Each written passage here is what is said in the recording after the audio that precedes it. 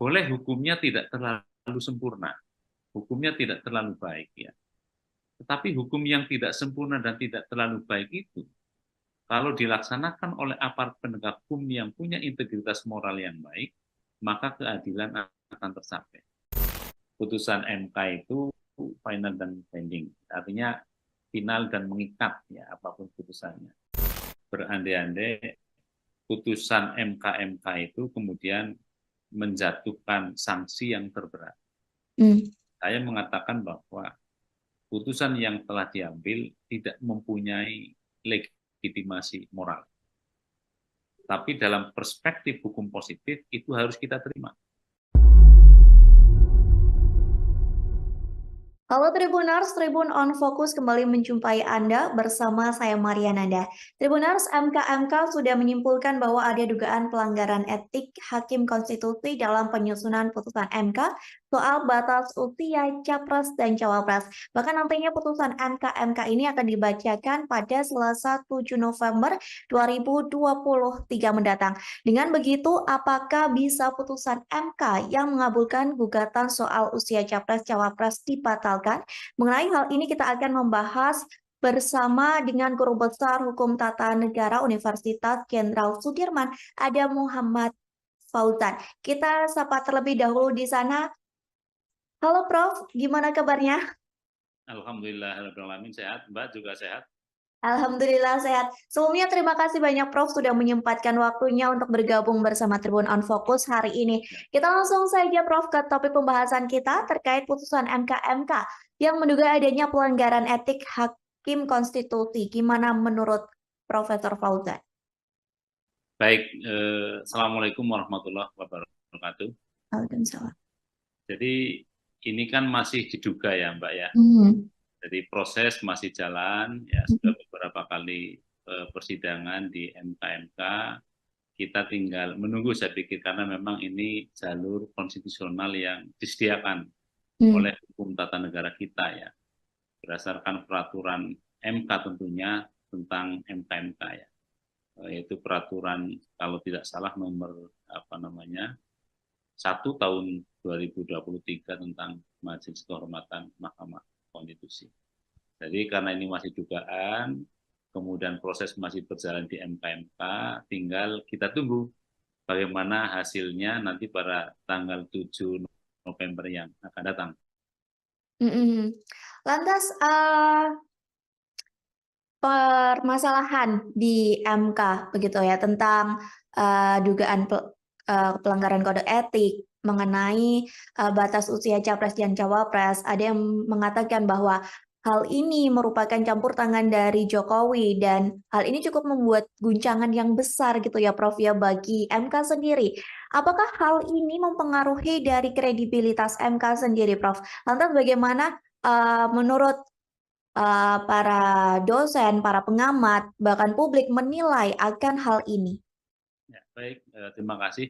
Jadi ketika sebuah putusan MK kemudian diadukan, ya, diadukan oleh masyarakat bahwa itu ada dugaan terhadap pelanggaran kode etik, ya, maka yang perlu kita ketahui, perlu pahami terlebih dahulu yang pertama, ya, bahwa putusan MK ansih, yaitu dalam hal ini putusan MK nomor 90, ya, terkait dengan persyaratan capres dan cawapres, ya, berdasarkan hukum tata negara positif kita bisa melihat misalnya dalam pasal 24C Undang-Undang Dasar 1945 bahwa putusan MK adalah final dan mengikat.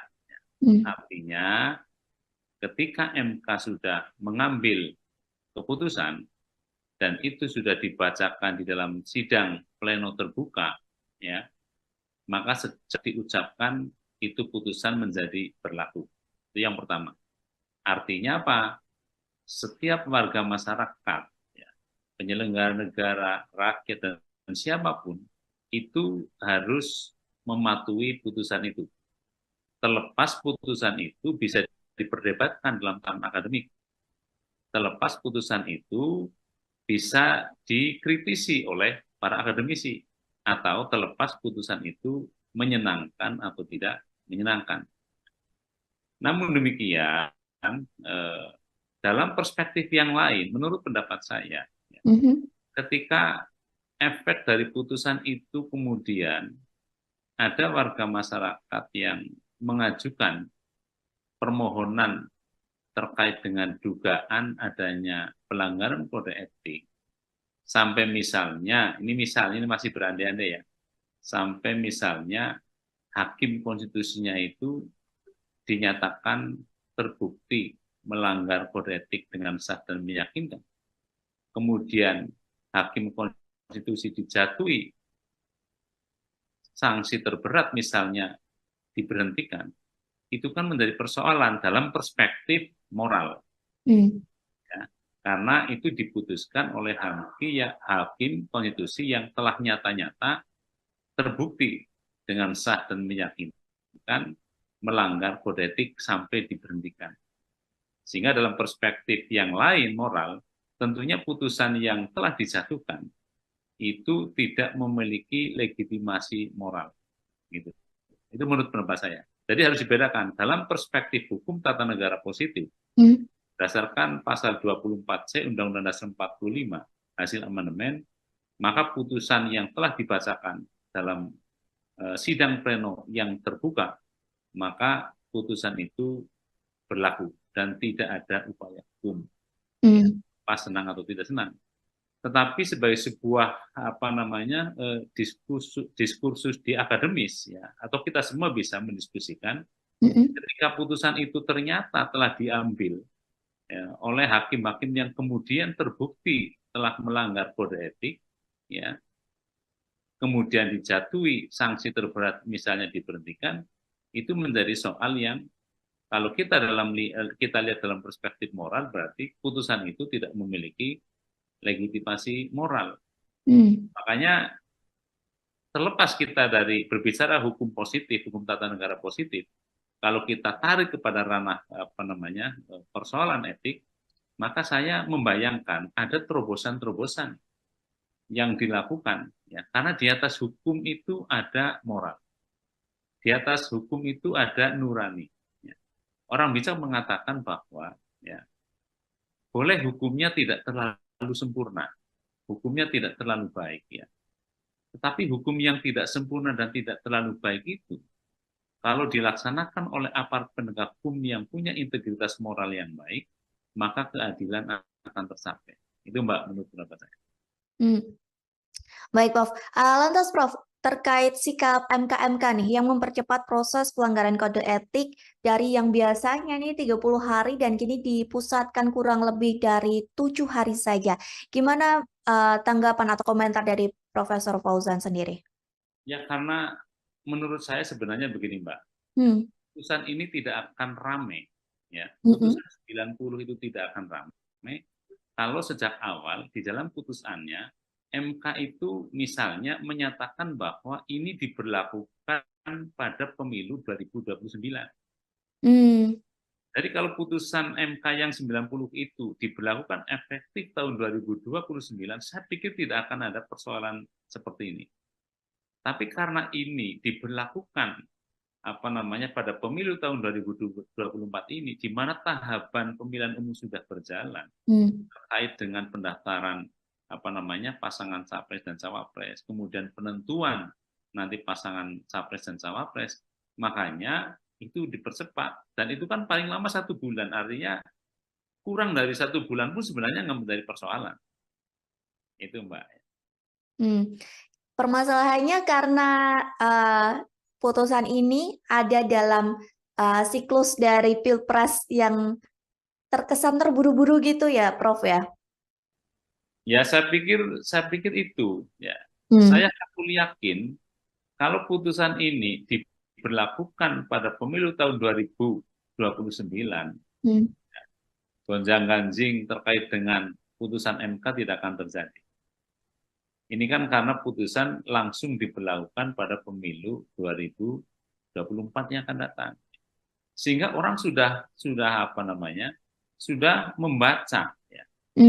Baca bahwa ini ada yang diuntungkan dari keputusan ini. gitu loh. Hmm. Apalagi kalau kita lihat diskursus sebelum putusan ini dijatuhkan. Gitu. Saya pikir itu, Mbak.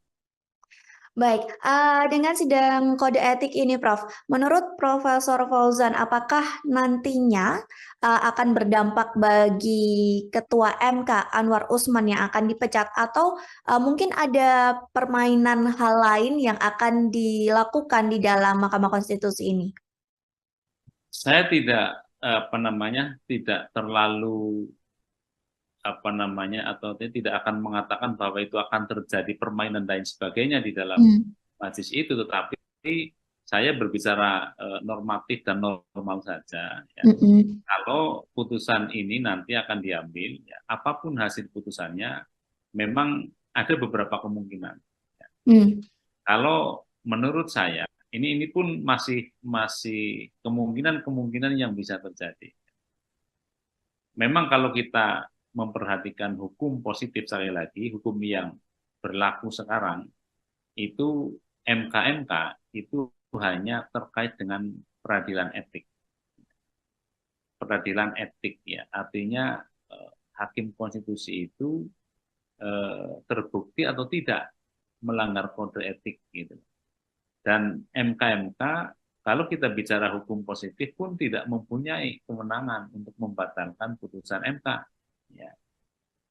Tetapi sekali lagi ini dalam hukum positif yang sekarang berlaku. Karena memang putusan MK itu final dan binding. Artinya final dan mengikat, ya, apapun putusannya. Ya.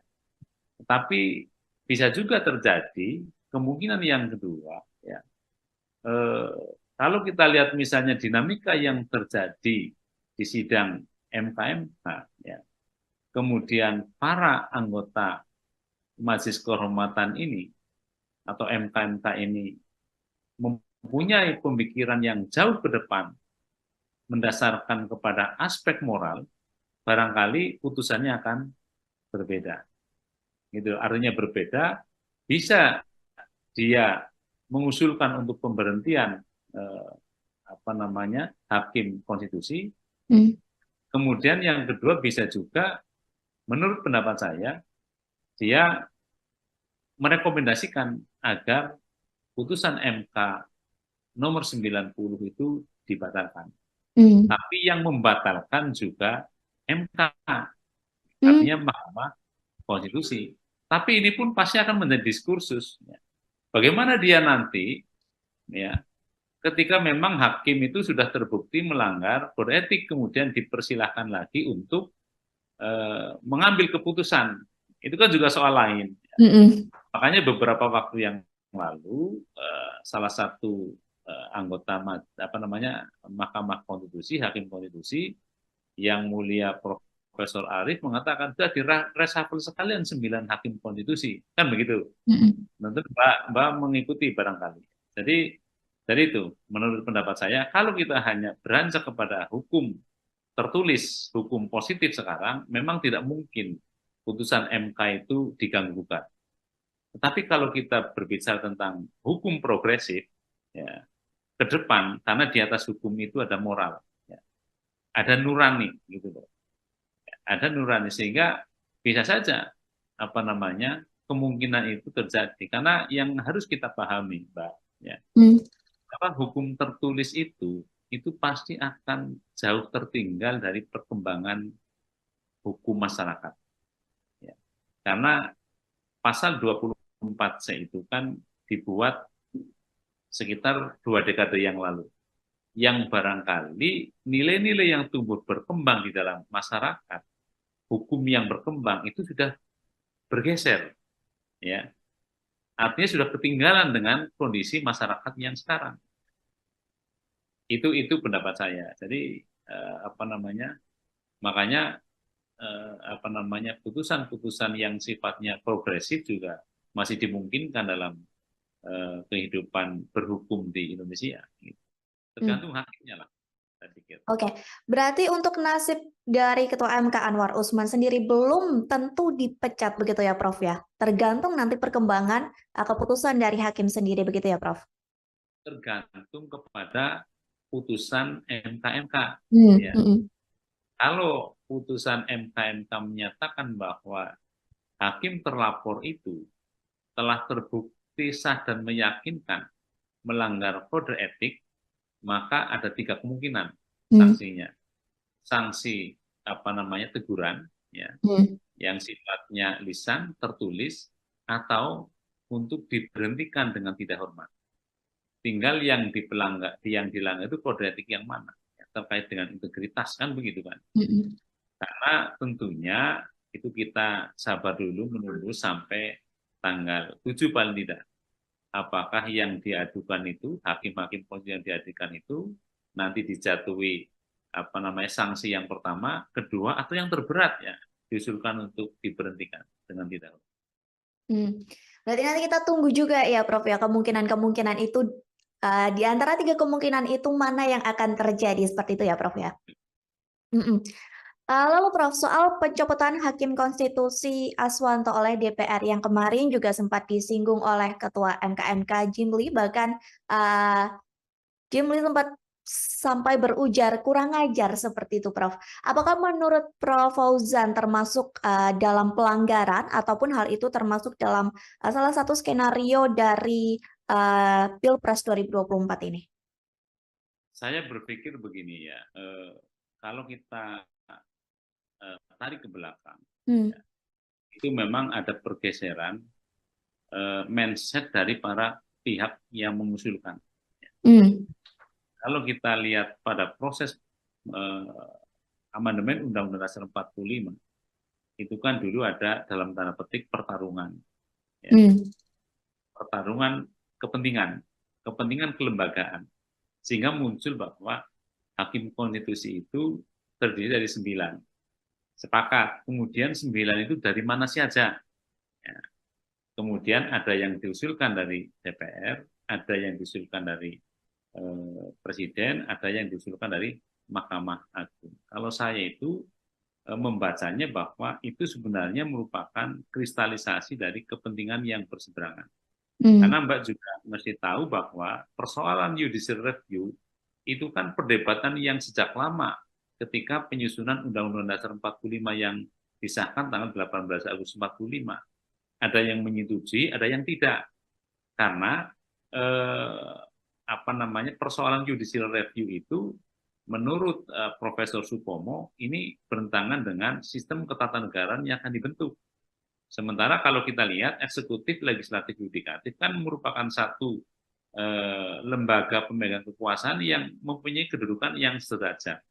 Sehingga kalau salah satu lembaga diberi kewenangan untuk melakukan judicial review, ya, atas sebuah produk yang dikeluarkan oleh lembaga lain, itu terkesan lebih tinggi. Itu dulu. Kemudian Yamin, Profesor Yamin itu termasuk yang setuju Hmm. untuk adanya judicial review. Karena persoalan judicial review itu terkait dengan pilihan negara hukum. Sehingga siapapun yang diberi kewenangan untuk melakukan judicial review tetap harus memperhatikan produk hukum. Itu clear, akhirnya diterima. Kemudian tinggal ini 3 hakim itu berangkat dari mana? Berangkat dari pilihan 3. Yang 3 dipilih oleh atau diusulkan oleh Presiden, yang 3 oleh DPR, yang 3 oleh MA. Padahal Presiden dan DPR kan kita tahu, itu merupakan lembaga negara yang dipergunakan untuk memproses sebuah undang-undang.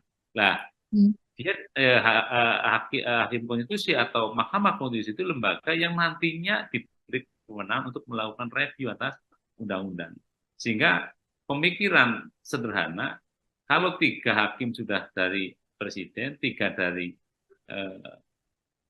DPR, maka hitung-hitungan politiknya tidak ada undang-undang yang dibatalkan. Tapi kan itu soalnya berbeda, ternyata ada persyaratan.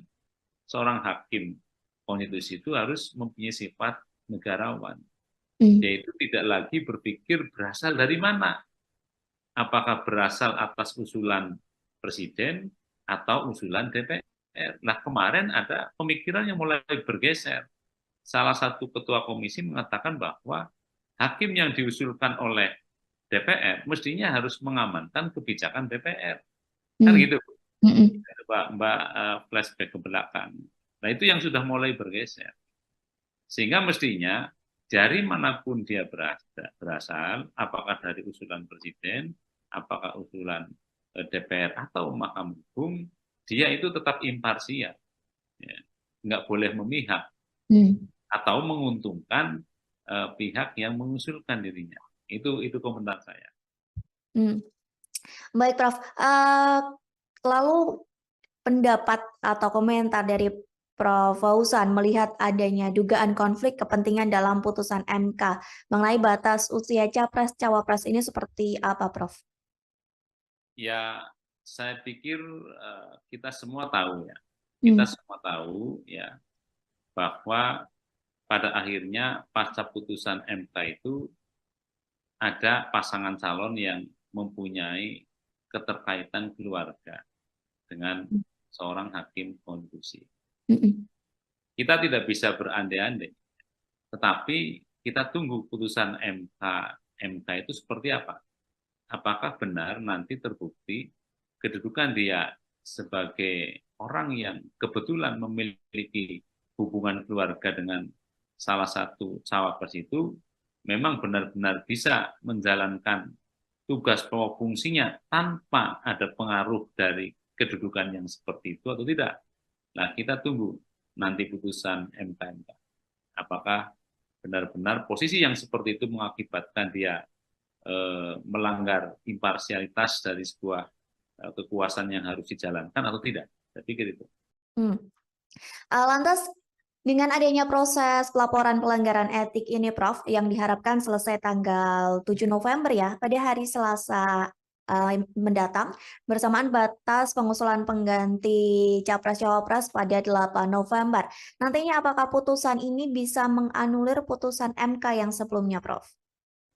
Ini sekali lagi ya, kita Hmm. kan hanya berandai-andai. Berandai-andai putusan MK itu kemudian menjatuhkan sanksi yang terberat. Hmm. Saya mengatakan bahwa putusan yang telah diambil tidak mempunyai legitimasi moral. Tapi dalam perspektif hukum positif itu harus kita terima. Ya, harus kita terima. Karena kita juga pernah ada pengalaman ketika seorang hakim konstitusi itu beberapa waktu yang lalu kemudian ditangkap tangan oleh KPK. Ya, terbukti menerima sesuatu yang tidak harusnya dilakukan Hmm. dan sekarang masih dalam proses dia menjalani hukuman. Padahal dia pada waktu itu sudah terlibat dalam proses pengambilan keputusan. Dan sampai sekarang apa yang telah diputuskan oleh MK yang melibatkan hakim yang kemudian terbukti bersalah menerima suap pun itu dijalankan. Jadi ini kalau kita berbicara tentang aspek moral itu sangat tergantung kepada moralitas komunal kita. Ya. Moralitas kita itu sebenarnya bagaimana? Ya. Tapi sekali lagi ini baru berandai-andai jika putusan MK itu menyatakan bahwa hakim yang bersangkutan itu telah terbukti sah dan meyakinkan dan kemudian dijatuhi sanksi yang terberat. Jadi kalaupun itu sudah terjadi misalnya kemudian penyelenggara negara yang berkompeten di bidang penyelenggaraan pemilu tetap mengatakan bahwa itu kan putusan tidak bisa dirubah, ya itulah yang pemahaman dari normatifnya seperti itu. Hmm. Hmm. Baik, Prof. Terakhir sebagai closing statement juga dari Profesor Fauzan, dengan kondisi hiruk pikuk ya bisa dibilang seperti itu antara Pilpres, putusan MK dan lain sebagainya, apa harapan dari Prof. Fauzan sendiri? Baik, terima kasih Mbak. Jadi saya sebagai orang yang kebetulan Hmm. berkecimpung di dunia hukum tata negara, ya, memang memikirkan ke depan memang perlu dikaji lagi ketentuan pasal 24C Undang-Undang Dasar 45 yang menyatakan bahwa putusan MK itu bersifat final dan mengikat.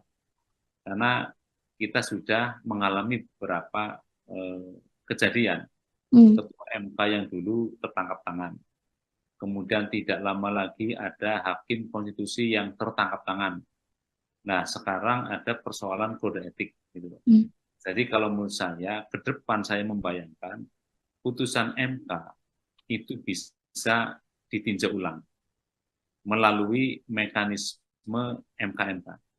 Jika memang putusan yang telah dijatuhkan oleh Mahkamah Konstitusi itu dilatar belakangi oleh peristiwa-peristiwa yang dalam perspektif kode etik tidak benar. Ya, hakimnya misalnya telah terbukti dengan sah meyakinkan melanggar kode etik, maka saya membayangkan ke depan MK-MK itu bisa menjatuhkan sanksi termasuk yang 3 itu, tetapi juga ada tambahan. Dia bisa merekomendasikan kepada Mahkamah Konstitusi untuk membatalkan putusan yang telah diambil. Itu pendapat saya ke depan. Baik. Terima kasih. Baik, Prof, nanti kita menanti bersama-sama ya putusan MK-MK pada Selasa 7 November dan tentunya putusan ini juga dinantikan oleh publik karena hal ini juga berkaitan dengan proses Pilpres dan lain sebagainya. Sekali lagi terima kasih Prof Fauzan atas waktunya sudah berkenan berbincang bersama saya di Tribun on Focus. Semoga di lain kesempatan kita bisa berbincang lagi. Terima kasih, Prof. Assalamualaikum. Tribuners, demikian Tribun on Focus hari ini. Saya Mariananda beserta kru yang bertugas pamit undur diri. Terima kasih dan sampai jumpa. Download Tribun X sekarang. Menghadirkan lokal menjadi Indonesia. Boleh hukumnya tidak terlalu sempurna. Hukumnya tidak terlalu baik ya.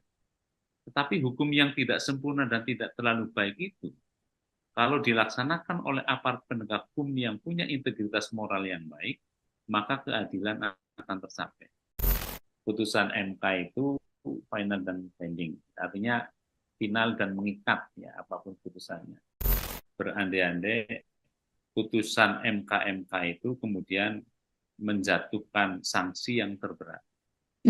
Saya mengatakan bahwa putusan yang telah diambil tidak mempunyai legitimasi moral. Tapi dalam perspektif hukum positif itu harus kita terima. Halo Tribuners, Tribun on Focus kembali menjumpai Anda bersama saya Mariananda. Tribuners, MK-MK sudah menyimpulkan bahwa ada dugaan pelanggaran etik Hakim Konstitusi dalam penyusunan putusan MK soal batas usia Capres dan Cawapres. Bahkan nantinya putusan MK-MK ini akan dibacakan pada Selasa 7 November 2023 mendatang. Dengan begitu, apakah bisa putusan MK yang mengabulkan gugatan soal usia Capres-Cawapres dibatalkan?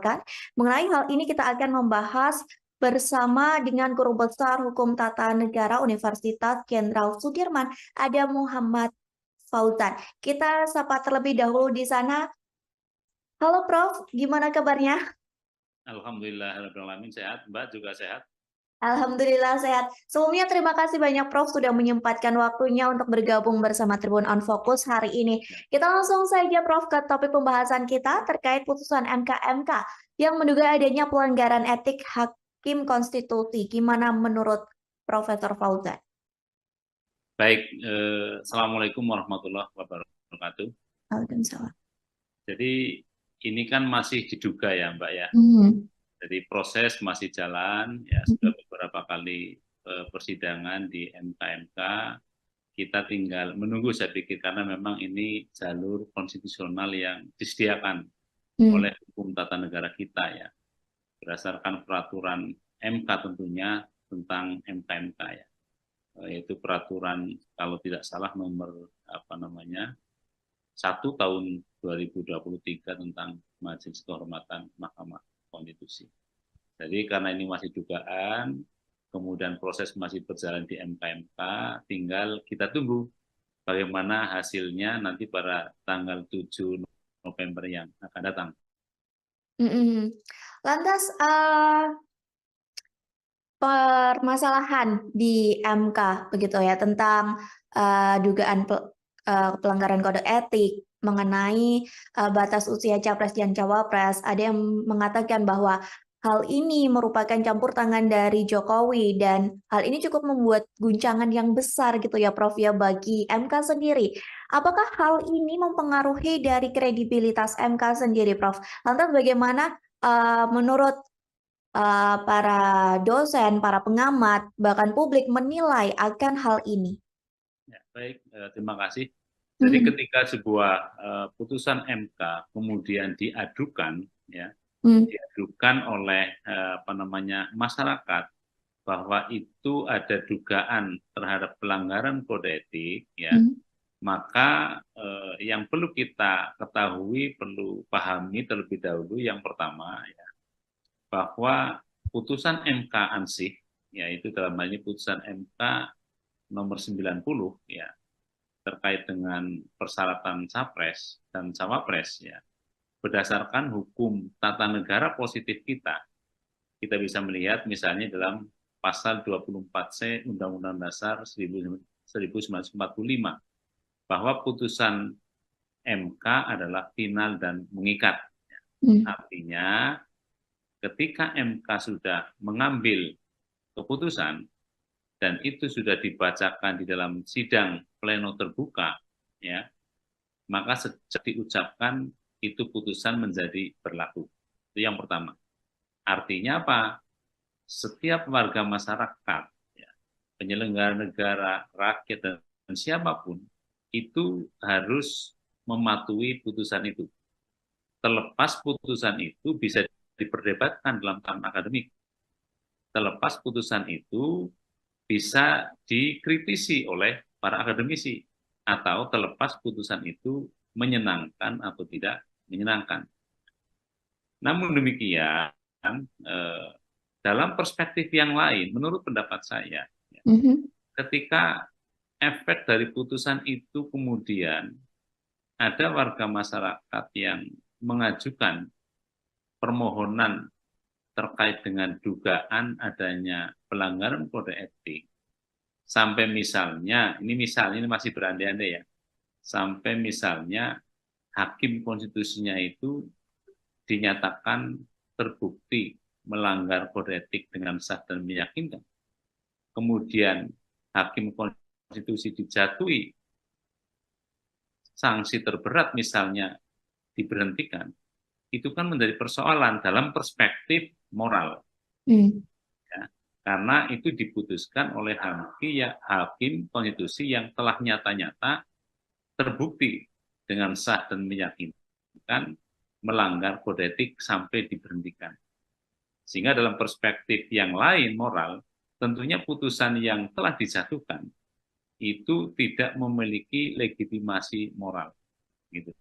Itu menurut pendapat saya. Jadi harus dibedakan dalam perspektif hukum tata negara positif, berdasarkan pasal 24C Undang-Undang Dasar 45 hasil amandemen, maka putusan yang telah dibacakan dalam sidang pleno yang terbuka, maka putusan itu berlaku dan tidak ada upaya hukum, pas senang atau tidak senang. Tetapi sebagai sebuah diskursus di akademis, ya, atau kita semua bisa mendiskusikan, ketika putusan itu ternyata telah diambil, ya, oleh hakim-hakim yang kemudian terbukti telah melanggar kode etik, ya, kemudian dijatuhi sanksi terberat misalnya diberhentikan, itu menjadi soal yang kalau kita lihat dalam perspektif moral, berarti putusan itu tidak memiliki legitimasi moral. Makanya terlepas kita dari berbicara hukum positif, hukum tata negara positif, kalau kita tarik kepada ranah persoalan etik, maka saya membayangkan ada terobosan-terobosan yang dilakukan, ya, karena di atas hukum itu ada moral, di atas hukum itu ada nurani. Ya. Orang bisa mengatakan bahwa, ya, boleh hukumnya tidak terlalu sempurna, hukumnya tidak terlalu baik, ya. Tetapi hukum yang tidak sempurna dan tidak terlalu baik itu, kalau dilaksanakan oleh aparat penegak hukum yang punya integritas moral yang baik, maka keadilan akan tercapai. Itu Mbak, menurut pendapat saya. Baik, Prof. Lantas, Prof, terkait sikap MK-MK nih yang mempercepat proses pelanggaran kode etik dari yang biasanya nih 30 hari dan kini dipusatkan kurang lebih dari 7 hari saja. Gimana tanggapan atau komentar dari Profesor Fauzan sendiri?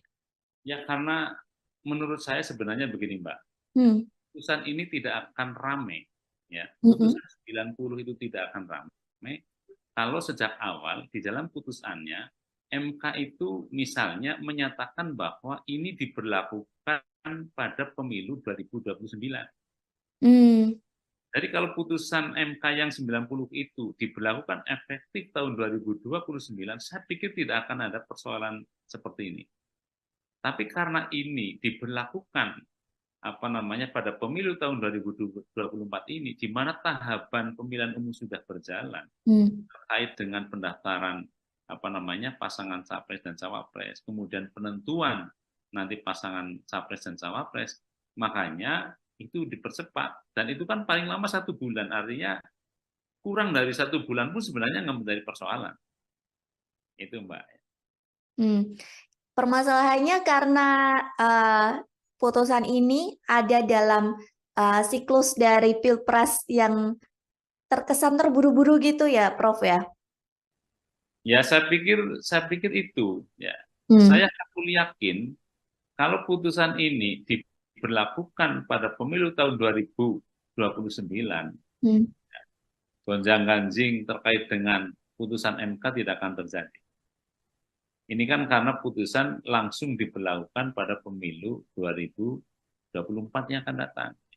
Sehingga orang sudah membaca ya.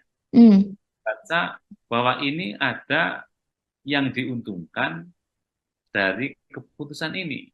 Gitu loh. Apalagi kalau kita lihat diskursus sebelum putusan ini dijatuhkan. Saya pikir itu, Mbak. Baik, dengan sidang kode etik ini, Prof, menurut Profesor Fauzan, apakah nantinya akan berdampak bagi Ketua MK Anwar Usman yang akan dipecat, atau mungkin ada permainan hal lain yang akan dilakukan di dalam Mahkamah Konstitusi ini? Saya tidak tidak terlalu atau tidak akan mengatakan bahwa itu akan terjadi permainan dan sebagainya di dalam majelis itu, tetapi saya berbicara normatif dan normal saja. Ya. Kalau putusan ini nanti akan diambil, ya, apapun hasil putusannya, memang ada beberapa kemungkinan. Ya. Kalau menurut saya, ini pun masih kemungkinan yang bisa terjadi. Memang kalau kita memperhatikan hukum positif, sekali lagi hukum yang berlaku sekarang itu MK-MK itu hanya terkait dengan peradilan etik ya, artinya hakim konstitusi itu terbukti atau tidak melanggar kode etik gitu. Dan MK-MK kalau kita bicara hukum positif pun tidak mempunyai kewenangan untuk membatalkan putusan MK. Ya. Tetapi sekali lagi ini dalam hukum positif yang sekarang berlaku, karena memang putusan MK itu final dan binding, artinya final dan mengikat ya apapun putusannya. Ya. Tetapi bisa juga terjadi kemungkinan yang kedua, ya. Kalau kita lihat misalnya dinamika yang terjadi di sidang MK-MK, ya. Kemudian para anggota Majelis Kehormatan ini atau MK-MK ini mempunyai pemikiran yang jauh ke depan mendasarkan kepada aspek moral, barangkali putusannya akan berbeda. Gitu, artinya berbeda, bisa dia mengusulkan untuk pemberhentian hakim konstitusi. Kemudian yang kedua bisa juga, menurut pendapat saya, dia merekomendasikan agar putusan MK nomor 90 itu dibatalkan. Tapi yang membatalkan juga MK, artinya Mahkamah Konstitusi. Tapi ini pun pasti akan menjadi diskursus. Bagaimana dia nanti, ya, ketika memang hakim itu sudah terbukti melanggar kode etik, kemudian dipersilahkan lagi untuk mengambil keputusan. Itu kan juga soal lain. Makanya beberapa waktu yang lalu salah satu anggota Mahkamah Konstitusi, Hakim Konstitusi yang mulia Profesor Arief mengatakan sudah reshuffle sekalian 9 hakim konstitusi, kan begitu. Tentu Mbak mengikuti barangkali. Jadi dari itu, menurut pendapat saya, kalau kita hanya beranjak kepada hukum tertulis, hukum positif sekarang, memang tidak mungkin putusan MK itu diganggu-gugat. Tetapi kalau kita berbicara tentang hukum progresif, ya, ke depan, karena di atas hukum itu ada moral, ya, ada nurani, gitu loh. Ada nurani, sehingga bisa saja kemungkinan itu terjadi. Karena yang harus kita pahami, Mbak, ya, hukum tertulis itu pasti akan jauh tertinggal dari perkembangan hukum masyarakat. Ya. Karena pasal 24C itu kan dibuat sekitar 2 dekade yang lalu. Yang barangkali nilai-nilai yang tumbuh berkembang di dalam masyarakat, hukum yang berkembang itu sudah bergeser. Ya. Artinya sudah ketinggalan dengan kondisi masyarakat yang sekarang. Itu pendapat saya. Jadi makanya putusan-putusan yang sifatnya progresif juga masih dimungkinkan dalam kehidupan berhukum di Indonesia. Tergantung hakimnya lah, saya pikir. Oke, berarti untuk nasib dari Ketua MK Anwar Usman sendiri belum tentu dipecat begitu ya, Prof ya? Tergantung nanti perkembangan keputusan dari hakim sendiri begitu ya, Prof? Tergantung kepada putusan MK-MK. Ya. Kalau putusan MK-MK menyatakan bahwa hakim terlapor itu telah terbukti sah dan meyakinkan melanggar kode etik, maka ada 3 kemungkinan sanksinya. Sanksi teguran, ya, yang sifatnya lisan, tertulis, atau untuk diberhentikan dengan tidak hormat. Tinggal yang dilanggar itu kode etik yang mana, ya, terkait dengan integritas, kan begitu kan. Karena tentunya itu kita sabar dulu menunggu sampai tanggal 7 paling tidak.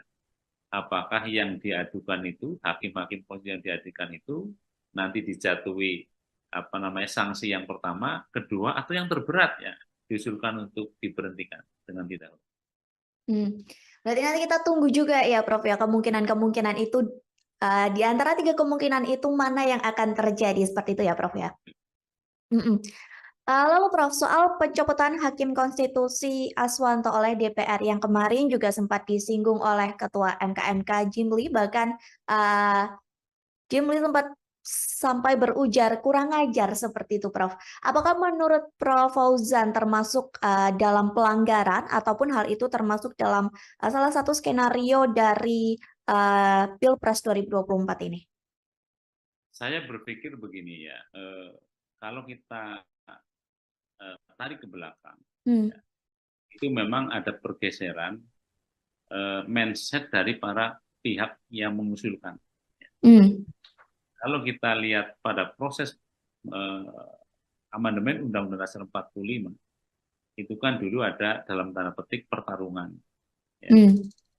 Pertarungan kepentingan kelembagaan, sehingga muncul bahwa hakim konstitusi itu terdiri dari 9. Sepakat. Kemudian 9 itu dari mana saja? Ya. Kemudian ada yang diusulkan dari DPR, ada yang diusulkan dari Presiden, ada yang diusulkan dari Mahkamah Agung. Kalau saya itu membacanya bahwa itu sebenarnya merupakan kristalisasi dari kepentingan yang berseberangan. Karena Mbak juga mesti tahu bahwa persoalan judicial review itu kan perdebatan yang sejak lama ketika penyusunan Undang-Undang Dasar 45 yang disahkan tanggal 18 Agustus 45. Ada yang menyetujui, ada yang tidak. Karena persoalan judicial review itu menurut Profesor Supomo ini bertentangan dengan sistem ketatanegaraan yang akan dibentuk. Sementara kalau kita lihat eksekutif, legislatif, yudikatif kan merupakan satu lembaga pemegang kekuasaan yang mempunyai kedudukan yang sederajat. Sehingga kalau salah satu lembaga diberi kewenangan untuk melakukan judicial review ya, atas sebuah produk yang dikeluarkan oleh lembaga lain, itu terkesan lebih tinggi. Itu dulu. Kemudian Profesor Yamin itu termasuk yang setuju untuk adanya judicial review. Karena persoalan judicial review itu terkait dengan pilihan negara hukum. Sehingga siapapun yang diberi kewenangan untuk melakukan judicial review tetap harus memperhatikan produk hukum. Itu clear, akhirnya diterima. Kemudian tinggal ini 3 hakim itu berangkat dari mana? Berangkat dari pilihan 3. Yang 3 dipilih oleh atau diusulkan oleh Presiden, yang 3 oleh DPR, yang 3 oleh MA. Padahal Presiden dan DPR kan kita tahu, itu merupakan lembaga negara yang dipergunakan untuk memproses sebuah undang-undang.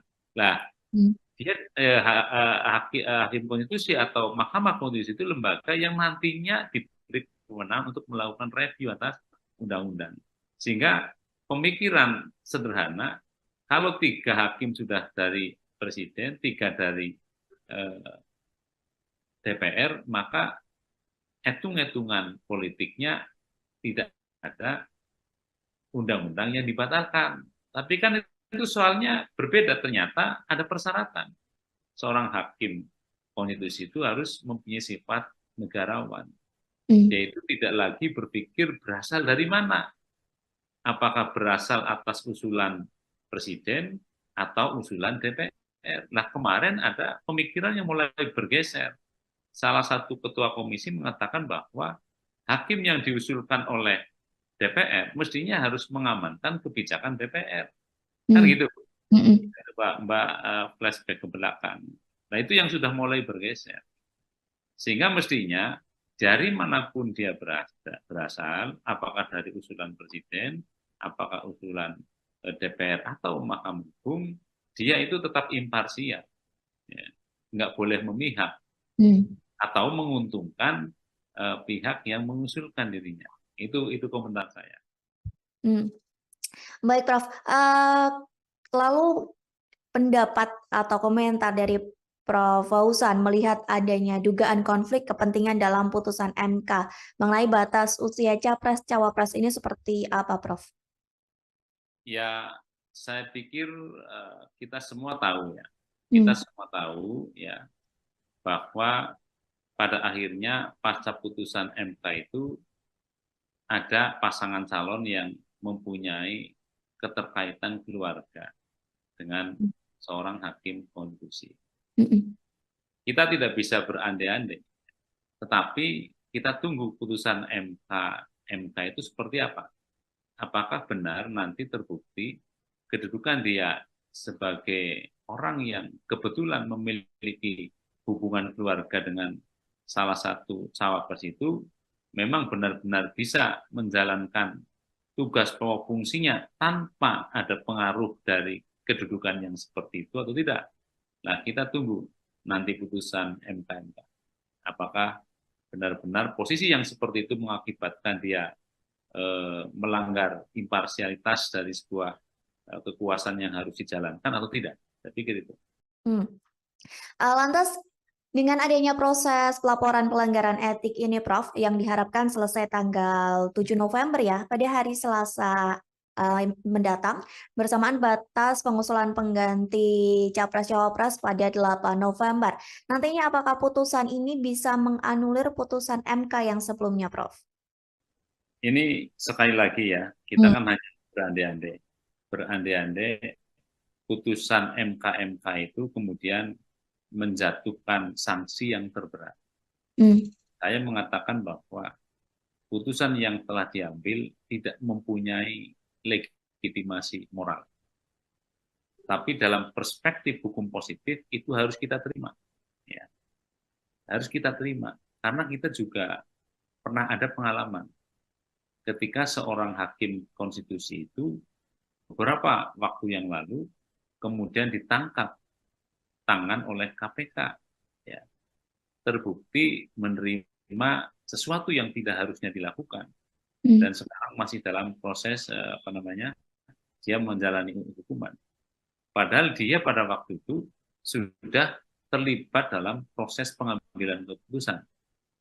Dan sampai sekarang apa yang telah diputuskan oleh MK yang melibatkan hakim yang kemudian terbukti bersalah menerima suap pun itu dijalankan.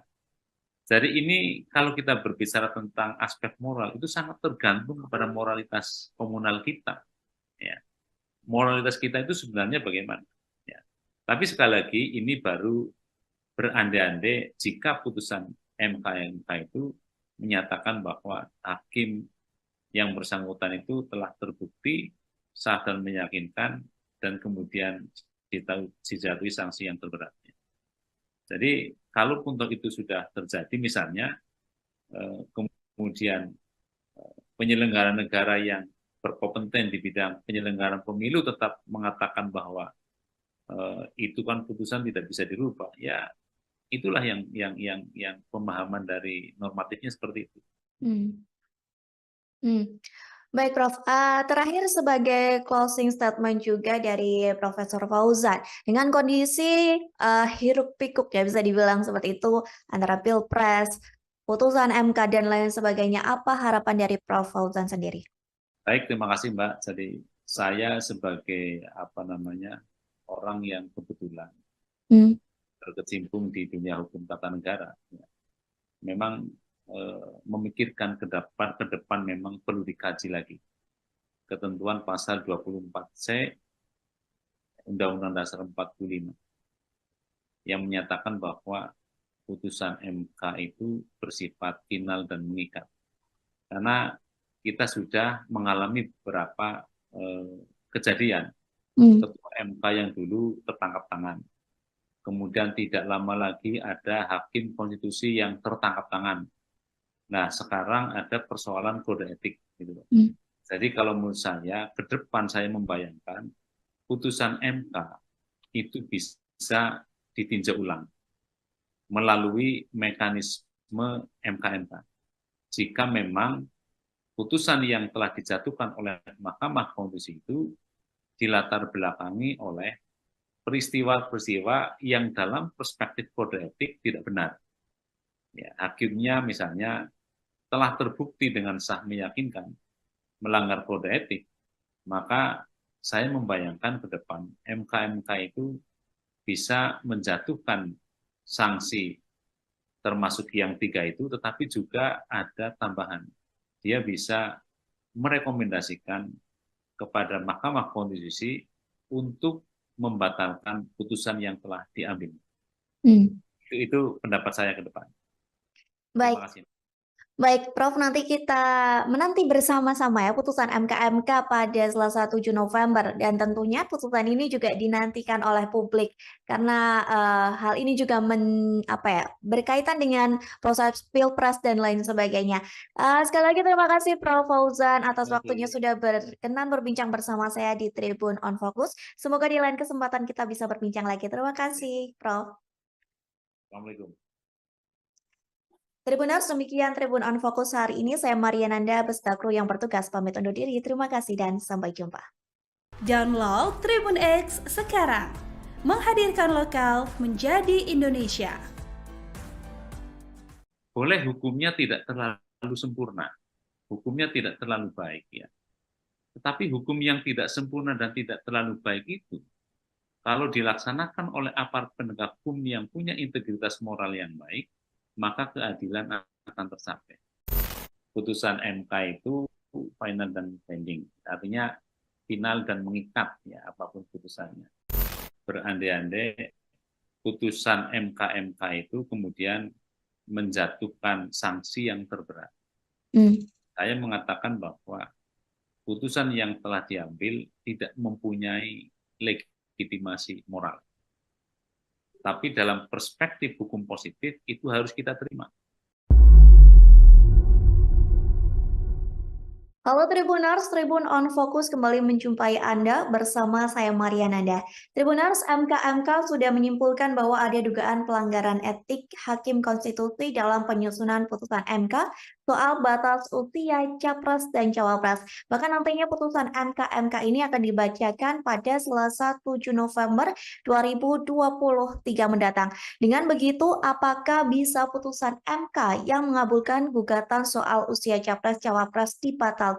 Mengenai hal ini kita akan membahas bersama dengan Guru Besar Hukum Tata Negara Universitas Jenderal Sudirman, ada Muhammad Fauzan. Kita sapa terlebih dahulu di sana. Halo Prof, gimana kabarnya? Alhamdulillahirrahmanirrahim, sehat. Mbak juga sehat. Alhamdulillah sehat. Sebelumnya terima kasih banyak Prof sudah menyempatkan waktunya untuk bergabung bersama Tribun on Fokus hari ini. Kita langsung saja Prof ke topik pembahasan kita terkait putusan MK yang menduga adanya pelanggaran etik Hakim Konstitusi. Gimana menurut Profesor Fauzan? Baik, Assalamualaikum warahmatullahi wabarakatuh. Waalaikumsalam. Jadi ini kan masih diduga ya Mbak ya. Jadi proses masih jalan, ya sudah beberapa kali persidangan di MK. Kita tinggal menunggu saya pikir karena memang ini jalur konstitusional yang disediakan oleh hukum tata negara kita ya. Berdasarkan peraturan MK tentunya tentang MK ya. Yaitu peraturan kalau tidak salah nomor 1 tahun 2023 tentang Majelis Kehormatan Mahkamah Konstitusi. Jadi karena ini masih dugaan, kemudian proses masih berjalan di MK, tinggal kita tunggu bagaimana hasilnya nanti pada tanggal 7 November yang akan datang. Lantas permasalahan di MK begitu ya tentang dugaan pelanggaran kode etik mengenai batas usia Capres dan Cawapres. Ada yang mengatakan bahwa hal ini merupakan campur tangan dari Jokowi dan hal ini cukup membuat guncangan yang besar gitu ya Prof ya bagi MK sendiri. Apakah hal ini mempengaruhi dari kredibilitas MK sendiri Prof? Lantas bagaimana menurut para dosen, para pengamat, bahkan publik menilai akan hal ini? Ya, baik, terima kasih.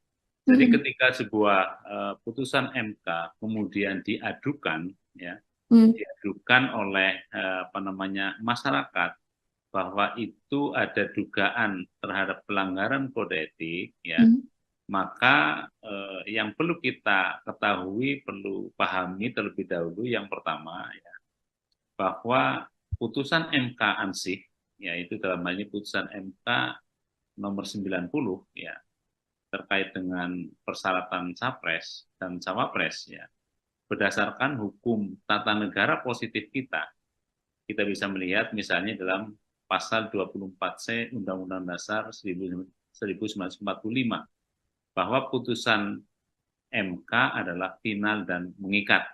Artinya ketika MK sudah mengambil keputusan dan itu sudah dibacakan di dalam sidang pleno terbuka, ya, maka sejak diucapkan itu putusan menjadi berlaku. Itu yang pertama. Artinya apa? Setiap warga masyarakat, ya, penyelenggara negara, rakyat, dan siapapun itu harus mematuhi putusan itu. Terlepas putusan itu bisa diperdebatkan dalam tahapan akademik. Terlepas putusan itu bisa dikritisi oleh para akademisi, atau terlepas putusan itu menyenangkan atau tidak menyenangkan. Namun demikian, dalam perspektif yang lain, menurut pendapat saya, ketika efek dari putusan itu kemudian ada warga masyarakat yang mengajukan permohonan terkait dengan dugaan adanya pelanggaran kode etik, sampai misalnya, ini masih berandai-andai ya, sampai misalnya hakim konstitusinya itu dinyatakan terbukti melanggar kode etik dengan sah dan meyakinkan. Kemudian hakim konstitusi dijatuhi sanksi terberat misalnya diberhentikan, itu kan menjadi persoalan dalam perspektif moral. Hmm. Ya. Karena itu diputuskan oleh hakim konstitusi yang telah nyata-nyata terbukti dengan sah dan meyakinkan melanggar kode etik sampai diberhentikan. Sehingga dalam perspektif yang lain moral, tentunya putusan yang telah dijatuhkan itu tidak memiliki legitimasi moral. Gitu. Itu menurut pendapat saya. Jadi harus dibedakan dalam perspektif hukum tata negara positif, berdasarkan pasal 24C Undang-Undang Dasar 45 hasil amandemen, maka putusan yang telah dibacakan dalam sidang pleno yang terbuka, maka putusan itu berlaku dan tidak ada upaya hukum. Pas senang atau tidak senang. Tetapi sebagai sebuah diskursus di akademis ya, atau kita semua bisa mendiskusikan ketika putusan itu ternyata telah diambil ya, oleh hakim-hakim yang kemudian terbukti telah melanggar kode etik ya, kemudian dijatuhi sanksi terberat misalnya diberhentikan, itu menjadi soal yang kalau kita lihat dalam perspektif moral, berarti putusan itu tidak memiliki legitimasi moral. Makanya terlepas kita dari berbicara hukum positif, hukum tata negara positif, kalau kita tarik kepada ranah persoalan etik, maka saya membayangkan ada terobosan-terobosan yang dilakukan, ya, karena di atas hukum itu ada moral, di atas hukum itu ada nurani. Ya. Orang bisa mengatakan bahwa ya, boleh hukumnya tidak terlalu sempurna, hukumnya tidak terlalu baik, ya. Tetapi hukum yang tidak sempurna dan tidak terlalu baik itu, kalau dilaksanakan oleh aparat penegak hukum yang punya integritas moral yang baik, maka keadilan akan tercapai. Itu Mbak, menurut pendapat saya.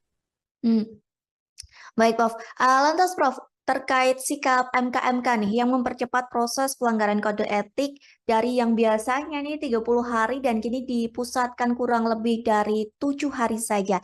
Gimana tanggapan atau komentar dari Profesor Fauzan sendiri? Ya, karena menurut saya sebenarnya begini, Mbak. Putusan ini tidak akan rame.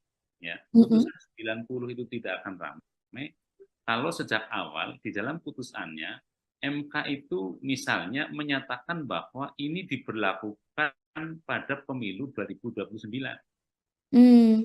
Jadi kalau putusan MK yang 90 itu diberlakukan efektif tahun 2029, saya pikir tidak akan ada persoalan seperti ini.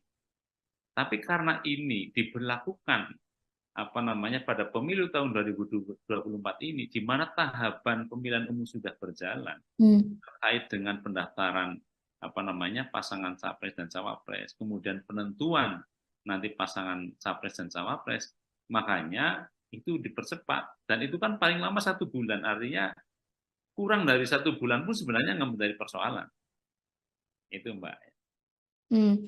Permasalahannya karena putusan ini ada dalam siklus dari Pilpres yang terkesan terburu-buru gitu ya, Prof ya? Ya, saya pikir itu ya. Saya yakin kalau putusan ini diberlakukan pada pemilu tahun 2029, gonjang-ganjing terkait dengan putusan MK tidak akan terjadi. Ini kan karena putusan langsung diberlakukan pada pemilu 2024 yang akan datang. Sehingga orang sudah membaca ya. Baca bahwa ini ada yang diuntungkan dari keputusan ini. Gitu loh. Apalagi kalau kita lihat diskursus sebelum putusan ini dijatuhkan. Saya pikir itu, Mbak. Baik, dengan sidang kode etik ini, Prof, menurut Profesor Fauzan, apakah nantinya akan berdampak bagi Ketua MK Anwar Usman yang akan dipecat, atau mungkin ada permainan hal lain yang akan dilakukan di dalam Mahkamah Konstitusi ini? Saya tidak tidak terlalu atau tidak akan mengatakan bahwa itu akan terjadi permainan dan sebagainya di dalam majelis itu, tetapi saya berbicara normatif dan normal saja. Ya. Kalau putusan ini nanti akan diambil, ya, apapun hasil putusannya, memang ada beberapa kemungkinan. Ya. Kalau menurut saya, ini pun masih kemungkinan yang bisa terjadi. Memang kalau kita memperhatikan hukum positif sekali lagi, hukum yang berlaku sekarang, itu MK-MK itu hanya terkait dengan peradilan etik. Peradilan etik ya, artinya hakim konstitusi itu terbukti atau tidak melanggar kode etik gitu. Dan MK-MK kalau kita bicara hukum positif pun tidak mempunyai kewenangan untuk membatalkan putusan MK. Ya. Tetapi sekali lagi ini dalam hukum positif yang sekarang berlaku. Karena memang putusan MK itu final dan binding. Artinya final dan mengikat ya apapun putusannya. Ya. Tetapi bisa juga terjadi kemungkinan yang kedua. Ya. Kalau kita lihat misalnya dinamika yang terjadi di sidang MK-MK, ya, kemudian para anggota Majelis Kehormatan ini atau MK-MK ini mempunyai pemikiran yang jauh ke depan mendasarkan kepada aspek moral, barangkali putusannya akan berbeda. Gitu, artinya berbeda, bisa dia mengusulkan untuk pemberhentian hakim konstitusi.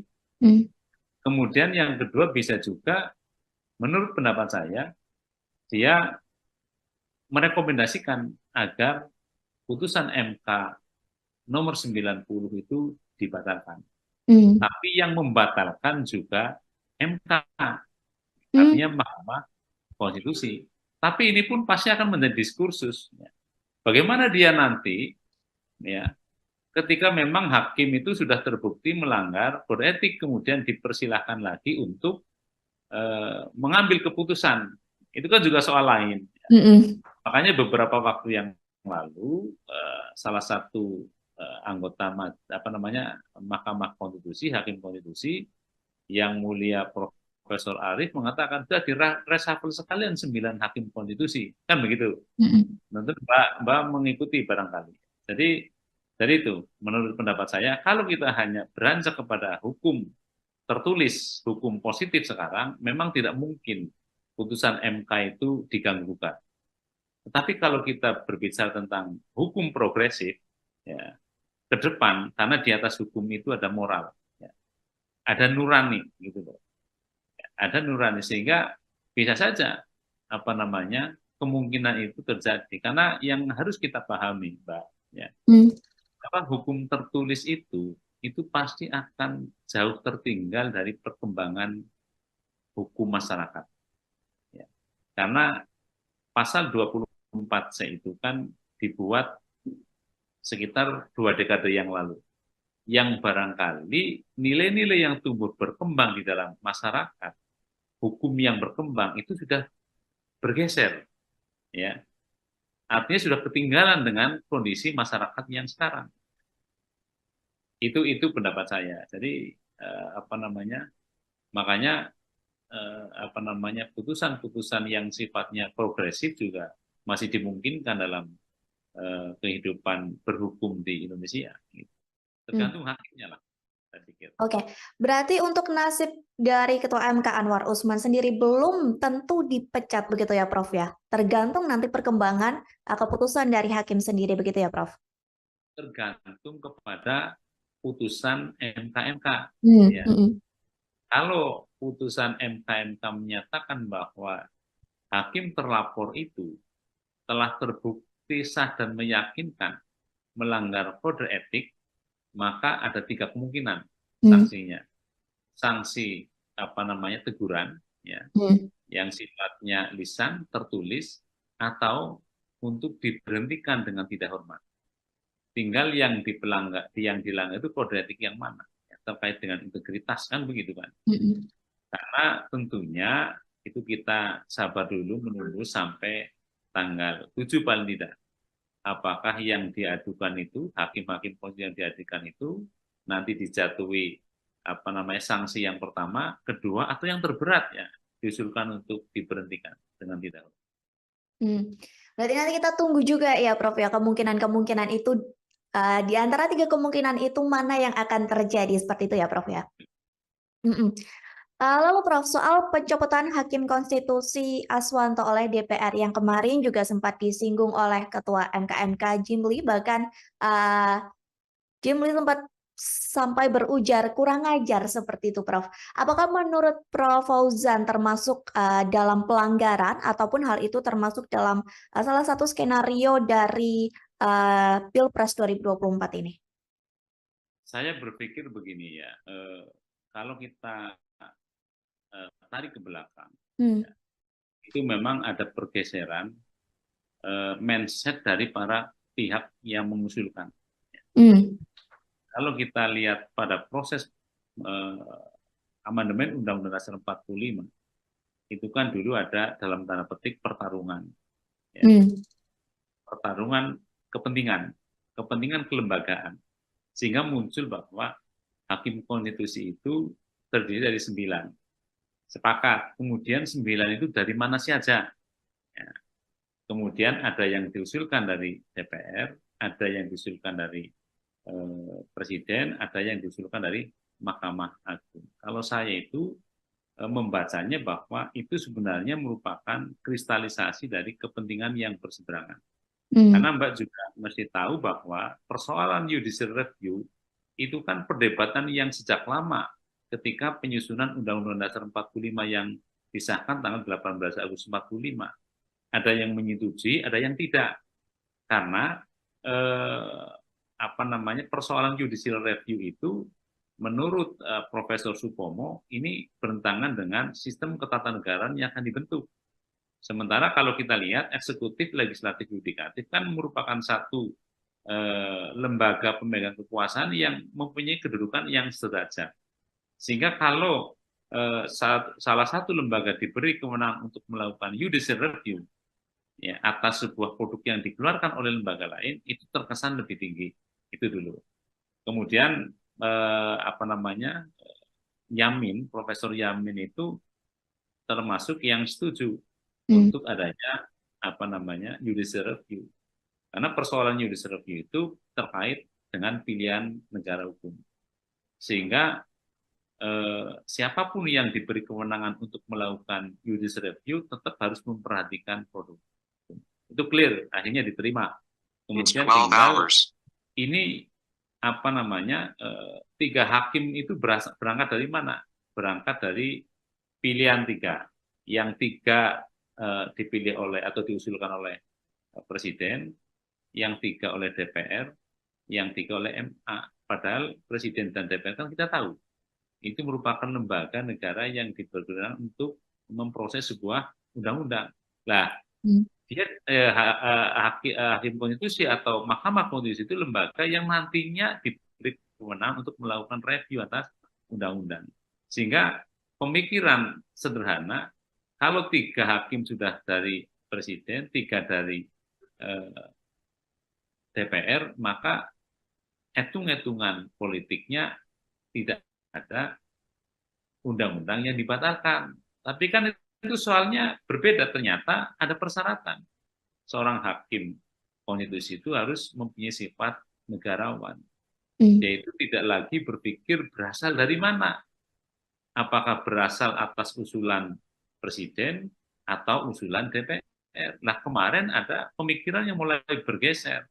Salah satu ketua komisi mengatakan bahwa hakim yang diusulkan oleh DPR mestinya harus mengamankan kebijakan DPR. Kan gitu. Mbak flashback ke belakang. Nah, itu yang sudah mulai bergeser.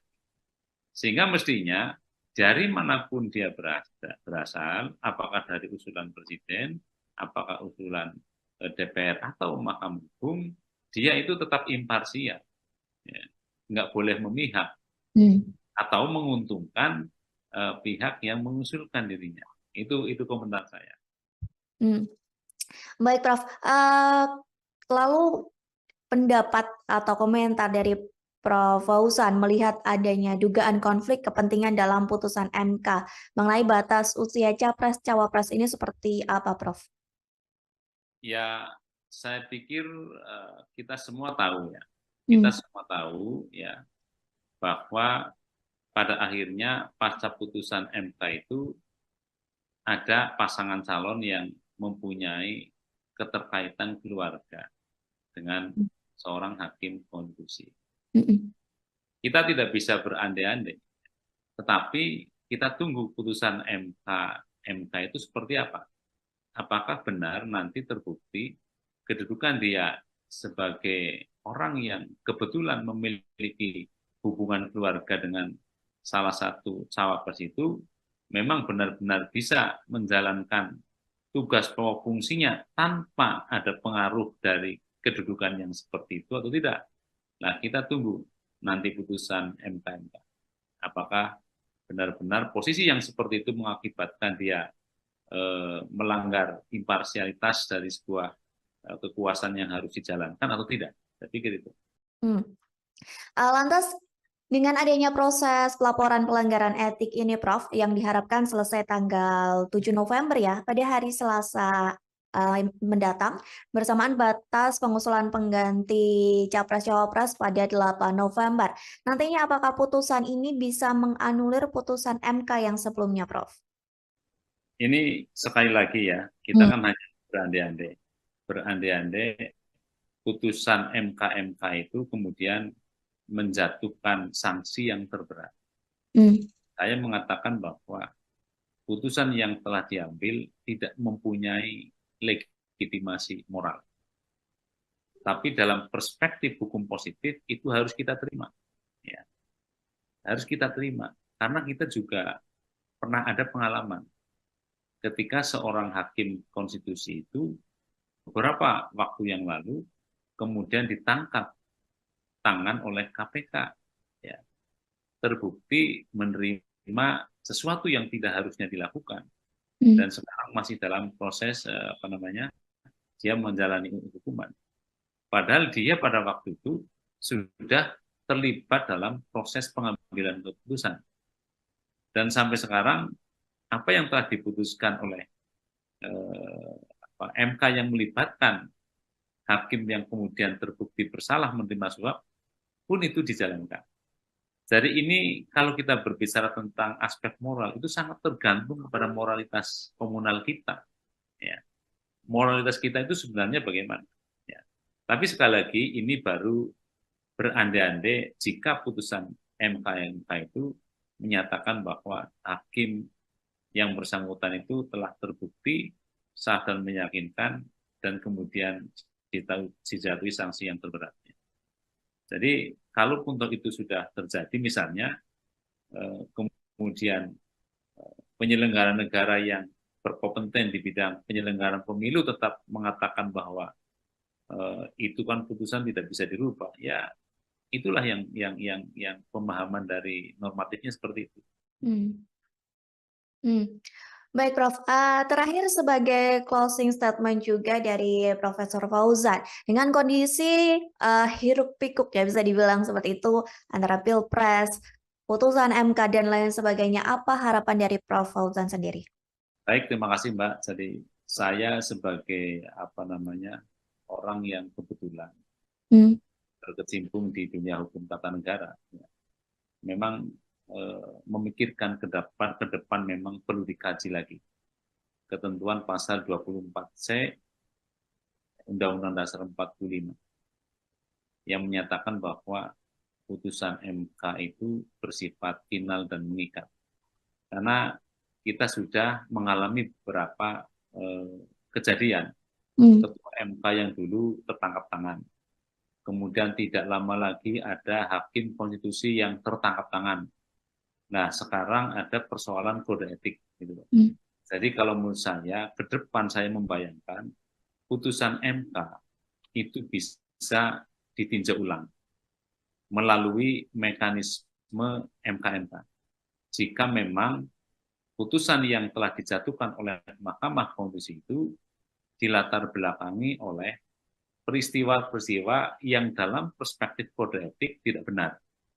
Ya, hakimnya misalnya telah terbukti dengan sah meyakinkan melanggar kode etik, maka saya membayangkan ke depan MK-MK itu bisa menjatuhkan sanksi termasuk yang 3 itu, tetapi juga ada tambahan.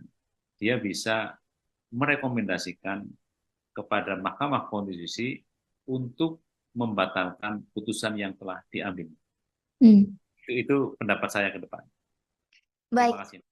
Baik, Prof, nanti kita menanti bersama-sama ya putusan MK-MK pada Selasa 7 November dan tentunya putusan ini juga dinantikan oleh publik karena hal ini juga berkaitan dengan proses Pilpres dan lain sebagainya.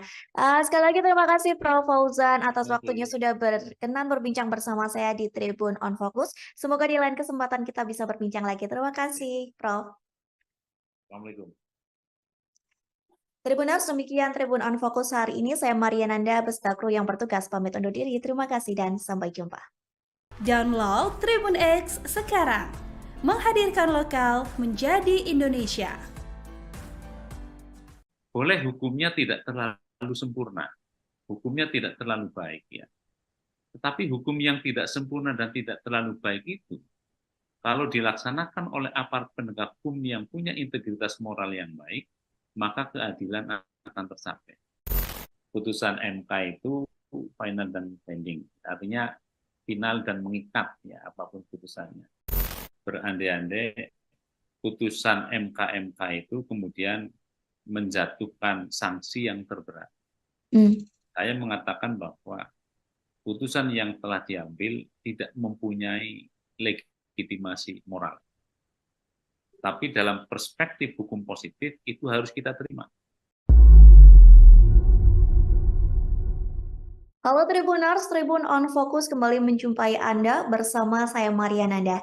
Tribuners, MK-MK sudah menyimpulkan bahwa ada dugaan pelanggaran etik Hakim Konstitusi dalam penyusunan putusan MK soal batas usia Capres dan Cawapres. Bahkan nantinya putusan MK-MK ini akan dibacakan pada Selasa 7 November 2023 mendatang. Dengan begitu, apakah bisa putusan MK yang mengabulkan gugatan soal usia Capres-Cawapres dibatalkan? Mengenai hal ini kita akan membahas bersama dengan Guru Besar Hukum Tata Negara Universitas Jenderal Sudirman, ada Muhammad Fauzan. Kita sapa terlebih dahulu di sana. Halo Prof, gimana kabarnya? Alhamdulillahirrahmanirrahim, sehat. Mbak juga sehat? Alhamdulillah sehat. Sebelumnya terima kasih banyak Prof sudah menyempatkan waktunya untuk bergabung bersama Tribun on Focus hari ini. Kita langsung saja Prof ke topik pembahasan kita terkait putusan MK-MK yang menduga adanya pelanggaran etik Hakim Konstitusi. Gimana menurut Profesor Fauzan? Baik, Assalamualaikum warahmatullahi wabarakatuh. Waalaikumsalam. Jadi ini kan masih diduga ya Mbak ya. Jadi proses masih jalan, ya sudah beberapa kali persidangan di MK-MK, kita tinggal menunggu saya pikir karena memang ini jalur konstitusional yang disediakan oleh hukum tata negara kita ya, berdasarkan peraturan MK tentunya tentang MK-MK ya, yaitu peraturan kalau tidak salah nomor 1 tahun 2023 tentang Majelis Kehormatan Mahkamah Konstitusi. Jadi karena ini masih dugaan, kemudian proses masih berjalan di MK-MK, tinggal kita tunggu bagaimana hasilnya nanti pada tanggal 7 November yang akan datang. Lantas permasalahan di MK begitu ya tentang dugaan pelanggaran kode etik mengenai batas usia Capres dan Cawapres. Ada yang mengatakan bahwa hal ini merupakan campur tangan dari Jokowi dan hal ini cukup membuat guncangan yang besar gitu ya Prof ya bagi MK sendiri. Apakah hal ini mempengaruhi dari kredibilitas MK sendiri Prof? Lantas bagaimana menurut para dosen, para pengamat, bahkan publik menilai akan hal ini? Ya, baik, terima kasih.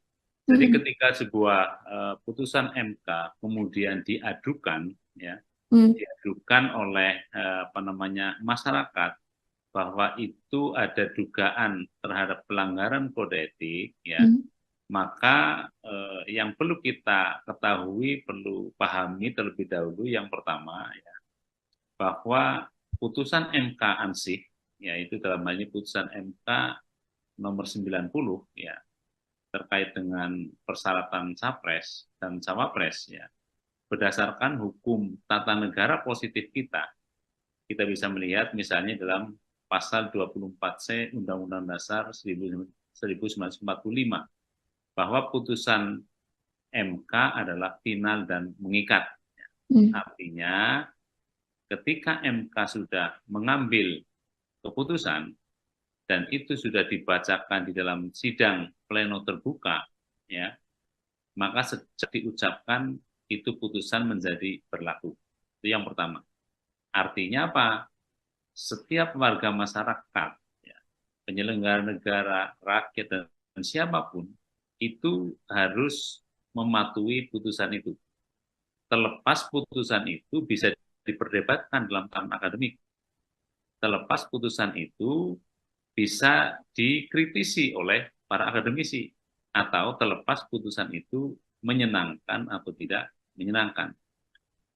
Namun demikian, dalam perspektif yang lain, menurut pendapat saya, ketika efek dari putusan itu kemudian ada warga masyarakat yang mengajukan permohonan terkait dengan dugaan adanya pelanggaran kode etik, sampai misalnya, ini masih berandai-andai ya, sampai misalnya hakim konstitusinya itu dinyatakan terbukti melanggar kode etik dengan sah dan meyakinkan. Kemudian hakim konstitusi dijatuhi sanksi terberat misalnya diberhentikan, itu kan menjadi persoalan dalam perspektif moral. Ya, karena itu diputuskan oleh hakim konstitusi yang telah nyata-nyata terbukti dengan sah dan meyakinkan melanggar kode etik sampai diberhentikan. Sehingga dalam perspektif yang lain moral, tentunya putusan yang telah dijatuhkan itu tidak memiliki legitimasi moral. Gitu. Itu menurut pendapat saya. Jadi harus dibedakan dalam perspektif hukum tata negara positif, berdasarkan pasal 24C Undang-Undang Dasar 45 hasil amandemen, maka putusan yang telah dibacakan dalam sidang pleno yang terbuka, maka putusan itu berlaku dan tidak ada upaya hukum, pas senang atau tidak senang. Tetapi sebagai sebuah diskursus di akademis, ya, atau kita semua bisa mendiskusikan, ketika putusan itu ternyata telah diambil, ya, oleh hakim-hakim yang kemudian terbukti telah melanggar kode etik, ya, kemudian dijatuhi sanksi terberat misalnya diberhentikan, itu menjadi soal yang kalau kita lihat dalam perspektif moral, berarti putusan itu tidak memiliki legitimasi moral. Makanya terlepas kita dari berbicara hukum positif, hukum tata negara positif, kalau kita tarik kepada ranah persoalan etik, maka saya membayangkan ada terobosan-terobosan yang dilakukan, ya, karena di atas hukum itu ada moral, di atas hukum itu ada nurani. Orang bisa mengatakan bahwa, ya, boleh hukumnya tidak terlalu sempurna, hukumnya tidak terlalu baik, ya. Tetapi hukum yang tidak sempurna dan tidak terlalu baik itu, kalau dilaksanakan oleh aparat penegak hukum yang punya integritas moral yang baik, maka keadilan akan tercapai. Itu Mbak, menurut pendapat saya. Baik, Prof. Lantas, Prof, terkait sikap MK-MK nih yang mempercepat proses pelanggaran kode etik dari yang biasanya nih 30 hari dan kini dipusatkan kurang lebih dari 7 hari saja. Gimana tanggapan atau komentar dari Profesor Fauzan sendiri? Ya, karena menurut saya sebenarnya begini, Mbak. Putusan ini tidak akan ramai, ya. Putusan 90 itu tidak akan ramai kalau sejak awal di dalam putusannya MK itu misalnya menyatakan bahwa ini diberlakukan pada pemilu 2029. Jadi kalau putusan MK yang 90 itu diberlakukan efektif tahun 2029, saya pikir tidak akan ada persoalan seperti ini.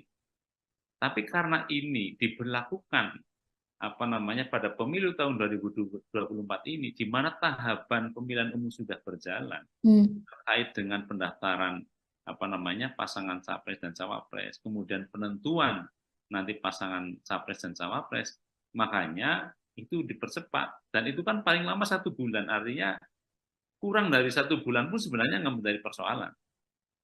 Itu Mbak.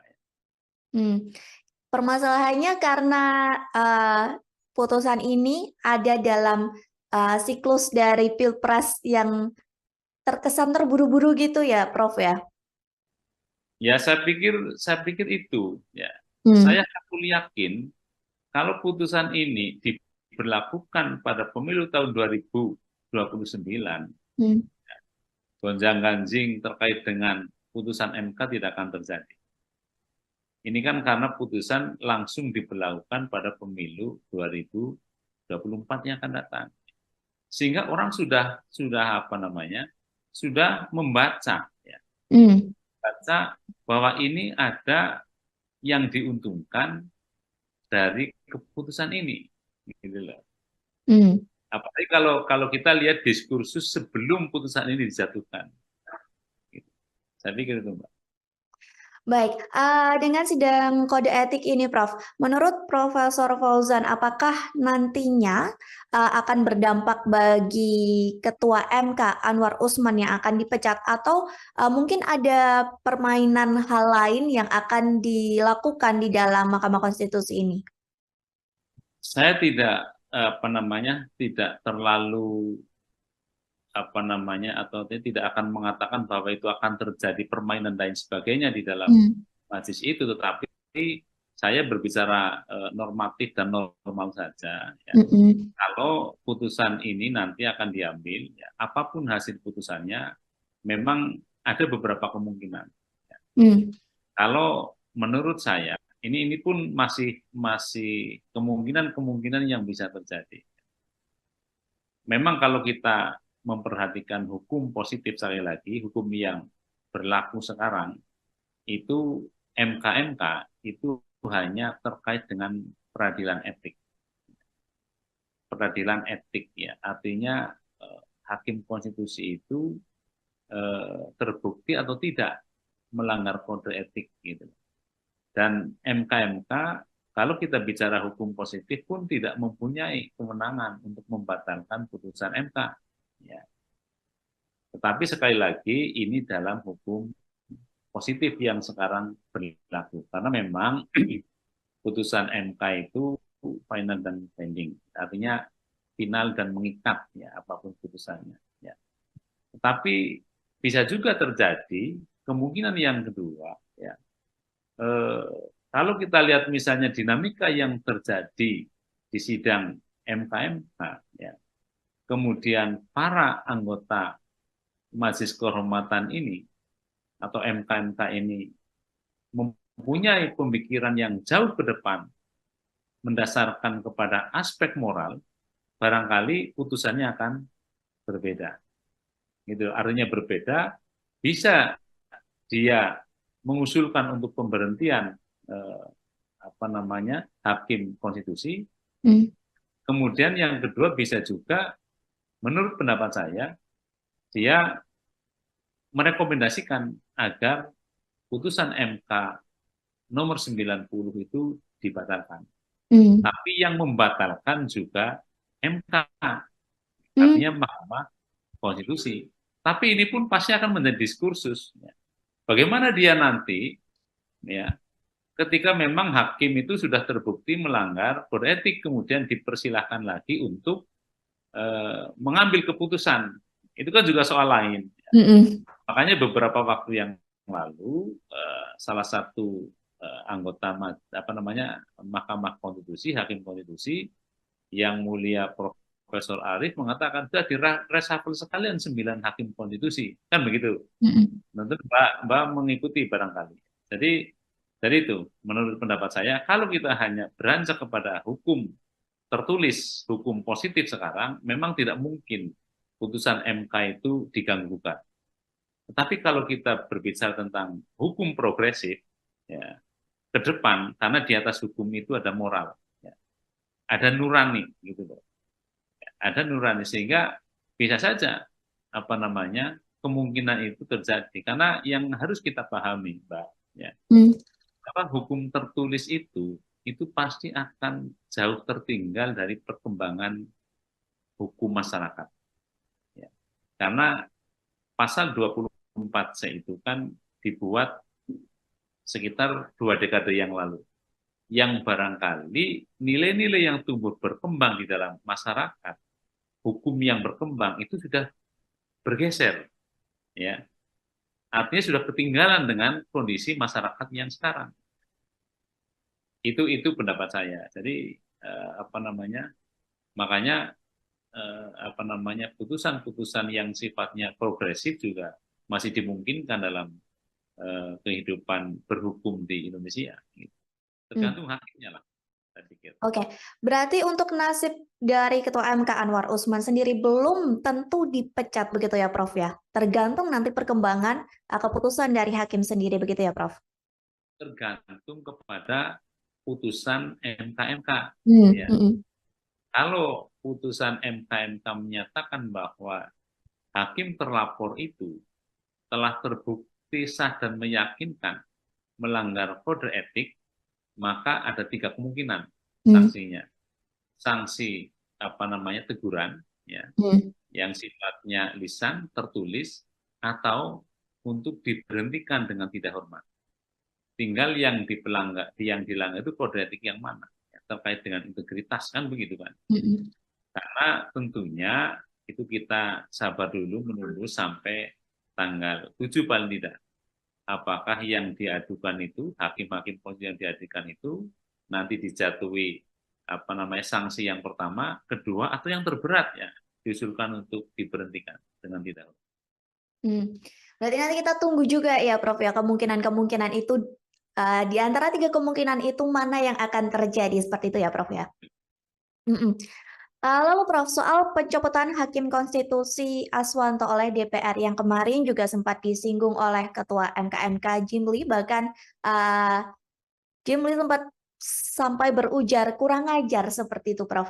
Apakah menurut Prof Fauzan termasuk dalam pelanggaran ataupun hal itu termasuk dalam salah satu skenario dari Pilpres 2024 ini?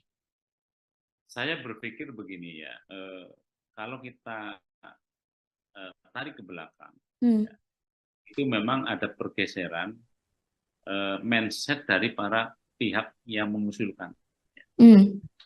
Kalau kita lihat pada proses amandemen Undang-Undang Dasar 45, itu kan dulu ada dalam tanda petik pertarungan, ya. Pertarungan kepentingan kelembagaan, sehingga muncul bahwa hakim konstitusi itu terdiri dari 9. Sepakat. Kemudian 9 itu dari mana saja? Ya. Kemudian ada yang diusulkan dari DPR, ada yang diusulkan dari Presiden, ada yang diusulkan dari Mahkamah Agung. Kalau saya itu membacanya bahwa itu sebenarnya merupakan kristalisasi dari kepentingan yang berseberangan. Karena Mbak juga mesti tahu bahwa persoalan judicial review itu kan perdebatan yang sejak lama, ketika penyusunan Undang-Undang Dasar 45 yang disahkan tanggal 18 Agustus 45. Ada yang menyetujui, ada yang tidak. Karena persoalan judicial review itu menurut Profesor Supomo ini bertentangan dengan sistem ketatanegaraan yang akan dibentuk. Sementara kalau kita lihat eksekutif, legislatif, yudikatif kan merupakan satu lembaga pemegang kekuasaan yang mempunyai kedudukan yang sederajat. Sehingga kalau salah satu lembaga diberi kewenangan untuk melakukan judicial review, ya, atas sebuah produk yang dikeluarkan oleh lembaga lain, itu terkesan lebih tinggi. Itu dulu. Kemudian Yamin, Profesor Yamin itu termasuk yang setuju untuk adanya judicial review. Karena persoalan judicial review itu terkait dengan pilihan negara hukum. Sehingga siapapun yang diberi kewenangan untuk melakukan judicial review tetap harus memperhatikan produk hukum. Itu clear, akhirnya diterima. Kemudian tinggal ini apa namanya 3 hakim itu berangkat dari mana? Berangkat dari pilihan 3. Yang 3 dipilih oleh atau diusulkan oleh Presiden, yang 3 oleh DPR, yang 3 oleh MA. Padahal Presiden dan DPR kan kita tahu itu merupakan lembaga negara yang dipergunakan untuk memproses sebuah undang-undang. Nah, dia hakim konstitusi atau Mahkamah Konstitusi itu lembaga yang nantinya diberi kewenangan untuk melakukan review atas undang-undang. Sehingga pemikiran sederhana, kalau 3 hakim sudah dari Presiden, 3 dari DPR, maka hitung-hitungan politiknya tidak ada undang-undang yang dibatalkan. Tapi kan itu soalnya berbeda, ternyata ada persyaratan. Seorang hakim konstitusi itu harus mempunyai sifat negarawan, yaitu tidak lagi berpikir berasal dari mana. Apakah berasal atas usulan Presiden atau usulan DPR. Nah, kemarin ada pemikiran yang mulai bergeser. Salah satu ketua komisi mengatakan bahwa hakim yang diusulkan oleh DPR mestinya harus mengamankan kebijakan DPR. Kan gitu. Mbak flashback ke belakang. Nah, itu yang sudah mulai bergeser. Sehingga mestinya dari manapun dia berasal, apakah dari usulan Presiden, apakah usulan DPR atau Mahkamah Agung, dia itu tetap imparsial. Ya. Nggak boleh memihak atau menguntungkan pihak yang mengusulkan dirinya. Itu komentar saya. Baik, Prof.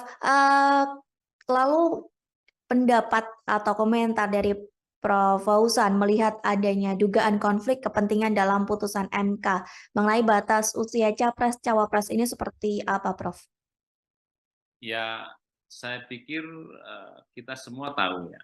Kita semua tahu ya bahwa pada akhirnya pasca putusan MK itu ada pasangan calon yang mempunyai keterkaitan keluarga dengan seorang hakim konstitusi. Kita tidak bisa berandai-andai, tetapi kita tunggu putusan MK itu seperti apa. Apakah benar nanti terbukti kedudukan dia sebagai orang yang kebetulan memiliki hubungan keluarga dengan salah satu cawapres itu memang benar-benar bisa menjalankan tugas pokok fungsinya tanpa ada pengaruh dari kedudukan yang seperti itu atau tidak. Nah, kita tunggu nanti putusan MK.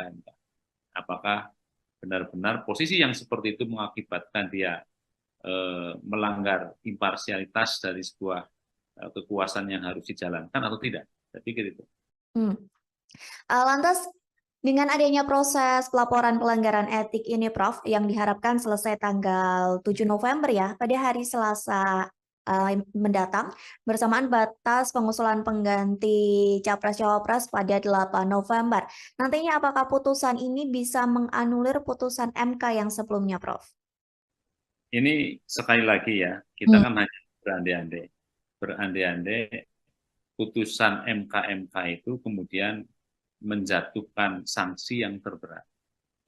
Saya mengatakan bahwa putusan yang telah diambil tidak mempunyai legitimasi moral. Tapi dalam perspektif hukum positif itu harus kita terima. Ya.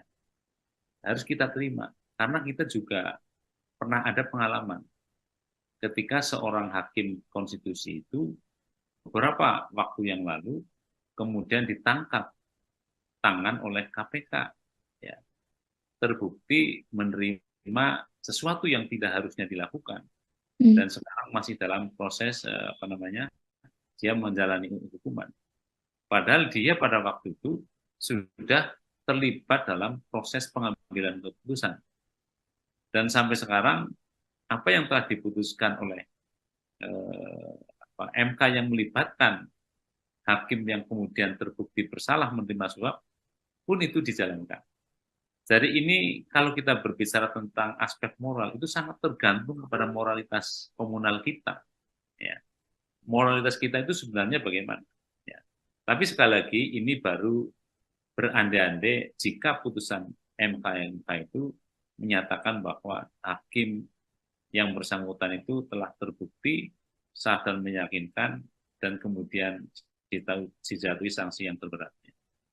Jadi kalaupun itu sudah terjadi misalnya kemudian penyelenggara negara yang berkompeten di bidang penyelenggaraan pemilu tetap mengatakan bahwa itu kan putusan tidak bisa dirubah, ya itulah yang pemahaman dari normatifnya seperti itu. Baik, Prof. Terakhir sebagai closing statement juga dari Profesor Fauzan, dengan kondisi hiruk pikuk ya bisa dibilang seperti itu antara Pilpres, putusan MK dan lain sebagainya, apa harapan dari Prof. Fauzan sendiri? Baik, terima kasih Mbak. Jadi saya sebagai orang yang kebetulan berkecimpung di dunia hukum tata negara, ya, memang memikirkan ke depan memang perlu dikaji lagi ketentuan pasal 24C Undang-Undang Dasar 45 yang menyatakan bahwa putusan MK itu bersifat final dan mengikat. Karena kita sudah mengalami beberapa kejadian ketua MK yang dulu tertangkap tangan. Kemudian tidak lama lagi ada hakim konstitusi yang tertangkap tangan. Nah, sekarang ada persoalan kode etik. Gitu. Jadi kalau menurut saya, ke depan saya membayangkan putusan MK itu bisa ditinjau ulang melalui mekanisme MK-MK. Jika memang putusan yang telah dijatuhkan oleh Mahkamah Konstitusi itu dilatar belakangi oleh peristiwa-peristiwa yang dalam perspektif kode etik tidak benar. Ya, hakimnya misalnya telah terbukti dengan sah meyakinkan melanggar kode etik, maka saya membayangkan ke depan MK-MK itu bisa menjatuhkan sanksi termasuk yang 3 itu, tetapi juga ada tambahan. Dia bisa merekomendasikan kepada Mahkamah Konstitusi untuk membatalkan putusan yang telah diambil. Itu pendapat saya ke depan. Baik. Terima kasih. Baik, Prof, nanti kita menanti bersama-sama ya putusan MK pada Selasa 7 November dan tentunya putusan ini juga dinantikan oleh publik karena hal ini juga berkaitan dengan proses Pilpres dan lain sebagainya. Sekali lagi terima kasih Prof. Fauzan atas waktunya sudah berkenan berbincang bersama saya di Tribun on Focus. Semoga di lain kesempatan kita bisa berbincang lagi. Terima kasih, Prof. Assalamualaikum. Tribuners, demikian Tribun on Focus hari ini. Saya Mariananda beserta kru yang bertugas pamit undur diri. Terima kasih dan sampai jumpa. Download Tribun X sekarang. Menghadirkan lokal menjadi Indonesia. Boleh hukumnya tidak terlalu sempurna. Hukumnya tidak terlalu baik ya. Tetapi hukum yang tidak sempurna dan tidak terlalu baik itu kalau dilaksanakan oleh aparat penegak hukum yang punya integritas moral yang baik, maka keadilan akan tercapai. Putusan MK itu final dan binding, artinya final dan mengikat ya apapun putusannya.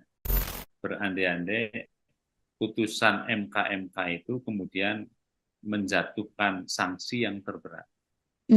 Saya mengatakan bahwa putusan yang telah diambil tidak mempunyai legitimasi moral. Tapi dalam perspektif hukum positif, itu harus kita terima. Halo Tribuners, Tribun on Focus kembali menjumpai Anda bersama saya Mariananda. Tribuners, MK sudah menyimpulkan bahwa ada dugaan pelanggaran etik Hakim Konstitusi dalam penyusunan putusan MK soal batas usia Capres dan Cawapres. Bahkan nantinya putusan MK ini akan dibacakan pada Selasa 7 November 2023 mendatang.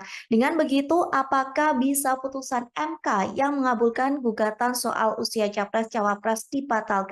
Mengenai hal ini kita akan membahas bersama dengan Guru Besar Hukum Tata Negara Universitas Jenderal Sudirman, ada Muhammad Fauzan. Kita sapa terlebih dahulu di sana. Halo Prof, gimana kabarnya? Alhamdulillahirrahmanirrahim, sehat. Mbak juga sehat? Alhamdulillah sehat. Sebelumnya terima kasih banyak Prof sudah menyempatkan waktunya untuk bergabung bersama Tribun on Focus hari ini. Ya. Kita langsung saja Prof ke topik pembahasan kita terkait putusan MK yang menduga adanya pelanggaran etik Hakim Konstitusi. Gimana menurut Profesor Fauzan? Baik, Assalamualaikum warahmatullahi wabarakatuh. Waalaikumsalam. Jadi ini kan masih diduga ya Mbak ya. Jadi proses masih jalan, ya sudah beberapa kali persidangan di MK. Kita tinggal menunggu saya pikir karena memang ini jalur konstitusional yang disediakan oleh hukum tata negara kita ya. Berdasarkan peraturan MK tentunya tentang MK ya. Yaitu peraturan kalau tidak salah nomor 1 tahun 2023 tentang Majelis Kehormatan Mahkamah Konstitusi. Jadi karena ini masih dugaan, kemudian proses masih berjalan di MK, tinggal kita tunggu bagaimana hasilnya nanti pada tanggal 7 November yang akan datang. Lantas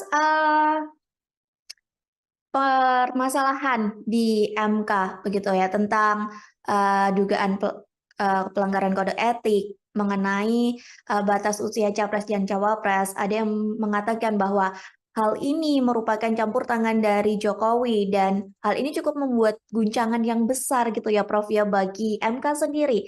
Apakah hal ini mempengaruhi dari kredibilitas MK sendiri Prof? Lantas bagaimana menurut para dosen, para pengamat, bahkan publik menilai akan hal ini? Ya, baik, terima kasih.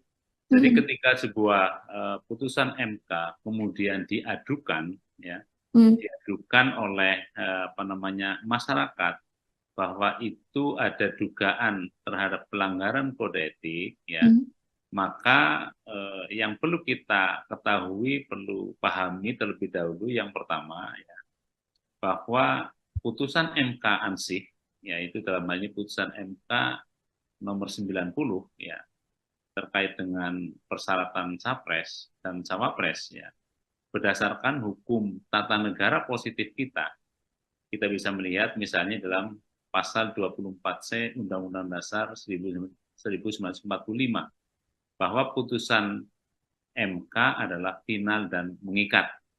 Artinya ketika MK sudah mengambil keputusan dan itu sudah dibacakan di dalam sidang pleno terbuka, ya, maka sejak diucapkan itu putusan menjadi berlaku. Itu yang pertama. Artinya apa? Setiap warga masyarakat, ya, penyelenggara negara, rakyat, dan siapapun itu harus mematuhi putusan itu. Terlepas putusan itu bisa diperdebatkan dalam tahap akademik. Terlepas putusan itu bisa dikritisi oleh para akademisi, atau terlepas putusan itu menyenangkan atau tidak menyenangkan.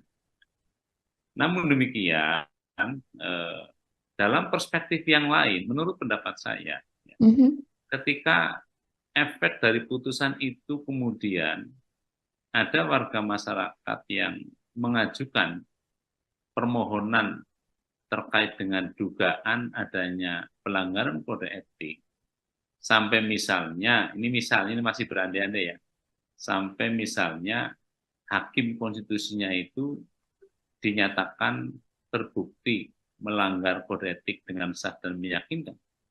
Kemudian hakim konstitusi dijatuhi sanksi terberat misalnya diberhentikan, itu kan menjadi persoalan dalam perspektif moral.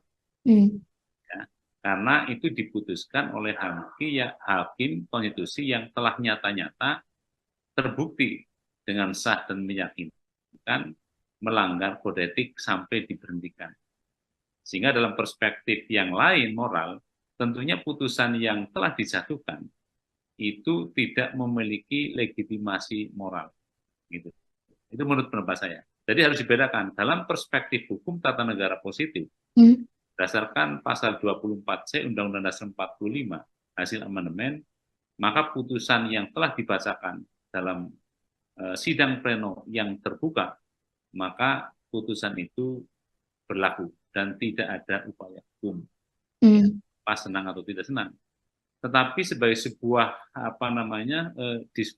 diskursus di akademis ya, atau kita semua bisa mendiskusikan ketika putusan itu ternyata telah diambil ya, oleh hakim-hakim yang kemudian terbukti telah melanggar kode etik, ya, kemudian dijatuhi sanksi terberat misalnya diberhentikan, itu menjadi soal yang kalau kita lihat dalam perspektif moral, berarti putusan itu tidak memiliki legitimasi moral. Makanya terlepas kita dari berbicara hukum positif, hukum tata negara positif, kalau kita tarik kepada ranah persoalan etik, maka saya membayangkan ada terobosan-terobosan yang dilakukan, ya, karena di atas hukum itu ada moral, di atas hukum itu ada nurani. Ya. Orang bisa mengatakan bahwa ya, boleh hukumnya tidak terlalu sempurna, hukumnya tidak terlalu baik, ya.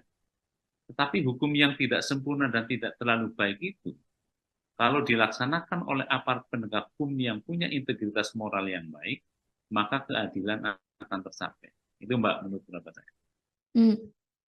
Baik, Prof. Lantas, Prof, terkait sikap MK-MK nih yang mempercepat proses pelanggaran kode etik dari yang biasanya nih 30 hari dan kini dipusatkan kurang lebih dari 7 hari saja. Gimana tanggapan atau komentar dari Profesor Fauzan sendiri? Ya, karena menurut saya sebenarnya begini, Mbak. Putusan ini tidak akan rame. Ya. Putusan 90 itu tidak akan rame kalau sejak awal di dalam putusannya MK itu misalnya menyatakan bahwa ini diberlakukan pada pemilu 2029. Jadi kalau putusan MK yang 90 itu diberlakukan efektif tahun 2029, saya pikir tidak akan ada persoalan seperti ini.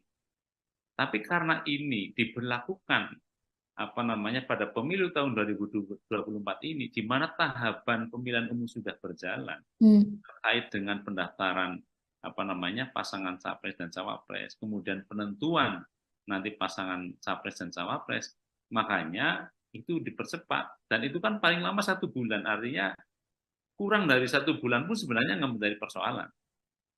Itu Mbak. Permasalahannya karena putusan ini ada dalam siklus dari Pilpres yang terkesan terburu-buru gitu ya, Prof ya? Ya, saya pikir itu ya. Saya yakin kalau putusan ini diberlakukan pada pemilu tahun 2029, gonjang-ganjing terkait dengan putusan MK tidak akan terjadi.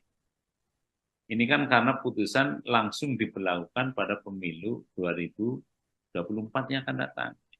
Sehingga orang sudah membaca ya. Baca bahwa ini ada yang diuntungkan dari keputusan ini. Gitu loh. Apalagi kalau kita lihat diskursus sebelum putusan ini dijatuhkan. Gitu. Saya pikir itu, Mbak. Baik, dengan sidang kode etik ini, Prof, menurut Profesor Fauzan, apakah nantinya akan berdampak bagi Ketua MK Anwar Usman yang akan dipecat, atau mungkin ada permainan hal lain yang akan dilakukan di dalam Mahkamah Konstitusi ini? Saya tidak tidak terlalu atau tidak akan mengatakan bahwa itu akan terjadi permainan dan sebagainya di dalam majelis itu, tetapi saya berbicara normatif dan normal saja. Ya. Kalau putusan ini nanti akan diambil, ya, apapun hasil putusannya, memang ada beberapa kemungkinan. Ya. Kalau menurut saya, ini pun masih kemungkinan yang bisa terjadi. Memang kalau kita memperhatikan hukum positif, sekali lagi, hukum yang berlaku sekarang, itu MK-MK itu hanya terkait dengan peradilan etik. Peradilan etik ya, artinya hakim konstitusi itu terbukti atau tidak melanggar kode etik gitu. Dan MK-MK kalau kita bicara hukum positif pun tidak mempunyai kewenangan untuk membatalkan putusan MK. Ya. Tetapi sekali lagi ini dalam hukum positif yang sekarang berlaku. Karena memang putusan MK itu final dan binding, artinya final dan mengikat ya apapun putusannya. Ya. Tetapi bisa juga terjadi kemungkinan yang kedua, ya. Kalau kita lihat misalnya dinamika yang terjadi di sidang MK, ya, kemudian para anggota Majelis Kehormatan ini atau MK ini mempunyai pemikiran yang jauh ke depan mendasarkan kepada aspek moral, barangkali putusannya akan berbeda. Gitu. Artinya berbeda, bisa dia mengusulkan untuk pemberhentian hakim konstitusi. Kemudian yang kedua bisa juga, menurut pendapat saya, dia merekomendasikan agar putusan MK nomor 90 itu dibatalkan. Tapi yang membatalkan juga MK, artinya Mahkamah Konstitusi. Tapi ini pun pasti akan menjadi diskursus. Bagaimana dia nanti, ya, ketika memang hakim itu sudah terbukti melanggar kode etik, kemudian dipersilahkan lagi untuk mengambil keputusan. Itu kan juga soal lain. Makanya beberapa waktu yang lalu salah satu anggota Mahkamah Konstitusi, hakim konstitusi yang mulia Profesor Arief mengatakan sudah direshuffle sekalian 9 hakim konstitusi, kan begitu. Tentu Mbak mengikuti barangkali. Jadi dari itu, menurut pendapat saya, kalau kita hanya beranjak kepada hukum tertulis, hukum positif sekarang, memang tidak mungkin putusan MK itu diganggu-gugat. Tetapi kalau kita berbicara tentang hukum progresif, ya, ke depan, karena di atas hukum itu ada moral, ya, ada nurani, gitu loh. Ada nurani, sehingga bisa saja kemungkinan itu terjadi. Karena yang harus kita pahami, Mbak, ya, hukum tertulis itu pasti akan jauh tertinggal dari perkembangan hukum masyarakat. Ya. Karena pasal 24C itu kan dibuat sekitar 2 dekade yang lalu. Yang barangkali nilai-nilai yang tumbuh berkembang di dalam masyarakat, hukum yang berkembang itu sudah bergeser. Ya. Artinya sudah ketinggalan dengan kondisi masyarakat yang sekarang. Itu pendapat saya. Jadi makanya putusan-putusan yang sifatnya progresif juga masih dimungkinkan dalam kehidupan berhukum di Indonesia. Tergantung hakimnya lah, saya pikir. Oke, berarti untuk nasib dari Ketua MK Anwar Usman sendiri belum tentu dipecat begitu ya, Prof ya? Tergantung nanti perkembangan keputusan dari hakim sendiri begitu ya, Prof? Tergantung kepada putusan MK. Ya.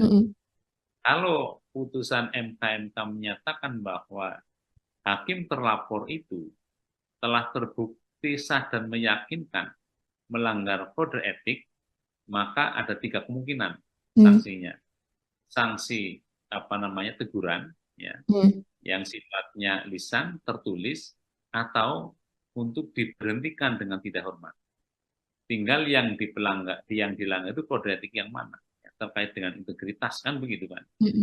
Karena tentunya itu kita sabar dulu menunggu sampai tanggal 7 paling tidak. Apakah yang diadukan itu, hakim-hakim konstitusi yang diadukan itu nanti dijatuhi sanksi yang pertama, kedua, atau yang terberat, ya, diusulkan untuk diberhentikan dengan tidak hormat. Berarti nanti kita tunggu juga ya, Prof ya, kemungkinan-kemungkinan itu, di antara 3 kemungkinan itu mana yang akan terjadi, seperti itu ya, Prof ya? Lalu Prof, soal pencopotan Hakim Konstitusi Aswanto oleh DPR yang kemarin juga sempat disinggung oleh Ketua MK Jimli, bahkan Jimli sempat sampai berujar kurang ajar seperti itu, Prof. Apakah menurut Prof Fauzan termasuk dalam pelanggaran ataupun hal itu termasuk dalam salah satu skenario dari Pilpres 2024 ini? Saya berpikir begini ya, kalau kita tarik ke belakang, itu memang ada pergeseran mindset dari para pihak yang mengusulkan. Kalau kita lihat pada proses amandemen Undang-Undang Dasar 45, itu kan dulu ada dalam tanda petik pertarungan. Ya. Pertarungan kepentingan kelembagaan. Sehingga muncul bahwa hakim konstitusi itu terdiri dari 9. Sepakat. Kemudian 9 itu dari mana saja? Ya. Kemudian ada yang diusulkan dari DPR, ada yang diusulkan dari Presiden, ada yang diusulkan dari Mahkamah Agung. Kalau saya itu membacanya bahwa itu sebenarnya merupakan kristalisasi dari kepentingan yang berseberangan. Karena Mbak juga mesti tahu bahwa persoalan judicial review itu kan perdebatan yang sejak lama ketika penyusunan Undang-Undang Dasar 45 yang disahkan tanggal 18 Agustus 45. Ada yang menyetujui, ada yang tidak. Karena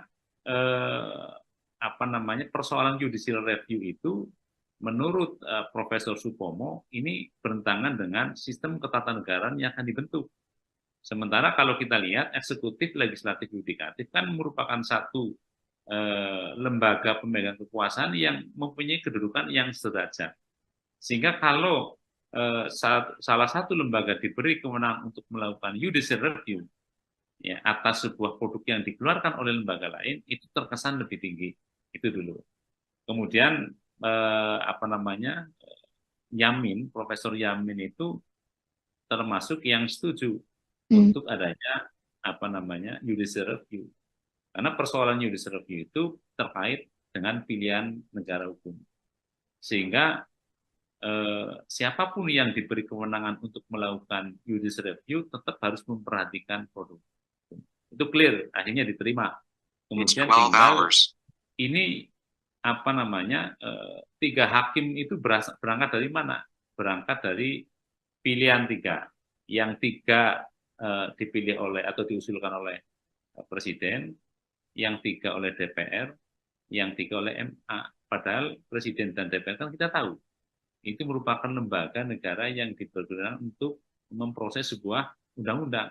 Nah, dia hakim konstitusi atau Mahkamah Konstitusi itu lembaga yang nantinya diberi kewenangan untuk melakukan review atas undang-undang. Sehingga pemikiran sederhana, kalau 3 hakim sudah dari Presiden, 3 dari DPR, maka hitung-hitungan politiknya tidak ada undang-undang yang dibatalkan. Tapi kan itu soalnya berbeda, ternyata ada persyaratan.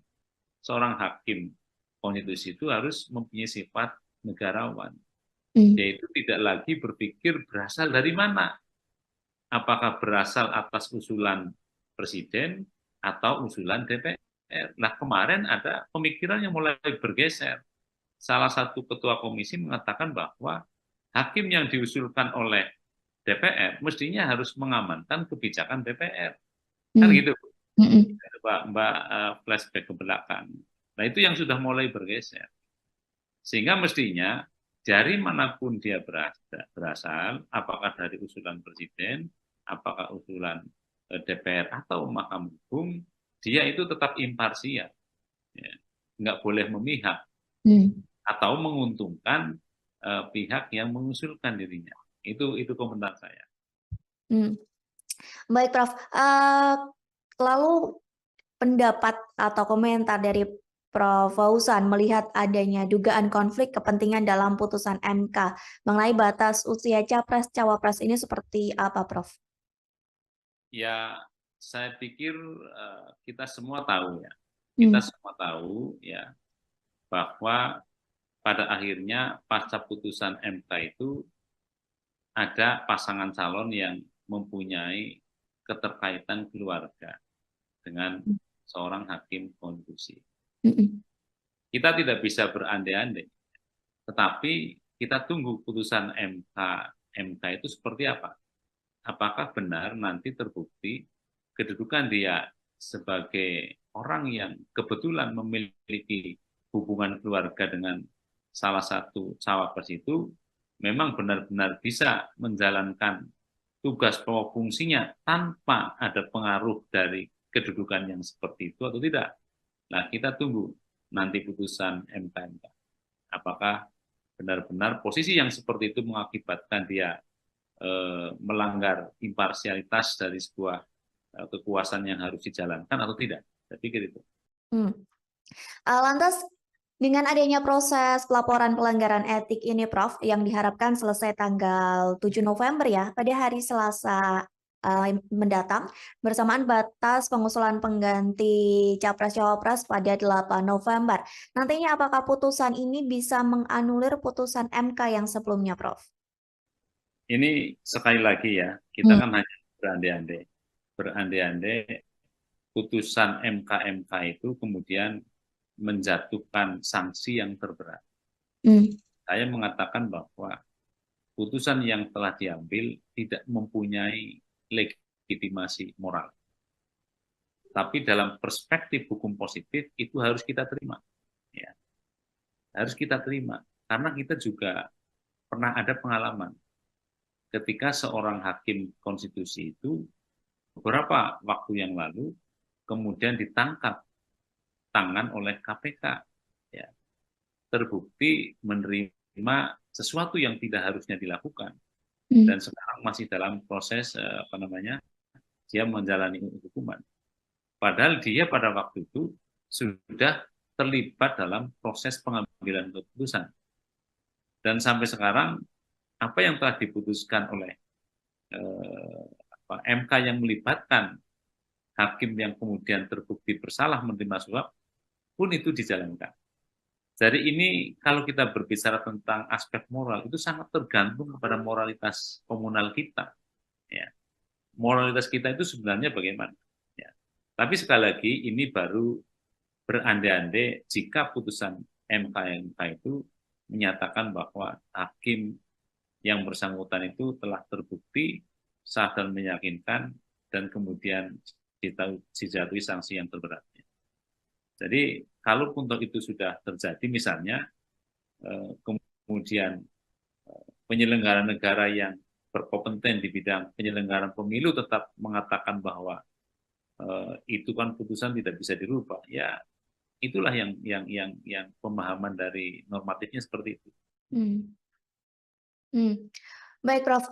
Terakhir sebagai closing statement juga dari Profesor Fauzan, dengan kondisi hiruk pikuk ya bisa dibilang seperti itu antara Pilpres, putusan MK dan lain sebagainya, apa harapan dari Prof. Fauzan sendiri? Baik, terima kasih Mbak. Jadi saya sebagai orang yang kebetulan berkecimpung di dunia hukum tata negara, ya, memang memikirkan ke depan memang perlu dikaji lagi. Ketentuan pasal 24C Undang-Undang Dasar 45 yang menyatakan bahwa putusan MK itu bersifat final dan mengikat. Karena kita sudah mengalami beberapa kejadian. Ketua MK yang dulu tertangkap tangan. Kemudian tidak lama lagi ada hakim konstitusi yang tertangkap tangan. Nah, sekarang ada persoalan kode etik. Gitu. Jadi kalau menurut saya, ke depan saya membayangkan putusan MK itu bisa ditinjau ulang melalui mekanisme MK. Jika memang putusan yang telah dijatuhkan oleh Mahkamah Konstitusi itu dilatar belakangi oleh peristiwa-peristiwa yang dalam perspektif kode etik tidak benar. Ya, hakimnya misalnya telah terbukti dengan sah meyakinkan melanggar kode etik, maka saya membayangkan ke depan MK itu bisa menjatuhkan sanksi termasuk yang 3 itu, tetapi juga ada tambahan. Dia bisa merekomendasikan kepada Mahkamah Konstitusi untuk membatalkan putusan yang telah diambil. Itu pendapat saya ke depan. Baik. Terima kasih. Baik, Prof, nanti kita menanti bersama-sama ya putusan MK pada Selasa 7 November dan tentunya putusan ini juga dinantikan oleh publik karena hal ini juga berkaitan dengan proses Pilpres dan lain sebagainya. Sekali lagi terima kasih Prof Fauzan atas waktunya Oke. sudah berkenan berbincang bersama saya di Tribun on Focus. Semoga di lain kesempatan kita bisa berbincang lagi. Terima kasih, Prof. Assalamualaikum. Tribuners, demikian Tribun on Focus hari ini. Saya Mariananda beserta kru yang bertugas pamit undur diri. Terima kasih dan sampai jumpa. Download Tribun X sekarang. Menghadirkan lokal menjadi Indonesia. Boleh hukumnya tidak terlalu sempurna, hukumnya tidak terlalu baik ya. Tetapi hukum yang tidak sempurna dan tidak terlalu baik itu, kalau dilaksanakan oleh aparat penegak hukum yang punya integritas moral yang baik, maka keadilan akan tercapai. Putusan MK itu final dan binding, artinya final dan mengikat ya apapun putusannya. Berandai-andai putusan MK itu kemudian menjatuhkan sanksi yang terberat. Saya mengatakan bahwa putusan yang telah diambil tidak mempunyai legitimasi moral. Tapi dalam perspektif hukum positif itu harus kita terima. Halo Tribuners, Tribun on Focus kembali menjumpai Anda bersama saya Mariananda.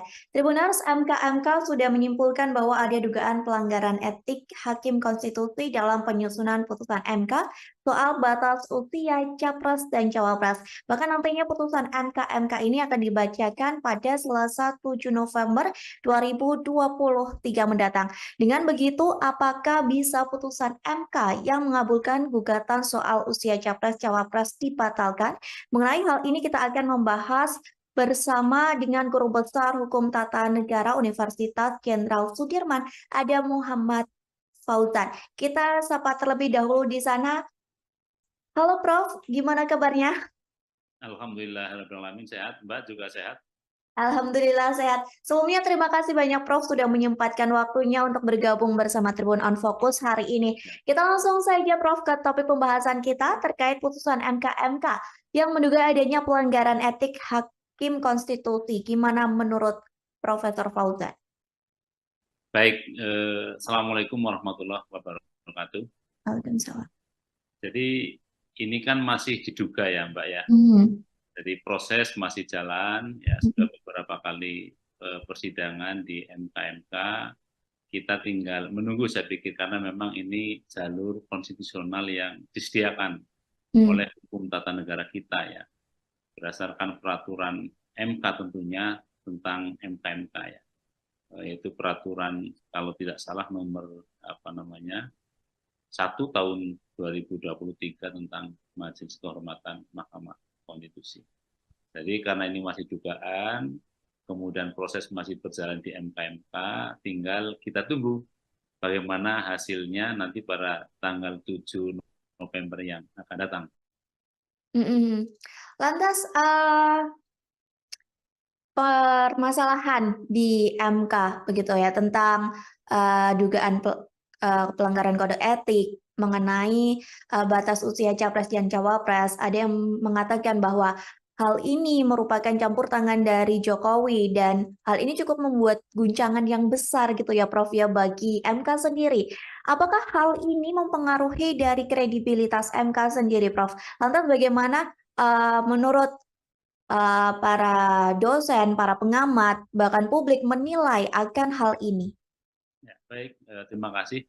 Jadi ketika sebuah putusan MK kemudian diadukan, ya, diadukan oleh masyarakat bahwa itu ada dugaan terhadap pelanggaran kode etik, ya, maka yang perlu kita ketahui, perlu pahami terlebih dahulu yang pertama, ya, bahwa putusan MK ansih, yaitu dalam hal ini putusan MK nomor 90, ya, terkait dengan persyaratan capres dan cawapres, ya, berdasarkan hukum tata negara positif kita bisa melihat misalnya dalam pasal 24C Undang-Undang Dasar 1945 bahwa putusan MK adalah final dan mengikat.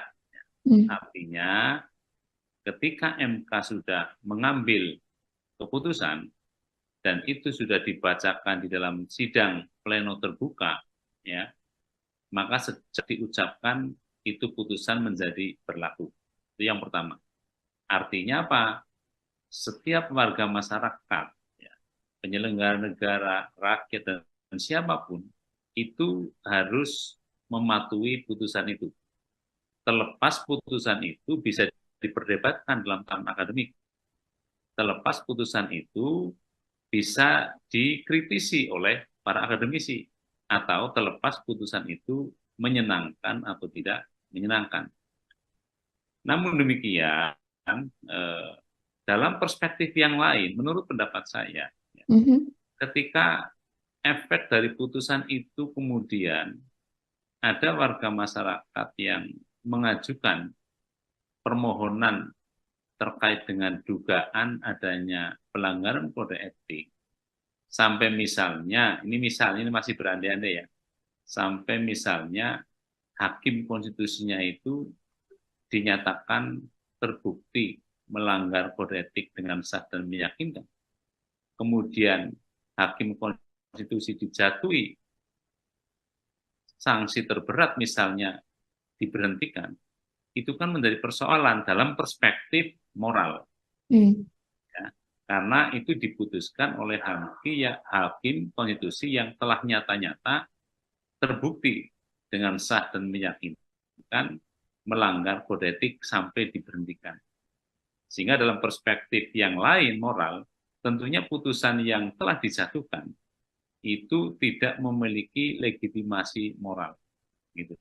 Itu menurut pendapat saya. Jadi harus dibedakan dalam perspektif hukum tata negara positif, berdasarkan pasal 24C Undang-Undang Dasar 45 hasil amandemen, maka putusan yang telah dibacakan dalam sidang pleno yang terbuka, maka putusan itu berlaku dan tidak ada upaya hukum, pas senang atau tidak senang. Tetapi sebagai sebuah diskursus di akademis, ya, atau kita semua bisa mendiskusikan, ketika putusan itu ternyata telah diambil, ya, oleh hakim-hakim yang kemudian terbukti telah melanggar kode etik, ya, kemudian dijatuhi sanksi terberat misalnya diberhentikan, itu menjadi soal yang kalau kita lihat dalam perspektif moral, berarti putusan itu tidak memiliki legitimasi moral. Makanya terlepas kita dari berbicara hukum positif, hukum tata negara positif, kalau kita tarik kepada ranah persoalan etik, maka saya membayangkan ada terobosan-terobosan yang dilakukan, ya, karena di atas hukum itu ada moral, di atas hukum itu ada nurani. Ya. Orang bisa mengatakan bahwa, ya, boleh hukumnya tidak terlalu sempurna, hukumnya tidak terlalu baik, ya. Tetapi hukum yang tidak sempurna dan tidak terlalu baik itu, kalau dilaksanakan oleh aparat penegak hukum yang punya integritas moral yang baik, maka keadilan akan tercapai. Itu Mbak, menurut pendapat saya. Baik, Prof. Lantas, Prof, terkait sikap MK-MK nih yang mempercepat proses pelanggaran kode etik dari yang biasanya nih 30 hari dan kini dipusatkan kurang lebih dari 7 hari saja. Gimana tanggapan atau komentar dari Profesor Fauzan sendiri? Ya, karena menurut saya sebenarnya begini, Mbak. Putusan ini tidak akan ramai, ya. Putusan 90 itu tidak akan ramai kalau sejak awal di dalam putusannya MK itu misalnya menyatakan bahwa ini diberlakukan pada pemilu 2029. Jadi kalau putusan MK yang 90 itu diberlakukan efektif tahun 2029, saya pikir tidak akan ada persoalan seperti ini. Tapi karena ini diberlakukan pada pemilu tahun 2024 ini, di mana tahapan pemilihan umum sudah berjalan terkait dengan pendaftaran pasangan capres dan cawapres, kemudian penentuan nanti pasangan capres dan cawapres, makanya itu dipercepat, dan itu kan paling lama 1 bulan, artinya kurang dari 1 bulan pun sebenarnya nggak menjadi persoalan. Itu Mbak. Permasalahannya karena putusan ini ada dalam siklus dari Pilpres yang terkesan terburu-buru gitu ya, Prof ya? Ya, saya pikir itu ya. Hmm. Saya aku yakin kalau putusan ini diberlakukan pada pemilu tahun 2029, Hmm. gonjang-ganjing terkait dengan putusan MK tidak akan terjadi. Ini kan karena putusan langsung diberlakukan pada pemilu 2024 yang akan datang. Sehingga orang sudah sudah membaca ya, Hmm. baca bahwa ini ada yang diuntungkan dari keputusan ini, gitu loh. Hmm. Apalagi kalau kita lihat diskursus sebelum putusan ini dijatuhkan. Gitu. Saya pikir itu, Mbak. Baik, dengan sidang kode etik ini, Prof, menurut Profesor Fauzan, apakah nantinya akan berdampak bagi Ketua MK Anwar Usman yang akan dipecat, atau mungkin ada permainan hal lain yang akan dilakukan di dalam Mahkamah Konstitusi ini? Saya tidak terlalu atau tidak akan mengatakan bahwa itu akan terjadi permainan dan sebagainya di dalam majelis itu, tetapi saya berbicara normatif dan normal saja. Ya. Kalau putusan ini nanti akan diambil, ya, apapun hasil putusannya, memang ada beberapa kemungkinan. Ya. Kalau menurut saya, ini pun masih kemungkinan yang bisa terjadi. Memang kalau kita memperhatikan hukum positif, sekali lagi, hukum yang berlaku sekarang, itu MK-MK itu hanya terkait dengan peradilan etik. Peradilan etik ya, artinya hakim konstitusi itu terbukti atau tidak melanggar kode etik gitu. Dan MK-MK kalau kita bicara hukum positif pun tidak mempunyai kewenangan untuk membatalkan putusan MK. Ya. Tetapi sekali lagi ini dalam hukum positif yang sekarang berlaku. Karena memang putusan MK itu final dan binding, artinya final dan mengikat ya apapun putusannya. Ya. Tetapi bisa juga terjadi kemungkinan yang kedua, ya.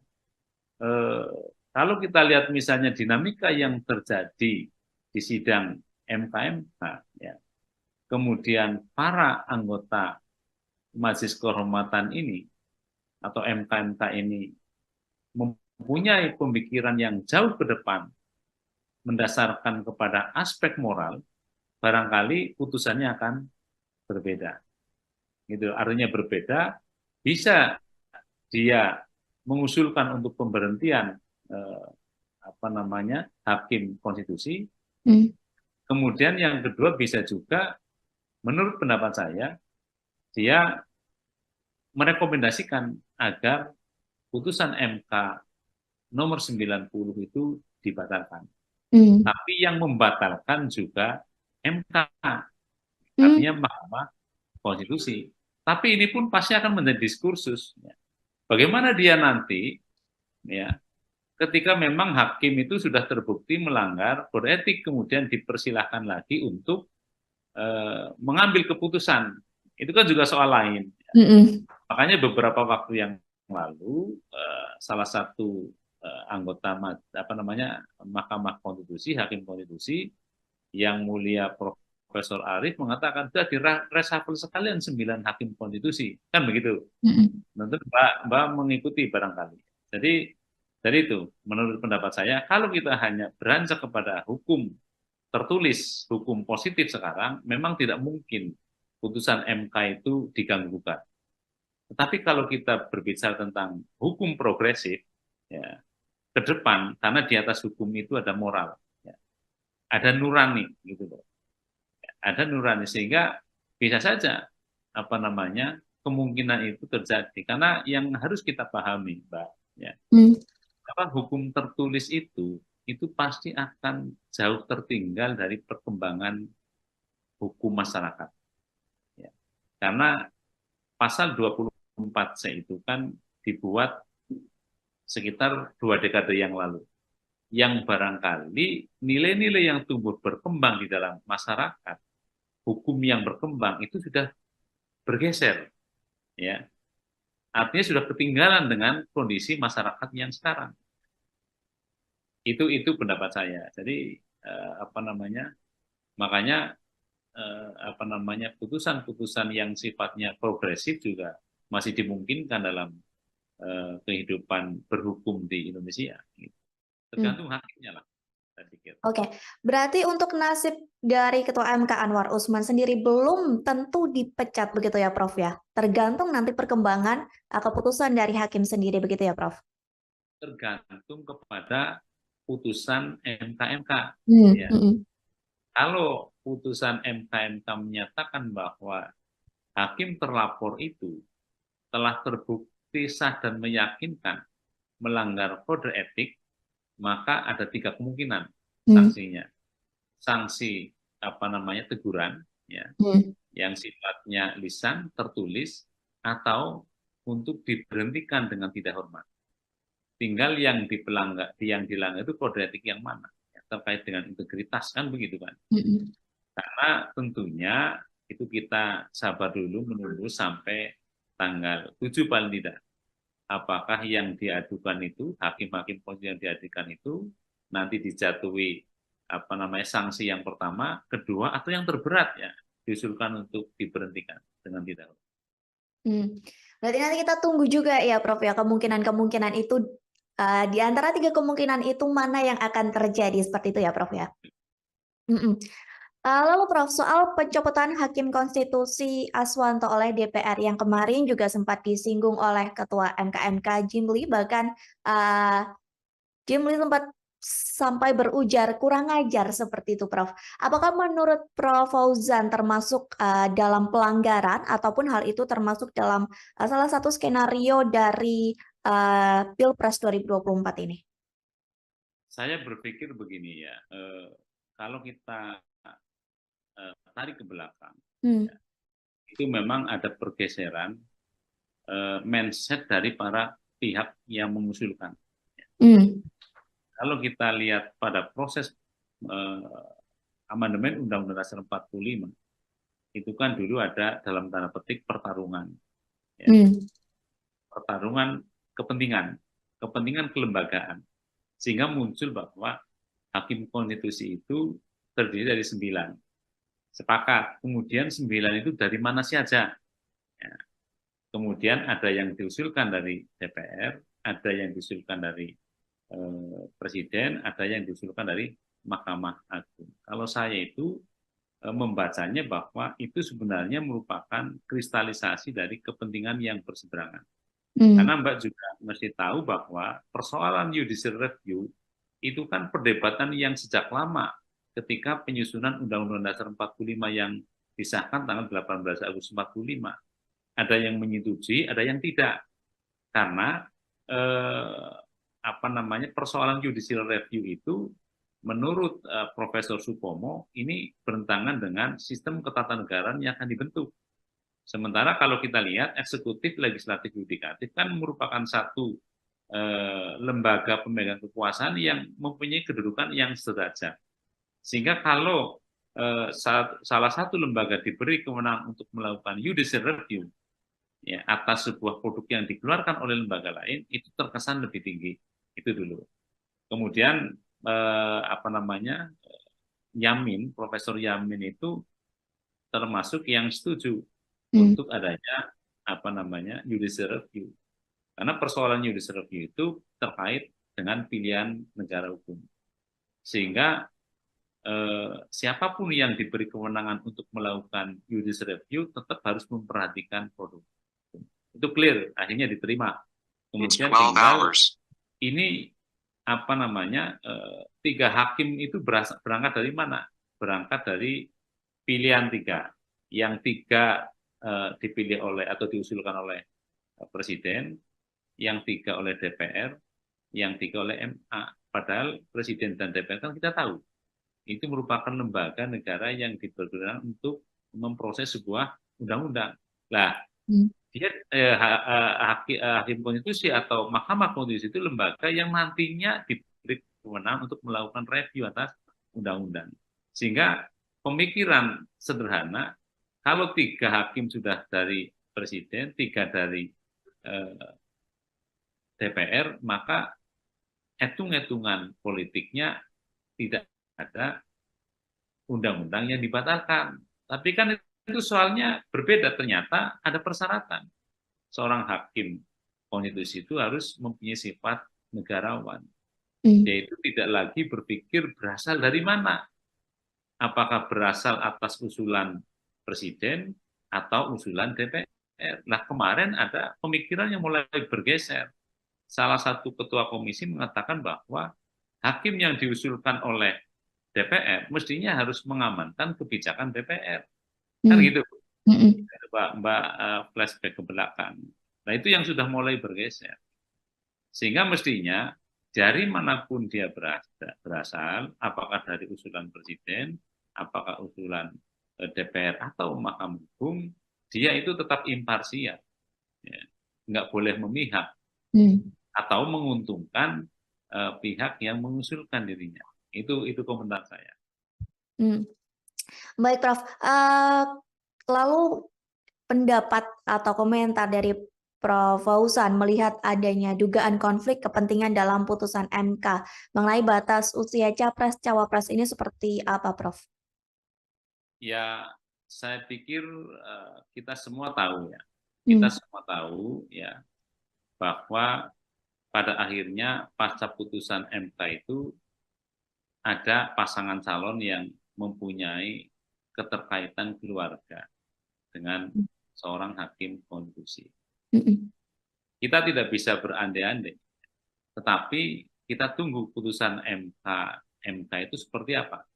Apakah benar nanti terbukti kedudukan dia sebagai orang yang kebetulan memiliki hubungan keluarga dengan salah satu cawapres itu memang benar-benar bisa menjalankan tugas pokok fungsinya tanpa ada pengaruh dari kedudukan yang seperti itu atau tidak. Nah, kita tunggu nanti putusan MK. Apakah benar-benar posisi yang seperti itu mengakibatkan dia melanggar imparsialitas dari sebuah kekuasaan yang harus dijalankan atau tidak. Saya pikir itu.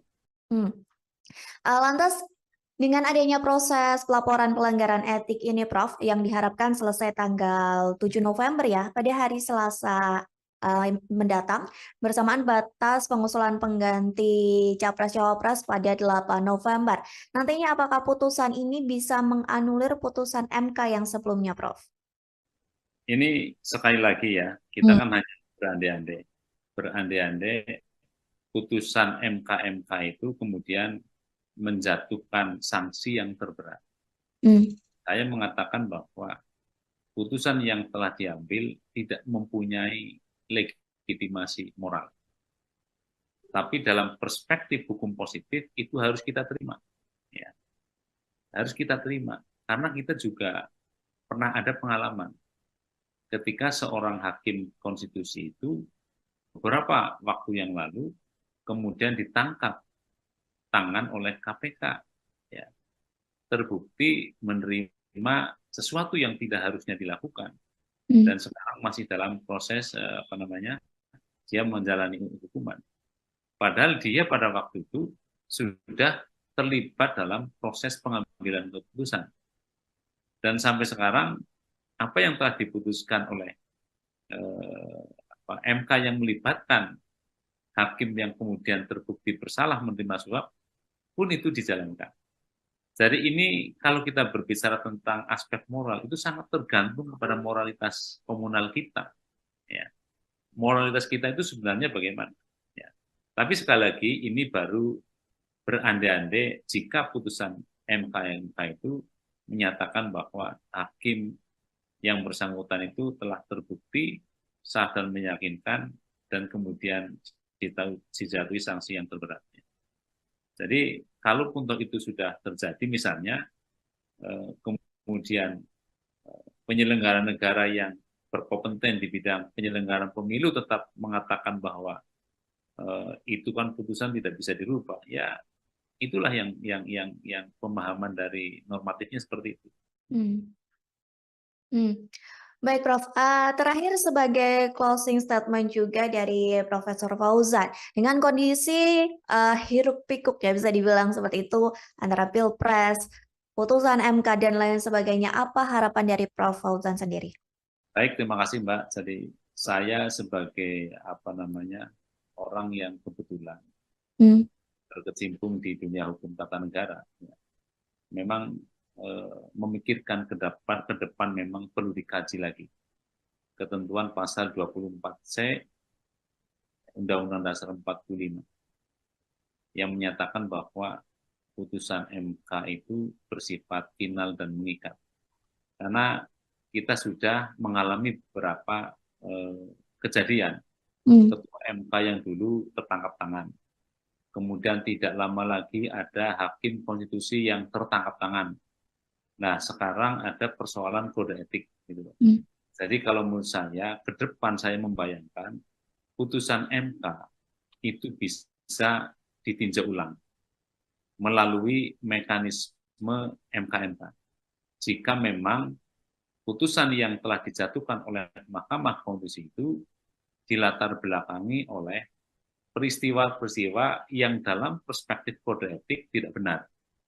Ya, hakimnya misalnya telah terbukti dengan sah meyakinkan melanggar kode etik, maka saya membayangkan ke depan MK-MK itu bisa menjatuhkan sanksi termasuk yang 3 itu, tetapi juga ada tambahan.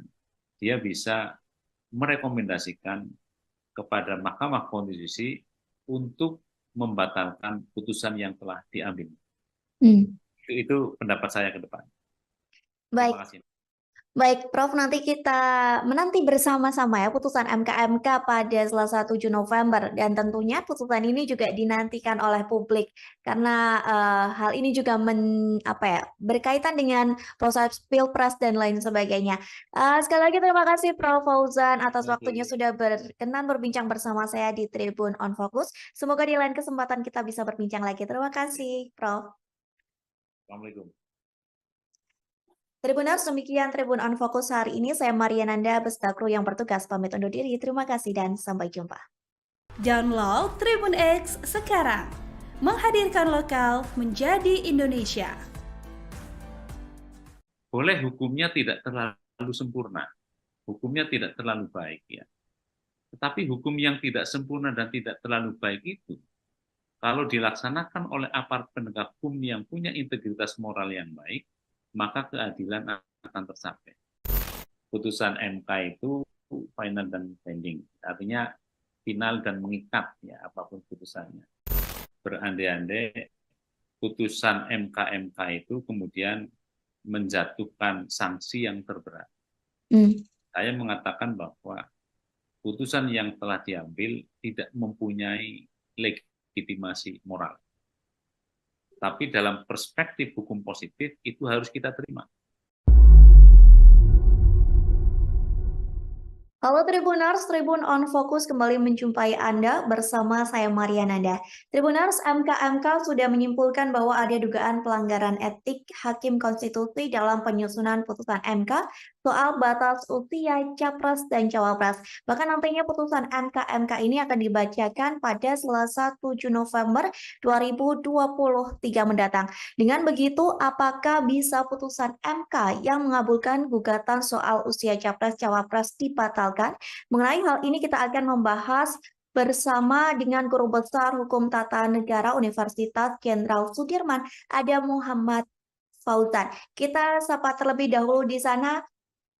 Halo Prof, gimana kabarnya? Alhamdulillah, sehat. Mbak juga sehat?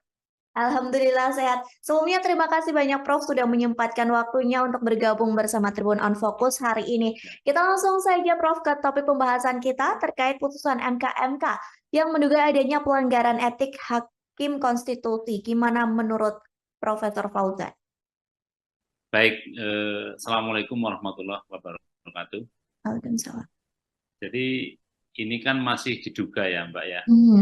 Jadi proses masih jalan, ya sudah beberapa kali persidangan di MK-MK, kita tinggal menunggu saya pikir karena memang ini jalur konstitusional yang disediakan oleh hukum tata negara kita ya, berdasarkan peraturan MK tentunya tentang MK-MK ya, yaitu peraturan kalau tidak salah nomor 1 tahun 2023 tentang Majelis Kehormatan Mahkamah Konstitusi.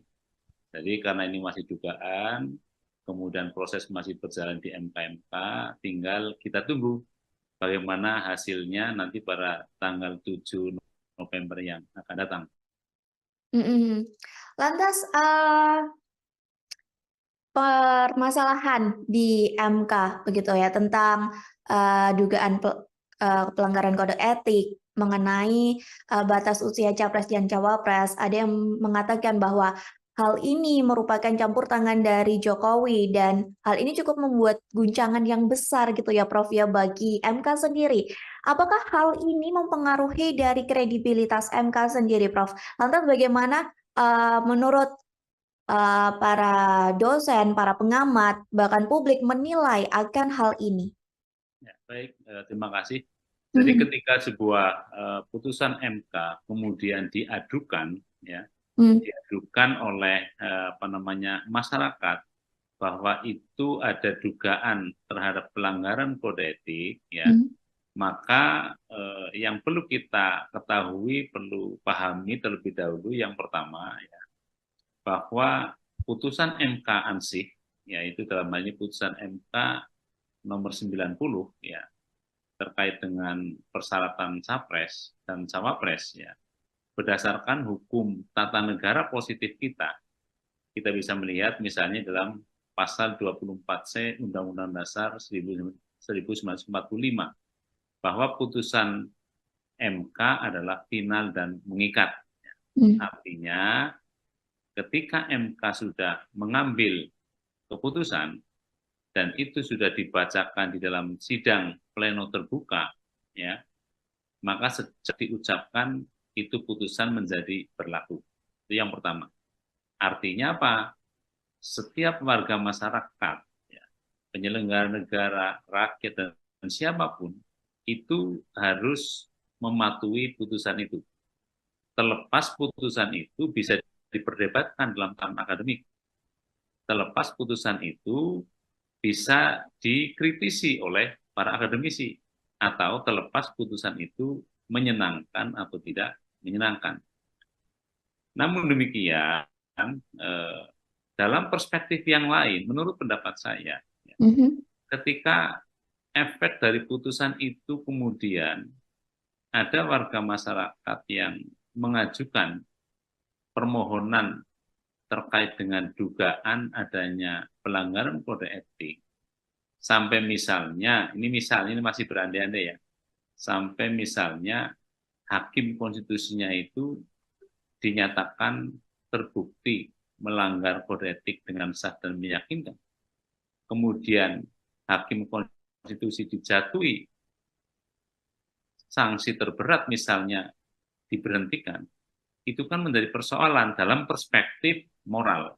Ya, karena itu diputuskan oleh hakim konstitusi yang telah nyata-nyata terbukti dengan sah dan meyakinkan melanggar kode etik sampai diberhentikan. Sehingga dalam perspektif yang lain moral, tentunya putusan yang telah dijatuhkan itu tidak memiliki legitimasi moral. Gitu. Itu menurut pendapat saya. Jadi harus dibedakan dalam perspektif hukum tata negara positif, berdasarkan pasal 24C Undang-Undang Dasar 45 hasil amandemen, maka putusan yang telah dibacakan dalam sidang pleno yang terbuka, maka putusan itu berlaku dan tidak ada upaya hukum, pas senang atau tidak senang. Tetapi sebagai sebuah diskursus di akademis ya, atau kita semua bisa mendiskusikan, ketika putusan itu ternyata telah diambil ya, oleh hakim-hakim yang kemudian terbukti telah melanggar kode etik, ya, kemudian dijatuhi sanksi terberat misalnya diberhentikan, itu menjadi soal yang kalau kita lihat dalam perspektif moral, berarti putusan itu tidak memiliki legitimasi moral. Makanya terlepas kita dari berbicara hukum positif, hukum tata negara positif, kalau kita tarik kepada ranah persoalan etik, maka saya membayangkan ada terobosan-terobosan yang dilakukan, ya, karena di atas hukum itu ada moral, di atas hukum itu ada nurani. Ya. Orang bisa mengatakan bahwa, ya, boleh hukumnya tidak terlalu sempurna, hukumnya tidak terlalu baik, ya. Tetapi hukum yang tidak sempurna dan tidak terlalu baik itu, kalau dilaksanakan oleh aparat penegak hukum yang punya integritas moral yang baik, maka keadilan akan tercapai. Itu Mbak, menurut pendapat saya. Baik, Prof. Lantas, Prof, terkait sikap MK-MK nih yang mempercepat proses pelanggaran kode etik dari yang biasanya nih 30 hari dan kini dipusatkan kurang lebih dari 7 hari saja. Gimana tanggapan atau komentar dari Profesor Fauzan sendiri? Ya, karena menurut saya sebenarnya begini, Mbak. Putusan ini tidak akan rame. Ya. Putusan 90 itu tidak akan rame kalau sejak awal di dalam putusannya MK itu misalnya menyatakan bahwa ini diberlakukan pada pemilu 2029. Jadi kalau putusan MK yang 90 itu diberlakukan efektif tahun 2029, saya pikir tidak akan ada persoalan seperti ini. Tapi karena ini diberlakukan pada pemilu tahun 2024 ini, di mana tahapan pemilihan umum sudah berjalan terkait dengan pendaftaran pasangan capres dan cawapres, kemudian penentuan nanti pasangan capres dan cawapres, makanya itu dipercepat, dan itu kan paling lama 1 bulan, artinya kurang dari 1 bulan pun sebenarnya nggak menjadi persoalan. Itu Mbak. Permasalahannya karena putusan ini ada dalam siklus dari Pilpres yang terkesan terburu-buru gitu ya, Prof ya? Ya, saya pikir itu, ya. Saya yakin kalau putusan ini diberlakukan pada pemilu tahun 2029, gonjang-ganjing terkait dengan putusan MK tidak akan terjadi. Ini kan karena putusan langsung diberlakukan pada pemilu 2024 yang akan datang. Sehingga orang sudah membaca, ya. Baca bahwa ini ada yang diuntungkan dari keputusan ini, gitu loh. Apalagi kalau kita lihat diskursus sebelum putusan ini dijatuhkan. Gitu. Saya pikir itu, Mbak.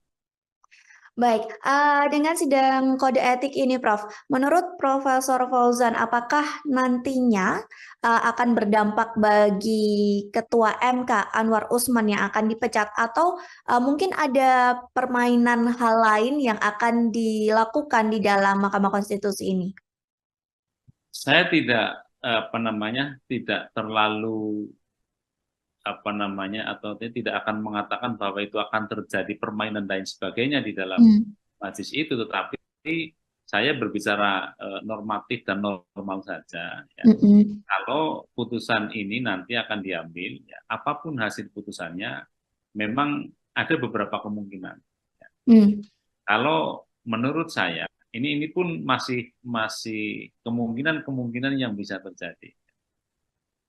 Memang kalau kita memperhatikan hukum positif, sekali lagi, hukum yang berlaku sekarang, itu MK-MK itu hanya terkait dengan peradilan etik.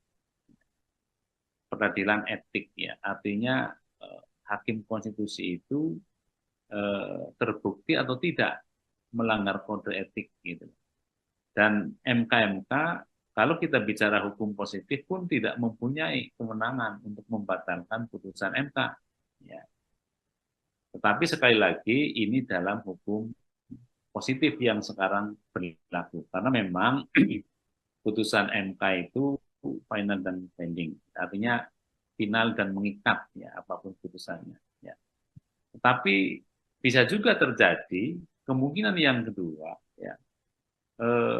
Kalau kita lihat misalnya dinamika yang terjadi di sidang MK-MK, ya, kemudian para anggota Majelis Kehormatan ini atau MK-MK ini mempunyai pemikiran yang jauh ke depan, mendasarkan kepada aspek moral, barangkali putusannya akan berbeda. Gitu. Artinya berbeda, bisa dia mengusulkan untuk pemberhentian hakim konstitusi. Kemudian yang kedua bisa juga, menurut pendapat saya, dia merekomendasikan agar putusan MK nomor 90 itu dibatalkan. Tapi yang membatalkan juga MK, artinya Mahkamah Konstitusi. Tapi ini pun pasti akan menjadi diskursus. Bagaimana dia nanti, ya, ketika memang hakim itu sudah terbukti melanggar kode etik, kemudian dipersilahkan lagi untuk mengambil keputusan. Itu kan juga soal lain. Makanya beberapa waktu yang lalu salah satu anggota Mahkamah Konstitusi, hakim konstitusi yang mulia Profesor Arief mengatakan sudah direshuffle sekalian 9 hakim konstitusi, kan begitu. Tentu Mbak mengikuti barangkali. Jadi dari itu, menurut pendapat saya, kalau kita hanya beranjak kepada hukum tertulis, hukum positif sekarang, memang tidak mungkin putusan MK itu diganggu-gugat. Tetapi kalau kita berbicara tentang hukum progresif, ya, ke depan, karena di atas hukum itu ada moral, ya, ada nurani, gitu loh. Ada nurani, sehingga bisa saja kemungkinan itu terjadi. Karena yang harus kita pahami, Mbak, ya, hukum tertulis itu pasti akan jauh tertinggal dari perkembangan hukum masyarakat. Ya. Karena pasal 24C itu kan dibuat sekitar 2 dekade yang lalu. Yang barangkali nilai-nilai yang tumbuh berkembang di dalam masyarakat, hukum yang berkembang itu sudah bergeser. Ya. Artinya sudah ketinggalan dengan kondisi masyarakat yang sekarang. Itu pendapat saya. Jadi makanya putusan-putusan yang sifatnya progresif juga masih dimungkinkan dalam kehidupan berhukum di Indonesia. Tergantung hakimnya lah, saya pikir. Oke, berarti untuk nasib dari Ketua MK Anwar Usman sendiri belum tentu dipecat begitu ya, Prof ya? Tergantung nanti perkembangan keputusan dari hakim sendiri begitu ya, Prof? Tergantung kepada putusan MK-MK. Ya. Kalau putusan MK-MK menyatakan bahwa hakim terlapor itu telah terbukti sah dan meyakinkan melanggar kode etik, maka ada 3 kemungkinan sanksinya. Sanksi teguran, ya, yang sifatnya lisan, tertulis, atau untuk diberhentikan dengan tidak hormat. Tinggal yang dilanggar itu kode etik yang mana, ya, terkait dengan integritas, kan begitu kan. Karena tentunya itu kita sabar dulu menunggu sampai tanggal 7 paling tidak. Apakah yang diadukan itu, hakim-hakim yang diadukan itu nanti dijatuhi sanksi yang pertama, kedua, atau yang terberat, ya, diusulkan untuk diberhentikan dengan tidak hormat. Berarti nanti kita tunggu juga ya, Prof ya, kemungkinan itu di antara 3 kemungkinan itu mana yang akan terjadi, seperti itu ya, Prof ya. Lalu Prof, soal pencopotan Hakim Konstitusi Aswanto oleh DPR yang kemarin juga sempat disinggung oleh Ketua MK Jimli, bahkan Jimli sempat sampai berujar kurang ajar seperti itu, Prof. Apakah menurut Prof Fauzan termasuk dalam pelanggaran ataupun hal itu termasuk dalam salah satu skenario dari Pilpres 2024 ini? Saya berpikir begini ya, kalau kita tarik ke belakang, ya, itu memang ada pergeseran mindset dari para pihak yang mengusulkan. Kalau kita lihat pada proses amandemen Undang-Undang Dasar 45, itu kan dulu ada dalam tanda petik pertarungan, ya. Pertarungan kepentingan kelembagaan, sehingga muncul bahwa hakim konstitusi itu terdiri dari 9. Sepakat, kemudian 9 itu dari mana saja. Ya. Kemudian ada yang diusulkan dari DPR, ada yang diusulkan dari Presiden, ada yang diusulkan dari Mahkamah Agung. Kalau saya itu membacanya bahwa itu sebenarnya merupakan kristalisasi dari kepentingan yang berseberangan. Karena Mbak juga mesti tahu bahwa persoalan judicial review itu kan perdebatan yang sejak lama ketika penyusunan Undang-Undang Dasar 45 yang disahkan tanggal 18 Agustus 45. Ada yang menyetujui, ada yang tidak. Karena persoalan judicial review itu menurut Profesor Supomo ini bertentangan dengan sistem ketatanegaraan yang akan dibentuk. Sementara kalau kita lihat eksekutif, legislatif, yudikatif kan merupakan satu lembaga pemegang kekuasaan yang mempunyai kedudukan yang sederajat. Sehingga kalau salah satu lembaga diberi kewenangan untuk melakukan judicial review ya, atas sebuah produk yang dikeluarkan oleh lembaga lain, itu terkesan lebih tinggi. Itu dulu. Kemudian Yamin, Profesor Yamin itu termasuk yang setuju untuk adanya judicial review. Karena persoalan judicial review itu terkait dengan pilihan negara hukum. Sehingga siapapun yang diberi kewenangan untuk melakukan judicial review tetap harus memperhatikan produk. Itu clear, akhirnya diterima. Kemudian tinggal ini 3 hakim itu berangkat dari mana? Berangkat dari pilihan 3. Yang 3 dipilih oleh atau diusulkan oleh Presiden, yang 3 oleh DPR, yang 3 oleh MA. Padahal Presiden dan DPR kan kita tahu, itu merupakan lembaga negara yang dipergunakan untuk memproses sebuah undang-undang. Nah, dia hakim konstitusi atau Mahkamah Konstitusi itu lembaga yang nantinya diberi kewenangan untuk melakukan review atas undang-undang. Sehingga pemikiran sederhana, kalau 3 hakim sudah dari Presiden, 3 dari DPR, maka hitung-hitungan politiknya tidak ada undang-undang yang dibatalkan. Tapi kan itu soalnya berbeda, ternyata ada persyaratan. Seorang hakim konstitusi itu harus mempunyai sifat negarawan. Yaitu tidak lagi berpikir berasal dari mana. Apakah berasal atas usulan Presiden atau usulan DPR. Nah, kemarin ada pemikiran yang mulai bergeser. Salah satu ketua komisi mengatakan bahwa hakim yang diusulkan oleh DPR mestinya harus mengamankan kebijakan DPR. Kan gitu, Mbak flashback ke belakang.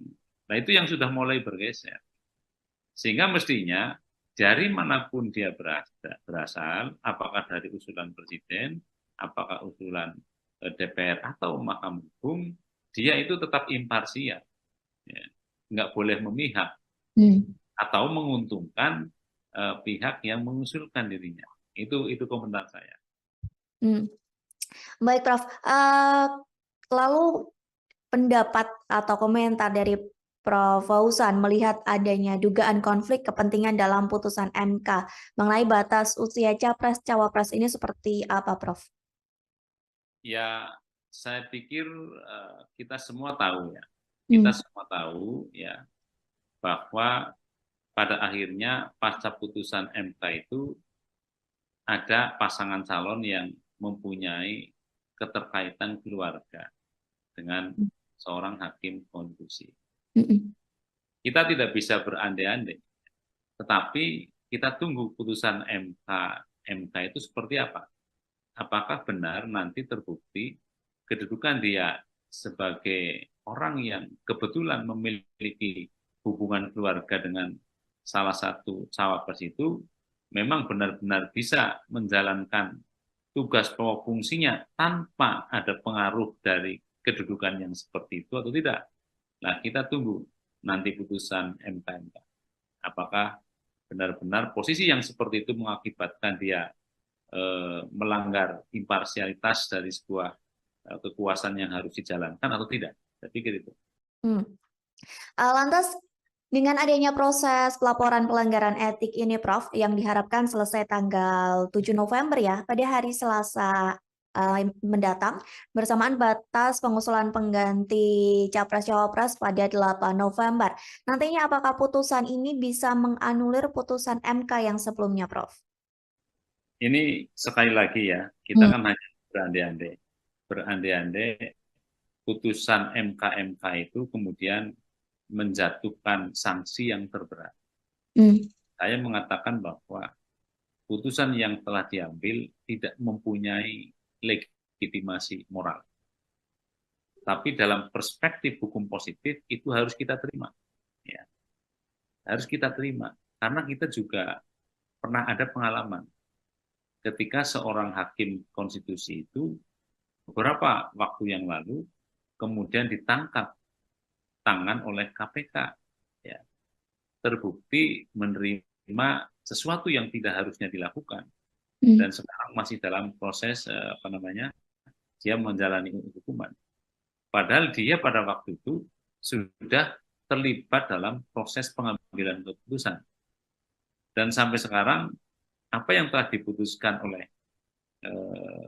MK yang melibatkan hakim yang kemudian terbukti bersalah menerima suap, pun itu dijalankan. Jadi ini kalau kita berbicara tentang aspek moral, itu sangat tergantung kepada moralitas komunal kita. Ya. Moralitas kita itu sebenarnya bagaimana? Tapi sekali lagi ini baru berandai-andai jika putusan MK itu menyatakan bahwa hakim yang bersangkutan itu telah terbukti sah dan meyakinkan dan kemudian dijatuhi sanksi yang terberat.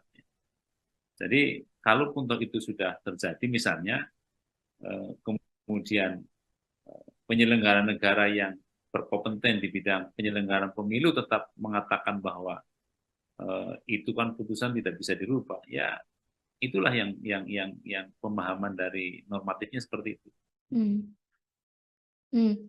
Baik, Prof. Terakhir sebagai closing statement juga dari Profesor Fauzan, dengan kondisi hiruk pikuk ya bisa dibilang seperti itu antara Pilpres, putusan MK dan lain sebagainya, apa harapan dari Prof. Fauzan sendiri? Baik, terima kasih Mbak. Jadi saya sebagai orang yang kebetulan berkecimpung di dunia hukum tata negara, memang memikirkan ke depan memang perlu dikaji lagi. Ketentuan pasal 24C Undang-Undang Dasar 45 yang menyatakan bahwa putusan MK itu bersifat final dan mengikat.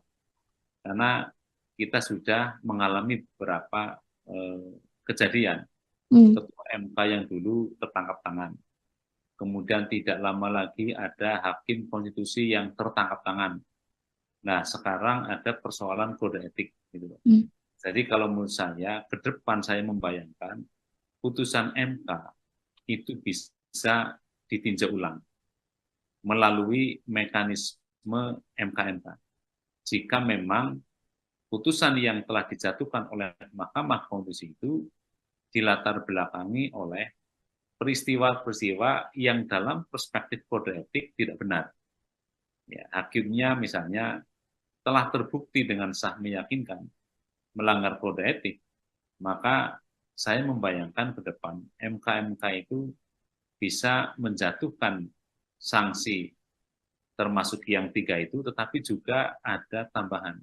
Dia bisa merekomendasikan kepada Mahkamah Konstitusi untuk membatalkan putusan yang telah diambil. Itu pendapat saya ke depan. Baik. Terima kasih.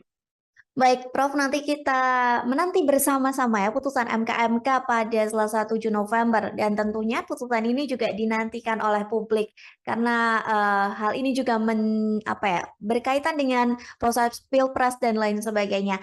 Sekali lagi terima kasih Prof Fauzan atas waktunya sudah berkenan berbincang bersama saya di Tribun on Focus. Semoga di lain kesempatan kita bisa berbincang lagi. Terima kasih, Prof. Assalamualaikum. Tribuners, demikian Tribun on Focus hari ini. Saya Mariananda beserta kru yang bertugas pamit undur diri. Terima kasih dan sampai jumpa. Download Tribun X sekarang. Menghadirkan lokal menjadi Indonesia. Boleh hukumnya tidak terlalu sempurna. Hukumnya tidak terlalu baik ya. Tetapi hukum yang tidak sempurna dan tidak terlalu baik itu kalau dilaksanakan oleh aparat penegak hukum yang punya integritas moral yang baik, maka keadilan akan tercapai. Putusan MK itu final dan binding. Artinya final dan mengikat, ya apapun putusannya.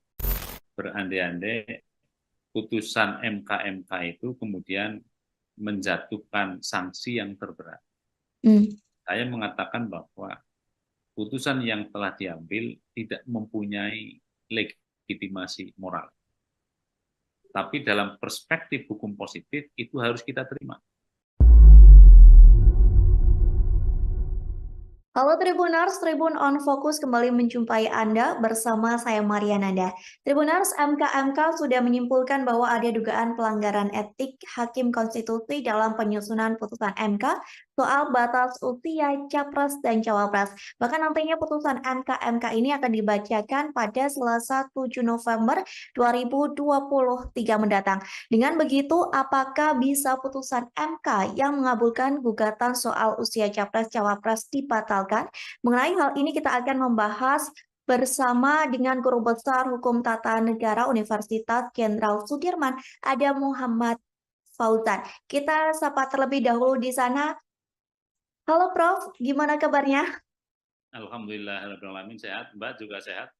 Alhamdulillah sehat. Sebelumnya terima kasih banyak Prof sudah menyempatkan waktunya untuk bergabung bersama Tribun on Fokus hari ini. Kita langsung saja Prof ke topik pembahasan kita terkait putusan MK yang menduga adanya pelanggaran etik Hakim Konstitusi. Gimana menurut Profesor Fauzan? Baik, Assalamualaikum warahmatullahi wabarakatuh. Waalaikumsalam. Jadi ini kan masih diduga ya Mbak ya. Jadi proses masih jalan, ya sudah beberapa kali persidangan di MK. Kita tinggal menunggu saya pikir karena memang ini jalur konstitusional yang disediakan oleh hukum tata negara kita ya. Berdasarkan peraturan MK tentunya tentang MK ya.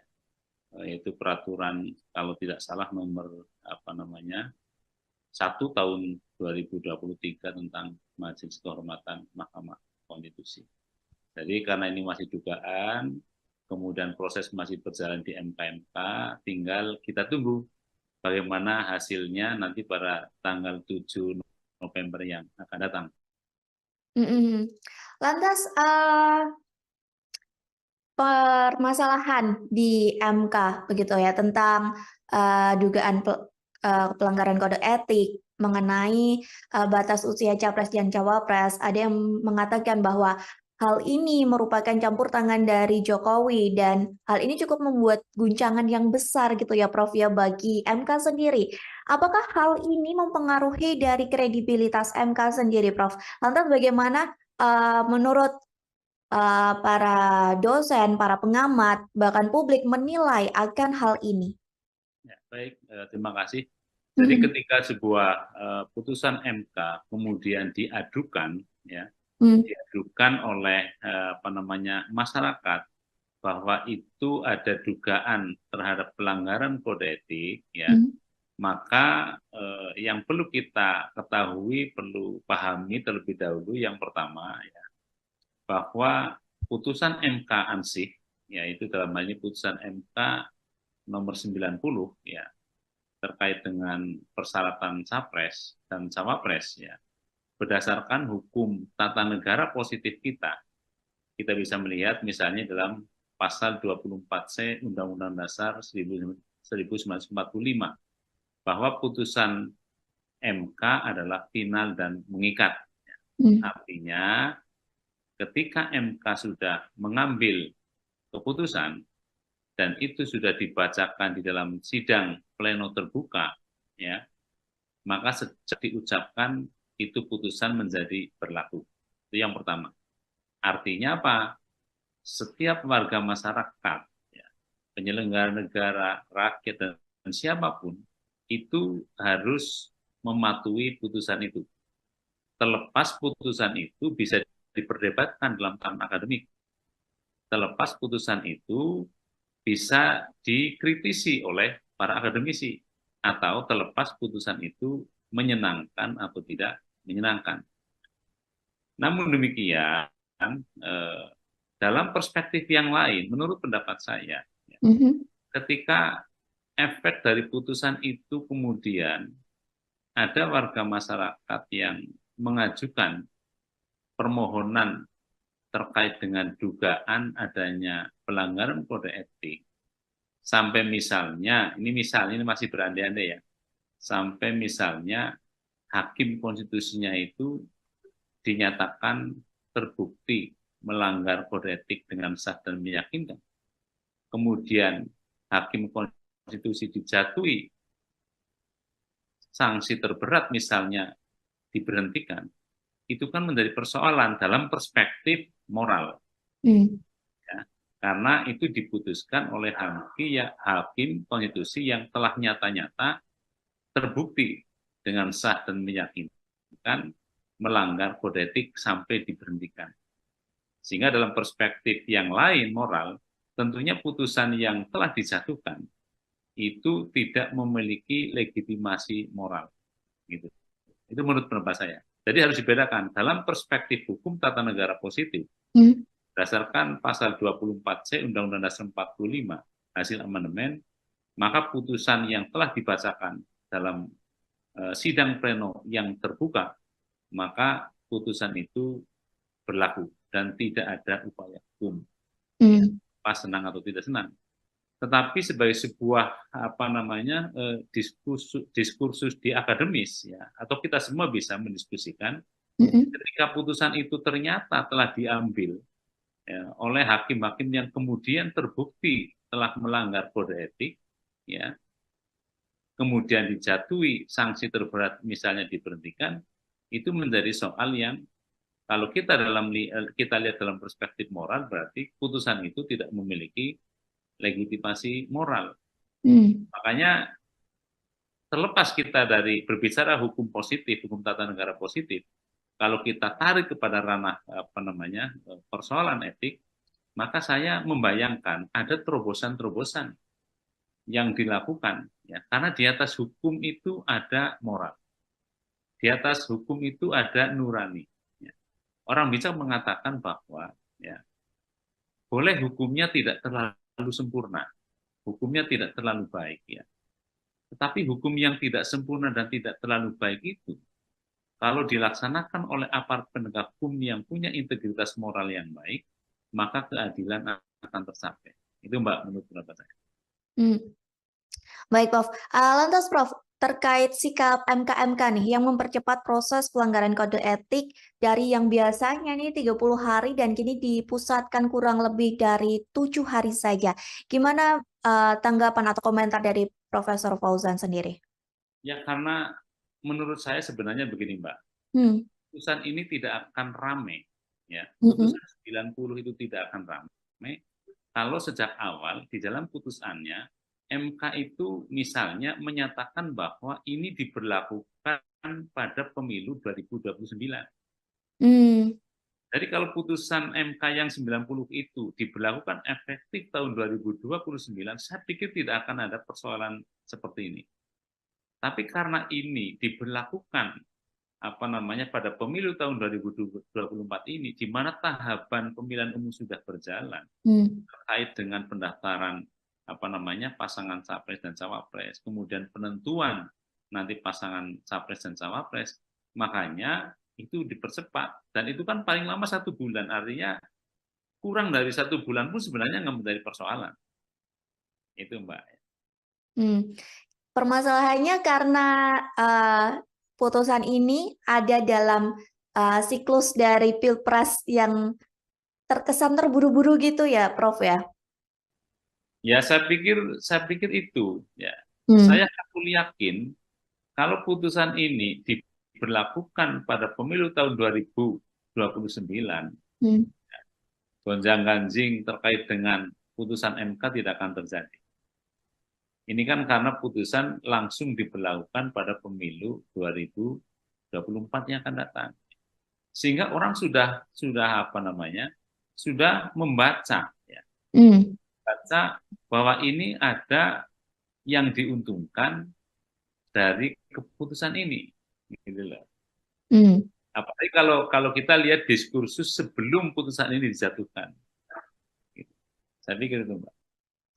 Baik, dengan sidang kode etik ini, Prof, menurut Profesor Fauzan, apakah nantinya akan berdampak bagi Ketua MK Anwar Usman yang akan dipecat, atau mungkin ada permainan hal lain yang akan dilakukan di dalam Mahkamah Konstitusi ini? Saya tidak terlalu atau tidak akan mengatakan bahwa itu akan terjadi permainan dan sebagainya di dalam majelis itu, tetapi saya berbicara normatif dan normal saja. Ya. Kalau putusan ini nanti akan diambil, ya, apapun hasil putusannya, memang ada beberapa kemungkinan. Ya. Kalau menurut saya, ini pun masih kemungkinan yang bisa terjadi. Memang kalau kita memperhatikan hukum positif, sekali lagi, hukum yang berlaku sekarang, itu MK-MK itu hanya terkait dengan peradilan etik. Peradilan etik, ya, artinya hakim konstitusi itu terbukti atau tidak melanggar kode etik gitu. Dan MK-MK kalau kita bicara hukum positif pun tidak mempunyai kewenangan untuk membatalkan putusan MK. Ya. Tetapi sekali lagi ini dalam hukum positif yang sekarang berlaku. Karena memang putusan MK itu final dan binding. Artinya final dan mengikat, ya, apapun putusannya. Ya. Tetapi bisa juga terjadi kemungkinan yang kedua. Ya. Kalau kita lihat misalnya dinamika yang terjadi di sidang MK-MK, ya, kemudian para anggota Majelis Kehormatan ini atau MK-MK ini mempunyai pemikiran yang jauh ke depan, mendasarkan kepada aspek moral, barangkali putusannya akan berbeda. Gitu, artinya berbeda, bisa dia mengusulkan untuk pemberhentian hakim konstitusi. Kemudian yang kedua bisa juga, menurut pendapat saya, dia merekomendasikan agar putusan MK nomor 90 itu dibatalkan. Tapi yang membatalkan juga MK, artinya Mahkamah Konstitusi. Tapi ini pun pasti akan menjadi diskursus. Bagaimana dia nanti, ya, ketika memang hakim itu sudah terbukti melanggar kode etik, kemudian dipersilahkan lagi untuk mengambil keputusan. Itu kan juga soal lain. Makanya beberapa waktu yang lalu salah satu anggota Mahkamah Konstitusi, hakim konstitusi yang mulia Profesor Arief mengatakan sudah direshuffle sekalian 9 hakim konstitusi, kan begitu. Tentu Mbak mengikuti barangkali. Jadi dari itu, menurut pendapat saya, kalau kita hanya beranjak kepada hukum tertulis, hukum positif sekarang, memang tidak mungkin putusan MK itu diganggu-gugat. Tetapi kalau kita berbicara tentang hukum progresif, ya, ke depan, karena di atas hukum itu ada moral, ya, ada nurani, gitu loh. Ada nurani, sehingga bisa saja kemungkinan itu terjadi. Karena yang harus kita pahami, Mbak, ya, hukum tertulis itu pasti akan jauh tertinggal dari perkembangan hukum masyarakat. Ya. Karena pasal 24C itu kan dibuat sekitar 2 dekade yang lalu. Yang barangkali nilai-nilai yang tumbuh berkembang di dalam masyarakat, hukum yang berkembang itu sudah bergeser. Ya. Artinya sudah ketinggalan dengan kondisi masyarakat yang sekarang.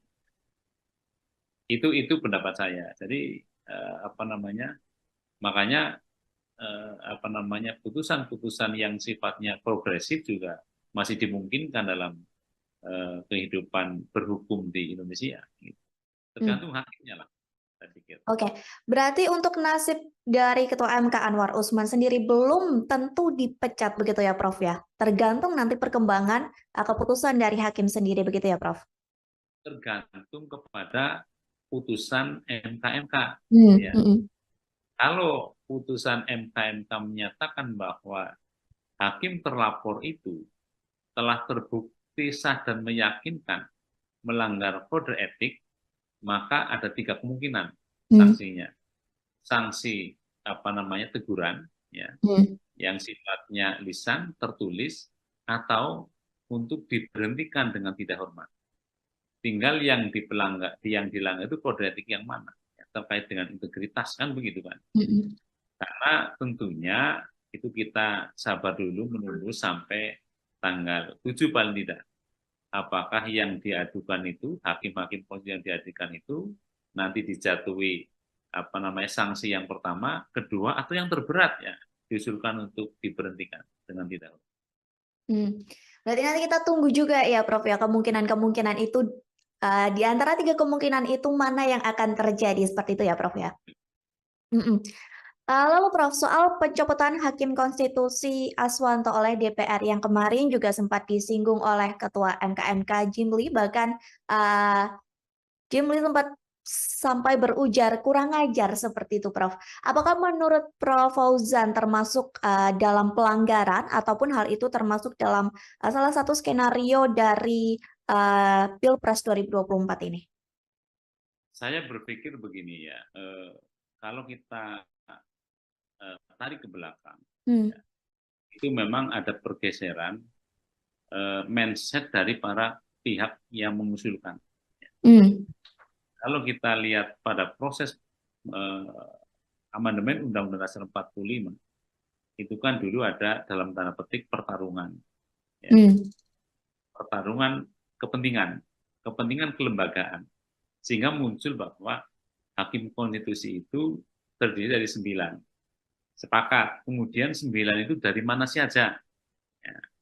Kemudian ada yang diusulkan dari DPR, ada yang diusulkan dari Presiden, ada yang diusulkan dari Mahkamah Agung. Kalau saya itu membacanya bahwa itu sebenarnya merupakan kristalisasi dari kepentingan yang berseberangan.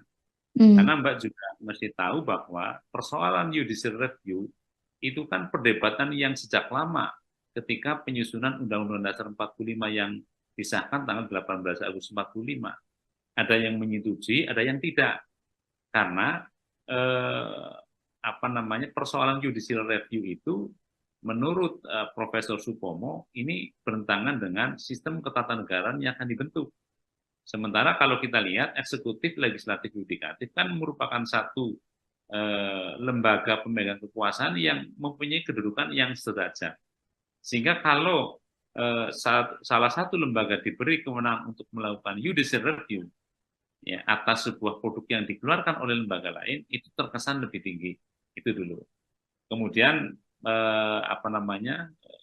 Yamin, Profesor Yamin itu termasuk yang setuju untuk adanya judicial review. Karena persoalan judicial review itu terkait dengan pilihan negara hukum. Sehingga siapapun yang diberi kewenangan untuk melakukan judicial review tetap harus memperhatikan produk. Itu clear, akhirnya diterima. Kemudian tinggal ini 3 hakim itu berangkat dari mana? Berangkat dari pilihan 3. Yang 3 dipilih oleh atau diusulkan oleh Presiden, yang 3 oleh DPR, yang 3 oleh MA. Padahal Presiden dan DPR kan kita tahu itu merupakan lembaga negara yang dipergunakan untuk memproses sebuah undang-undang. Nah, dia hakim konstitusi atau Mahkamah Konstitusi itu lembaga yang nantinya diberi kewenangan untuk melakukan review atas undang-undang. Sehingga pemikiran sederhana, kalau 3 hakim sudah dari Presiden, 3 dari DPR, maka hitung-hitungan politiknya tidak ada undang-undang yang dibatalkan. Tapi kan itu soalnya berbeda, ternyata ada persyaratan. Seorang hakim konstitusi itu harus mempunyai sifat negarawan. Yaitu tidak lagi berpikir berasal dari mana. Apakah berasal atas usulan Presiden atau usulan DPR. Nah, kemarin ada pemikiran yang mulai bergeser. Salah satu ketua komisi mengatakan bahwa hakim yang diusulkan oleh DPR mestinya harus mengamankan kebijakan DPR. Kan gitu. Mbak flashback ke belakang. Nah, itu yang sudah mulai bergeser. Sehingga mestinya dari manapun dia berasal, apakah dari usulan presiden, apakah usulan DPR atau Mahkamah Agung, dia itu tetap imparsial, ya. Nggak boleh memihak atau menguntungkan pihak yang mengusulkan dirinya. Itu komentar saya.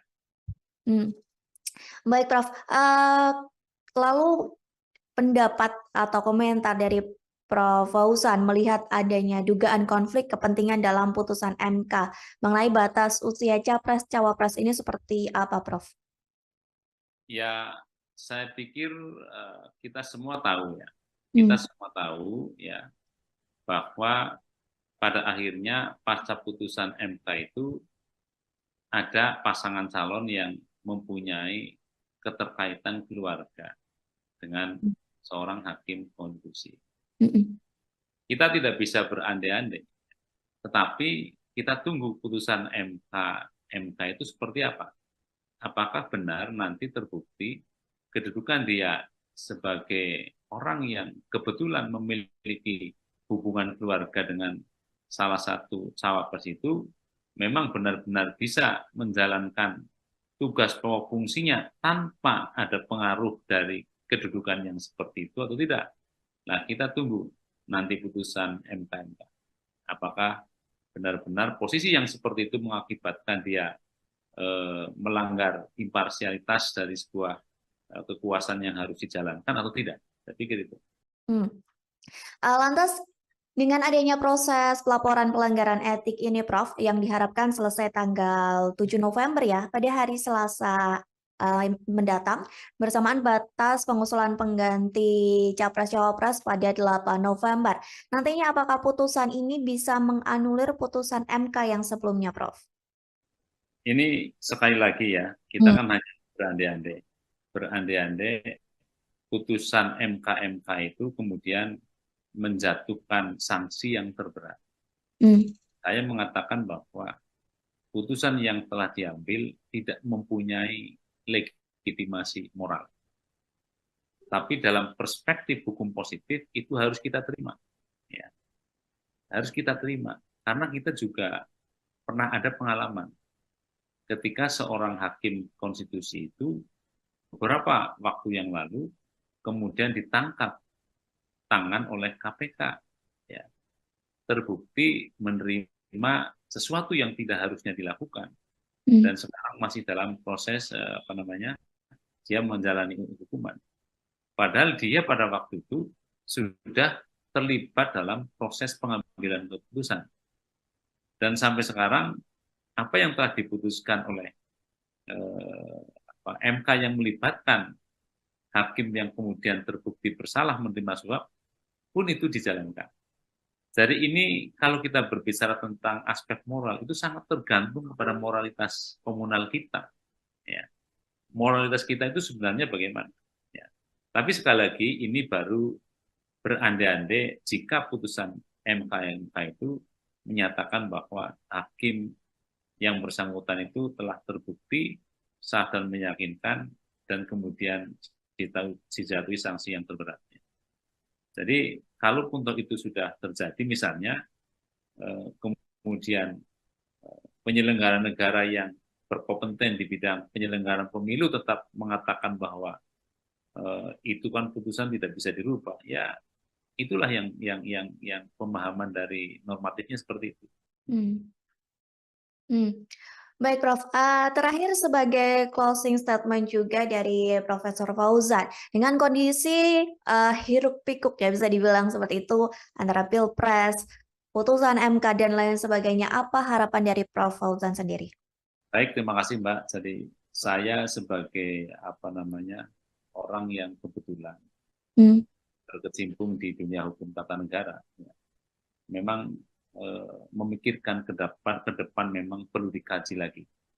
Ketentuan pasal 24C Undang-Undang Dasar 45 yang menyatakan bahwa putusan MK itu bersifat final dan mengikat. Karena kita sudah mengalami beberapa kejadian. Ketua MK yang dulu tertangkap tangan. Kemudian tidak lama lagi ada hakim konstitusi yang tertangkap tangan. Nah, sekarang ada persoalan kode etik. Gitu. Hmm. Jadi kalau menurut saya, ke depan saya membayangkan putusan MK itu bisa ditinjau ulang melalui mekanisme MK-MK. Jika memang putusan yang telah dijatuhkan oleh Mahkamah Konstitusi itu dilatar belakangi oleh peristiwa-peristiwa yang dalam perspektif kode etik tidak benar. Ya, hakimnya misalnya telah terbukti dengan sah meyakinkan melanggar kode etik, maka saya membayangkan ke depan MK-MK itu bisa menjatuhkan sanksi termasuk yang 3 itu, tetapi juga ada tambahan. Dia bisa merekomendasikan kepada Mahkamah Konstitusi untuk membatalkan putusan yang telah diambil. Itu pendapat saya ke depan. Baik. Terima kasih.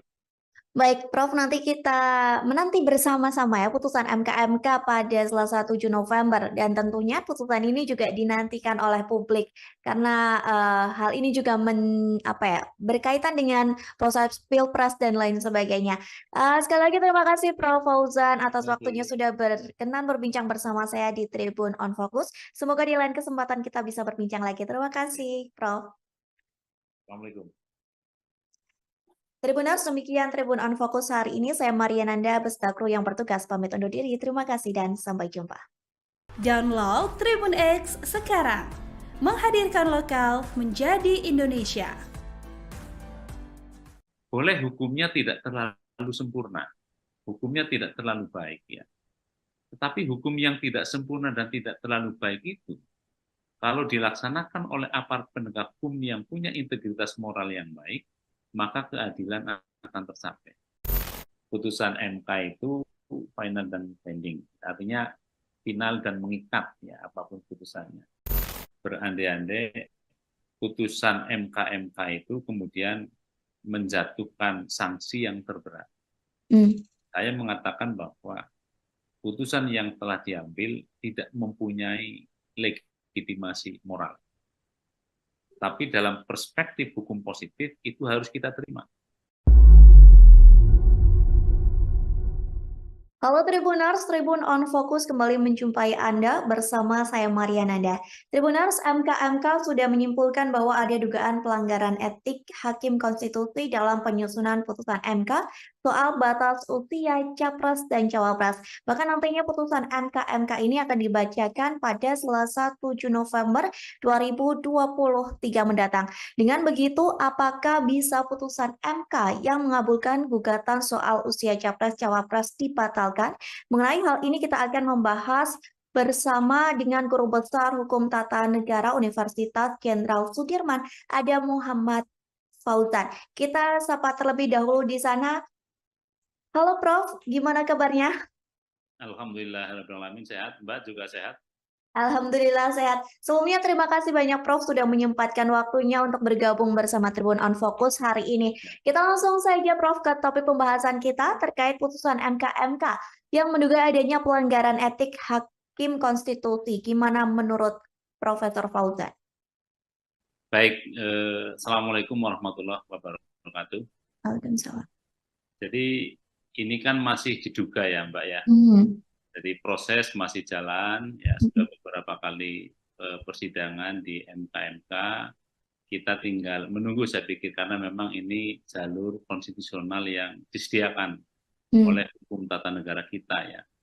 Berdasarkan peraturan MK tentunya tentang MK-MK ya. Yaitu peraturan kalau tidak salah nomor 1 tahun 2023 tentang Majelis Kehormatan Mahkamah Konstitusi. Jadi karena ini masih dugaan, kemudian proses masih berjalan di MK-MK, tinggal kita tunggu bagaimana hasilnya nanti pada tanggal 7 November yang akan datang.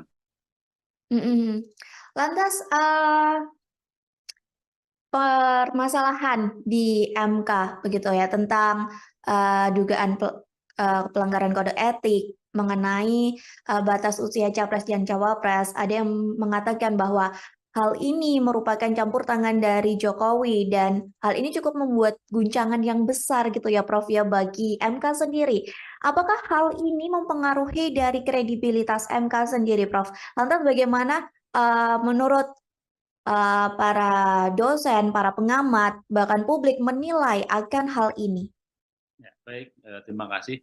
Jadi Mhm. ketika sebuah putusan MK kemudian diadukan, ya, Hmm. diadukan oleh masyarakat bahwa itu ada dugaan terhadap pelanggaran kode etik, ya, Hmm.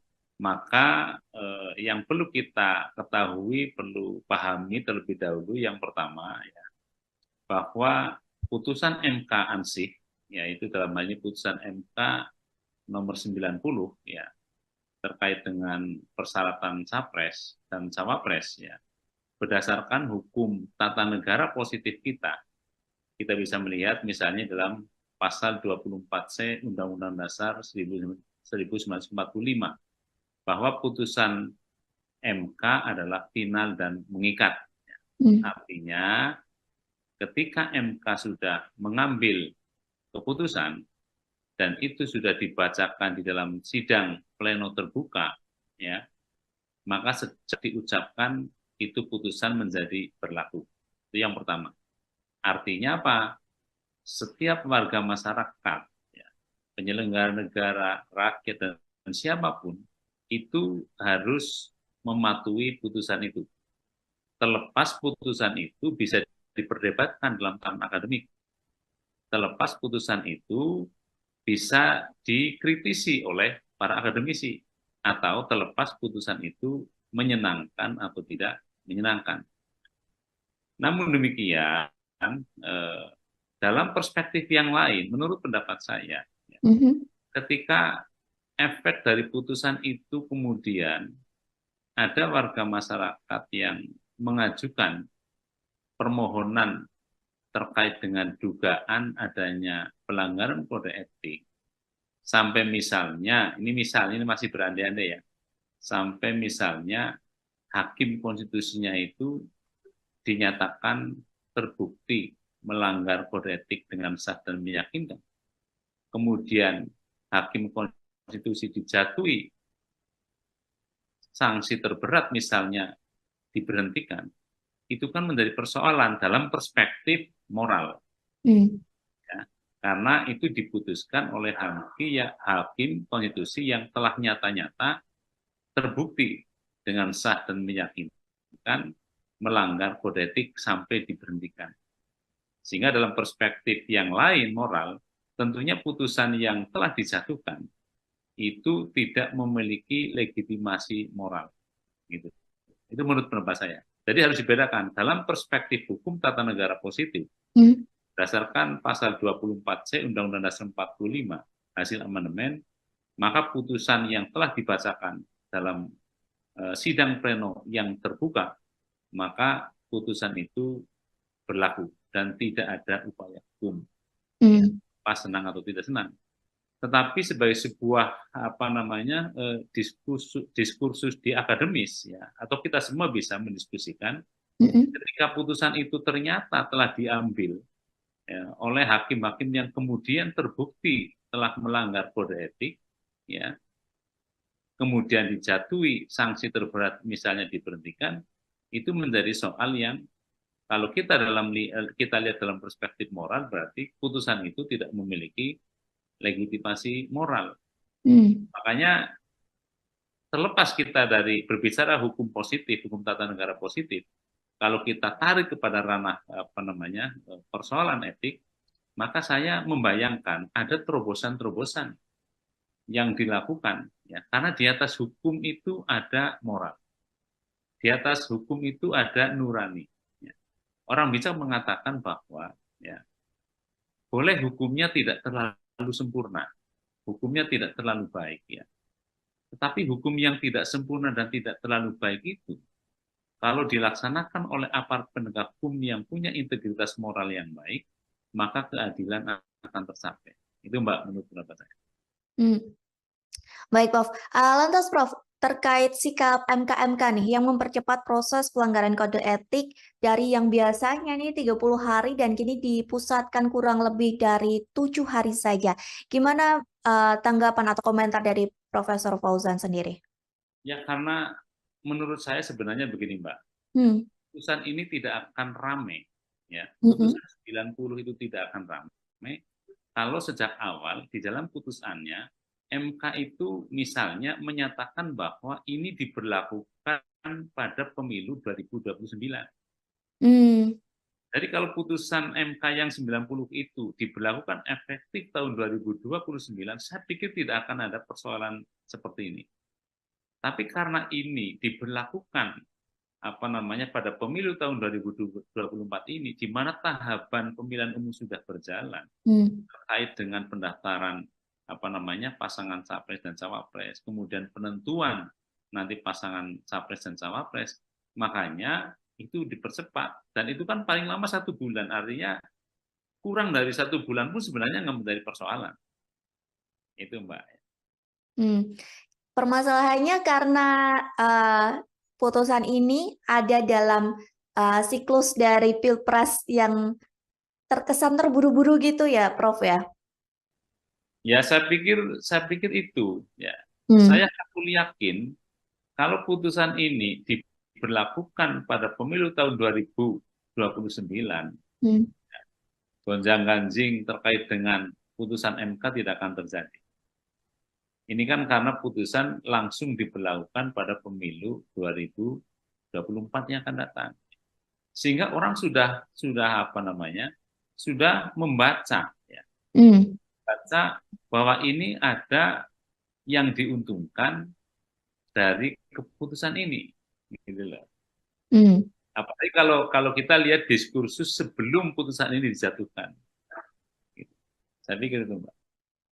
Baik, dengan sidang kode etik ini, Prof, menurut Profesor Fauzan, apakah nantinya akan berdampak bagi Ketua MK Anwar Usman yang akan dipecat, atau mungkin ada permainan hal lain yang akan dilakukan di dalam Mahkamah Konstitusi ini? Saya tidak tidak terlalu atau tidak akan mengatakan bahwa itu akan terjadi permainan dan sebagainya di dalam majelis itu, tetapi saya berbicara normatif dan normal saja. Ya. Kalau putusan ini nanti akan diambil, ya, apapun hasil putusannya, memang ada beberapa kemungkinan. Ya. Kalau menurut saya, ini pun masih kemungkinan yang bisa terjadi. Memang kalau kita memperhatikan hukum positif, sekali lagi, hukum yang berlaku sekarang, itu MK-MK itu hanya terkait dengan peradilan etik. Peradilan etik ya, artinya hakim konstitusi itu terbukti atau tidak melanggar kode etik gitu. Dan MK-MK kalau kita bicara hukum positif pun tidak mempunyai kewenangan untuk membatalkan putusan MK. Ya. Tetapi sekali lagi ini dalam hukum positif yang sekarang berlaku. Karena memang putusan MK itu final dan binding. Artinya final dan mengikat ya apapun putusannya. Ya. Tetapi bisa juga terjadi kemungkinan yang kedua. Ya. Kalau kita lihat misalnya dinamika yang terjadi di sidang MK-MK, ya, kemudian para anggota Majelis Kehormatan ini atau MK-MK ini mempunyai pemikiran yang jauh ke depan mendasarkan kepada aspek moral, barangkali putusannya akan berbeda. Gitu, artinya berbeda, bisa dia mengusulkan untuk pemberhentian hakim konstitusi. Kemudian yang kedua bisa juga, menurut pendapat saya, dia merekomendasikan agar putusan MK nomor 90 itu dibatalkan. Tapi yang membatalkan juga MK, artinya Mahkamah Konstitusi. Tapi ini pun pasti akan menjadi diskursus. Bagaimana dia nanti ya ketika memang hakim itu sudah terbukti melanggar kode etik, kemudian dipersilahkan lagi untuk mengambil keputusan. Itu kan juga soal lain. Makanya beberapa waktu yang lalu salah satu anggota Mahkamah Konstitusi, hakim konstitusi yang mulia Profesor Arief mengatakan sudah direshuffle sekalian 9 hakim konstitusi, kan begitu. Tentu Mbak mengikuti barangkali. Jadi dari itu, menurut pendapat saya, kalau kita hanya beranjak kepada hukum tertulis, hukum positif sekarang, memang tidak mungkin putusan MK itu diganggu-gugat. Tetapi kalau kita berbicara tentang hukum progresif, ya, ke depan, karena di atas hukum itu ada moral, ya, ada nurani, gitu loh. Ada nurani, sehingga bisa saja kemungkinan itu terjadi. Karena yang harus kita pahami, Mbak, ya, hukum tertulis itu pasti akan jauh tertinggal dari perkembangan hukum masyarakat. Ya. Karena pasal 24C itu kan dibuat sekitar 2 dekade yang lalu. Yang barangkali nilai-nilai yang tumbuh berkembang di dalam masyarakat, hukum yang berkembang itu sudah bergeser. Ya. Artinya sudah ketinggalan dengan kondisi masyarakat yang sekarang. Itu pendapat saya. Jadi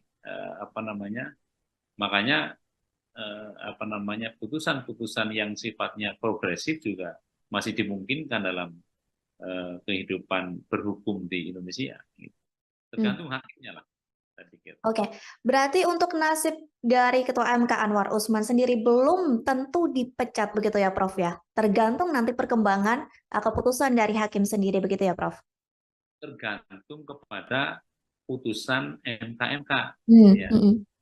Kalau putusan MK-MK menyatakan bahwa hakim terlapor itu telah terbukti sah dan meyakinkan melanggar kode etik, maka ada 3 kemungkinan sanksinya. Sanksi teguran, ya, yang sifatnya lisan, tertulis, atau untuk diberhentikan dengan tidak hormat. Tinggal yang dilanggar itu kode etik yang mana, ya, terkait dengan integritas, kan begitu kan. Karena tentunya itu kita sabar dulu menunggu sampai tanggal 7 paling tidak.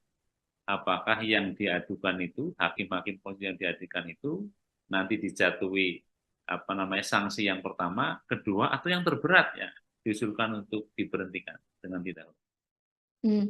Berarti nanti kita tunggu juga ya, Prof ya, kemungkinan-kemungkinan itu di antara 3 kemungkinan itu mana yang akan terjadi, seperti itu ya, Prof ya.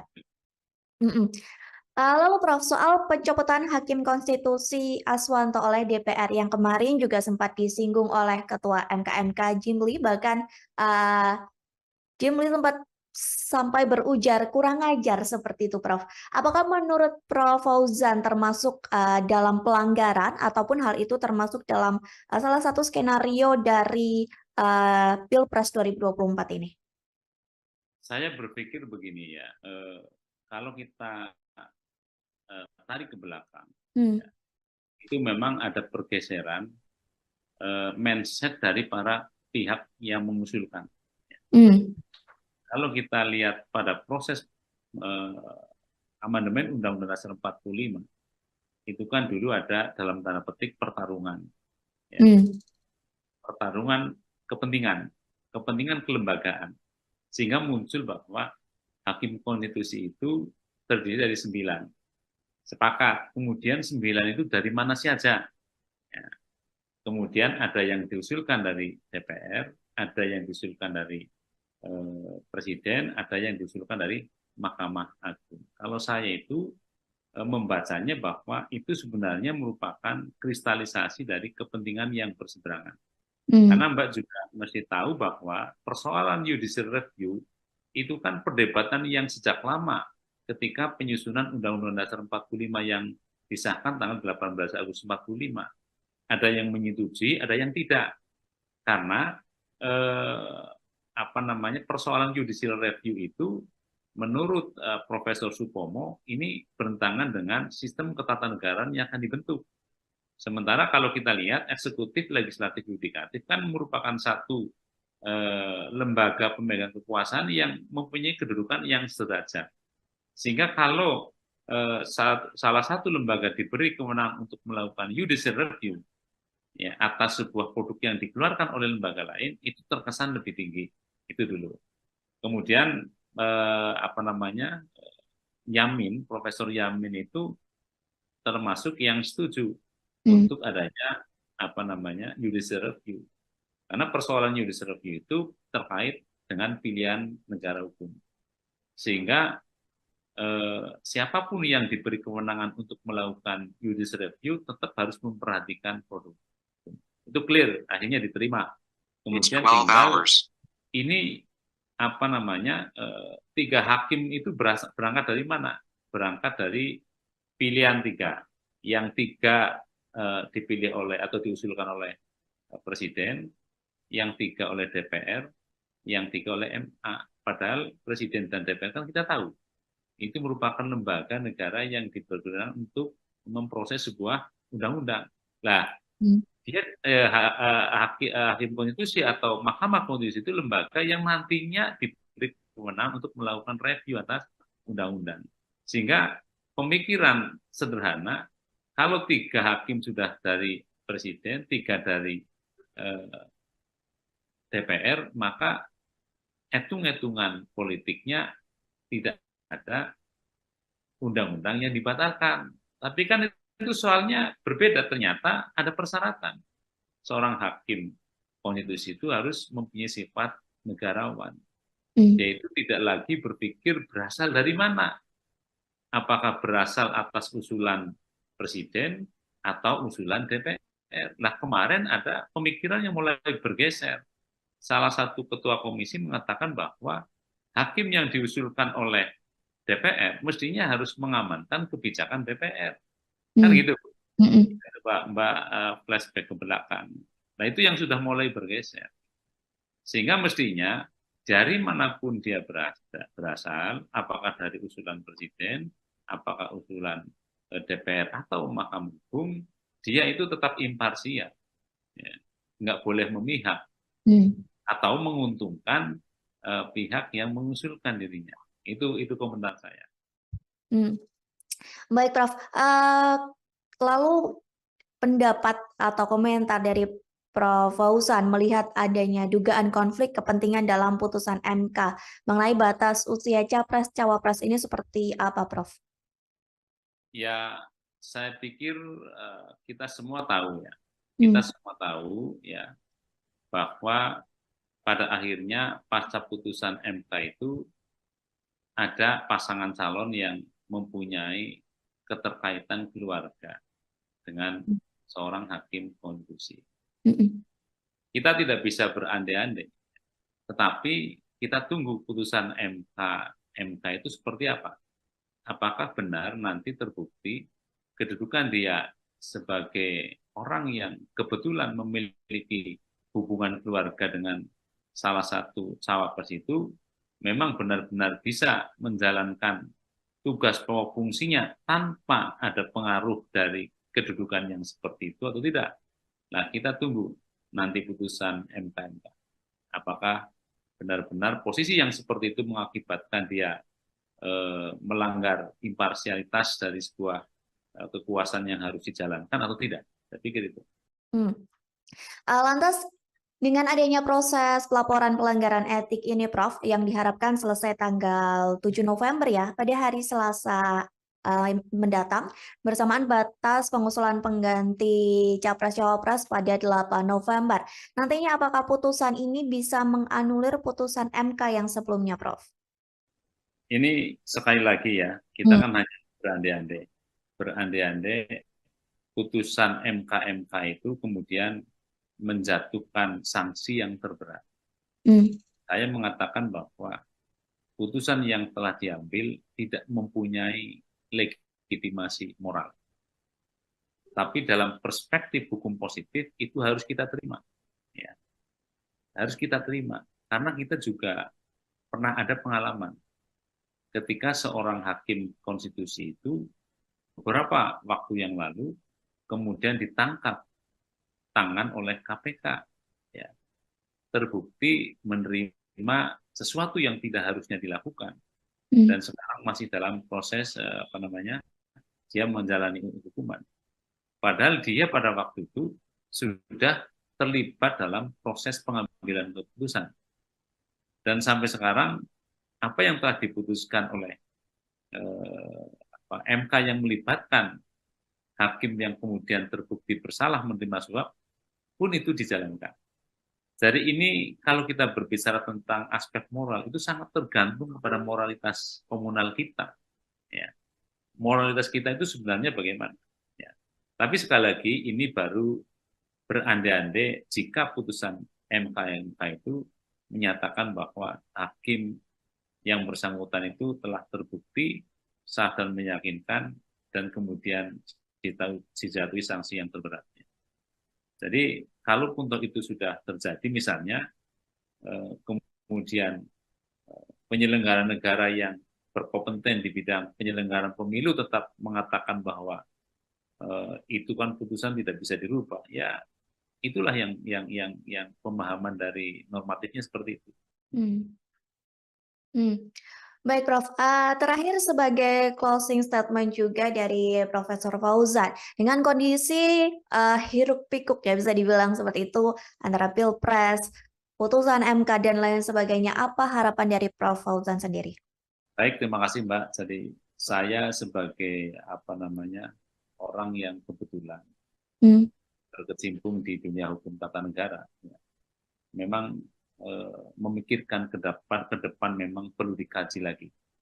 Ketentuan pasal 24C Undang-Undang Dasar 45 yang menyatakan bahwa putusan MK itu bersifat final dan mengikat. Karena kita sudah mengalami beberapa kejadian.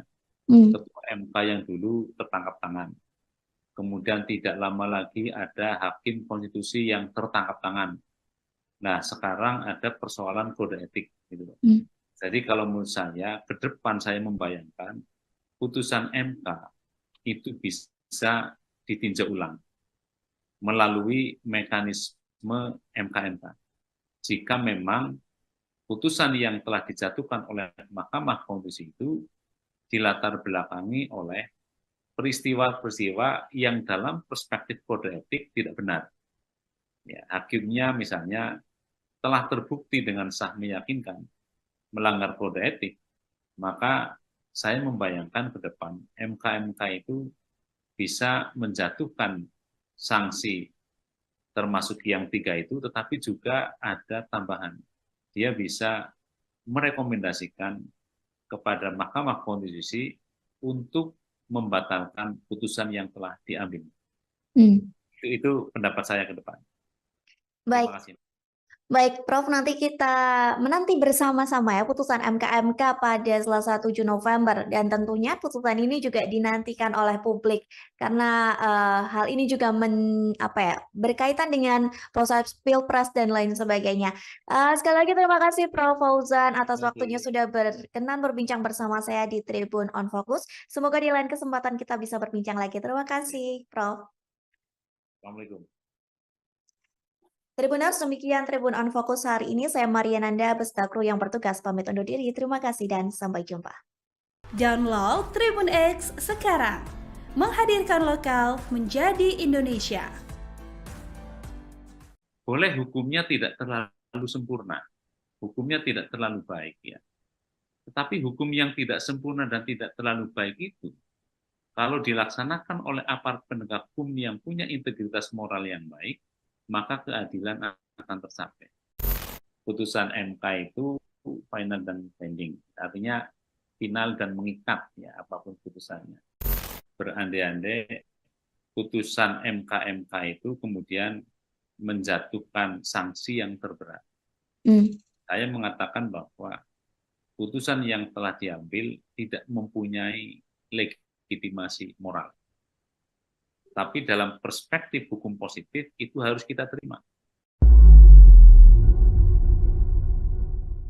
Halo Tribuners, Tribun on Fokus kembali menjumpai Anda bersama saya Mariananda.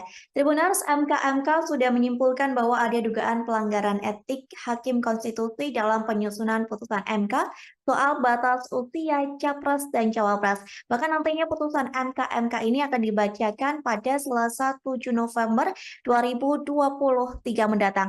Dengan begitu, apakah bisa putusan MK yang mengabulkan gugatan soal usia Capres-Cawapres dibatalkan? Mengenai hal ini kita akan membahas bersama dengan Guru Besar Hukum Tata Negara Universitas Jenderal Sudirman, ada Muhammad Fauzan. Kita sapa terlebih dahulu di sana. Halo Prof, gimana kabarnya? Alhamdulillahirrahmanirrahim, sehat. Mbak juga sehat. Alhamdulillah sehat. Sebelumnya terima kasih banyak Prof sudah menyempatkan waktunya untuk bergabung bersama Tribun on Fokus hari ini. Kita langsung saja Prof ke topik pembahasan kita terkait putusan MK yang menduga adanya pelanggaran etik Hakim Konstitusi. Gimana menurut Profesor Fauzan? Baik, Assalamualaikum warahmatullahi wabarakatuh. Waalaikumsalam. Jadi ini kan masih diduga ya Mbak ya. Jadi proses masih jalan, ya sudah beberapa kali persidangan di MK. Kita tinggal menunggu saya pikir karena memang ini jalur konstitusional yang disediakan oleh hukum tata negara kita ya. Berdasarkan peraturan MK tentunya tentang MK ya. Yaitu peraturan kalau tidak salah nomor 1 tahun 2023 tentang Majelis Kehormatan Mahkamah Konstitusi. Jadi karena ini masih dugaan, kemudian proses masih berjalan di MK, tinggal kita tunggu bagaimana hasilnya nanti pada tanggal 7 November yang akan datang. Lantas permasalahan di MK begitu ya tentang dugaan pelanggaran kode etik mengenai batas usia Capres dan Cawapres. Ada yang mengatakan bahwa hal ini merupakan campur tangan dari Jokowi dan hal ini cukup membuat guncangan yang besar gitu ya Prof ya bagi MK sendiri. Apakah hal ini mempengaruhi dari kredibilitas MK sendiri Prof? Lantas bagaimana menurut para dosen, para pengamat, bahkan publik menilai akan hal ini? Ya, baik, terima kasih. Jadi ketika sebuah putusan MK kemudian diadukan, ya, diadukan oleh masyarakat bahwa itu ada dugaan terhadap pelanggaran kode etik, ya, maka yang perlu kita ketahui, perlu pahami terlebih dahulu yang pertama, ya, bahwa putusan MK ansih, yaitu dalam hal ini putusan MK nomor 90, ya, terkait dengan persyaratan capres dan cawapres, ya, berdasarkan hukum tata negara positif kita bisa melihat misalnya dalam pasal 24C Undang-Undang Dasar 1945 bahwa putusan MK adalah final dan mengikat. Artinya ketika MK sudah mengambil keputusan dan itu sudah dibacakan di dalam sidang pleno terbuka, ya, maka sejak diucapkan itu putusan menjadi berlaku. Itu yang pertama. Artinya apa? Setiap warga masyarakat, ya, penyelenggara negara, rakyat, dan siapapun, itu harus mematuhi putusan itu. Terlepas putusan itu bisa diperdebatkan dalam tahap akademik.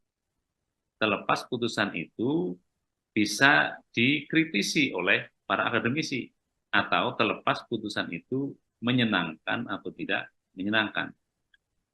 Namun demikian, dalam perspektif yang lain, menurut pendapat saya, ketika efek dari putusan itu kemudian ada warga masyarakat yang mengajukan permohonan terkait dengan dugaan adanya pelanggaran kode etik, sampai misalnya, ini masih berandai-andai ya, sampai misalnya hakim konstitusinya itu dinyatakan terbukti melanggar kode etik dengan sah dan meyakinkan.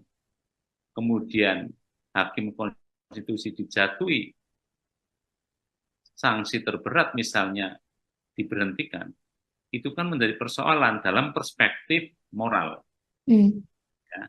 Karena itu diputuskan oleh hakim konstitusi yang telah nyata-nyata terbukti dengan sah dan meyakinkan melanggar kode etik sampai diberhentikan. Sehingga dalam perspektif yang lain moral, tentunya putusan yang telah dijatuhkan itu tidak memiliki legitimasi moral, gitu. Itu menurut pendapat saya. Jadi harus dibedakan dalam perspektif hukum tata negara positif, berdasarkan pasal 24C Undang-Undang Dasar 45 hasil amandemen, maka putusan yang telah dibacakan dalam sidang pleno yang terbuka, maka putusan itu berlaku dan tidak ada upaya hukum, pas senang atau tidak senang. Tetapi sebagai sebuah diskursus di akademis, ya, atau kita semua bisa mendiskusikan, ketika putusan itu ternyata telah diambil, ya, oleh hakim-hakim yang kemudian terbukti telah melanggar kode etik, ya, kemudian dijatuhi sanksi terberat, misalnya diberhentikan, itu menjadi soal yang kalau kita lihat dalam perspektif moral, berarti putusan itu tidak memiliki legitimasi moral. Makanya terlepas kita dari berbicara hukum positif, hukum tata negara positif, kalau kita tarik kepada ranah persoalan etik, maka saya membayangkan ada terobosan-terobosan yang dilakukan, ya, karena di atas hukum itu ada moral, di atas hukum itu ada nurani. Ya. Orang bisa mengatakan bahwa, ya, boleh hukumnya tidak terlalu sempurna, hukumnya tidak terlalu baik, ya. Tetapi hukum yang tidak sempurna dan tidak terlalu baik itu, kalau dilaksanakan oleh aparat penegak hukum yang punya integritas moral yang baik, maka keadilan akan tercapai. Itu Mbak, menurut pendapat saya. Baik, Prof. Lantas, Prof, terkait sikap MK-MK nih yang mempercepat proses pelanggaran kode etik dari yang biasanya nih 30 hari dan kini dipusatkan kurang lebih dari 7 hari saja. Gimana tanggapan atau komentar dari Profesor Fauzan sendiri? Ya, karena menurut saya sebenarnya begini, Mbak. Putusan ini tidak akan rame, ya. Putusan 90 itu tidak akan rame kalau sejak awal di dalam putusannya MK itu misalnya menyatakan bahwa ini diberlakukan pada pemilu 2029. Jadi kalau putusan MK yang 90 itu diberlakukan efektif tahun 2029, saya pikir tidak akan ada persoalan seperti ini. Tapi karena ini diberlakukan pada pemilu tahun 2024 ini, di mana tahapan pemilihan umum sudah berjalan terkait dengan pendaftaran pasangan capres dan cawapres, kemudian penentuan nanti pasangan capres dan cawapres, makanya itu dipercepat, dan itu kan paling lama 1 bulan, artinya kurang dari 1 bulan pun sebenarnya nggak menjadi persoalan. Itu Mbak. Permasalahannya karena putusan ini ada dalam siklus dari Pilpres yang terkesan terburu-buru gitu ya, Prof ya? Ya, saya pikir itu, ya. Saya yakin kalau putusan ini diberlakukan pada pemilu tahun 2029, gonjang-ganjing terkait dengan putusan MK tidak akan terjadi. Ini kan karena putusan langsung diberlakukan pada pemilu 2024 yang akan datang. Sehingga orang sudah membaca, ya. Baca bahwa ini ada yang diuntungkan dari keputusan ini, gitu loh. Apalagi kalau kita lihat diskursus sebelum putusan ini dijatuhkan, gitu. Saya pikir itu, Mbak. Baik, dengan sidang kode etik ini, Prof, menurut Profesor Fauzan, apakah nantinya akan berdampak bagi Ketua MK Anwar Usman yang akan dipecat, atau mungkin ada permainan hal lain yang akan dilakukan di dalam Mahkamah Konstitusi ini? Saya tidak tidak terlalu atau tidak akan mengatakan bahwa itu akan terjadi permainan dan sebagainya di dalam majelis itu, tetapi saya berbicara normatif dan normal saja. Ya. Kalau putusan ini nanti akan diambil, ya, apapun hasil putusannya, memang ada beberapa kemungkinan. Ya. Kalau menurut saya, ini pun masih kemungkinan yang bisa terjadi. Memang kalau kita memperhatikan hukum positif, sekali lagi, hukum yang berlaku sekarang, itu MK-MK itu hanya terkait dengan peradilan etik. Peradilan etik, ya, artinya hakim konstitusi itu terbukti atau tidak melanggar kode etik gitu. Dan MK-MK kalau kita bicara hukum positif pun tidak mempunyai kewenangan untuk membatalkan putusan MK. Ya. Tetapi sekali lagi ini dalam hukum positif yang sekarang berlaku. Karena memang putusan MK itu final dan binding. Artinya final dan mengikat, ya, apapun putusannya. Ya. Tetapi bisa juga terjadi kemungkinan yang kedua, ya, kalau kita lihat misalnya dinamika yang terjadi di sidang MK-MK, ya, kemudian para anggota Majelis Kehormatan ini atau MK-MK ini mempunyai pemikiran yang jauh ke depan, mendasarkan kepada aspek moral, barangkali putusannya akan berbeda. Gitu, artinya berbeda, bisa dia mengusulkan untuk pemberhentian hakim konstitusi. Kemudian yang kedua bisa juga, menurut pendapat saya, dia merekomendasikan agar putusan MK nomor 90 itu dibatalkan. Tapi yang membatalkan juga MK, artinya Mahkamah Konstitusi. Tapi ini pun pasti akan menjadi diskursus. Bagaimana dia nanti, ya, ketika memang hakim itu sudah terbukti melanggar kode etik, kemudian dipersilahkan lagi untuk mengambil keputusan. Itu kan juga soal lain. Makanya beberapa waktu yang lalu salah satu anggota Mahkamah Konstitusi, hakim konstitusi yang mulia Profesor Arief mengatakan sudah direshuffle sekalian 9 hakim konstitusi, kan begitu. Tentu Mbak mengikuti barangkali. Jadi dari itu, menurut pendapat saya, kalau kita hanya beranjak kepada hukum tertulis, hukum positif sekarang, memang tidak mungkin putusan MK itu diganggu-gugat. Tetapi kalau kita berbicara tentang hukum progresif, ya, ke depan, karena di atas hukum itu ada moral, ya, ada nurani, gitu loh. Ada nurani, sehingga bisa saja kemungkinan itu terjadi. Karena yang harus kita pahami, Mbak, ya, hukum tertulis itu pasti akan jauh tertinggal dari perkembangan hukum masyarakat. Ya. Karena pasal 24C itu kan dibuat sekitar 2 dekade yang lalu. Yang barangkali nilai-nilai yang tumbuh berkembang di dalam masyarakat, hukum yang berkembang itu sudah bergeser. Ya. Artinya sudah ketinggalan dengan kondisi masyarakat yang sekarang. Itu pendapat saya. Jadi makanya putusan-putusan yang sifatnya progresif juga masih dimungkinkan dalam kehidupan berhukum di Indonesia.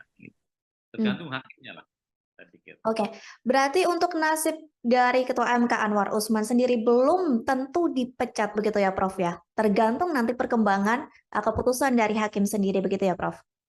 Tergantung kepada putusan MK-MK. Ya.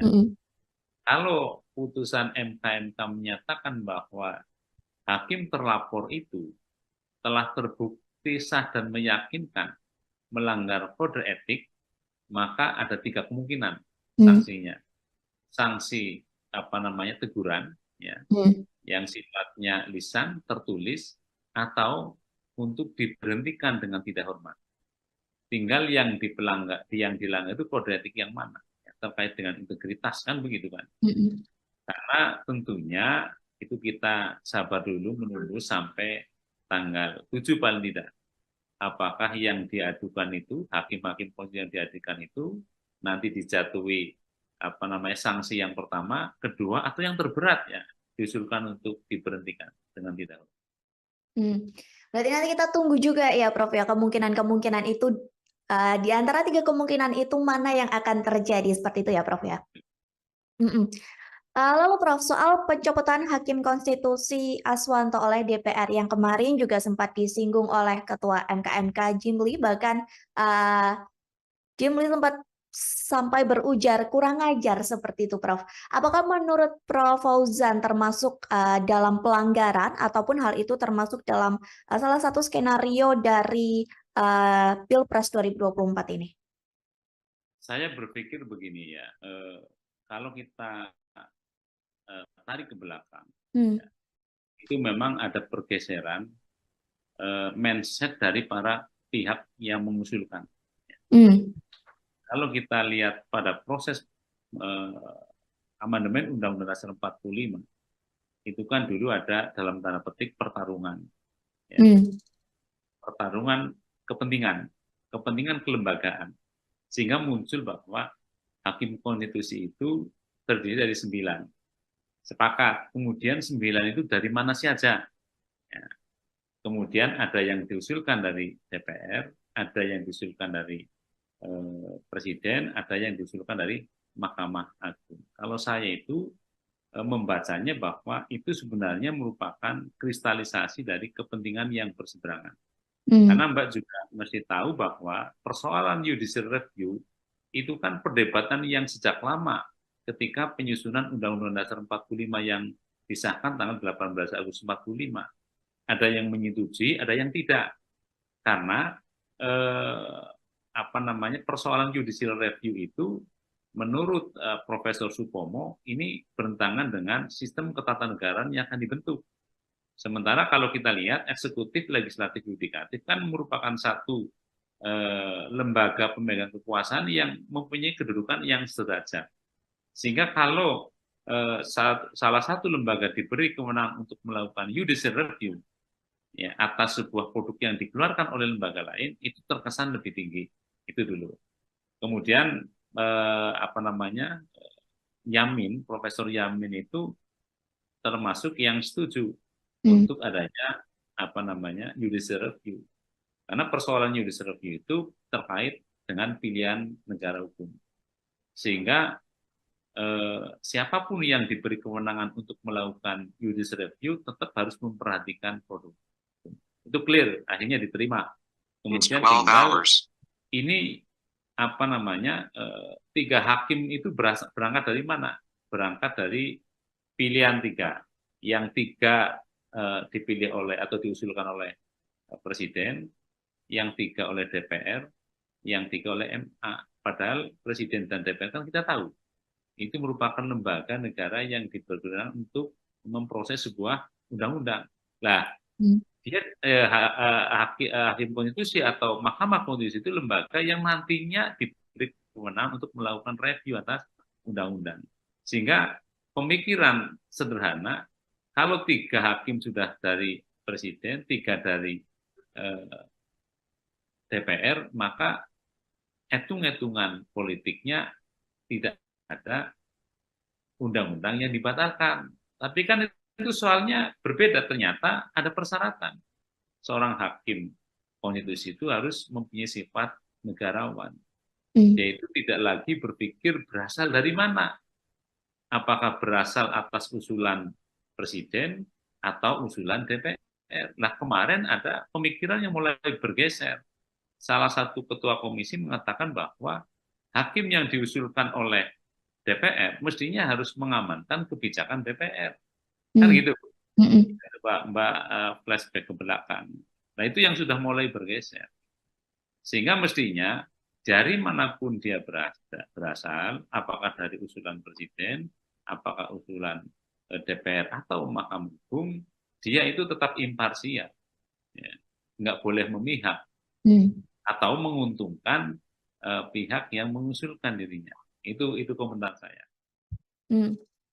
Baik, Prof. Lalu pendapat atau komentar dari Prof. Fauzan melihat adanya dugaan konflik kepentingan dalam putusan MK mengenai batas usia capres-cawapres ini seperti apa, Prof?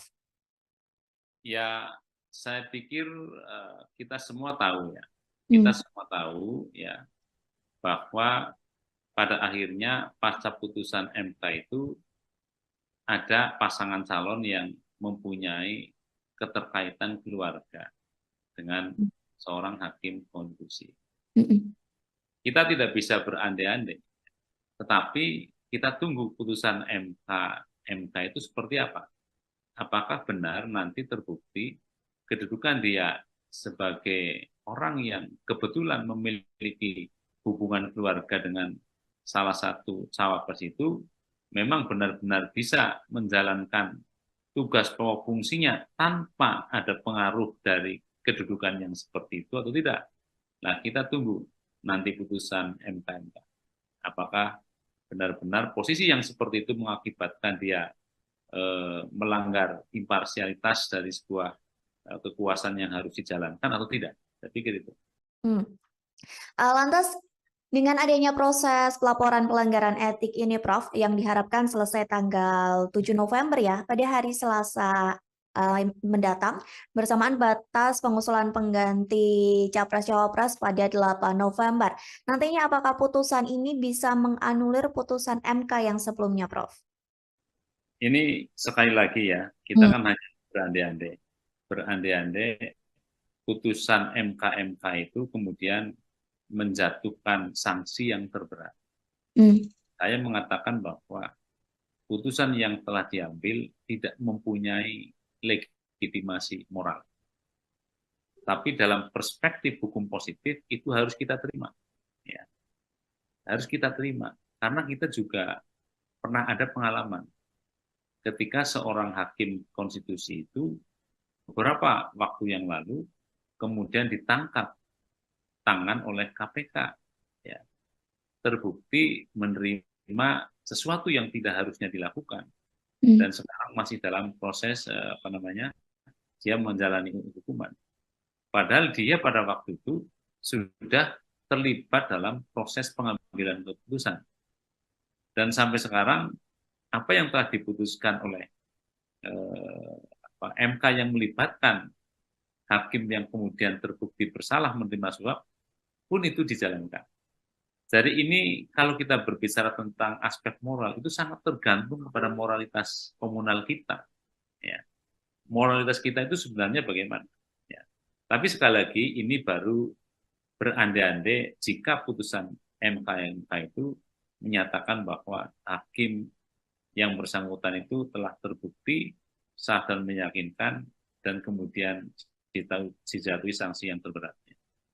Jadi kalaupun itu sudah terjadi misalnya kemudian penyelenggara negara yang berkompeten di bidang penyelenggaraan pemilu tetap mengatakan bahwa itu kan putusan tidak bisa dirubah, ya itulah yang pemahaman dari normatifnya seperti itu. Baik, Prof. Terakhir sebagai closing statement juga dari Profesor Fauzan, dengan kondisi hiruk pikuk ya bisa dibilang seperti itu antara Pilpres, putusan MK dan lain sebagainya, apa harapan dari Prof. Fauzan sendiri? Baik, terima kasih Mbak. Jadi saya sebagai orang yang kebetulan berkecimpung di dunia hukum tata negara, ya, memang memikirkan ke depan memang perlu dikaji lagi. Ketentuan pasal 24C Undang-Undang Dasar 45 yang menyatakan bahwa putusan MK itu bersifat final dan mengikat. Karena kita sudah mengalami beberapa kejadian. Ketua MK yang dulu tertangkap tangan. Kemudian tidak lama lagi ada hakim konstitusi yang tertangkap tangan. Nah, sekarang ada persoalan kode etik. Gitu. Jadi kalau menurut saya, ke depan saya membayangkan putusan MK itu bisa ditinjau ulang melalui mekanisme MK. Jika memang putusan yang telah dijatuhkan oleh Mahkamah Konstitusi itu dilatar belakangi oleh peristiwa-peristiwa yang dalam perspektif kode etik tidak benar.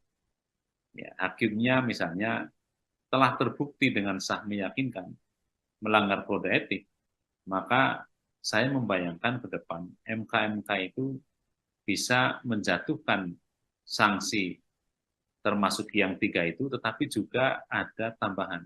Dia bisa merekomendasikan kepada Mahkamah Konstitusi untuk membatalkan putusan yang telah diambil. Itu pendapat saya ke depan. Baik. Terima kasih. Baik, Prof, nanti kita menanti bersama-sama ya putusan MK pada Selasa 7 November dan tentunya putusan ini juga dinantikan oleh publik karena hal ini juga berkaitan dengan proses Pilpres dan lain sebagainya. Sekali lagi terima kasih Prof Fauzan atas waktunya sudah berkenan berbincang bersama saya di Tribun on Focus. Semoga di lain kesempatan kita bisa berbincang lagi. Terima kasih, Prof. Assalamualaikum. Tribuners, demikian Tribun on Focus hari ini. Saya Mariananda beserta kru yang bertugas pamit undur diri. Terima kasih dan sampai jumpa. Download Tribun X sekarang. Menghadirkan lokal menjadi Indonesia.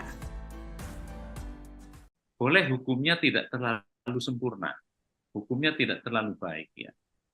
Tetapi hukum yang tidak sempurna dan tidak terlalu baik itu, kalau dilaksanakan oleh aparat penegak hukum yang punya integritas moral yang baik, maka keadilan akan tercapai. Putusan MK itu final dan binding, artinya final dan mengikat ya apapun putusannya. Berandai-andai putusan MK itu kemudian menjatuhkan sanksi yang terberat. Saya mengatakan bahwa putusan yang telah diambil tidak mempunyai legitimasi moral. Tapi dalam perspektif hukum positif itu harus kita terima. Halo Tribuners, Tribun on Focus kembali menjumpai Anda bersama saya Mariananda. Tribuners, MK sudah menyimpulkan bahwa ada dugaan pelanggaran etik Hakim Konstitusi dalam penyusunan putusan MK soal batas usia Capres dan Cawapres. Bahkan nantinya putusan MK ini akan dibacakan pada Selasa 7 November 2023 mendatang. Dengan begitu, apakah bisa putusan MK yang mengabulkan gugatan soal usia Capres-Cawapres dibatalkan? Mengenai hal ini kita akan membahas bersama dengan Guru Besar Hukum Tata Negara Universitas Jenderal Sudirman, ada Muhammad Fauzan. Kita sapa terlebih dahulu di sana. Halo Prof, gimana kabarnya? Alhamdulillahirrahmanirrahim, sehat. Mbak juga sehat? Alhamdulillah sehat. Sebelumnya terima kasih banyak Prof sudah menyempatkan waktunya untuk bergabung bersama Tribun on Focus hari ini. Kita langsung saja Prof ke topik pembahasan kita terkait putusan MK yang menduga adanya pelanggaran etik Hakim Konstitusi. Gimana menurut Profesor Fauzan? Baik, Assalamualaikum warahmatullahi wabarakatuh. Waalaikumsalam. Jadi ini kan masih diduga ya Mbak ya. Jadi proses masih jalan, ya sudah beberapa kali persidangan di MK. Kita tinggal menunggu saya pikir karena memang ini jalur konstitusional yang disediakan oleh hukum tata negara kita ya. Berdasarkan peraturan MK tentunya tentang MK ya. Yaitu peraturan kalau tidak salah nomor 1 tahun 2023 tentang Majelis Kehormatan Mahkamah Konstitusi. Jadi karena ini masih dugaan, kemudian proses masih berjalan di MK, tinggal kita tunggu bagaimana hasilnya nanti pada tanggal 7 November yang akan datang. Lantas permasalahan di MK begitu ya tentang dugaan pelanggaran kode etik mengenai batas usia Capres dan Cawapres. Ada yang mengatakan bahwa hal ini merupakan campur tangan dari Jokowi dan hal ini cukup membuat guncangan yang besar gitu ya Prof ya bagi MK sendiri. Apakah hal ini mempengaruhi dari kredibilitas MK sendiri Prof? Lantas bagaimana menurut para dosen, para pengamat, bahkan publik menilai akan hal ini? Ya, baik, terima kasih. Jadi ketika sebuah putusan MK kemudian diadukan, ya, diadukan oleh masyarakat bahwa itu ada dugaan terhadap pelanggaran kode etik, ya, maka yang perlu kita ketahui, perlu pahami terlebih dahulu yang pertama, ya, bahwa putusan MK ansih, yaitu dalam hal ini putusan MK nomor 90, ya, terkait dengan persyaratan capres dan cawapres, ya, berdasarkan hukum tata negara positif kita bisa melihat misalnya dalam pasal 24C Undang-Undang Dasar 1945 bahwa putusan MK adalah final dan mengikat. Artinya ketika MK sudah mengambil keputusan dan itu sudah dibacakan di dalam sidang pleno terbuka, ya, maka sejak diucapkan itu putusan menjadi berlaku. Itu yang pertama. Artinya apa? Setiap warga masyarakat, ya, penyelenggara negara, rakyat, dan siapapun, itu harus mematuhi putusan itu. Terlepas putusan itu bisa diperdebatkan dalam tahap akademik. Terlepas putusan itu bisa dikritisi oleh para akademisi. Atau terlepas putusan itu menyenangkan atau tidak menyenangkan. Namun demikian, dalam perspektif yang lain, menurut pendapat saya, ketika efek dari putusan itu kemudian ada warga masyarakat yang mengajukan permohonan terkait dengan dugaan adanya pelanggaran kode etik, sampai misalnya, ini masih berandai-andai ya, sampai misalnya hakim konstitusinya itu dinyatakan terbukti melanggar kode etik dengan sah dan meyakinkan. Kemudian hakim konstitusi dijatuhi sanksi terberat misalnya diberhentikan, itu kan menjadi persoalan dalam perspektif moral. Ya, karena itu diputuskan oleh hakim konstitusi yang telah nyata-nyata terbukti dengan sah dan meyakinkan melanggar kode etik sampai diberhentikan. Sehingga dalam perspektif yang lain moral, tentunya putusan yang telah dijatuhkan itu tidak memiliki legitimasi moral. Gitu. Itu menurut pendapat saya. Jadi harus dibedakan dalam perspektif hukum tata negara positif, berdasarkan pasal 24C Undang-Undang Dasar 45 hasil amandemen, maka putusan yang telah dibacakan dalam sidang pleno yang terbuka, maka putusan itu berlaku dan tidak ada upaya hukum, pas senang atau tidak senang. Tetapi sebagai sebuah diskursus di akademis, ya, atau kita semua bisa mendiskusikan, ketika putusan itu ternyata telah diambil, ya, oleh hakim-hakim yang kemudian terbukti telah melanggar kode etik, ya, kemudian dijatuhi sanksi terberat misalnya diberhentikan, itu menjadi soal yang kalau kita lihat dalam perspektif moral, berarti putusan itu tidak memiliki legitimasi moral. Makanya terlepas kita dari berbicara hukum positif, hukum tata negara positif, kalau kita tarik kepada ranah persoalan etik, maka saya membayangkan ada terobosan-terobosan yang dilakukan, ya, karena di atas hukum itu ada moral, di atas hukum itu ada nurani. Ya. Orang bisa mengatakan bahwa, ya, boleh hukumnya tidak terlalu sempurna, hukumnya tidak terlalu baik, ya. Tetapi hukum yang tidak sempurna dan tidak terlalu baik itu, kalau dilaksanakan oleh aparat penegak hukum yang punya integritas moral yang baik, maka keadilan akan tercapai. Itu Mbak, menurut pendapat saya.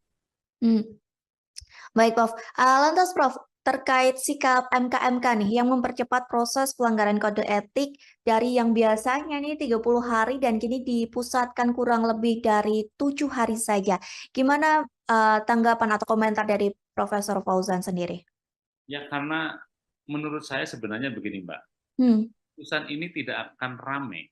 Ya. Putusan 90 itu tidak akan ramai kalau sejak awal di dalam putusannya MK itu misalnya menyatakan bahwa ini diberlakukan pada pemilu 2029.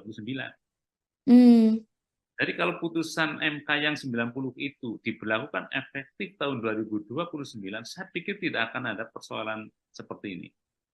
Tapi karena ini diberlakukan pada pemilu tahun 2024 ini, di mana tahapan pemilihan umum sudah berjalan terkait dengan pendaftaran pasangan capres dan cawapres, kemudian penentuan nanti pasangan capres dan cawapres, makanya itu dipercepat, dan itu kan paling lama 1 bulan, artinya kurang dari 1 bulan pun sebenarnya nggak menjadi persoalan. Itu Mbak. Permasalahannya karena putusan ini ada dalam siklus dari Pilpres yang terkesan terburu-buru gitu ya, Prof ya? Ya, saya pikir itu ya. Saya yakin kalau putusan ini diberlakukan pada pemilu tahun 2029, gonjang-ganjing terkait dengan putusan MK tidak akan terjadi. Ini kan karena putusan langsung diberlakukan pada pemilu 2024 yang akan datang. Sehingga orang sudah membaca ya. Baca bahwa ini ada yang diuntungkan dari keputusan ini, gitu loh. Apalagi kalau kita lihat diskursus sebelum putusan ini dijatuhkan, gitu. Saya pikir itu, Mbak. Baik, dengan sidang kode etik ini, Prof, menurut Profesor Fauzan, apakah nantinya akan berdampak bagi Ketua MK Anwar Usman yang akan dipecat, atau mungkin ada permainan hal lain yang akan dilakukan di dalam Mahkamah Konstitusi ini? Saya tidak tidak terlalu atau tidak akan mengatakan bahwa itu akan terjadi permainan dan sebagainya di dalam majelis itu, tetapi saya berbicara normatif dan normal saja. Ya. Kalau putusan ini nanti akan diambil, ya, apapun hasil putusannya, memang ada beberapa kemungkinan. Ya. Kalau menurut saya, ini pun masih kemungkinan yang bisa terjadi. Memang kalau kita memperhatikan hukum positif, sekali lagi, hukum yang berlaku sekarang, itu MK itu hanya terkait dengan peradilan etik. Peradilan etik ya, artinya hakim konstitusi itu terbukti atau tidak melanggar kode etik gitu. Dan MK kalau kita bicara hukum positif pun tidak mempunyai kewenangan untuk membatalkan putusan MK. Ya. Tetapi sekali lagi ini dalam hukum positif yang sekarang berlaku, karena memang putusan MK itu final dan binding, artinya final dan mengikat ya apapun putusannya. Ya. Tetapi bisa juga terjadi kemungkinan yang kedua ya. Kalau kita lihat misalnya dinamika yang terjadi di sidang MK ya, kemudian para anggota Majelis Kehormatan ini atau MK ini mempunyai pemikiran yang jauh ke depan mendasarkan kepada aspek moral, barangkali putusannya akan berbeda. Gitu, artinya berbeda, bisa dia mengusulkan untuk pemberhentian hakim konstitusi. Kemudian yang kedua bisa juga, menurut pendapat saya, dia merekomendasikan agar putusan MK nomor 90 itu dibatalkan. Tapi yang membatalkan juga MK, artinya Mahkamah Konstitusi. Tapi ini pun pasti akan menjadi diskursus. Bagaimana dia nanti, ya, ketika memang hakim itu sudah terbukti melanggar kode etik, kemudian dipersilahkan lagi untuk mengambil keputusan. Itu kan juga soal lain.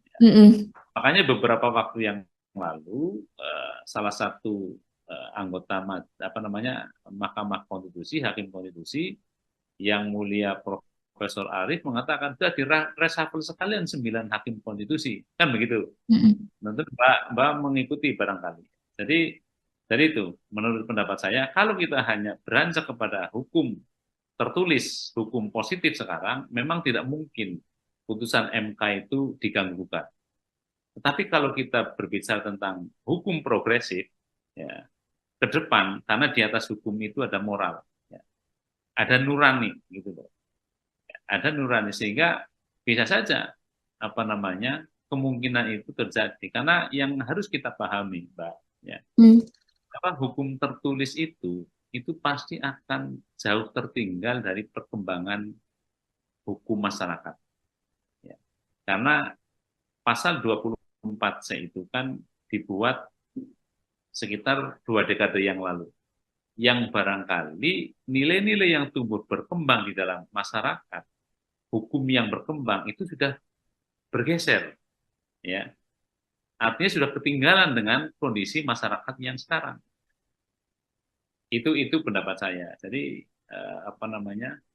makanya putusan-putusan yang sifatnya progresif juga masih dimungkinkan dalam kehidupan berhukum di Indonesia. Tergantung hakimnya lah, saya pikir. Oke, berarti untuk nasib dari Ketua MK Anwar Usman sendiri belum tentu dipecat begitu ya, Prof ya? Tergantung nanti perkembangan keputusan dari hakim sendiri begitu ya, Prof? Tergantung kepada putusan MK-MK. Ya. Kalau putusan MK-MK menyatakan bahwa hakim terlapor itu telah terbukti sah dan meyakinkan melanggar kode etik, maka ada 3 kemungkinan sanksinya. Sanksi teguran, ya, yang sifatnya lisan, tertulis, atau untuk diberhentikan dengan tidak hormat. Tinggal yang dilanggar itu kode etik yang mana, ya, terkait dengan integritas, kan begitu kan. Karena tentunya itu kita sabar dulu menunggu sampai tanggal 7 paling tidak. Apakah yang diadukan itu, hakim-hakim konstitusi yang diadukan itu nanti dijatuhi sanksi yang pertama, kedua, atau yang terberat, ya, diusulkan untuk diberhentikan dengan tidak. Berarti nanti kita tunggu juga ya, Prof ya, kemungkinan-kemungkinan itu di antara 3 kemungkinan itu mana yang akan terjadi, seperti itu ya, Prof ya.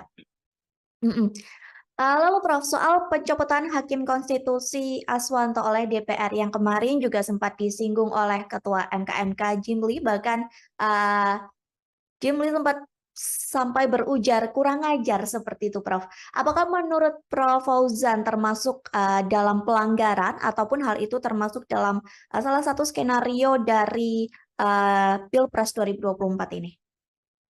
Saya berpikir begini ya, kalau kita tarik ke belakang, ya, itu memang ada pergeseran mindset dari para pihak yang mengusulkan. Kalau kita lihat pada proses amandemen Undang-Undang Dasar 45, itu kan dulu ada dalam tanda petik pertarungan, ya.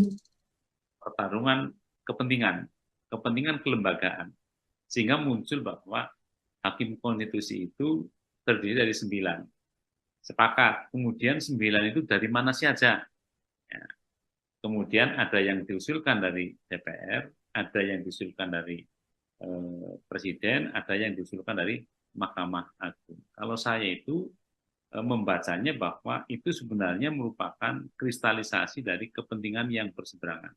Karena Mbak juga mesti tahu bahwa persoalan judicial review itu kan perdebatan yang sejak lama, ketika penyusunan Undang-Undang Dasar 45 yang disahkan tanggal 18 Agustus 45.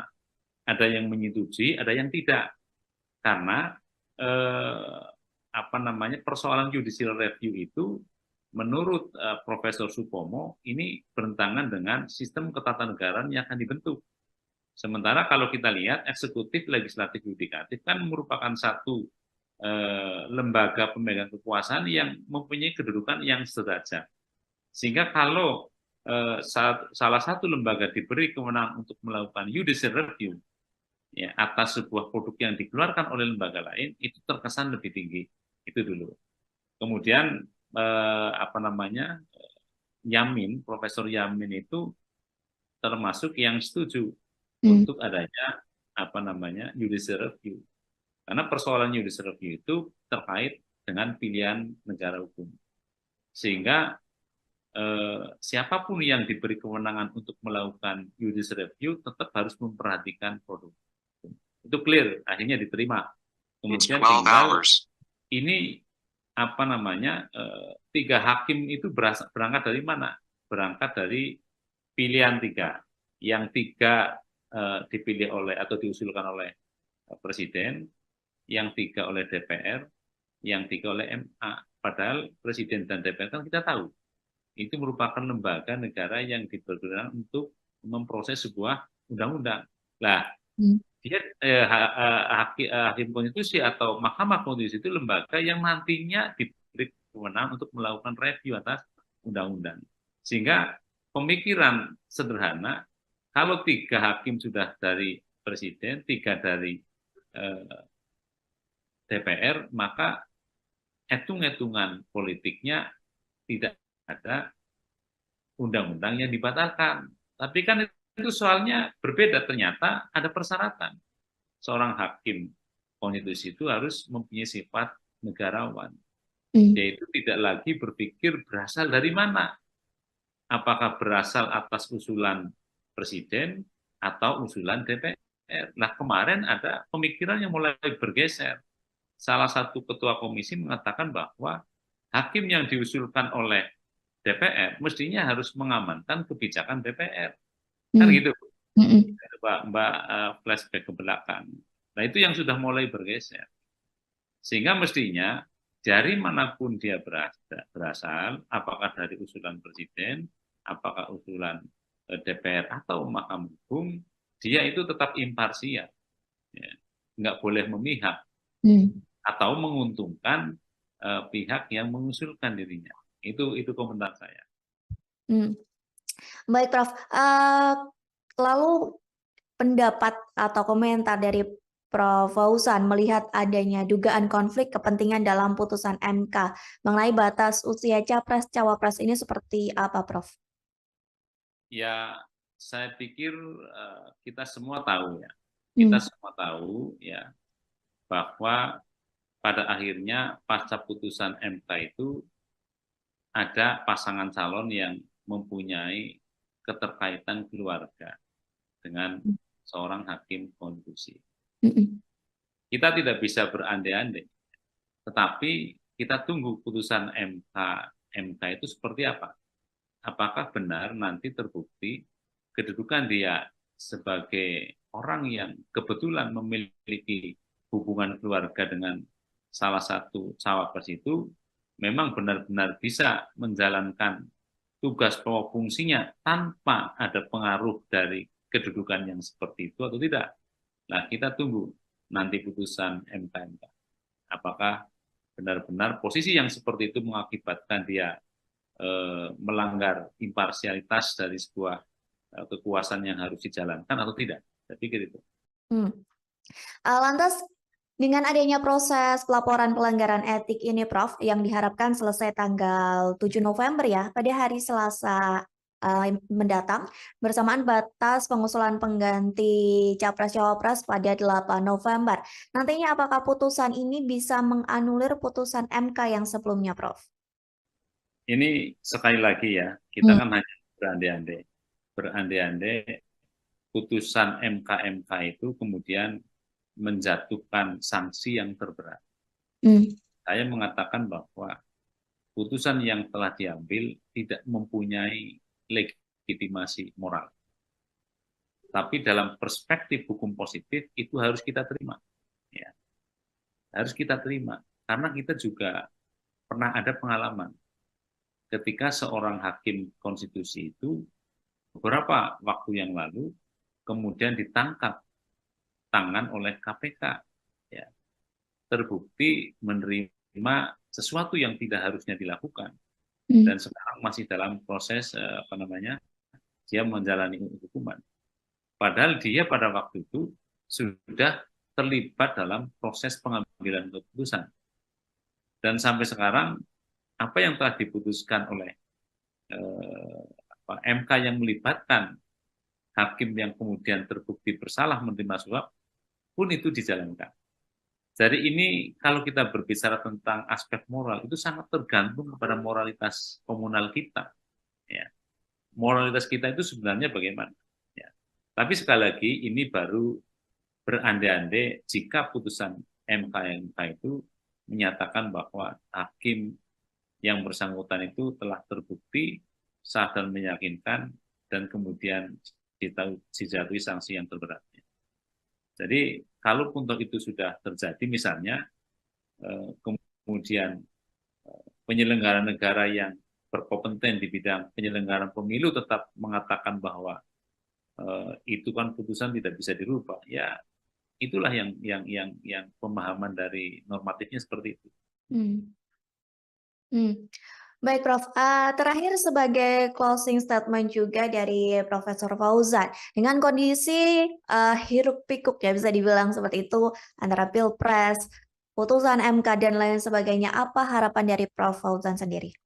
Baik, terima kasih Mbak. Jadi saya sebagai orang yang kebetulan berkecimpung di dunia hukum tata negara, memang memikirkan ke depan memang perlu dikaji lagi. Ketentuan pasal 24C Undang-Undang Dasar 45 yang menyatakan bahwa putusan MK itu bersifat final dan mengikat. Karena kita sudah mengalami beberapa kejadian. Ketua MK yang dulu tertangkap tangan. Kemudian tidak lama lagi ada hakim konstitusi yang tertangkap tangan. Nah, sekarang ada persoalan kode etik. Gitu. Jadi kalau menurut saya, ke depan saya membayangkan putusan MK itu bisa ditinjau ulang melalui mekanisme MK-MK. Jika memang putusan yang telah dijatuhkan oleh Mahkamah Konstitusi itu dilatar belakangi oleh peristiwa-peristiwa yang dalam perspektif kode etik tidak benar. Ya, hakimnya misalnya telah terbukti dengan sah meyakinkan melanggar kode etik, maka saya membayangkan ke depan MK-MK itu bisa menjatuhkan sanksi termasuk yang 3 itu, tetapi juga ada tambahan. Dia bisa merekomendasikan kepada Mahkamah Konstitusi untuk membatalkan putusan yang telah diambil. Itu pendapat saya ke depan. Baik. Terima kasih. Baik, Prof, nanti kita menanti bersama-sama ya putusan MK pada Selasa 7 November dan tentunya putusan ini juga dinantikan oleh publik karena hal ini juga berkaitan dengan proses Pilpres dan lain sebagainya. Sekali lagi terima kasih Prof Fauzan atas waktunya sudah berkenan berbincang bersama saya di Tribun on Focus. Semoga di lain kesempatan kita bisa berbincang lagi. Terima kasih, Prof. Assalamualaikum.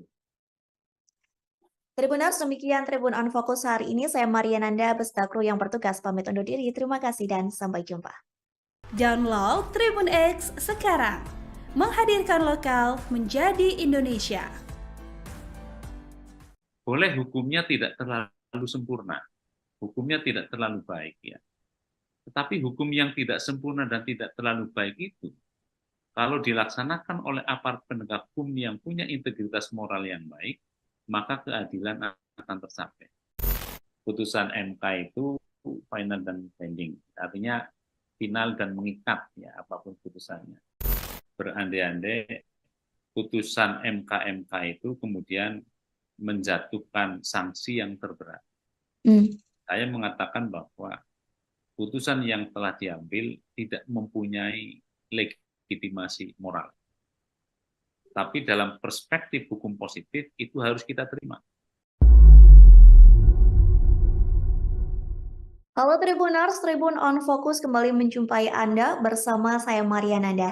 Tribuners, MK sudah menyimpulkan bahwa ada dugaan pelanggaran etik Hakim Konstitusi dalam penyusunan putusan MK soal batas usia Capres dan Cawapres. Bahkan nantinya putusan MK ini akan dibacakan pada Selasa 7 November 2023 mendatang. Dengan begitu, apakah bisa putusan MK yang mengabulkan gugatan soal usia Capres-Cawapres dibatalkan? Mengenai hal ini kita akan membahas bersama dengan Guru Besar Hukum Tata Negara Universitas Jenderal Sudirman, ada Muhammad Fauzan. Kita sapa terlebih dahulu di sana. Halo Prof, gimana kabarnya? Alhamdulillah, sehat. Mbak juga sehat? Alhamdulillah sehat. Sebelumnya terima kasih banyak Prof sudah menyempatkan waktunya untuk bergabung bersama Tribun on Focus hari ini. Kita langsung saja Prof ke topik pembahasan kita terkait putusan MK yang menduga adanya pelanggaran etik Hakim Konstitusi. Gimana menurut Profesor Fauzan? Baik, Assalamualaikum warahmatullahi wabarakatuh. Waalaikumsalam. Jadi ini kan masih diduga ya Mbak ya. Jadi proses masih jalan, ya sudah beberapa kali persidangan di MK. Kita tinggal menunggu saya pikir karena memang ini jalur konstitusional yang disediakan oleh hukum tata negara kita ya. Berdasarkan peraturan MK tentunya tentang MK ya. Yaitu peraturan kalau tidak salah nomor 1 tahun 2023 tentang Majelis Kehormatan Mahkamah Konstitusi. Jadi karena ini masih dugaan, kemudian proses masih berjalan di MK, tinggal kita tunggu bagaimana hasilnya nanti pada tanggal 7 November yang akan datang. Lantas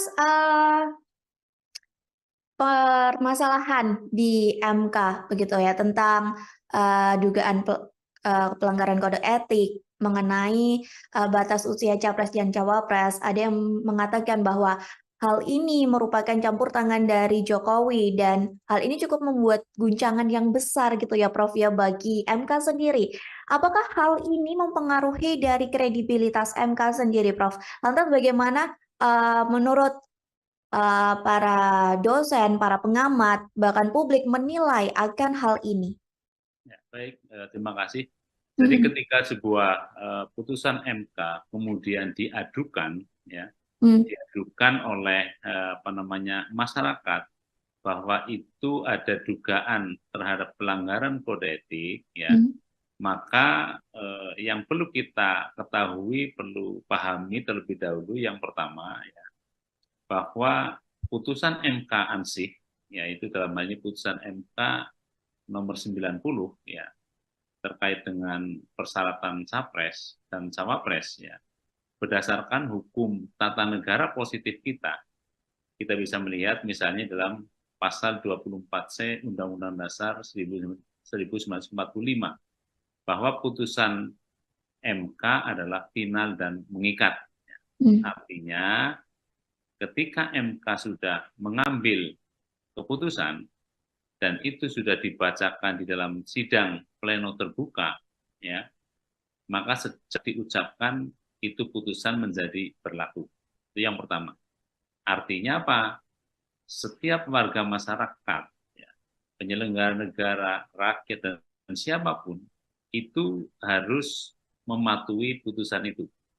Terlepas putusan itu bisa diperdebatkan dalam tahapan akademik. Terlepas putusan itu bisa dikritisi oleh para akademisi, atau terlepas putusan itu menyenangkan atau tidak menyenangkan. Namun demikian, dalam perspektif yang lain, menurut pendapat saya, ketika efek dari putusan itu kemudian ada warga masyarakat yang mengajukan permohonan terkait dengan dugaan adanya pelanggaran kode etik, sampai misalnya, ini masih berandai-andai ya, sampai misalnya hakim konstitusinya itu dinyatakan terbukti melanggar kode etik dengan sah dan meyakinkan, kemudian hakim konstitusi dijatuhi sanksi terberat misalnya diberhentikan, itu kan menjadi persoalan dalam perspektif moral. Ya, karena itu diputuskan oleh hakim konstitusi yang telah nyata-nyata terbukti dengan sah dan meyakinkan melanggar kode etik sampai diberhentikan. Sehingga dalam perspektif yang lain moral, tentunya putusan yang telah dijatuhkan itu tidak memiliki legitimasi moral. Gitu. Itu menurut pendapat saya. Jadi harus dibedakan dalam perspektif hukum tata negara positif, berdasarkan pasal 24C Undang-Undang Dasar 45 hasil amandemen, maka putusan yang telah dibacakan dalam sidang pleno yang terbuka, maka putusan itu berlaku dan tidak ada upaya hukum. pas senang atau tidak senang. Tetapi sebagai sebuah diskursus di akademis ya, atau kita semua bisa mendiskusikan ketika putusan itu ternyata telah diambil ya, oleh hakim-hakim yang kemudian terbukti telah melanggar kode etik, ya, kemudian dijatuhi sanksi terberat misalnya diberhentikan, itu menjadi soal yang kalau kita lihat dalam perspektif moral, berarti putusan itu tidak memiliki legitimasi moral. Makanya terlepas kita dari berbicara hukum positif, hukum tata negara positif, kalau kita tarik kepada ranah persoalan etik, maka saya membayangkan ada terobosan-terobosan yang dilakukan, ya, karena di atas hukum itu ada moral, di atas hukum itu ada nurani. Ya. Orang bisa mengatakan bahwa ya, boleh hukumnya tidak terlalu sempurna, hukumnya tidak terlalu baik, ya. Tetapi hukum yang tidak sempurna dan tidak terlalu baik itu, kalau dilaksanakan oleh aparat penegak hukum yang punya integritas moral yang baik, maka keadilan akan tercapai. Itu Mbak, menurut pendapat saya. Baik, Prof. Lantas, Prof, terkait sikap MK-MK nih yang mempercepat proses pelanggaran kode etik dari yang biasanya nih 30 hari dan kini dipusatkan kurang lebih dari 7 hari saja. Gimana tanggapan atau komentar dari Profesor Fauzan sendiri? Ya, karena menurut saya sebenarnya begini, Mbak. Putusan ini tidak akan rame. Ya. Putusan 90 itu tidak akan rame kalau sejak awal di dalam putusannya MK itu misalnya menyatakan bahwa ini diberlakukan pada pemilu 2029. Jadi kalau putusan MK yang 90 itu diberlakukan efektif tahun 2029, saya pikir tidak akan ada persoalan seperti ini. Tapi karena ini diberlakukan pada pemilu tahun 2024 ini, di mana tahapan pemilihan umum sudah berjalan terkait dengan pendaftaran pasangan capres dan cawapres, kemudian penentuan nanti pasangan capres dan cawapres, makanya itu dipercepat, dan itu kan paling lama 1 bulan, artinya kurang dari 1 bulan pun sebenarnya nggak menjadi persoalan. Itu Mbak. Permasalahannya karena putusan ini ada dalam siklus dari Pilpres yang terkesan terburu-buru gitu ya, Prof ya? Ya, saya pikir itu ya. Saya yakin kalau putusan ini diberlakukan pada pemilu tahun 2029, gonjang-ganjing terkait dengan putusan MK tidak akan terjadi. Ini kan karena putusan langsung diberlakukan pada pemilu 2024 yang akan datang. Sehingga orang sudah membaca ya. Baca bahwa ini ada yang diuntungkan dari keputusan ini. Gitu loh. Apalagi kalau kita lihat diskursus sebelum putusan ini dijatuhkan. Gitu. Saya pikir itu, Mbak. Baik, dengan sidang kode etik ini, Prof, menurut Profesor Fauzan, apakah nantinya akan berdampak bagi Ketua MK Anwar Usman yang akan dipecat, atau mungkin ada permainan hal lain yang akan dilakukan di dalam Mahkamah Konstitusi ini?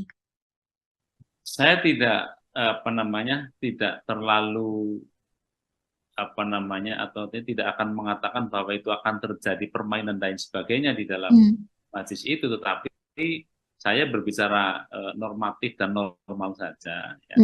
Kalau putusan ini nanti akan diambil, ya, apapun hasil putusannya, memang ada beberapa kemungkinan. Ya.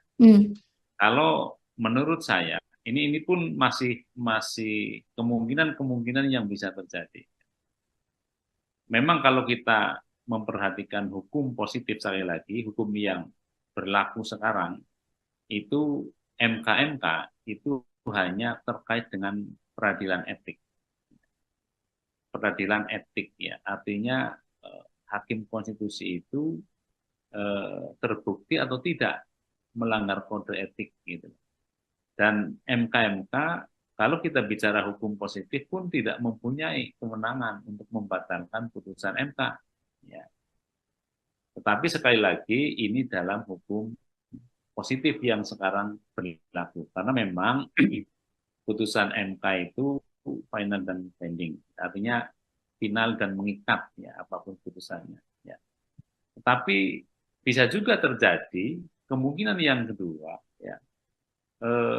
Kalau kita lihat misalnya dinamika yang terjadi di sidang MK, ya, kemudian para anggota Majelis Kehormatan ini atau MK ini mempunyai pemikiran yang jauh ke depan, mendasarkan kepada aspek moral, barangkali putusannya akan berbeda. Gitu, artinya berbeda, bisa dia mengusulkan untuk pemberhentian hakim konstitusi.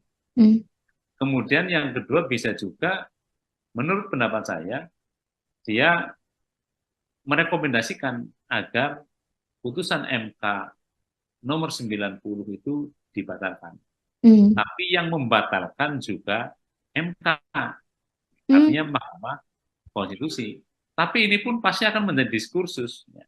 Bagaimana dia nanti, ya, ketika memang hakim itu sudah terbukti melanggar kode etik, kemudian dipersilahkan lagi untuk mengambil keputusan. Itu kan juga soal lain. Makanya beberapa waktu yang lalu salah satu anggota Mahkamah Konstitusi, hakim konstitusi yang mulia Profesor Arief mengatakan sudah direshuffle sekalian 9 hakim konstitusi, kan begitu. Tentu Mbak mengikuti barangkali. Jadi dari itu, menurut pendapat saya, kalau kita hanya beranjak kepada hukum tertulis, hukum positif sekarang, memang tidak mungkin putusan MK itu diganggu-gugat. Tetapi kalau kita berbicara tentang hukum progresif, ya, ke depan, karena di atas hukum itu ada moral, ya, ada nurani, gitu loh. Ada nurani, sehingga bisa saja kemungkinan itu terjadi. Karena yang harus kita pahami, Mbak, ya, hukum tertulis itu pasti akan jauh tertinggal dari perkembangan hukum masyarakat. Ya. Karena pasal 24C itu kan dibuat sekitar 2 dekade yang lalu. Yang barangkali nilai-nilai yang tumbuh berkembang di dalam masyarakat, hukum yang berkembang itu sudah bergeser. Ya. Artinya sudah ketinggalan dengan kondisi masyarakat yang sekarang. Itu pendapat saya. Jadi makanya putusan-putusan yang sifatnya progresif juga masih dimungkinkan dalam kehidupan berhukum di Indonesia. Tergantung hakimnya lah, saya pikir. Oke, berarti untuk nasib dari Ketua MK Anwar Usman sendiri belum tentu dipecat begitu ya, Prof ya? Tergantung nanti perkembangan keputusan dari hakim sendiri begitu ya, Prof? Tergantung kepada putusan MK. Ya.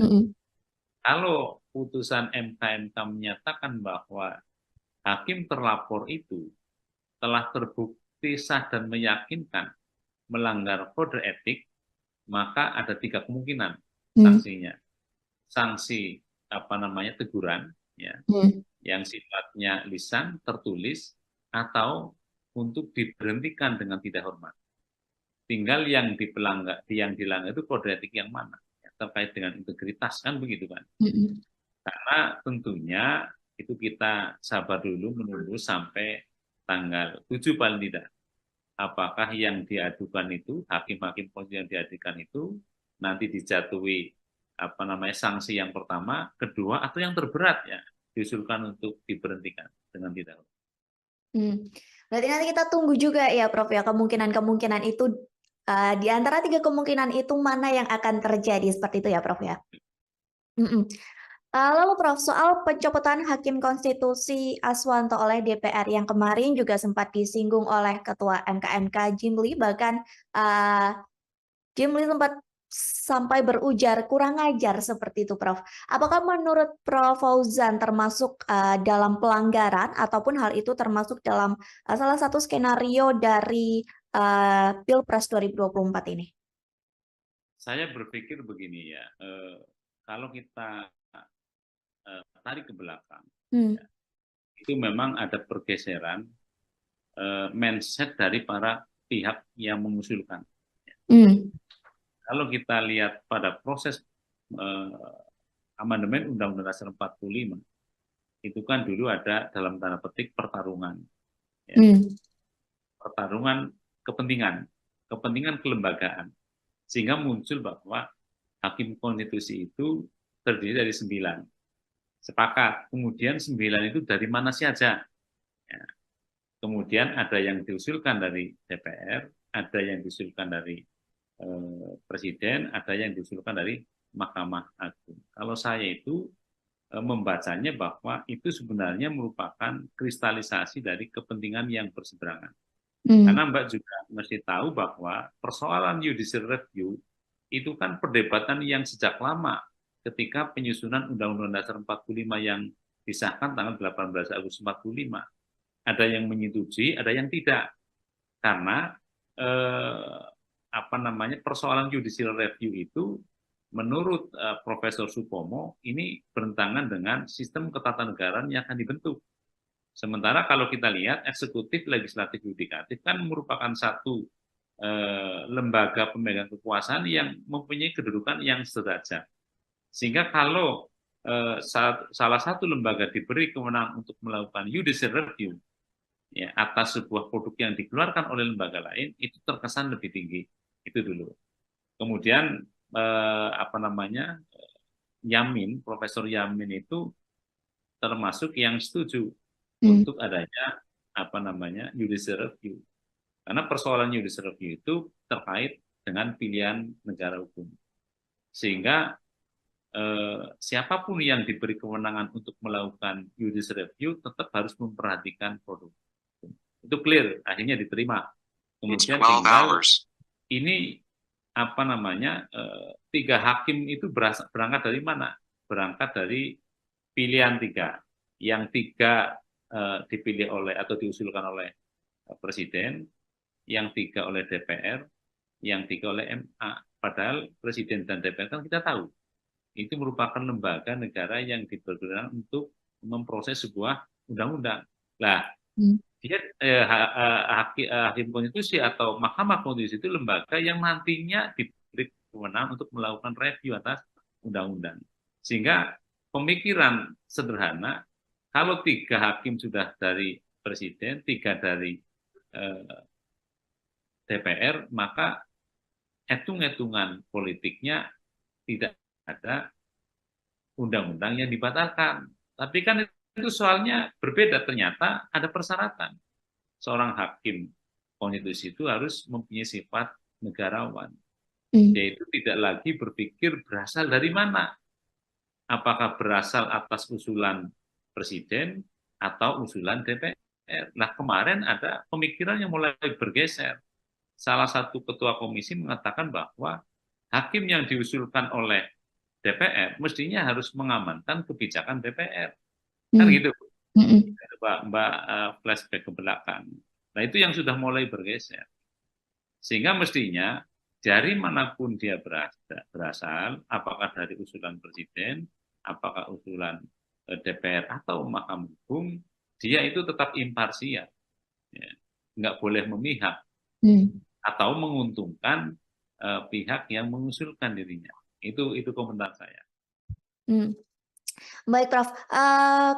Lalu pendapat atau komentar dari Prof. Fauzan melihat adanya dugaan konflik kepentingan dalam putusan MK mengenai batas usia capres-cawapres ini seperti apa, Prof?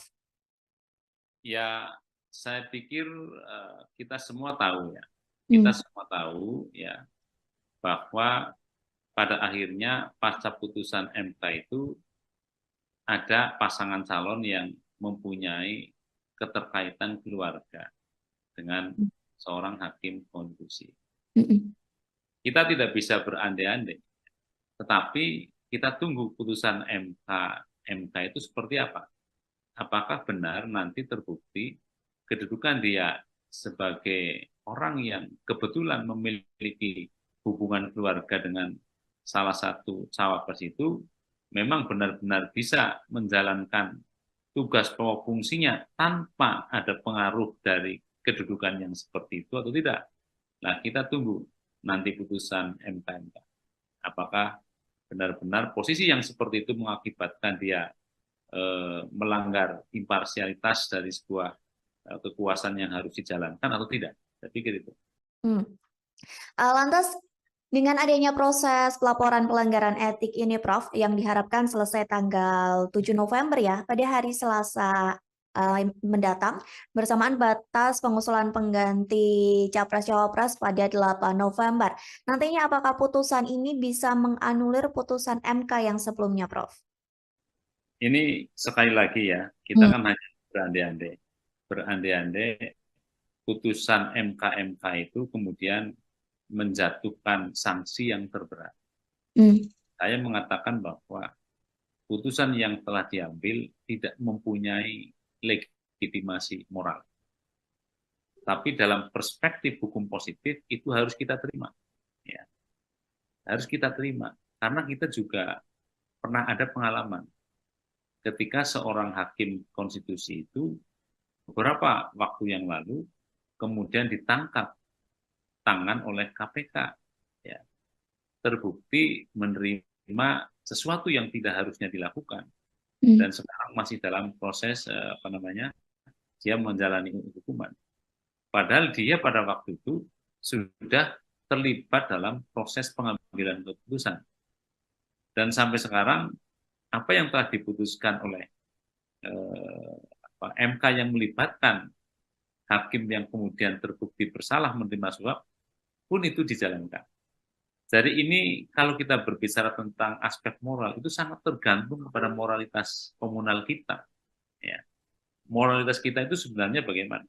Ya.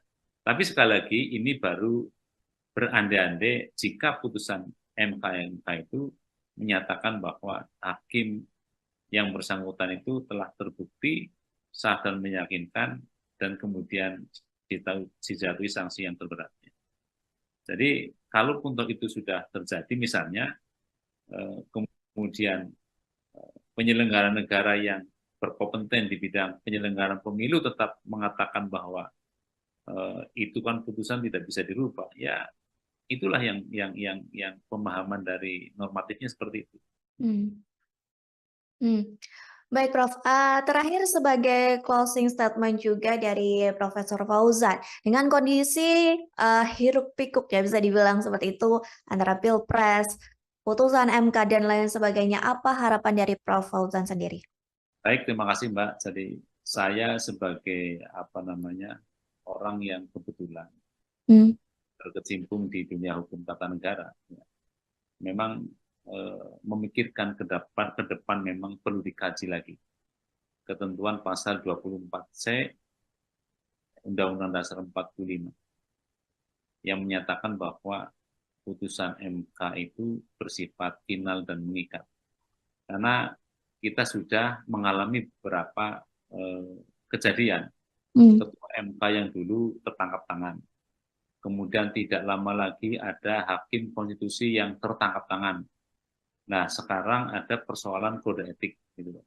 Jadi kalau menurut saya, ke depan saya membayangkan putusan MK itu bisa ditinjau ulang melalui mekanisme MK. Jika memang putusan yang telah dijatuhkan oleh Mahkamah Konstitusi itu dilatar belakangi oleh peristiwa-peristiwa yang dalam perspektif kode etik tidak benar. Ya, hakimnya misalnya telah terbukti dengan sah meyakinkan melanggar kode etik, maka saya membayangkan ke depan MK itu bisa menjatuhkan sanksi termasuk yang 3 itu, tetapi juga ada tambahan. Dia bisa merekomendasikan kepada Mahkamah Konstitusi untuk membatalkan putusan yang telah diambil. Itu pendapat saya ke depan. Baik. Terima kasih. Baik, Prof, nanti kita menanti bersama-sama ya putusan MK pada Selasa 7 November dan tentunya putusan ini juga dinantikan oleh publik karena hal ini juga berkaitan dengan proses Pilpres dan lain sebagainya. Sekali lagi terima kasih Prof. Fauzan atas waktunya sudah berkenan berbincang bersama saya di Tribun on Focus. Semoga di lain kesempatan kita bisa berbincang lagi. Terima kasih, Prof. Assalamualaikum. Tribuners, demikian Tribun on Fokus hari ini. Saya Mariananda beserta kru yang bertugas pamit undur diri. Terima kasih dan sampai jumpa. Download Tribun X sekarang. Menghadirkan lokal menjadi Indonesia. Boleh hukumnya tidak terlalu sempurna, hukumnya tidak terlalu baik ya. Tetapi hukum yang tidak sempurna dan tidak terlalu baik itu, kalau dilaksanakan oleh aparat penegak hukum yang punya integritas moral yang baik, maka keadilan akan tercapai. Putusan MK itu final dan binding, artinya final dan mengikat ya apapun putusannya. Berandai-andai putusan MK itu kemudian menjatuhkan sanksi yang terberat. Saya mengatakan bahwa putusan yang telah diambil tidak mempunyai legitimasi moral. Tapi dalam perspektif hukum positif itu harus kita terima. Halo Tribuners, Tribun on Fokus kembali menjumpai Anda bersama saya Mariananda. Tribuners, MK sudah menyimpulkan bahwa ada dugaan pelanggaran etik Hakim Konstitusi dalam penyusunan putusan MK soal batas usia Capres dan Cawapres. Bahkan nantinya putusan MK ini akan dibacakan pada Selasa 7 November 2023 mendatang.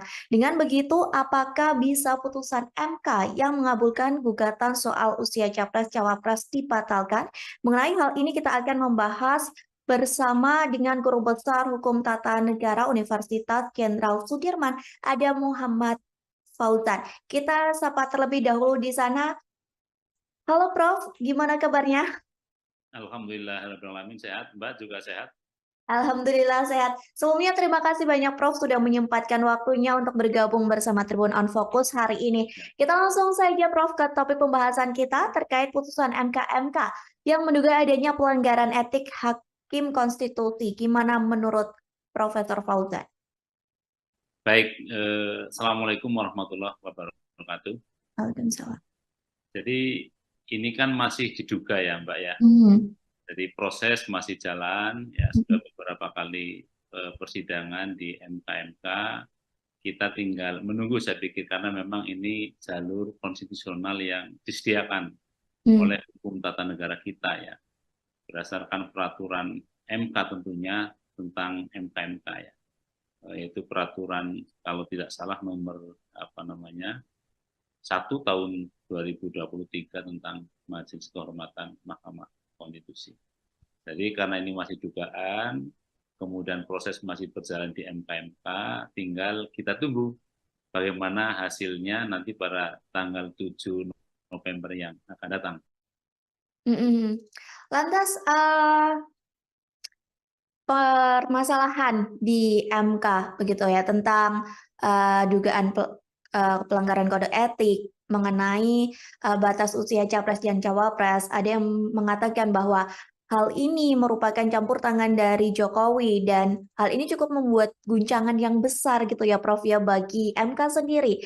Apakah hal ini mempengaruhi dari kredibilitas MK sendiri Prof? Lantas bagaimana menurut para dosen, para pengamat, bahkan publik menilai akan hal ini? Ya, baik, terima kasih. Jadi ketika sebuah putusan MK kemudian diadukan, ya, diadukan oleh masyarakat bahwa itu ada dugaan terhadap pelanggaran kode etik, ya, maka yang perlu kita ketahui, perlu pahami terlebih dahulu yang pertama, ya, bahwa putusan MK ansih, yaitu dalam hal ini putusan MK nomor 90, ya, terkait dengan persyaratan capres dan cawapres, ya, berdasarkan hukum tata negara positif kita bisa melihat misalnya dalam pasal 24C Undang-Undang Dasar 1945 bahwa putusan MK adalah final dan mengikat. Artinya ketika MK sudah mengambil keputusan dan itu sudah dibacakan di dalam sidang pleno terbuka, ya, maka sejak diucapkan itu putusan menjadi berlaku. Itu yang pertama. Artinya apa? Setiap warga masyarakat, ya, penyelenggara negara, rakyat, dan siapapun, itu harus mematuhi putusan itu. Terlepas putusan itu bisa diperdebatkan dalam tahap akademik. Terlepas putusan itu bisa dikritisi oleh para akademisi, atau terlepas putusan itu menyenangkan atau tidak menyenangkan. Namun demikian, dalam perspektif yang lain, menurut pendapat saya, ketika efek dari putusan itu kemudian ada warga masyarakat yang mengajukan permohonan terkait dengan dugaan adanya pelanggaran kode etik, sampai misalnya, ini masih berandai-andai ya, sampai misalnya hakim konstitusinya itu dinyatakan terbukti melanggar kode etik dengan sah dan meyakinkan, kemudian hakim konstitusi dijatuhi sanksi terberat misalnya diberhentikan, itu kan menjadi persoalan dalam perspektif moral. Ya, karena itu diputuskan oleh hakim konstitusi yang telah nyata-nyata terbukti dengan sah dan meyakinkan melanggar kode etik sampai diberhentikan. Sehingga dalam perspektif yang lain moral, tentunya putusan yang telah dijatuhkan itu tidak memiliki legitimasi moral. Gitu. Itu menurut pendapat saya. Jadi harus dibedakan dalam perspektif hukum tata negara positif, berdasarkan pasal 24C Undang-Undang Dasar 45 hasil amandemen, maka putusan yang telah dibacakan dalam sidang pleno yang terbuka, maka putusan itu berlaku dan tidak ada upaya hukum, pas senang atau tidak senang. Tetapi sebagai sebuah diskursus di akademis ya, atau kita semua bisa mendiskusikan, ketika putusan itu ternyata telah diambil ya, oleh hakim-hakim yang kemudian terbukti telah melanggar kode etik, ya, kemudian dijatuhi sanksi terberat misalnya diberhentikan, itu menjadi soal yang kalau kita lihat dalam perspektif moral, berarti putusan itu tidak memiliki legitimasi moral.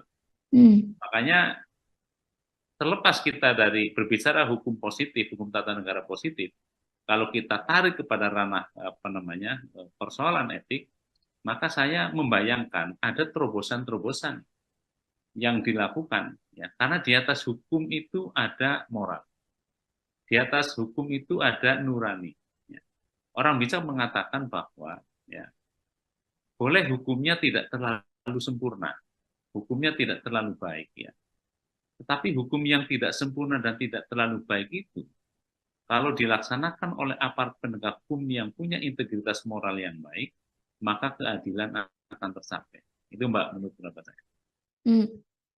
Baik, Prof. Lantas, Prof, terkait sikap MK-MK nih yang mempercepat proses pelanggaran kode etik dari yang biasanya nih 30 hari dan kini dipusatkan kurang lebih dari 7 hari saja.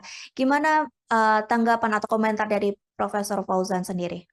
Ya, karena menurut saya sebenarnya begini, Mbak. Putusan ini tidak akan rame. Ya. Putusan 90 itu tidak akan rame kalau sejak awal di dalam putusannya MK itu misalnya menyatakan bahwa ini diberlakukan pada pemilu 2029. Jadi kalau putusan MK yang 90 itu diberlakukan efektif tahun 2029, saya pikir tidak akan ada persoalan seperti ini. Tapi karena ini diberlakukan pada pemilu tahun 2024 ini, di mana tahapan pemilihan umum sudah berjalan terkait dengan pendaftaran pasangan capres dan cawapres, kemudian penentuan nanti pasangan capres dan cawapres, makanya itu dipercepat, dan itu kan paling lama 1 bulan, artinya kurang dari 1 bulan pun sebenarnya nggak menjadi persoalan. Itu Mbak. Permasalahannya karena putusan ini ada dalam siklus dari Pilpres yang terkesan terburu-buru gitu ya, Prof ya? Ya, saya pikir itu ya. Saya yakin kalau putusan ini diberlakukan pada pemilu tahun 2029, gonjang-ganjing terkait dengan putusan MK tidak akan terjadi. Ini kan karena putusan langsung diberlakukan pada pemilu 2024 yang akan datang. Sehingga orang sudah sudah membaca, ya, baca bahwa ini ada yang diuntungkan dari keputusan ini, gitu loh. Apalagi kalau kita lihat diskursus sebelum putusan ini dijatuhkan. Gitu. Saya pikir itu, Mbak. Baik, dengan sidang kode etik ini, Prof, menurut Profesor Fauzan, apakah nantinya akan berdampak bagi Ketua MK Anwar Usman yang akan dipecat, atau mungkin ada permainan hal lain yang akan dilakukan di dalam Mahkamah Konstitusi ini? Saya tidak tidak terlalu atau tidak akan mengatakan bahwa itu akan terjadi permainan dan sebagainya di dalam majelis itu, tetapi saya berbicara normatif dan normal saja. Ya. Kalau putusan ini nanti akan diambil, ya, apapun hasil putusannya, memang ada beberapa kemungkinan. Ya. Kalau menurut saya, ini pun masih kemungkinan yang bisa terjadi. Memang kalau kita memperhatikan hukum positif, sekali lagi, hukum yang berlaku sekarang, itu MK itu hanya terkait dengan peradilan etik. Peradilan etik, ya, artinya hakim konstitusi itu terbukti atau tidak melanggar kode etik, gitu. Dan MK kalau kita bicara hukum positif pun tidak mempunyai kewenangan untuk membatalkan putusan MK. Ya. Tetapi sekali lagi ini dalam hukum positif yang sekarang berlaku, karena memang putusan MK itu final dan binding, artinya final dan mengikat, ya, apapun putusannya. Ya. Tetapi bisa juga terjadi kemungkinan yang kedua, ya. Kalau kita lihat misalnya dinamika yang terjadi di sidang MK, ya, kemudian para anggota Majelis Kehormatan ini atau MK ini mempunyai pemikiran yang jauh ke depan mendasarkan kepada aspek moral, barangkali putusannya akan berbeda. Gitu. Artinya berbeda, bisa dia mengusulkan untuk pemberhentian hakim konstitusi. Kemudian yang kedua bisa juga, menurut pendapat saya, dia merekomendasikan agar putusan MK nomor 90 itu dibatalkan. Tapi yang membatalkan juga MK, artinya Mahkamah Konstitusi. Tapi ini pun pasti akan menjadi diskursus. Bagaimana dia nanti, ya, ketika memang hakim itu sudah terbukti melanggar kode etik, kemudian dipersilahkan lagi untuk mengambil keputusan. Itu kan juga soal lain. Makanya beberapa waktu yang lalu salah satu anggota Mahkamah Konstitusi, hakim konstitusi yang mulia Profesor Arief mengatakan sudah direshuffle sekalian 9 hakim konstitusi, kan begitu. Tentu Mbak mengikuti barangkali. Jadi dari itu, menurut pendapat saya, kalau kita hanya beranjak kepada hukum tertulis, hukum positif sekarang, memang tidak mungkin putusan MK itu diganggu-gugat. Tetapi kalau kita berbicara tentang hukum progresif, ya, ke depan, karena di atas hukum itu ada moral, ya, ada nurani, gitu loh. Ada nurani, sehingga bisa saja kemungkinan itu terjadi. Karena yang harus kita pahami, Mbak, ya, hukum tertulis itu pasti akan jauh tertinggal dari perkembangan hukum masyarakat. Ya. Karena pasal 24C itu kan dibuat sekitar 2 dekade yang lalu, yang barangkali nilai-nilai yang tumbuh berkembang di dalam masyarakat, hukum yang berkembang itu sudah bergeser, ya. Artinya sudah ketinggalan dengan kondisi masyarakat yang sekarang. Itu pendapat saya. Jadi makanya putusan-putusan yang sifatnya progresif juga masih dimungkinkan dalam kehidupan berhukum di Indonesia. Gitu. Tergantung hakimnya lah, saya pikir. Oke, berarti untuk nasib dari Ketua MK Anwar Usman sendiri belum tentu dipecat begitu ya Prof ya? Tergantung nanti perkembangan keputusan dari hakim sendiri begitu ya Prof? Tergantung kepada putusan MK-MK. Ya. Kalau putusan MK-MK menyatakan bahwa hakim terlapor itu telah terbukti sah dan meyakinkan melanggar kode etik, maka ada 3 kemungkinan sanksinya. Sanksi teguran, ya, yang sifatnya lisan, tertulis, atau untuk diberhentikan dengan tidak hormat. Tinggal yang dilanggar itu kode etik yang mana, ya, terkait dengan integritas, kan begitu kan. Karena tentunya itu kita sabar dulu menunggu sampai tanggal 7 paling tidak. Apakah yang diadukan itu, hakim-hakim yang diadukan itu nanti dijatuhi sanksi yang pertama, kedua, atau yang terberat ya diusulkan untuk diberhentikan dengan tidak. Berarti nanti kita tunggu juga ya Prof ya, kemungkinan-kemungkinan itu di antara 3 kemungkinan itu mana yang akan terjadi seperti itu ya Prof ya. Lalu Prof, soal pencopotan Hakim Konstitusi Aswanto oleh DPR yang kemarin juga sempat disinggung oleh Ketua MK Jimli, bahkan Jimli sempat sampai berujar kurang ajar seperti itu Prof. Apakah menurut Prof Fauzan termasuk dalam pelanggaran ataupun hal itu termasuk dalam salah satu skenario dari Pilpres 2024 ini? Saya berpikir begini ya, kalau kita tarik ke belakang, ya, itu memang ada pergeseran mindset dari para pihak yang mengusulkan. Kalau kita lihat pada proses amandemen Undang-Undang Dasar 45, itu kan dulu ada dalam tanda petik pertarungan, ya. Pertarungan kepentingan kelembagaan, sehingga muncul bahwa hakim konstitusi itu terdiri dari 9. Sepakat. Kemudian 9 itu dari mana saja? Ya. Kemudian ada yang diusulkan dari DPR, ada yang diusulkan dari Presiden, ada yang diusulkan dari Mahkamah Agung. Kalau saya itu membacanya bahwa itu sebenarnya merupakan kristalisasi dari kepentingan yang berseberangan. Karena Mbak juga mesti tahu bahwa persoalan judicial review itu kan perdebatan yang sejak lama ketika penyusunan Undang-Undang Dasar 45 yang disahkan tanggal 18 Agustus 45. Ada yang menyetujui, ada yang tidak. Karena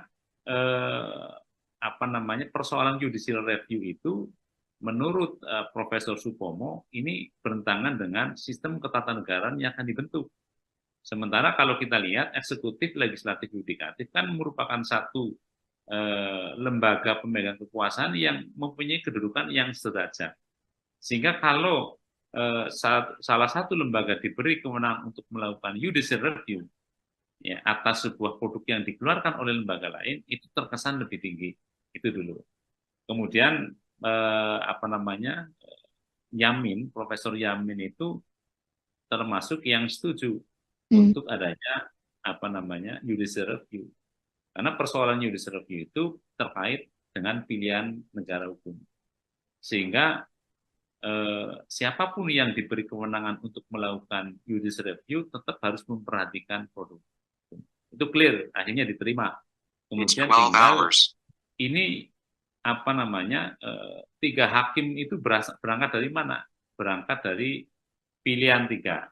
Yang 3 dipilih oleh atau diusulkan oleh Presiden, yang 3 oleh DPR, yang 3 oleh MA. Padahal Presiden dan DPR kan kita tahu itu merupakan lembaga negara yang dipergunakan untuk memproses sebuah undang-undang.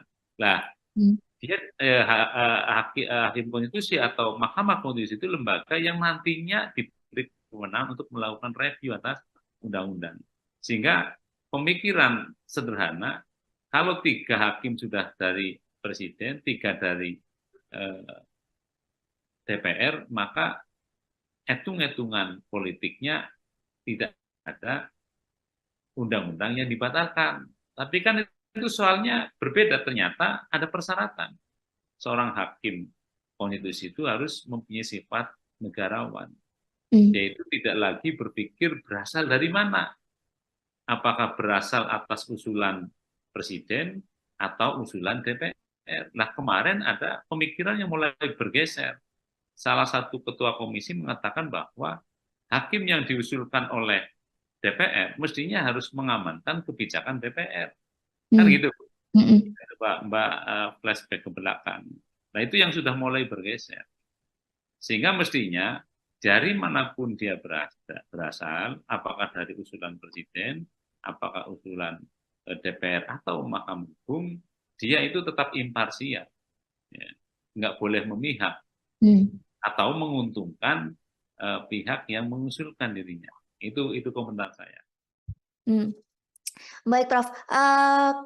Lalu pendapat atau komentar dari Prof. Fauzan melihat adanya dugaan konflik kepentingan dalam putusan MK mengenai batas usia capres-cawapres ini seperti apa, Prof?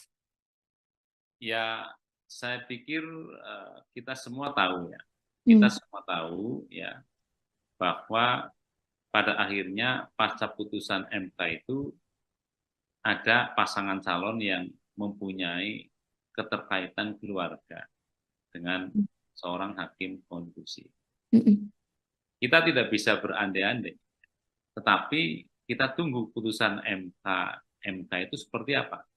Apakah benar nanti terbukti kedudukan dia sebagai orang yang kebetulan memiliki hubungan keluarga dengan salah satu cawapres itu memang benar-benar bisa menjalankan tugas pokok fungsinya tanpa ada pengaruh dari kedudukan yang seperti itu atau tidak. Nah, kita tunggu nanti putusan MK. Apakah benar-benar posisi yang seperti itu mengakibatkan dia melanggar imparsialitas dari sebuah kekuasaan yang harus dijalankan atau tidak. Saya pikir itu. Hmm. Lantas, dengan adanya proses pelaporan pelanggaran etik ini, Prof, yang diharapkan selesai tanggal 7 November ya, pada hari Selasa mendatang, bersamaan batas pengusulan pengganti Capres-Cawapres pada 8 November. Nantinya apakah putusan ini bisa menganulir putusan MK yang sebelumnya, Prof? Ini sekali lagi ya, kita Hmm. kan hanya berandai-andai. Berandai-andai putusan MK itu kemudian menjatuhkan sanksi yang terberat. Hmm. Saya mengatakan bahwa putusan yang telah diambil tidak mempunyai legitimasi moral. Tapi dalam perspektif hukum positif itu harus kita terima. Ya. Harus kita terima. Karena kita juga pernah ada pengalaman ketika seorang hakim konstitusi itu beberapa waktu yang lalu kemudian ditangkap tangan oleh KPK. Ya. Terbukti menerima sesuatu yang tidak harusnya dilakukan. Dan sekarang masih dalam proses dia menjalani hukuman. Padahal dia pada waktu itu sudah terlibat dalam proses pengambilan keputusan. Dan sampai sekarang apa yang telah diputuskan oleh MK yang melibatkan hakim yang kemudian terbukti bersalah menerima suap pun itu dijalankan. Jadi ini kalau kita berbicara tentang aspek moral itu sangat tergantung kepada moralitas komunal kita. Ya. Moralitas kita itu sebenarnya bagaimana? Ya. Tapi sekali lagi ini baru berandai-andai jika putusan MK itu menyatakan bahwa hakim yang bersangkutan itu telah terbukti sah dan meyakinkan dan kemudian dijatuhi sanksi yang terberat. Jadi kalaupun itu sudah terjadi misalnya kemudian penyelenggara negara yang berkompeten di bidang penyelenggaraan pemilu tetap mengatakan bahwa itu kan putusan tidak bisa dirubah, ya itulah yang pemahaman dari normatifnya seperti itu. Baik, Prof. Terakhir sebagai closing statement juga dari Profesor Fauzan, dengan kondisi hiruk pikuk ya bisa dibilang seperti itu antara Pilpres, putusan MK dan lain sebagainya, apa harapan dari Prof. Fauzan sendiri? Baik, terima kasih Mbak. Jadi saya sebagai orang yang kebetulan berkecimpung di dunia hukum tata negara, memang memikirkan ke depan memang perlu dikaji lagi. Ketentuan pasal 24C Undang-Undang Dasar 45 yang menyatakan bahwa putusan MK itu bersifat final dan mengikat. Karena kita sudah mengalami beberapa kejadian ketua MK yang dulu tertangkap tangan. Kemudian tidak lama lagi ada hakim konstitusi yang tertangkap tangan. Nah, sekarang ada persoalan kode etik. Gitu. Jadi kalau menurut saya, ke depan saya membayangkan putusan MK itu bisa ditinjau ulang melalui mekanisme MK-MK. Jika memang putusan yang telah dijatuhkan oleh Mahkamah Konstitusi itu dilatar belakangi oleh peristiwa-peristiwa yang dalam perspektif kode etik tidak benar. Ya, hakimnya misalnya telah terbukti dengan sah meyakinkan melanggar kode etik, maka saya membayangkan ke depan MK-MK itu bisa menjatuhkan sanksi termasuk yang 3 itu, tetapi juga ada tambahan. Dia bisa merekomendasikan kepada Mahkamah Konstitusi untuk membatalkan putusan yang telah diambil. Itu pendapat saya ke depan. Baik. Terima kasih. Baik, Prof, nanti kita menanti bersama-sama ya putusan MK-MK pada Selasa 7 November dan tentunya putusan ini juga dinantikan oleh publik karena hal ini juga berkaitan dengan proses Pilpres dan lain sebagainya. Sekali lagi terima kasih Prof Fauzan atas waktunya sudah berkenan berbincang bersama saya di Tribun on Focus. Semoga di lain kesempatan kita bisa berbincang lagi. Terima kasih, Prof. Assalamualaikum. Tribuners, demikian Tribun on Focus hari ini. Saya Mariananda beserta kru yang bertugas pamit undur diri. Terima kasih dan sampai jumpa. Download Tribun X sekarang. Menghadirkan lokal menjadi Indonesia. Boleh hukumnya tidak terlalu sempurna, hukumnya tidak terlalu baik ya. Tetapi hukum yang tidak sempurna dan tidak terlalu baik itu, kalau dilaksanakan oleh aparat penegak hukum yang punya integritas moral yang baik, maka keadilan akan tercapai. Putusan MK itu final dan binding, artinya final dan mengikat ya apapun putusannya. Berandai-andai putusan MK-MK itu kemudian menjatuhkan sanksi yang terberat. Saya mengatakan bahwa putusan yang telah diambil tidak mempunyai legitimasi moral. Tapi dalam perspektif hukum positif itu harus kita terima. Halo Tribuners, Tribun on Focus kembali menjumpai Anda bersama saya Mariananda. Tribuners, MK-MK sudah menyimpulkan bahwa ada dugaan pelanggaran etik Hakim Konstitusi dalam penyusunan putusan MK soal batas usia Capres dan Cawapres. Bahkan nantinya putusan MK-MK ini akan dibacakan pada Selasa 7 November 2023 mendatang. Dengan begitu, apakah bisa putusan MK yang mengabulkan gugatan soal usia Capres-Cawapres dibatalkan?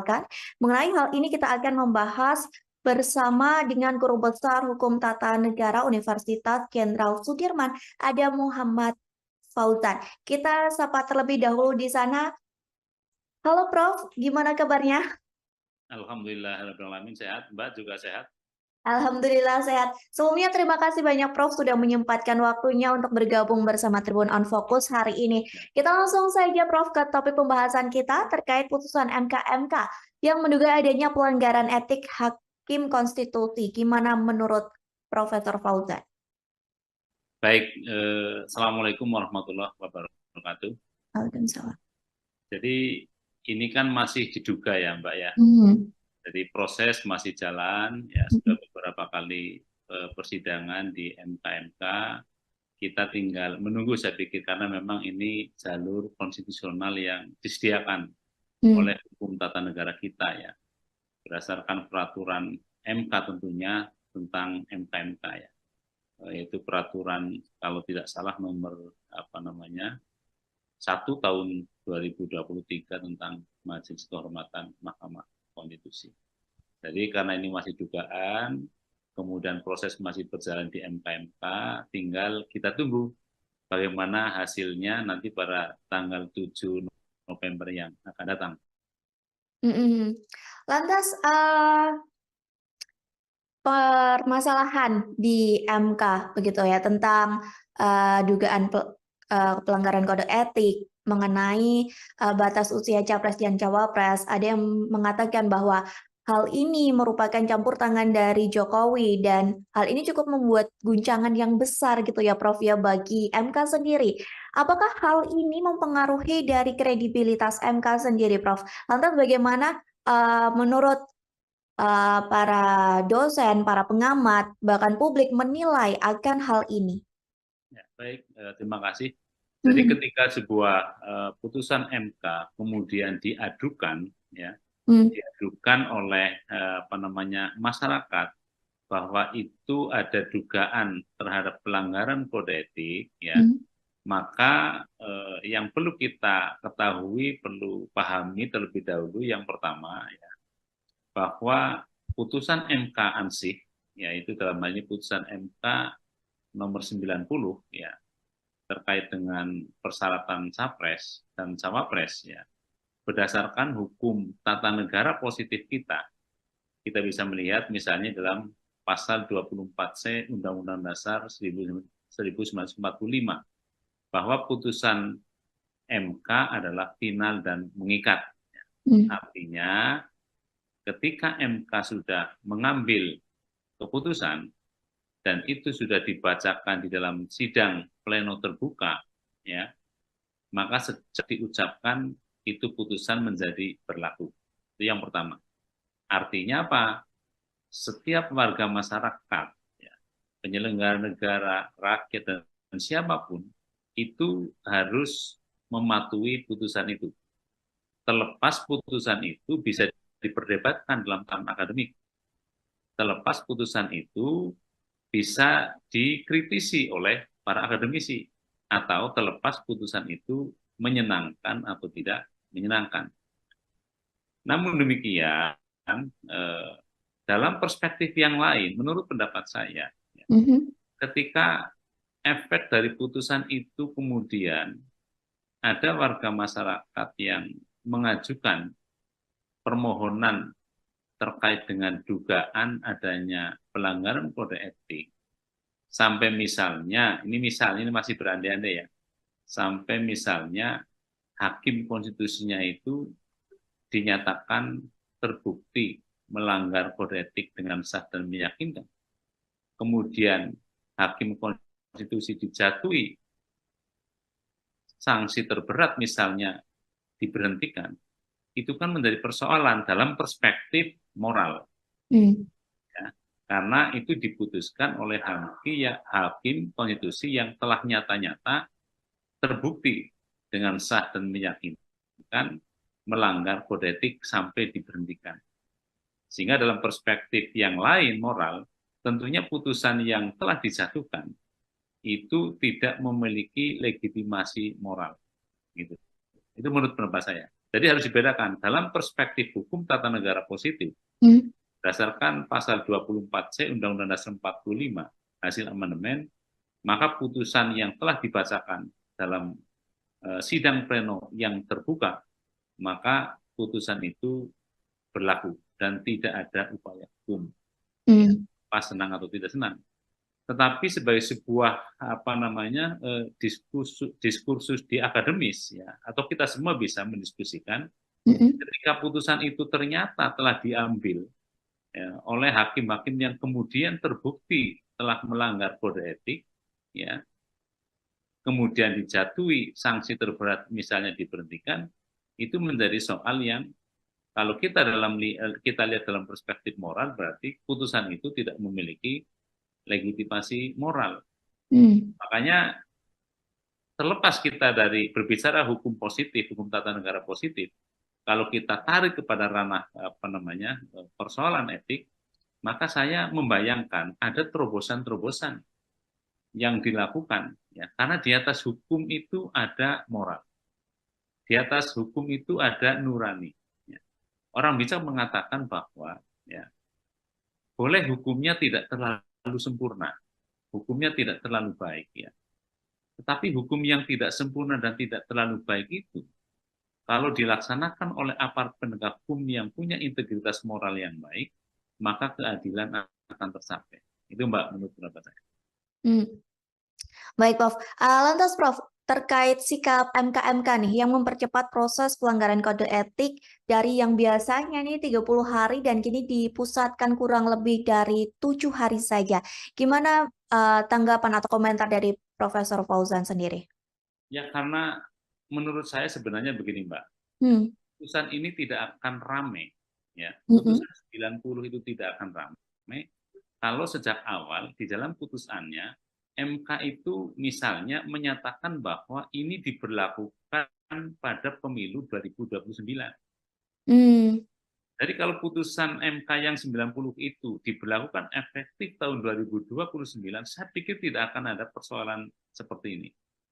Tapi karena ini diberlakukan pada pemilu tahun 2024 ini, di mana tahapan pemilihan umum sudah berjalan terkait dengan pendaftaran pasangan capres dan cawapres, kemudian penentuan nanti pasangan capres dan cawapres, makanya itu dipercepat, dan itu kan paling lama 1 bulan, artinya kurang dari 1 bulan pun sebenarnya nggak menjadi persoalan.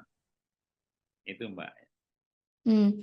Permasalahannya karena putusan ini ada dalam siklus dari Pilpres yang terkesan terburu-buru gitu ya, Prof ya?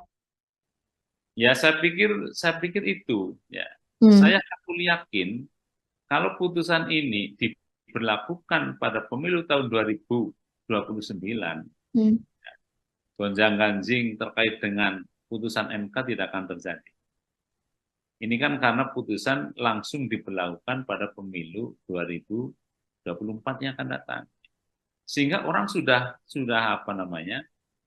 membaca ya. Baca bahwa ini ada yang diuntungkan dari keputusan ini. Gitu loh. Apalagi kalau kita lihat diskursus sebelum putusan ini dijatuhkan. Gitu. Saya pikir itu, Mbak.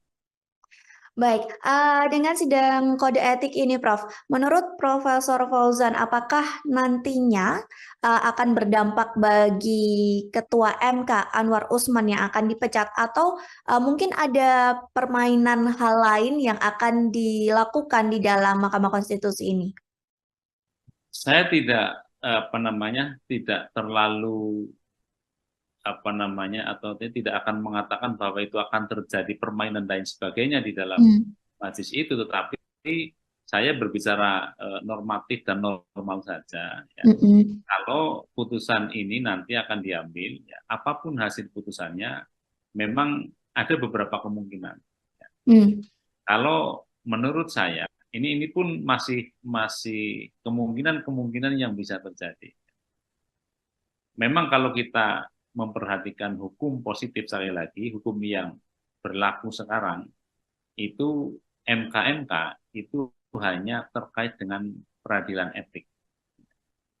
Peradilan etik ya, artinya hakim konstitusi itu terbukti atau tidak melanggar kode etik gitu.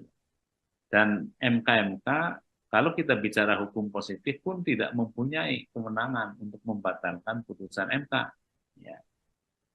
Tetapi sekali lagi ini dalam hukum positif yang sekarang berlaku, karena memang putusan MK itu final dan binding, artinya final dan mengikat ya apapun putusannya. Ya.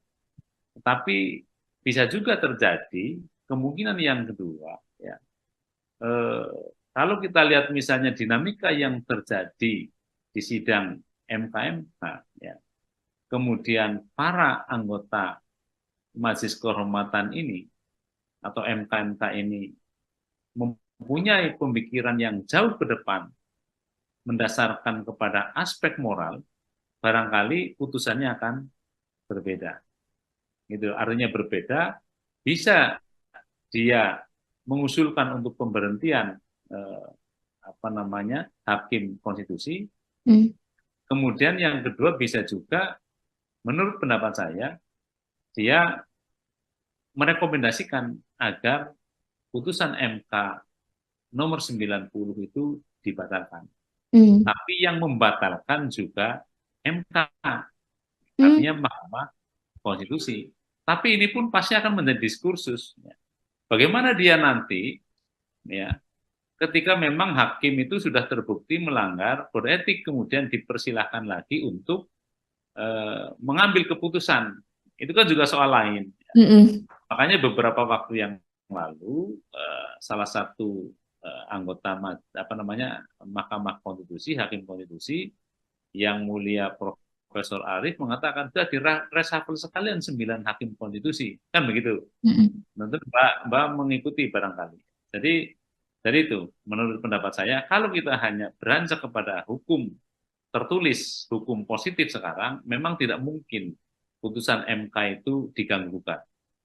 Tetapi kalau kita berbicara tentang hukum progresif, ya, ke depan, karena di atas hukum itu ada moral, ya, ada nurani, gitu loh. Ada nurani, sehingga bisa saja kemungkinan itu terjadi. Karena yang harus kita pahami, Mbak, ya, hukum tertulis itu pasti akan jauh tertinggal dari perkembangan hukum masyarakat. Ya. Karena pasal 24C itu kan dibuat sekitar 2 dekade yang lalu. Yang barangkali nilai-nilai yang tumbuh berkembang di dalam masyarakat, hukum yang berkembang itu sudah bergeser. Ya. Artinya sudah ketinggalan dengan kondisi masyarakat yang sekarang. Itu pendapat saya. Jadi makanya putusan-putusan yang sifatnya progresif juga masih dimungkinkan dalam kehidupan berhukum di Indonesia. Tergantung hakimnya lah, saya pikir. Oke, berarti untuk nasib dari Ketua MK Anwar Usman sendiri belum tentu dipecat begitu ya, Prof ya? Tergantung nanti perkembangan keputusan dari hakim sendiri begitu ya, Prof? Tergantung kepada putusan MK-MK. Ya. Kalau putusan MK-MK menyatakan bahwa hakim terlapor itu telah terbukti sah dan meyakinkan melanggar kode etik, maka ada 3 kemungkinan sanksinya. Sanksi teguran, ya, yang sifatnya lisan, tertulis, atau untuk diberhentikan dengan tidak hormat. Tinggal yang dilanggar itu kode etik yang mana, ya, terkait dengan integritas, kan begitu kan. Karena tentunya itu kita sabar dulu menunggu sampai tanggal 7 paling tidak. Apakah yang diadukan itu, hakim-hakim yang diadukan itu nanti dijatuhi sanksi yang pertama, kedua, atau yang terberat, ya, diusulkan untuk diberhentikan dengan tidak hormat. Berarti nanti kita tunggu juga ya, Prof ya, kemungkinan-kemungkinan itu di antara 3 kemungkinan itu mana yang akan terjadi, seperti itu ya, Prof ya. Lalu Prof, soal pencopotan Hakim Konstitusi Aswanto oleh DPR yang kemarin juga sempat disinggung oleh Ketua MK Jimli, bahkan Jimli sempat sampai berujar kurang ajar seperti itu, Prof. Apakah menurut Prof Fauzan termasuk dalam pelanggaran ataupun hal itu termasuk dalam salah satu skenario dari Pilpres 2024 ini? Saya berpikir begini ya, kalau kita tarik ke belakang, ya, itu memang ada pergeseran mindset dari para pihak yang mengusulkan. Kalau kita lihat pada proses amandemen Undang-Undang Dasar 45, itu kan dulu ada dalam tanda petik pertarungan, ya. Pertarungan kepentingan kelembagaan, sehingga muncul bahwa hakim konstitusi itu terdiri dari 9. Sepakat, kemudian 9 itu dari mana saja. Ya. Kemudian ada yang diusulkan dari DPR, ada yang diusulkan dari Presiden, ada yang diusulkan dari Mahkamah Agung. Kalau saya itu membacanya bahwa itu sebenarnya merupakan kristalisasi dari kepentingan yang berseberangan. Karena Mbak juga mesti tahu bahwa persoalan judicial review itu kan perdebatan yang sejak lama ketika penyusunan Undang-Undang Dasar 45 yang disahkan tanggal 18 Agustus 45. Ada yang menyetujui, ada yang tidak. Karena persoalan judicial review itu menurut Profesor Supomo ini bertentangan dengan sistem ketatanegaraan yang akan dibentuk. Sementara kalau kita lihat eksekutif, legislatif, yudikatif kan merupakan satu lembaga pemegang kekuasaan yang mempunyai kedudukan yang sederajat. Sehingga kalau salah satu lembaga diberi kewenangan untuk melakukan judicial review ya, atas sebuah produk yang dikeluarkan oleh lembaga lain, itu terkesan lebih tinggi. Itu dulu. Kemudian Yamin, Profesor Yamin itu termasuk yang setuju untuk adanya judicial review. Karena persoalan judicial review itu terkait dengan pilihan negara hukum. Sehingga siapapun yang diberi kewenangan untuk melakukan judicial review tetap harus memperhatikan produk. Itu clear, akhirnya diterima. Kemudian tinggal ini 3 hakim itu berangkat dari mana? Berangkat dari pilihan 3. Yang 3 dipilih oleh atau diusulkan oleh Presiden, yang 3 oleh DPR, yang 3 oleh MA. Padahal Presiden dan DPR kan kita tahu, itu merupakan lembaga negara yang dipergunakan untuk memproses sebuah undang-undang. Nah, dia Hakim Konstitusi atau Mahkamah Konstitusi itu lembaga yang nantinya diberi kewenangan untuk melakukan review atas undang-undang. Sehingga pemikiran sederhana, kalau 3 hakim sudah dari Presiden, 3 dari DPR, maka hitung-hitungan politiknya tidak ada undang-undang yang dibatalkan. Tapi kan itu soalnya berbeda, ternyata ada persyaratan. Seorang hakim konstitusi itu harus mempunyai sifat negarawan. Yaitu tidak lagi berpikir berasal dari mana. Apakah berasal atas usulan Presiden atau usulan DPR. Nah, kemarin ada pemikiran yang mulai bergeser. Salah satu ketua komisi mengatakan bahwa hakim yang diusulkan oleh DPR mestinya harus mengamankan kebijakan DPR. Kan gitu, Mbak flashback ke belakang. Nah, itu yang sudah mulai bergeser. Sehingga mestinya dari manapun dia berasal, apakah dari usulan Presiden, apakah usulan DPR atau Mahkamah Agung, dia itu tetap imparsial. Ya. Nggak boleh memihak atau menguntungkan pihak yang mengusulkan dirinya. Itu komentar saya. Baik, Prof. Lalu pendapat atau komentar dari Prof. Fauzan melihat adanya dugaan konflik kepentingan dalam putusan MK mengenai batas usia capres-cawapres ini seperti apa, Prof? Ya, saya pikir kita semua tahu ya.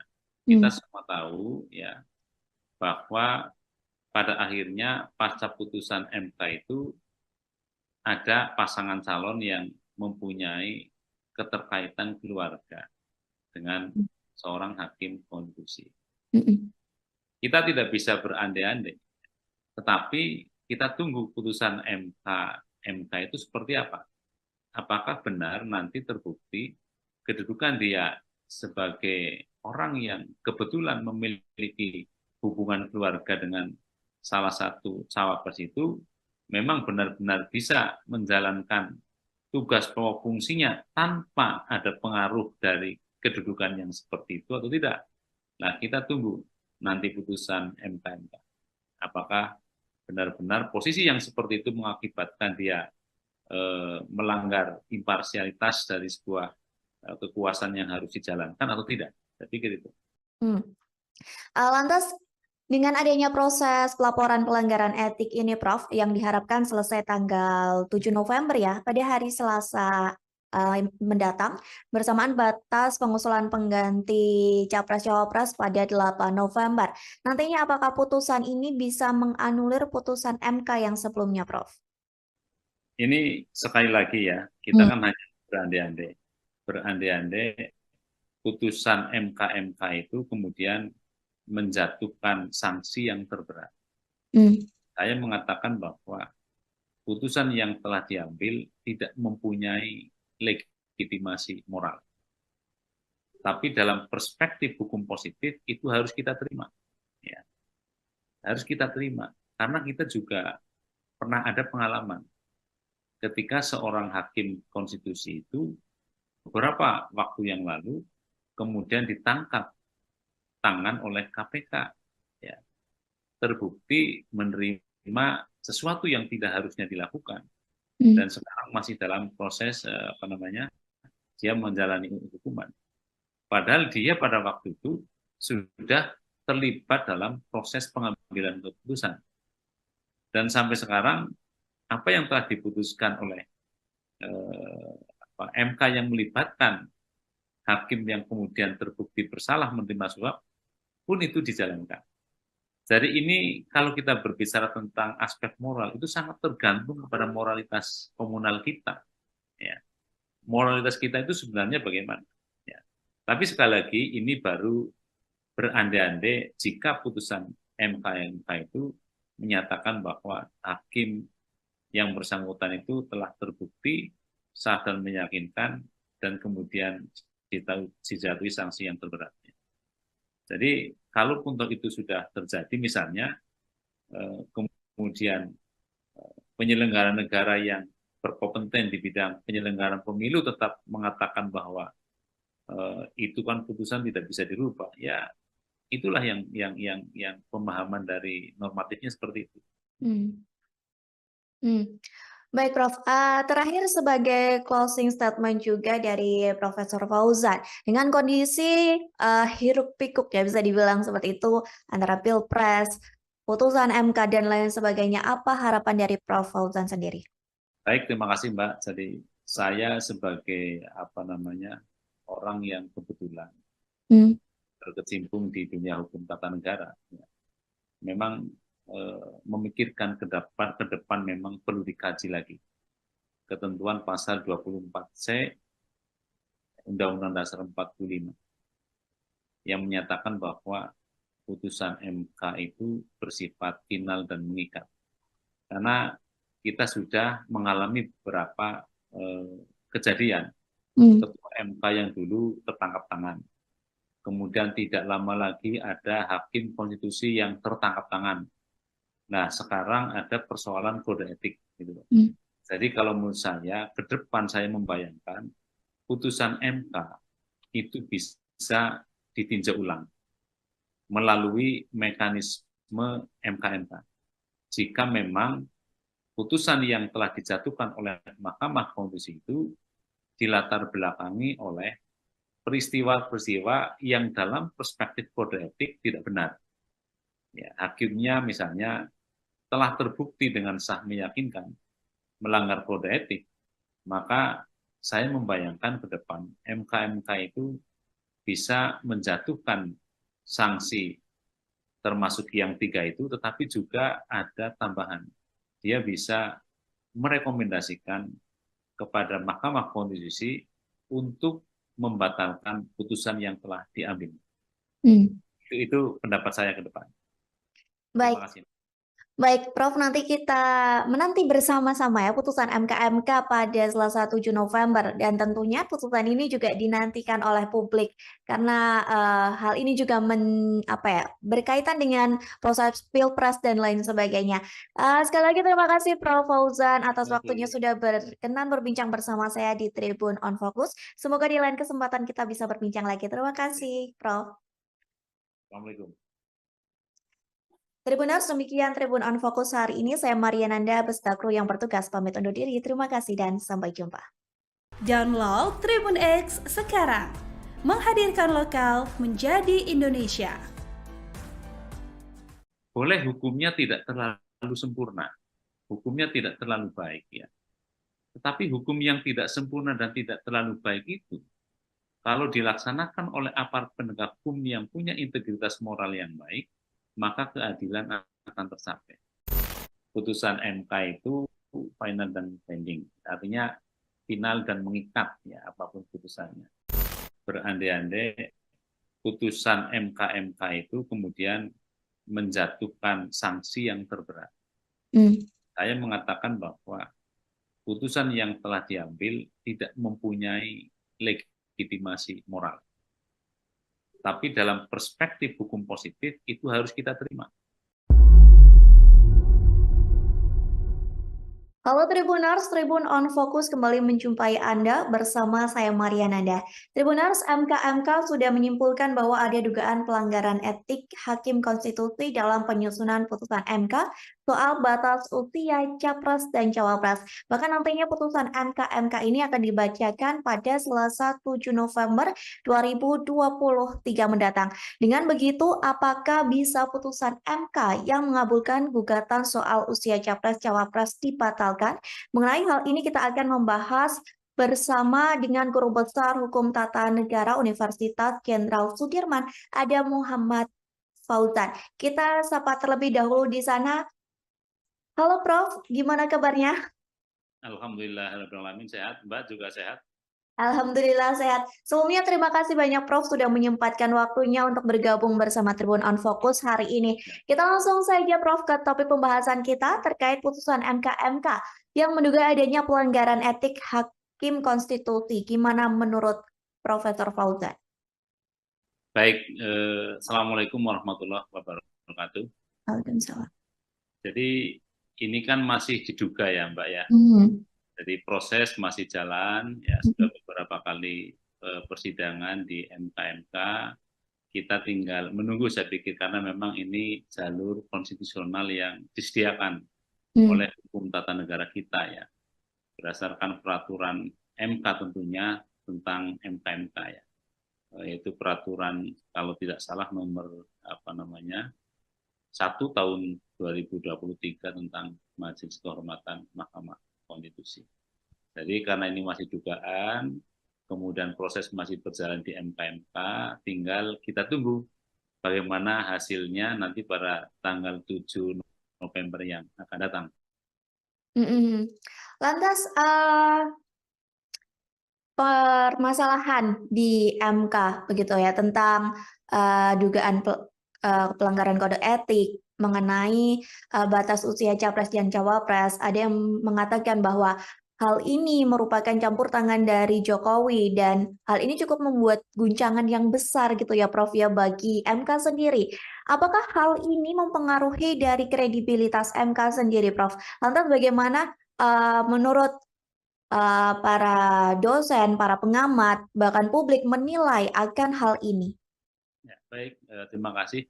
Jadi ketika sebuah putusan MK kemudian diadukan, ya, diadukan oleh masyarakat bahwa itu ada dugaan terhadap pelanggaran kode etik, ya, maka yang perlu kita ketahui, perlu pahami terlebih dahulu yang pertama, ya, bahwa putusan MK ansih, yaitu dalam hal ini putusan MK nomor 90, ya, terkait dengan persyaratan capres dan cawapres ya berdasarkan hukum tata negara positif kita bisa melihat misalnya dalam pasal 24C Undang-Undang Dasar 1945 bahwa putusan MK adalah final dan mengikat. Artinya ketika MK sudah mengambil keputusan dan itu sudah dibacakan di dalam sidang pleno terbuka, ya, maka sejak diucapkan itu putusan menjadi berlaku. Itu yang pertama. Artinya apa? Setiap warga masyarakat, ya, penyelenggara negara, rakyat, dan siapapun, itu harus mematuhi putusan itu. Terlepas putusan itu bisa diperdebatkan dalam tahapan akademik.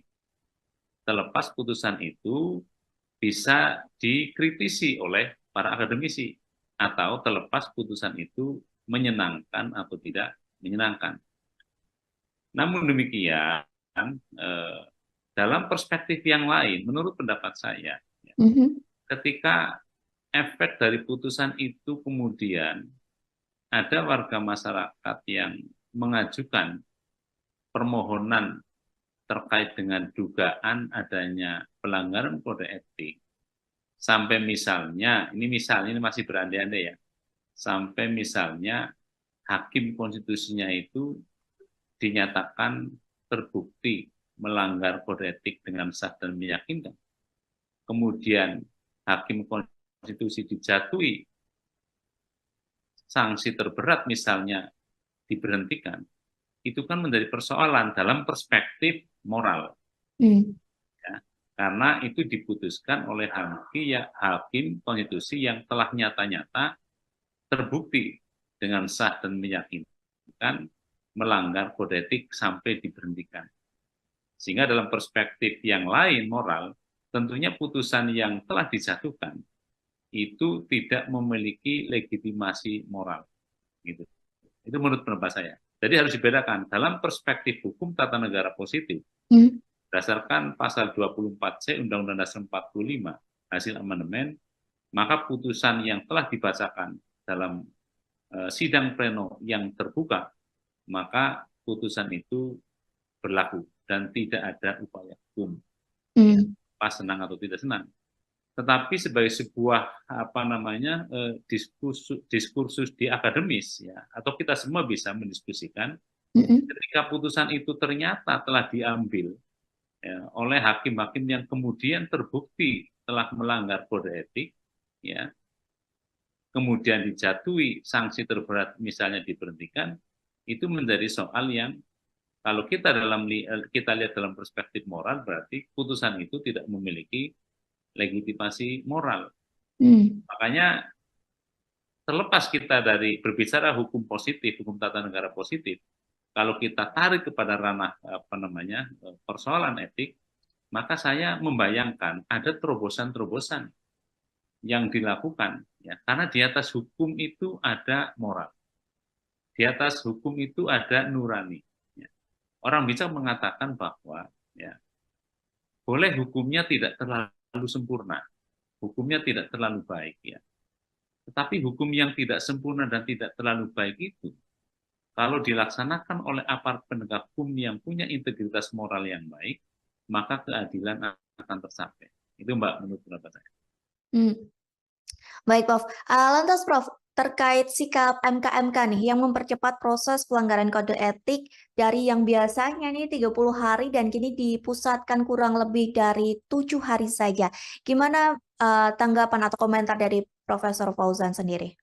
Ya, karena menurut saya sebenarnya begini, Mbak. Putusan ini tidak akan rame.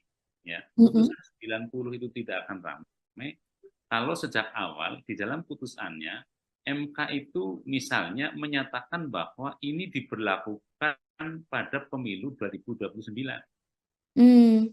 Jadi kalau putusan MK yang 90 itu diberlakukan efektif tahun 2029, saya pikir tidak akan ada persoalan seperti ini.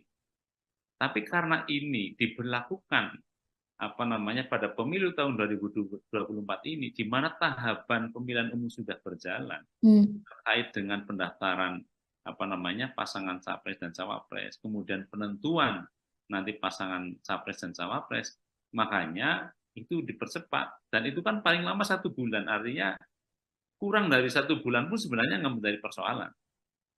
Itu Mbak.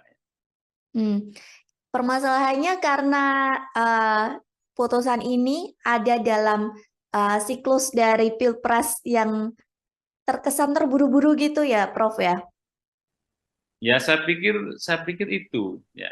Saya yakin kalau putusan ini diberlakukan pada pemilu tahun 2029, gonjang-ganjing terkait dengan putusan MK tidak akan terjadi.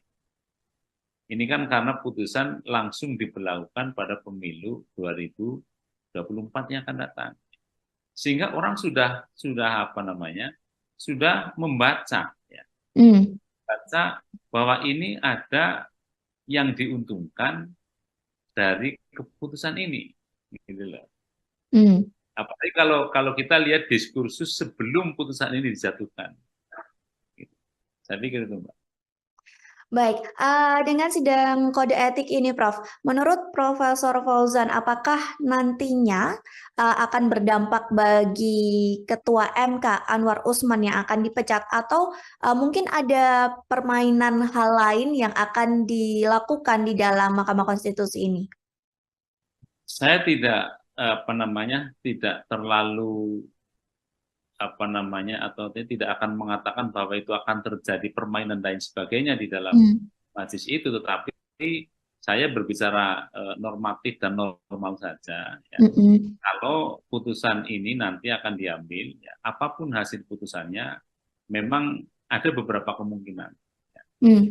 Kalau menurut saya, ini pun masih kemungkinan yang bisa terjadi. Memang kalau kita memperhatikan hukum positif, sekali lagi, hukum yang berlaku sekarang, itu MK itu hanya terkait dengan peradilan etik. Peradilan etik, ya, artinya hakim konstitusi itu terbukti atau tidak melanggar kode etik gitu.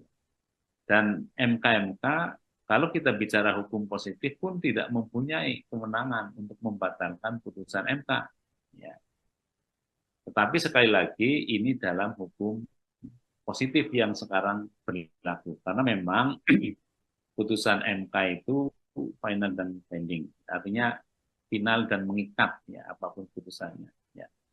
Tetapi bisa juga terjadi kemungkinan yang kedua, ya, kalau kita lihat misalnya dinamika yang terjadi di sidang MK, ya, kemudian para anggota Majelis Kehormatan ini atau MK ini mempunyai pemikiran yang jauh ke depan, mendasarkan kepada aspek moral, barangkali putusannya akan berbeda.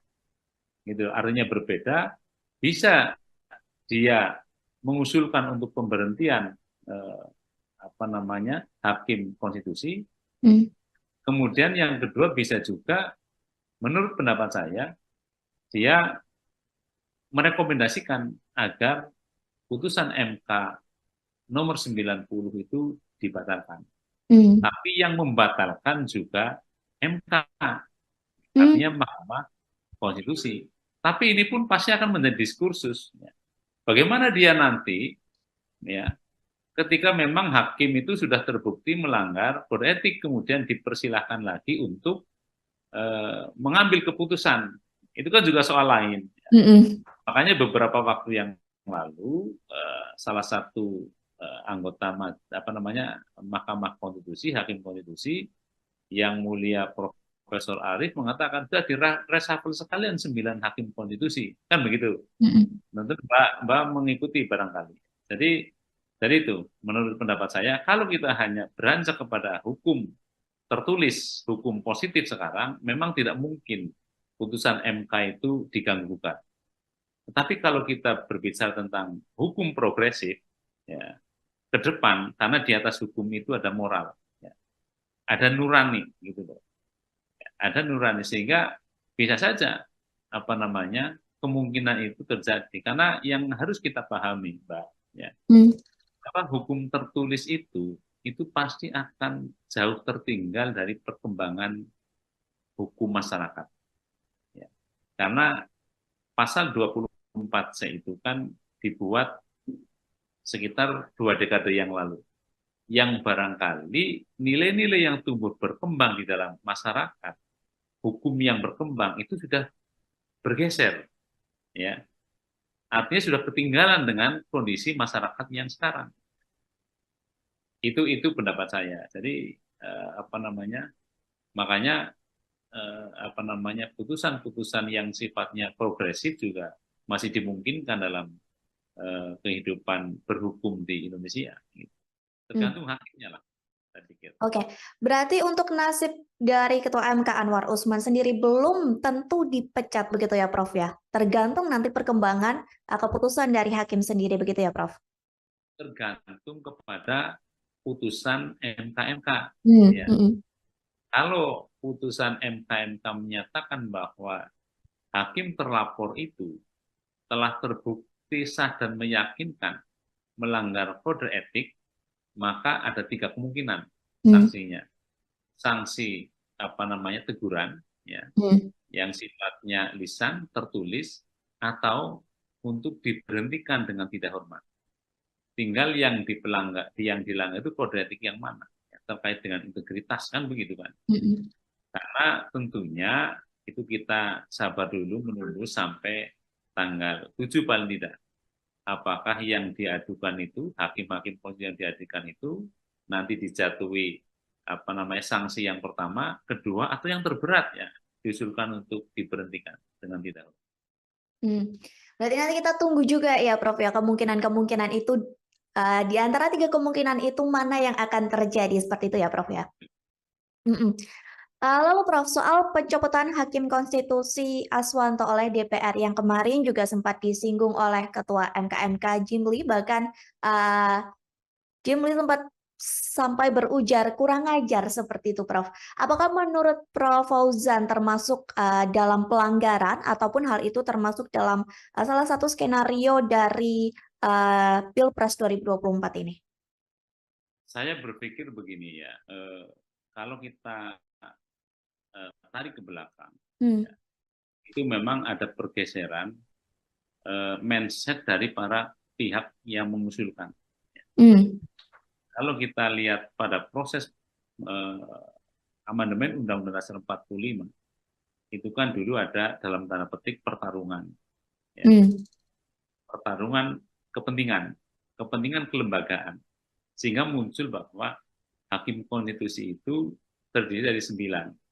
Sepakat, kemudian 9 itu dari mana saja. Ya. Kemudian ada yang diusulkan dari DPR, ada yang diusulkan dari Presiden, ada yang diusulkan dari Mahkamah Agung. Kalau saya itu membacanya bahwa itu sebenarnya merupakan kristalisasi dari kepentingan yang berseberangan. Karena Mbak juga mesti tahu bahwa persoalan judicial review itu kan perdebatan yang sejak lama ketika penyusunan Undang-Undang Dasar 45 yang disahkan tanggal 18 Agustus 45. Ada yang menyetujui, ada yang tidak. Karena persoalan judicial review itu menurut Profesor Supomo ini bertentangan dengan sistem ketatanegaraan yang akan dibentuk. Sementara kalau kita lihat eksekutif, legislatif, yudikatif kan merupakan satu lembaga pemegang kekuasaan yang mempunyai kedudukan yang sederajat. Sehingga kalau salah satu lembaga diberi kewenangan untuk melakukan judicial review ya, atas sebuah produk yang dikeluarkan oleh lembaga lain, itu terkesan lebih tinggi. Itu dulu. Kemudian Yamin, Profesor Yamin itu termasuk yang setuju untuk adanya judicial review. Karena persoalan judicial review itu terkait dengan pilihan negara hukum. Sehingga siapapun yang diberi kewenangan untuk melakukan judicial review tetap harus memperhatikan produk. Itu clear, akhirnya diterima. Kemudian tinggal ini 3 hakim itu berangkat dari mana? Berangkat dari pilihan 3. Yang 3 dipilih oleh atau diusulkan oleh Presiden, yang 3 oleh DPR, yang 3 oleh MA. Padahal Presiden dan DPR kan kita tahu itu merupakan lembaga negara yang dipergunakan untuk memproses sebuah undang-undang. Nah, dia hakim konstitusi atau Mahkamah Konstitusi itu lembaga yang nantinya diberi kewenangan untuk melakukan review atas undang-undang. Sehingga pemikiran sederhana, kalau 3 hakim sudah dari Presiden, 3 dari DPR, maka hitung-hitungan politiknya tidak ada undang-undang yang dibatalkan. Tapi kan itu soalnya berbeda, ternyata ada persyaratan. Seorang hakim konstitusi itu harus mempunyai sifat negarawan. Yaitu tidak lagi berpikir berasal dari mana. Apakah berasal atas usulan Presiden atau usulan DPR. Nah, kemarin ada pemikiran yang mulai bergeser. Salah satu ketua komisi mengatakan bahwa hakim yang diusulkan oleh DPR mestinya harus mengamankan kebijakan DPR. Kan gitu, Mbak flashback ke belakang. Nah, itu yang sudah mulai bergeser. Sehingga mestinya dari manapun dia berasal, apakah dari usulan Presiden, apakah usulan DPR atau Mahkamah Agung, dia itu tetap imparsial. Ya. Nggak boleh memihak atau menguntungkan pihak yang mengusulkan dirinya. Itu komentar saya. Baik, Prof. Lalu pendapat atau komentar dari Prof. Fauzan melihat adanya dugaan konflik kepentingan dalam putusan MK mengenai batas usia capres-cawapres ini seperti apa, Prof? Ya, saya pikir kita semua tahu ya, kita Hmm. semua tahu ya bahwa pada akhirnya pasca putusan MK itu ada pasangan calon yang mempunyai keterkaitan keluarga dengan seorang hakim konstitusi. Mm-mm. Kita tidak bisa berandai-andai, tetapi kita tunggu putusan MK itu seperti apa. Apakah benar nanti terbukti kedudukan dia sebagai orang yang kebetulan memiliki hubungan keluarga dengan salah satu cawapres itu memang benar-benar bisa menjalankan tugas pokok fungsinya tanpa ada pengaruh dari kedudukan yang seperti itu atau tidak. Nah, kita tunggu nanti putusan MK. Apakah benar-benar posisi yang seperti itu mengakibatkan dia melanggar imparsialitas dari sebuah kekuasaan yang harus dijalankan atau tidak. Saya pikir itu. Lantas, dengan adanya proses pelaporan pelanggaran etik ini, Prof, yang diharapkan selesai tanggal 7 November ya, pada hari Selasa mendatang, bersamaan batas pengusulan pengganti Capres-Cawapres pada 8 November. Nantinya apakah putusan ini bisa menganulir putusan MK yang sebelumnya, Prof? Ini sekali lagi ya, kita kan hanya berandai-andai.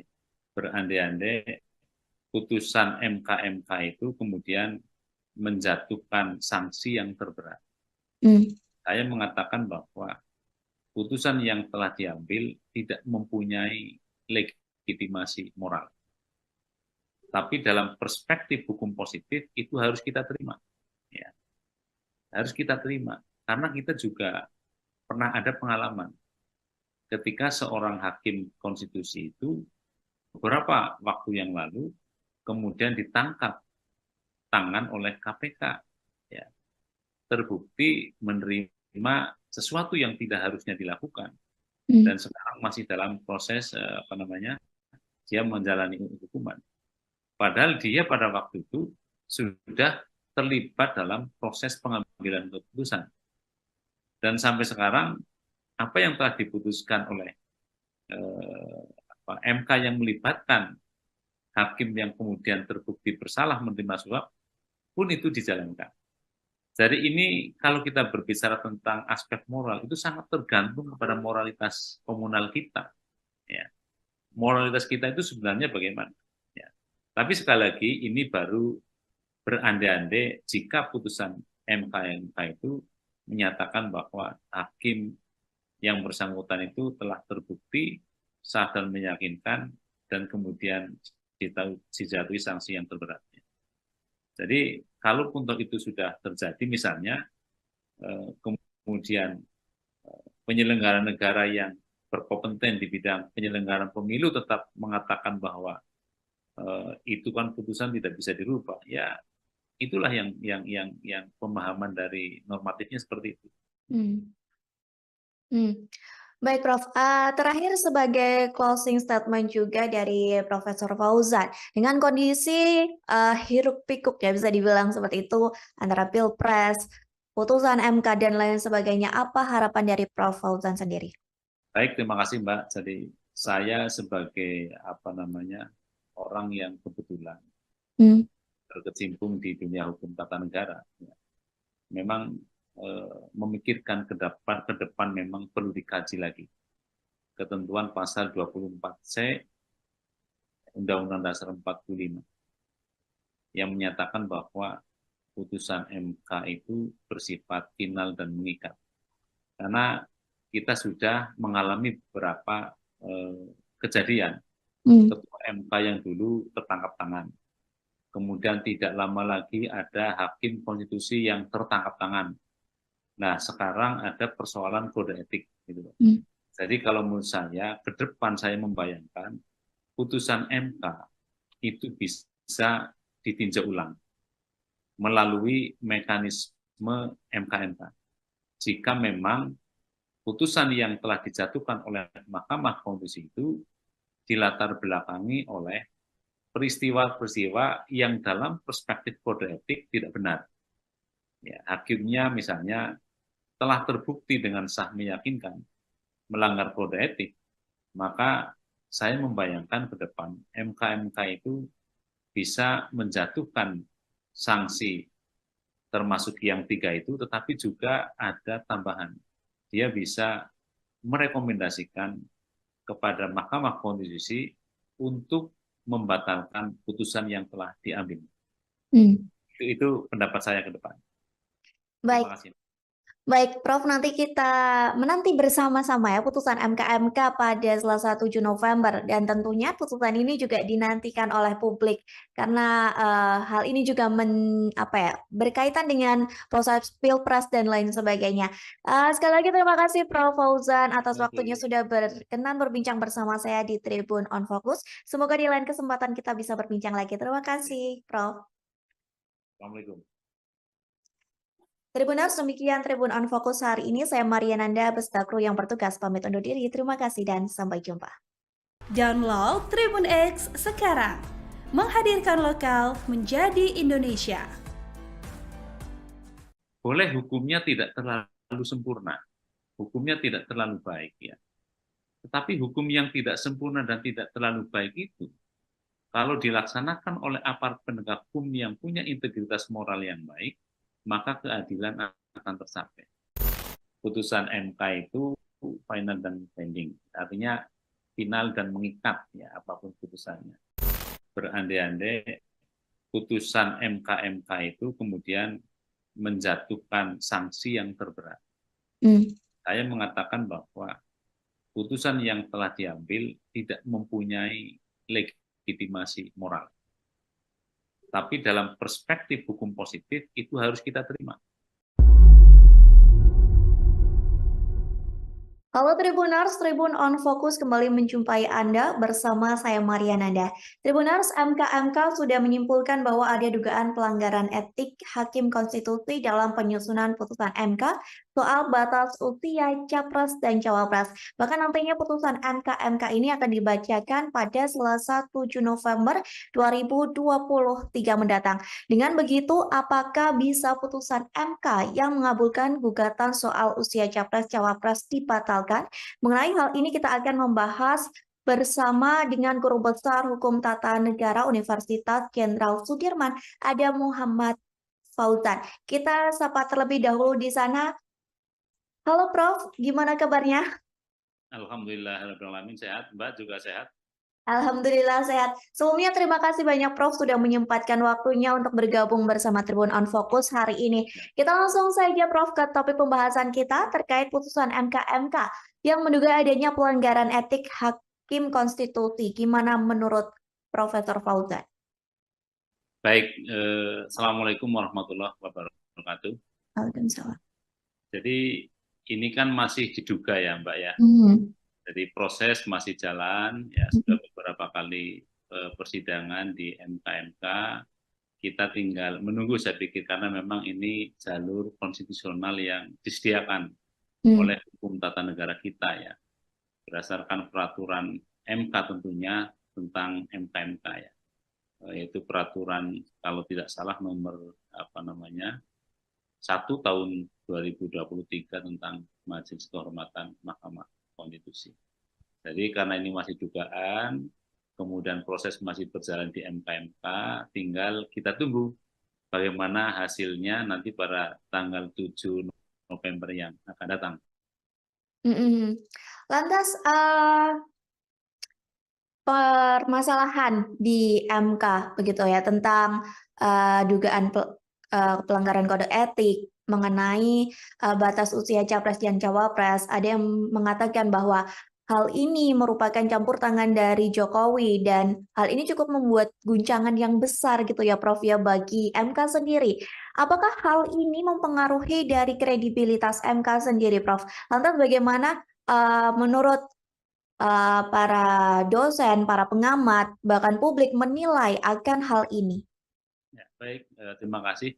Jadi ketika sebuah putusan MK kemudian diadukan, ya, diadukan oleh masyarakat bahwa itu ada dugaan terhadap pelanggaran kode etik, ya, maka yang perlu kita ketahui, perlu pahami terlebih dahulu yang pertama, ya, bahwa putusan MK ansih, yaitu dalam hal ini putusan MK nomor 90, ya, terkait dengan persyaratan capres dan cawapres, ya, berdasarkan hukum tata negara positif kita bisa melihat misalnya dalam pasal 24C Undang-Undang Dasar 1945 bahwa putusan MK adalah final dan mengikat. Artinya ketika MK sudah mengambil keputusan dan itu sudah dibacakan di dalam sidang pleno terbuka, ya, maka sejak diucapkan itu putusan menjadi berlaku. Itu yang pertama. Artinya apa? Setiap warga masyarakat, ya, penyelenggara negara, rakyat, dan siapapun, itu harus mematuhi putusan itu. Terlepas putusan itu bisa diperdebatkan dalam tahap akademik. Terlepas putusan itu bisa dikritisi oleh para akademisi, atau terlepas putusan itu menyenangkan atau tidak menyenangkan.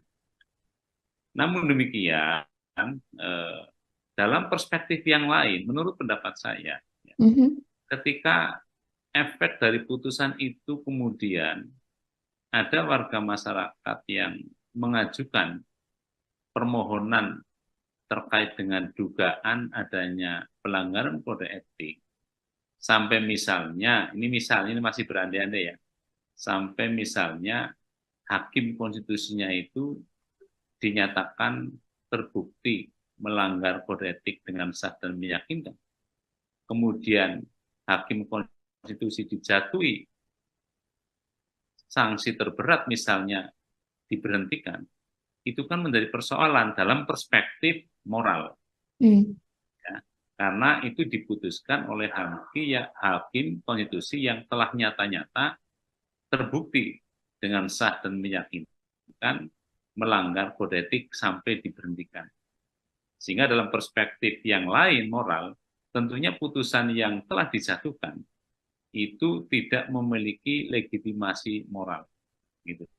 Itu menurut pendapat saya. Jadi harus dibedakan dalam perspektif hukum tata negara positif, berdasarkan pasal 24C Undang-Undang Dasar 45 hasil amandemen, maka putusan yang telah dibacakan dalam sidang pleno yang terbuka, maka putusan itu berlaku dan tidak ada upaya hukum, pas senang atau tidak senang. Tetapi sebagai sebuah diskursus di akademis, ya, atau kita semua bisa mendiskusikan, ketika putusan itu ternyata telah diambil, ya, oleh hakim-hakim yang kemudian terbukti telah melanggar kode etik, ya, kemudian dijatuhi sanksi terberat, misalnya diberhentikan, itu menjadi soal yang kalau kita lihat dalam perspektif moral, berarti putusan itu tidak memiliki legitimasi moral. Makanya terlepas kita dari berbicara hukum positif, hukum tata negara positif, kalau kita tarik kepada ranah persoalan etik, maka saya membayangkan ada terobosan-terobosan yang dilakukan, ya, karena di atas hukum itu ada moral, di atas hukum itu ada nurani. Ya. Orang bisa mengatakan bahwa, ya, boleh hukumnya tidak terlalu sempurna, hukumnya tidak terlalu baik, ya. Tetapi hukum yang tidak sempurna dan tidak terlalu baik itu, kalau dilaksanakan oleh aparat penegak hukum yang punya integritas moral yang baik, maka keadilan akan tercapai. Itu, Mbak, menurut pendapat saya. Baik, Prof. Lantas, Prof, terkait sikap MK-MK nih yang mempercepat proses pelanggaran kode etik dari yang biasanya nih 30 hari dan kini dipusatkan kurang lebih dari 7 hari saja. Gimana tanggapan atau komentar dari Profesor Fauzan sendiri? Ya, karena menurut saya sebenarnya begini, Mbak. Putusan ini tidak akan ramai, ya. Putusan 90 itu tidak akan ramai kalau sejak awal di dalam putusannya MK itu misalnya menyatakan bahwa ini diberlakukan pada pemilu 2029. Jadi kalau putusan MK yang 90 itu diberlakukan efektif tahun 2029, saya pikir tidak akan ada persoalan seperti ini. Tapi karena ini diberlakukan pada pemilu tahun 2024 ini, di mana tahapan pemilihan umum sudah berjalan terkait dengan pendaftaran pasangan capres dan cawapres, kemudian penentuan nanti pasangan capres dan cawapres, makanya itu dipercepat, dan itu kan paling lama 1 bulan, artinya kurang dari 1 bulan pun sebenarnya nggak menjadi persoalan. Itu Mbak. Permasalahannya karena putusan ini ada dalam siklus dari Pilpres yang terkesan terburu-buru gitu ya, Prof ya? Ya, saya pikir itu ya. Saya yakin kalau putusan ini diberlakukan pada pemilu tahun 2029, gonjang-ganjing terkait dengan putusan MK tidak akan terjadi. Ini kan karena putusan langsung diberlakukan pada pemilu 2024 yang akan datang. Sehingga orang sudah membaca ya. Baca bahwa ini ada yang diuntungkan dari keputusan ini, gitu loh. Apalagi kalau kita lihat diskursus sebelum putusan ini dijatuhkan. Gitu. Saya pikir itu, Mbak. Baik, dengan sidang kode etik ini, Prof, menurut Profesor Fauzan, apakah nantinya akan berdampak bagi Ketua MK Anwar Usman yang akan dipecat, atau mungkin ada permainan hal lain yang akan dilakukan di dalam Mahkamah Konstitusi ini? Saya tidak tidak terlalu atau tidak akan mengatakan bahwa itu akan terjadi permainan dan sebagainya di dalam majelis itu, tetapi saya berbicara normatif dan normal saja. Ya. Kalau putusan ini nanti akan diambil, ya, apapun hasil putusannya, memang ada beberapa kemungkinan. Ya. Kalau menurut saya, ini pun masih kemungkinan yang bisa terjadi.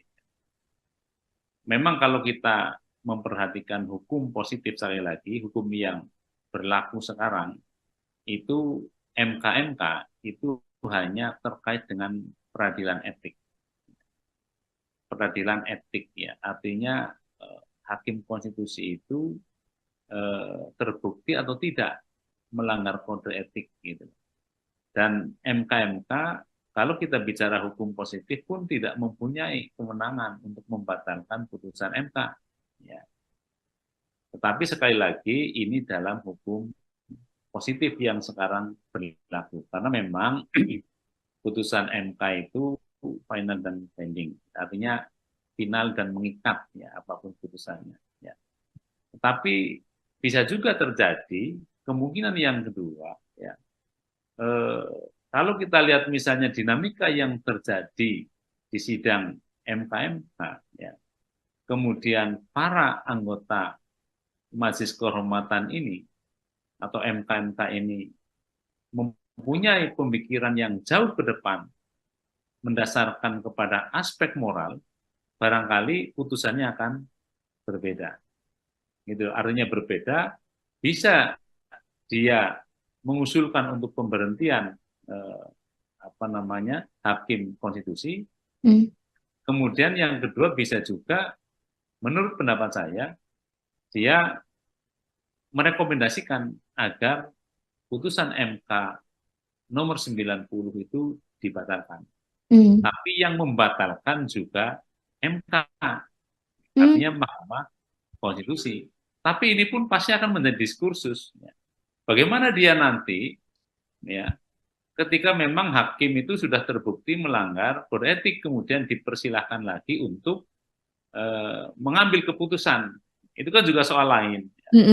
Makanya beberapa waktu yang lalu salah satu anggota Mahkamah Konstitusi, hakim konstitusi yang mulia Profesor Arief mengatakan sudah direshuffle sekalian 9 hakim konstitusi, kan begitu. Tentu Mbak mengikuti barangkali.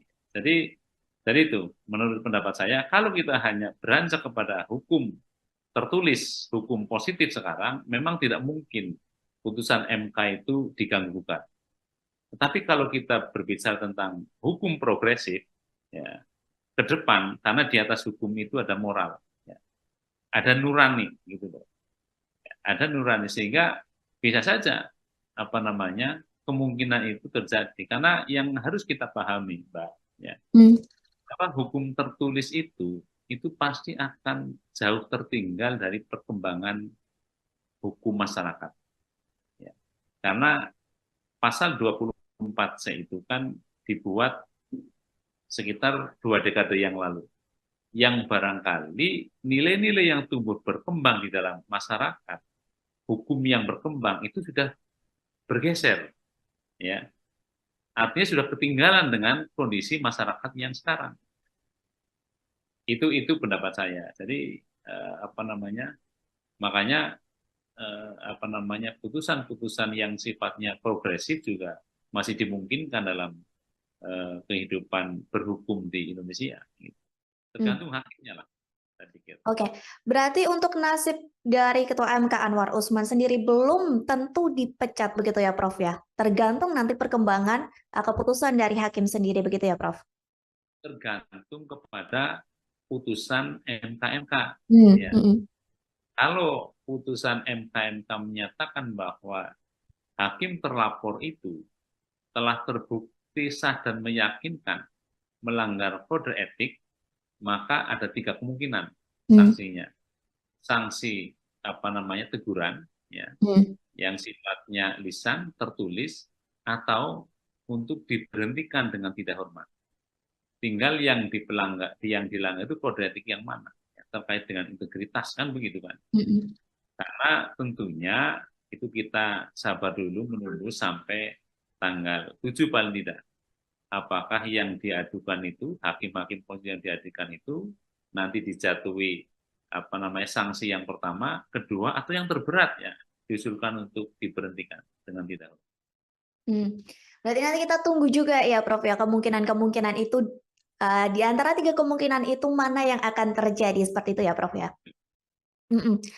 Lalu Prof, soal pencopotan Hakim Konstitusi Aswanto oleh DPR yang kemarin juga sempat disinggung oleh Ketua MK Jimli, bahkan Jimli sempat sampai berujar kurang ajar seperti itu, Prof. Apakah menurut Prof Fauzan termasuk dalam pelanggaran ataupun hal itu termasuk dalam salah satu skenario dari Pilpres 2024 ini? Saya berpikir begini ya, kalau kita tarik ke belakang, ya, itu memang ada pergeseran mindset dari para pihak yang mengusulkan. Kalau kita lihat pada proses amandemen Undang-Undang Dasar 45, itu kan dulu ada dalam tanda petik pertarungan, ya. Pertarungan kepentingan kelembagaan, sehingga muncul bahwa hakim konstitusi itu terdiri dari 9.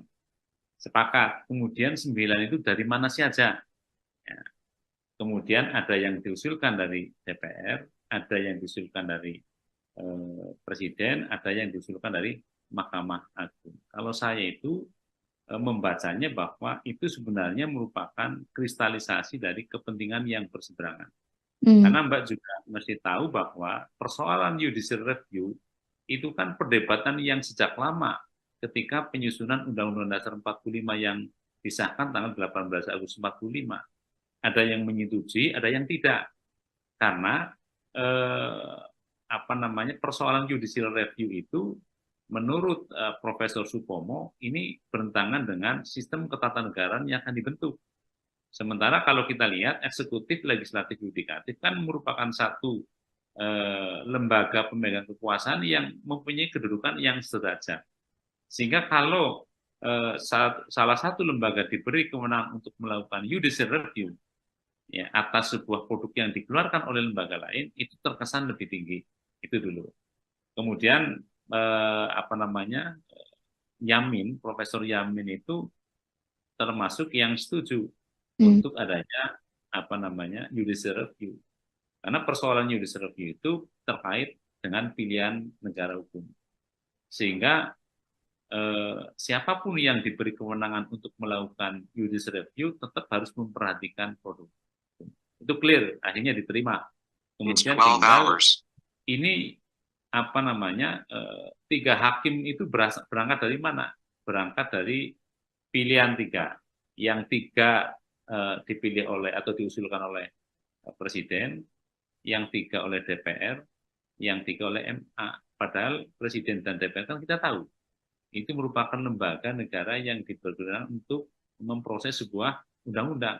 Nah, dia hakim konstitusi atau Mahkamah Konstitusi itu lembaga yang nantinya diberi kewenangan untuk melakukan review atas undang-undang. Sehingga pemikiran sederhana, kalau 3 hakim sudah dari Presiden, 3 dari DPR, maka hitung-hitungan politiknya tidak ada undang-undang yang dibatalkan. Tapi kan itu soalnya berbeda, ternyata ada persyaratan. Seorang hakim konstitusi itu harus mempunyai sifat negarawan. Yaitu tidak lagi berpikir berasal dari mana. Apakah berasal atas usulan Presiden atau usulan DPR. Nah, kemarin ada pemikiran yang mulai bergeser. Salah satu ketua komisi mengatakan bahwa hakim yang diusulkan oleh DPR mestinya harus mengamankan kebijakan DPR. Kan gitu, Mbak flashback ke belakang. Nah, itu yang sudah mulai bergeser. Sehingga mestinya dari manapun dia berasal, apakah dari usulan Presiden, apakah usulan DPR atau Mahkamah Agung, dia itu tetap imparsial. Ya. Nggak boleh memihak atau menguntungkan pihak yang mengusulkan dirinya. Itu komentar saya. Baik, Prof. Lalu pendapat atau komentar dari Prof. Fauzan melihat adanya dugaan konflik kepentingan dalam putusan MK mengenai batas usia capres-cawapres ini seperti apa, Prof? Ya, saya pikir kita semua tahu ya. Kita semua tahu ya bahwa pada akhirnya pasca putusan MK itu ada pasangan calon yang mempunyai keterkaitan keluarga dengan seorang hakim konstitusi. Kita tidak bisa berandai-andai, tetapi kita tunggu putusan MK itu seperti apa. Apakah benar nanti terbukti kedudukan dia sebagai orang yang kebetulan memiliki hubungan keluarga dengan salah satu cawapres itu memang benar-benar bisa menjalankan tugas pokok fungsinya tanpa ada pengaruh dari kedudukan yang seperti itu atau tidak. Nah, kita tunggu nanti putusan MK. Apakah benar-benar posisi yang seperti itu mengakibatkan dia melanggar imparsialitas dari sebuah kekuasaan yang harus dijalankan atau tidak. Saya pikir itu. Lantas, dengan adanya proses pelaporan pelanggaran etik ini, Prof, yang diharapkan selesai tanggal 7 November ya, pada hari Selasa mendatang, bersamaan batas pengusulan pengganti Capres-Cawapres pada 8 November. Nantinya apakah putusan ini bisa menganulir putusan MK yang sebelumnya, Prof? Ini sekali lagi ya, kita kan hanya berandai-andai putusan MK itu kemudian menjatuhkan sanksi yang terberat. Saya mengatakan bahwa putusan yang telah diambil tidak mempunyai legitimasi moral. Tapi dalam perspektif hukum positif itu harus kita terima. Ya. Harus kita terima. Karena kita juga pernah ada pengalaman. Ketika seorang hakim konstitusi itu beberapa waktu yang lalu kemudian ditangkap tangan oleh KPK, ya, terbukti menerima sesuatu yang tidak harusnya dilakukan dan sekarang masih dalam proses dia menjalani hukuman. Padahal dia pada waktu itu sudah terlibat dalam proses pengambilan keputusan dan sampai sekarang apa yang telah diputuskan oleh MK yang melibatkan hakim yang kemudian terbukti bersalah menerima suap pun itu dijalankan. Jadi ini kalau kita berbicara tentang aspek moral itu sangat tergantung kepada moralitas komunal kita. moralitas kita itu sebenarnya bagaimana. Ya. Tapi sekali lagi ini baru berandai-andai jika putusan MK itu menyatakan bahwa hakim yang bersangkutan itu telah terbukti sah dan meyakinkan dan kemudian dijatuhi sanksi yang terberatnya. Jadi kalaupun itu sudah terjadi misalnya kemudian penyelenggara negara yang berkompeten di bidang penyelenggaraan pemilu tetap mengatakan bahwa itu kan putusan tidak bisa dirubah, ya itulah yang pemahaman dari normatifnya seperti itu. Baik, Prof. Terakhir sebagai closing statement juga dari Profesor Fauzan, dengan kondisi hiruk pikuk ya bisa dibilang seperti itu antara Pilpres, putusan MK dan lain sebagainya, apa harapan dari Prof. Fauzan sendiri? Baik, terima kasih Mbak. Jadi saya sebagai orang yang kebetulan berkecimpung di dunia hukum tata negara, ya, memang memikirkan ke depan memang perlu dikaji lagi ketentuan pasal 24C Undang-Undang Dasar 45 yang menyatakan bahwa putusan MK itu bersifat final dan mengikat. Karena kita sudah mengalami beberapa kejadian. Ketua MK yang dulu tertangkap tangan. Kemudian tidak lama lagi ada hakim konstitusi yang tertangkap tangan. Nah, sekarang ada persoalan kode etik. Gitu. Jadi kalau menurut saya, ke depan saya membayangkan putusan MK itu bisa ditinjau ulang melalui mekanisme MK-MK. Jika memang putusan yang telah dijatuhkan oleh Mahkamah Konstitusi itu dilatar belakangi oleh peristiwa-peristiwa yang dalam perspektif kode etik tidak benar. Ya, hakimnya misalnya telah terbukti dengan sah meyakinkan melanggar kode etik, maka saya membayangkan ke depan MK-MK itu bisa menjatuhkan sanksi termasuk yang 3 itu, tetapi juga ada tambahan. Dia bisa merekomendasikan kepada Mahkamah Konstitusi untuk membatalkan putusan yang telah diambil. Itu pendapat saya ke depan. Baik. Terima kasih. Baik, Prof, nanti kita menanti bersama-sama ya putusan MK pada Selasa 7 November dan tentunya putusan ini juga dinantikan oleh publik karena hal ini juga berkaitan dengan proses Pilpres dan lain sebagainya. Sekali lagi terima kasih Prof. Fauzan atas waktunya sudah berkenan berbincang bersama saya di Tribun on Focus. Semoga di lain kesempatan kita bisa berbincang lagi. Terima kasih, Prof. Assalamualaikum. Tribuners, demikian Tribun on Focus hari ini. Saya Mariananda beserta kru yang bertugas pamit undur diri. Terima kasih dan sampai jumpa. Download Tribun X sekarang. Menghadirkan lokal menjadi Indonesia. Boleh hukumnya tidak terlalu sempurna. Hukumnya tidak terlalu baik ya. Tetapi hukum yang tidak sempurna dan tidak terlalu baik itu kalau dilaksanakan oleh aparat penegak hukum yang punya integritas moral yang baik, maka keadilan akan tercapai. Putusan MK itu final dan binding, artinya final dan mengikat ya apapun putusannya. Berandai-andai putusan MK itu kemudian menjatuhkan sanksi yang terberat.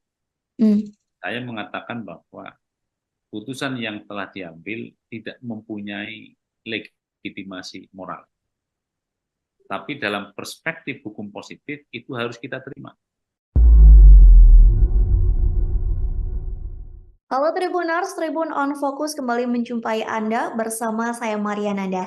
Tribuners, MK sudah menyimpulkan bahwa ada dugaan pelanggaran etik Hakim Konstitusi dalam penyusunan putusan MK soal batas usia Capres dan Cawapres. Bahkan nantinya putusan MK ini akan dibacakan pada Selasa 7 November 2023 mendatang. Dengan begitu, apakah bisa putusan MK yang mengabulkan gugatan soal usia Capres-Cawapres dibatalkan?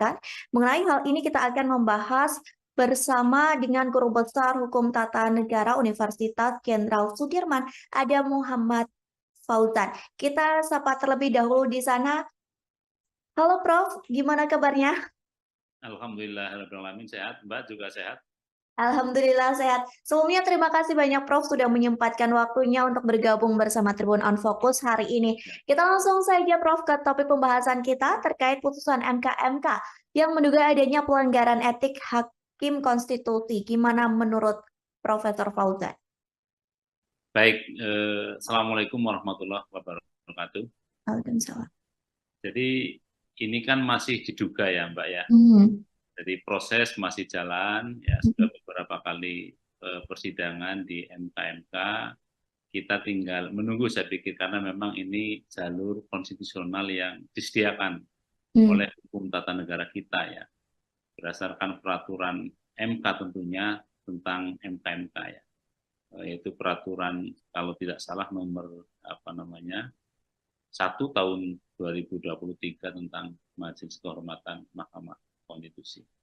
Jadi karena ini masih dugaan, kemudian proses masih berjalan di MK, tinggal kita tunggu bagaimana hasilnya nanti pada tanggal 7 November yang akan datang. Lantas permasalahan di MK begitu ya tentang dugaan pelanggaran kode etik mengenai batas usia capres dan cawapres. Ada yang mengatakan bahwa hal ini merupakan campur tangan dari Jokowi dan hal ini cukup membuat guncangan yang besar gitu ya Prof ya bagi MK sendiri. Apakah hal ini mempengaruhi dari kredibilitas MK sendiri Prof? Lantas bagaimana menurut para dosen, para pengamat, bahkan publik menilai akan hal ini? Ya, baik, terima kasih. Jadi ketika sebuah putusan MK kemudian diadukan, ya, diadukan oleh masyarakat bahwa itu ada dugaan terhadap pelanggaran kode etik, ya, maka yang perlu kita ketahui, perlu pahami terlebih dahulu yang pertama, ya, bahwa putusan MK ansih, yaitu dalam hal ini putusan MK nomor 90, ya, terkait dengan persyaratan capres dan cawapres, ya, berdasarkan hukum tata negara positif kita bisa melihat misalnya dalam pasal 24C Undang-Undang Dasar 1945 bahwa putusan MK adalah final dan mengikat. Artinya ketika MK sudah mengambil keputusan dan itu sudah dibacakan di dalam sidang pleno terbuka, ya, maka sejak diucapkan itu putusan menjadi berlaku. Itu yang pertama. Artinya apa? Setiap warga masyarakat, ya, penyelenggara negara, rakyat, dan siapapun, itu harus mematuhi putusan itu. Terlepas putusan itu bisa diperdebatkan dalam tahap akademik. Terlepas putusan itu bisa dikritisi oleh para akademisi, atau terlepas putusan itu menyenangkan atau tidak menyenangkan. Namun demikian, dalam perspektif yang lain, menurut pendapat saya, ketika efek dari putusan itu kemudian ada warga masyarakat yang mengajukan permohonan terkait dengan dugaan adanya pelanggaran kode etik, sampai misalnya, ini masih berandai-andai ya, sampai misalnya hakim konstitusinya itu dinyatakan terbukti melanggar kode etik dengan sah dan meyakinkan, kemudian hakim konstitusi dijatuhi sanksi terberat misalnya diberhentikan, itu kan menjadi persoalan dalam perspektif moral. Ya, karena itu diputuskan oleh hakim konstitusi yang telah nyata-nyata terbukti dengan sah dan meyakinkan melanggar kode etik sampai diberhentikan. Sehingga dalam perspektif yang lain moral, tentunya putusan yang telah dijatuhkan itu tidak memiliki legitimasi moral. Gitu. Itu menurut pendapat saya. Jadi harus dibedakan dalam perspektif hukum tata negara positif, berdasarkan pasal 24C Undang-Undang Dasar 45 hasil amandemen, maka putusan yang telah dibacakan dalam sidang pleno yang terbuka, maka putusan itu berlaku dan tidak ada upaya hukum. pas senang atau tidak senang. Tetapi sebagai sebuah diskursus di akademis ya, atau kita semua bisa mendiskusikan ketika putusan itu ternyata telah diambil ya, oleh hakim-hakim yang kemudian terbukti telah melanggar kode etik ya, kemudian dijatuhi sanksi terberat misalnya diberhentikan, itu menjadi soal yang kalau kita lihat dalam perspektif moral, berarti putusan itu tidak memiliki legitimasi moral. Makanya terlepas kita dari berbicara hukum positif, hukum tata negara positif, kalau kita tarik kepada ranah persoalan etik, maka saya membayangkan ada terobosan-terobosan yang dilakukan, ya, karena di atas hukum itu ada moral, di atas hukum itu ada nurani. Ya. Orang bisa mengatakan bahwa ya, boleh hukumnya tidak terlalu sempurna, hukumnya tidak terlalu baik, ya. Tetapi hukum yang tidak sempurna dan tidak terlalu baik itu, kalau dilaksanakan oleh aparat penegak hukum yang punya integritas moral yang baik, maka keadilan akan tercapai. Itu Mbak, menurut pendapat saya.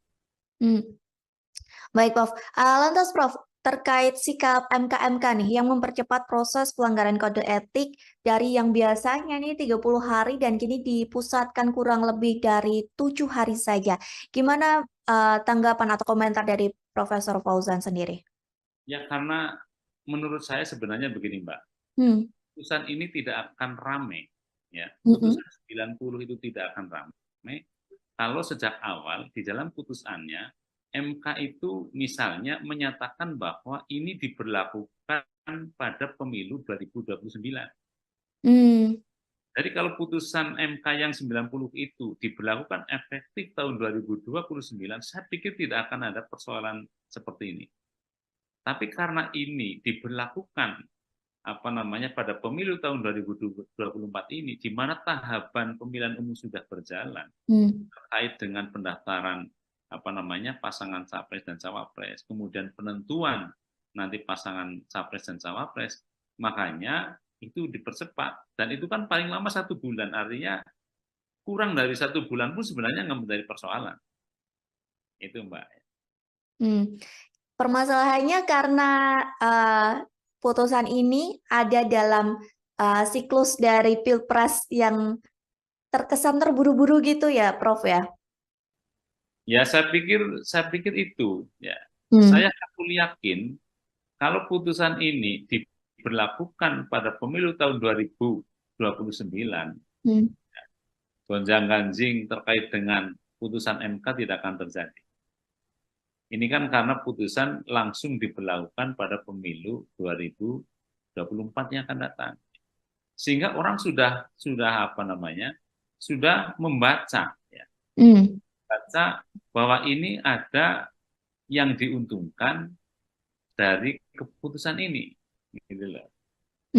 Apalagi kalau kita lihat diskursus sebelum putusan ini dijatuhkan, gitu. Saya pikir itu, Mbak.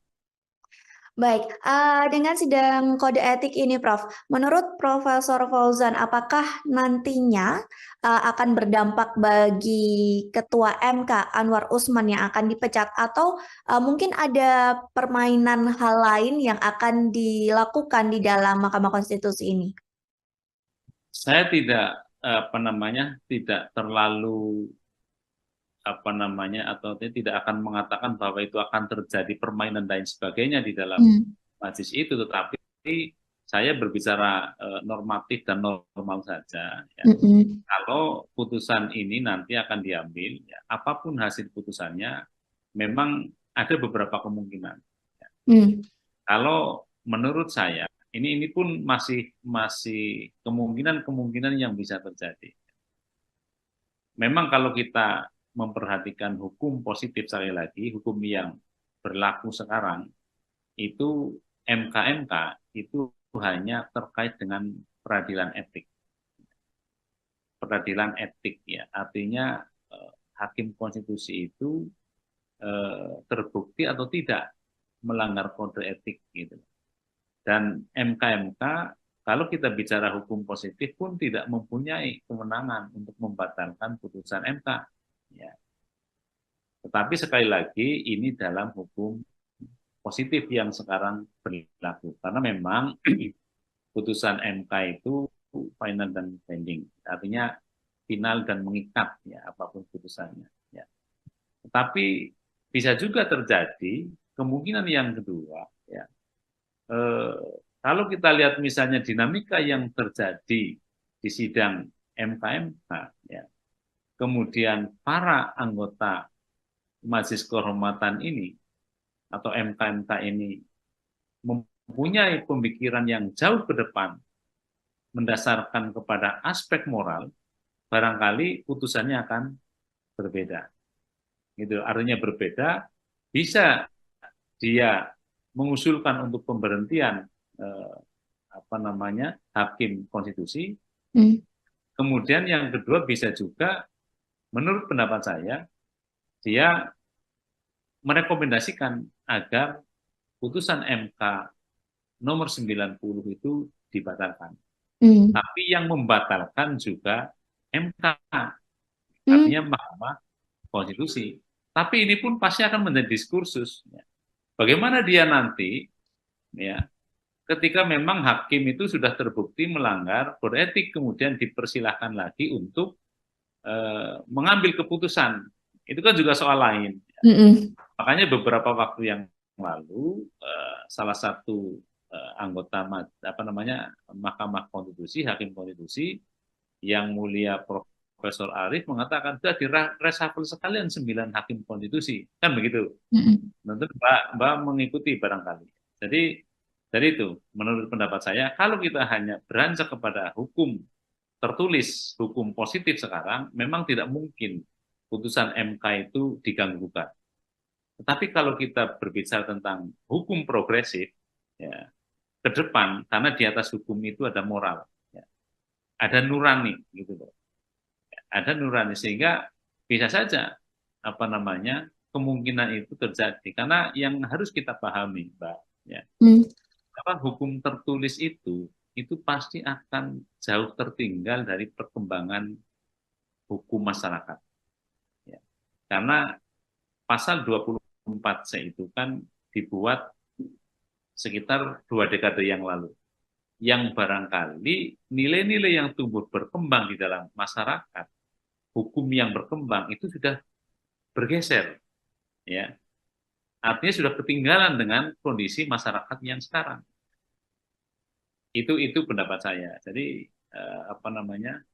makanya putusan-putusan yang sifatnya progresif juga masih dimungkinkan dalam kehidupan berhukum di Indonesia.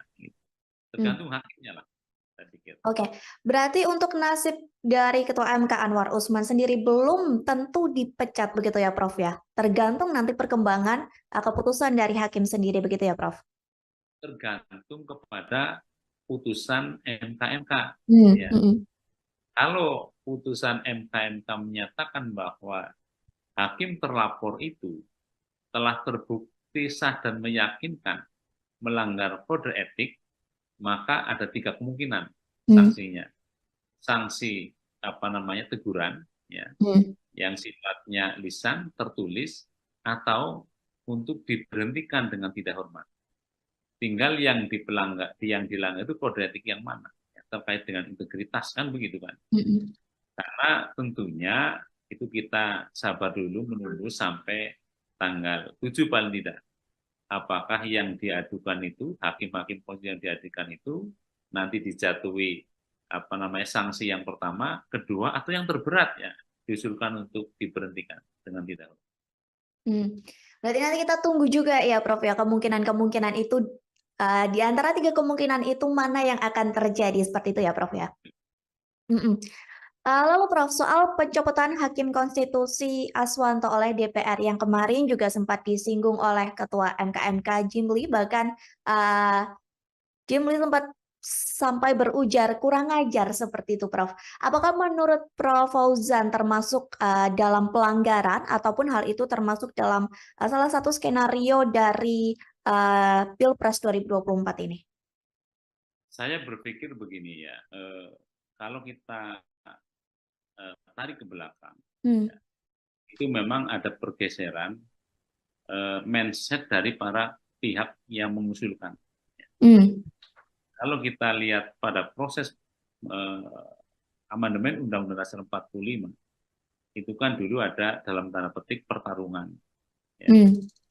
Pertarungan kepentingan kelembagaan, sehingga muncul bahwa hakim konstitusi itu terdiri dari 9. Sepakat. Kemudian 9 itu dari mana saja? Ya. Kemudian ada yang diusulkan dari DPR, ada yang diusulkan dari Presiden, ada yang diusulkan dari Mahkamah Agung. Kalau saya itu membacanya bahwa itu sebenarnya merupakan kristalisasi dari kepentingan yang berseberangan. Karena Mbak juga mesti tahu bahwa persoalan judicial review itu kan perdebatan yang sejak lama ketika penyusunan Undang-Undang Dasar 45 yang disahkan tanggal 18 Agustus 45. Ada yang menyetujui, ada yang tidak. Karena persoalan judicial review itu menurut Profesor Supomo ini bertentangan dengan sistem ketatanegaraan yang akan dibentuk. Sementara kalau kita lihat eksekutif, legislatif, yudikatif kan merupakan satu lembaga pemegang kekuasaan yang mempunyai kedudukan yang sederajat. Sehingga kalau salah satu lembaga diberi kewenangan untuk melakukan judicial review ya, atas sebuah produk yang dikeluarkan oleh lembaga lain, itu terkesan lebih tinggi. Itu dulu. Kemudian Yamin, Profesor Yamin itu termasuk yang setuju untuk adanya judicial review. Karena persoalan judicial review itu terkait dengan pilihan negara hukum. Sehingga siapapun yang diberi kewenangan untuk melakukan judicial review tetap harus memperhatikan produk. Itu clear, akhirnya diterima. Kemudian tinggal ini 3 hakim itu berangkat dari mana? Berangkat dari pilihan 3. Yang 3 dipilih oleh atau diusulkan oleh Presiden, yang 3 oleh DPR, yang 3 oleh MA. Padahal Presiden dan DPR kan kita tahu, itu merupakan lembaga negara yang dipergunakan untuk memproses sebuah undang-undang. Lah, dia hakim konstitusi atau Mahkamah Konstitusi itu lembaga yang nantinya diberi kewenangan untuk melakukan review atas undang-undang. Sehingga pemikiran sederhana, kalau 3 hakim sudah dari Presiden, 3 dari DPR, maka hitung-hitungan politiknya tidak ada undang-undang yang dibatalkan. Tapi kan itu soalnya berbeda, ternyata ada persyaratan. Seorang hakim konstitusi itu harus mempunyai sifat negarawan. Yaitu tidak lagi berpikir berasal dari mana. Apakah berasal atas usulan Presiden atau usulan DPR. Nah, kemarin ada pemikiran yang mulai bergeser. Salah satu ketua komisi mengatakan bahwa hakim yang diusulkan oleh DPR mestinya harus mengamankan kebijakan DPR. Kan gitu. Mbak flashback ke belakang. Nah, itu yang sudah mulai bergeser.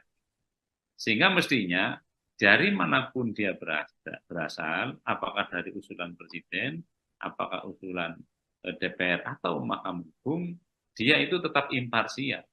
Ya. Nggak boleh memihak atau menguntungkan pihak yang mengusulkan dirinya. Itu komentar saya. Baik, Prof. Lalu pendapat atau komentar dari Prof. Fauzan melihat adanya dugaan konflik kepentingan dalam putusan MK mengenai batas usia capres-cawapres ini seperti apa, Prof? Ya, saya pikir kita semua tahu ya. Kita semua tahu ya bahwa pada akhirnya pasca putusan MK itu ada pasangan calon yang mempunyai keterkaitan keluarga dengan seorang hakim konstitusi. Kita tidak bisa berandai-andai, tetapi kita tunggu putusan MK itu seperti apa. Apakah benar nanti terbukti kedudukan dia sebagai orang yang kebetulan memiliki hubungan keluarga dengan salah satu cawapres itu memang benar-benar bisa menjalankan tugas pokok fungsinya tanpa ada pengaruh dari kedudukan yang seperti itu atau tidak. Nah, kita tunggu nanti putusan MK. Apakah benar-benar posisi yang seperti itu mengakibatkan dia melanggar imparsialitas dari sebuah kekuasaan yang harus dijalankan atau tidak? Saya pikir itu. Lantas dengan adanya proses pelaporan pelanggaran etik ini, Prof, yang diharapkan selesai tanggal 7 November ya, pada hari Selasa mendatang, bersamaan batas pengusulan pengganti Capres-Cawapres pada 8 November. Nantinya apakah putusan ini bisa menganulir putusan MK yang sebelumnya, Prof? Ini sekali lagi ya, kita kan hanya berandai-andai. Berandai-andai putusan MK itu kemudian menjatuhkan sanksi yang terberat. Saya mengatakan bahwa putusan yang telah diambil tidak mempunyai legitimasi moral. Tapi dalam perspektif hukum positif itu harus kita terima. Ya. Harus kita terima. Karena kita juga pernah ada pengalaman ketika seorang hakim konstitusi itu beberapa waktu yang lalu kemudian ditangkap tangan oleh KPK. Ya. Terbukti menerima sesuatu yang tidak harusnya dilakukan. Dan sekarang masih dalam proses dia menjalani hukuman. Padahal dia pada waktu itu sudah terlibat dalam proses pengambilan keputusan. Dan sampai sekarang apa yang telah diputuskan oleh MK yang melibatkan hakim yang kemudian terbukti bersalah menerima suap pun itu dijalankan. Jadi ini kalau kita berbicara tentang aspek moral itu sangat tergantung kepada moralitas komunal kita. Ya. Moralitas kita itu sebenarnya bagaimana? Ya. Tapi sekali lagi ini baru berandai-andai jika putusan MK itu menyatakan bahwa hakim yang bersangkutan itu telah terbukti sah dan meyakinkan dan kemudian dijatuhi sanksi yang terberat.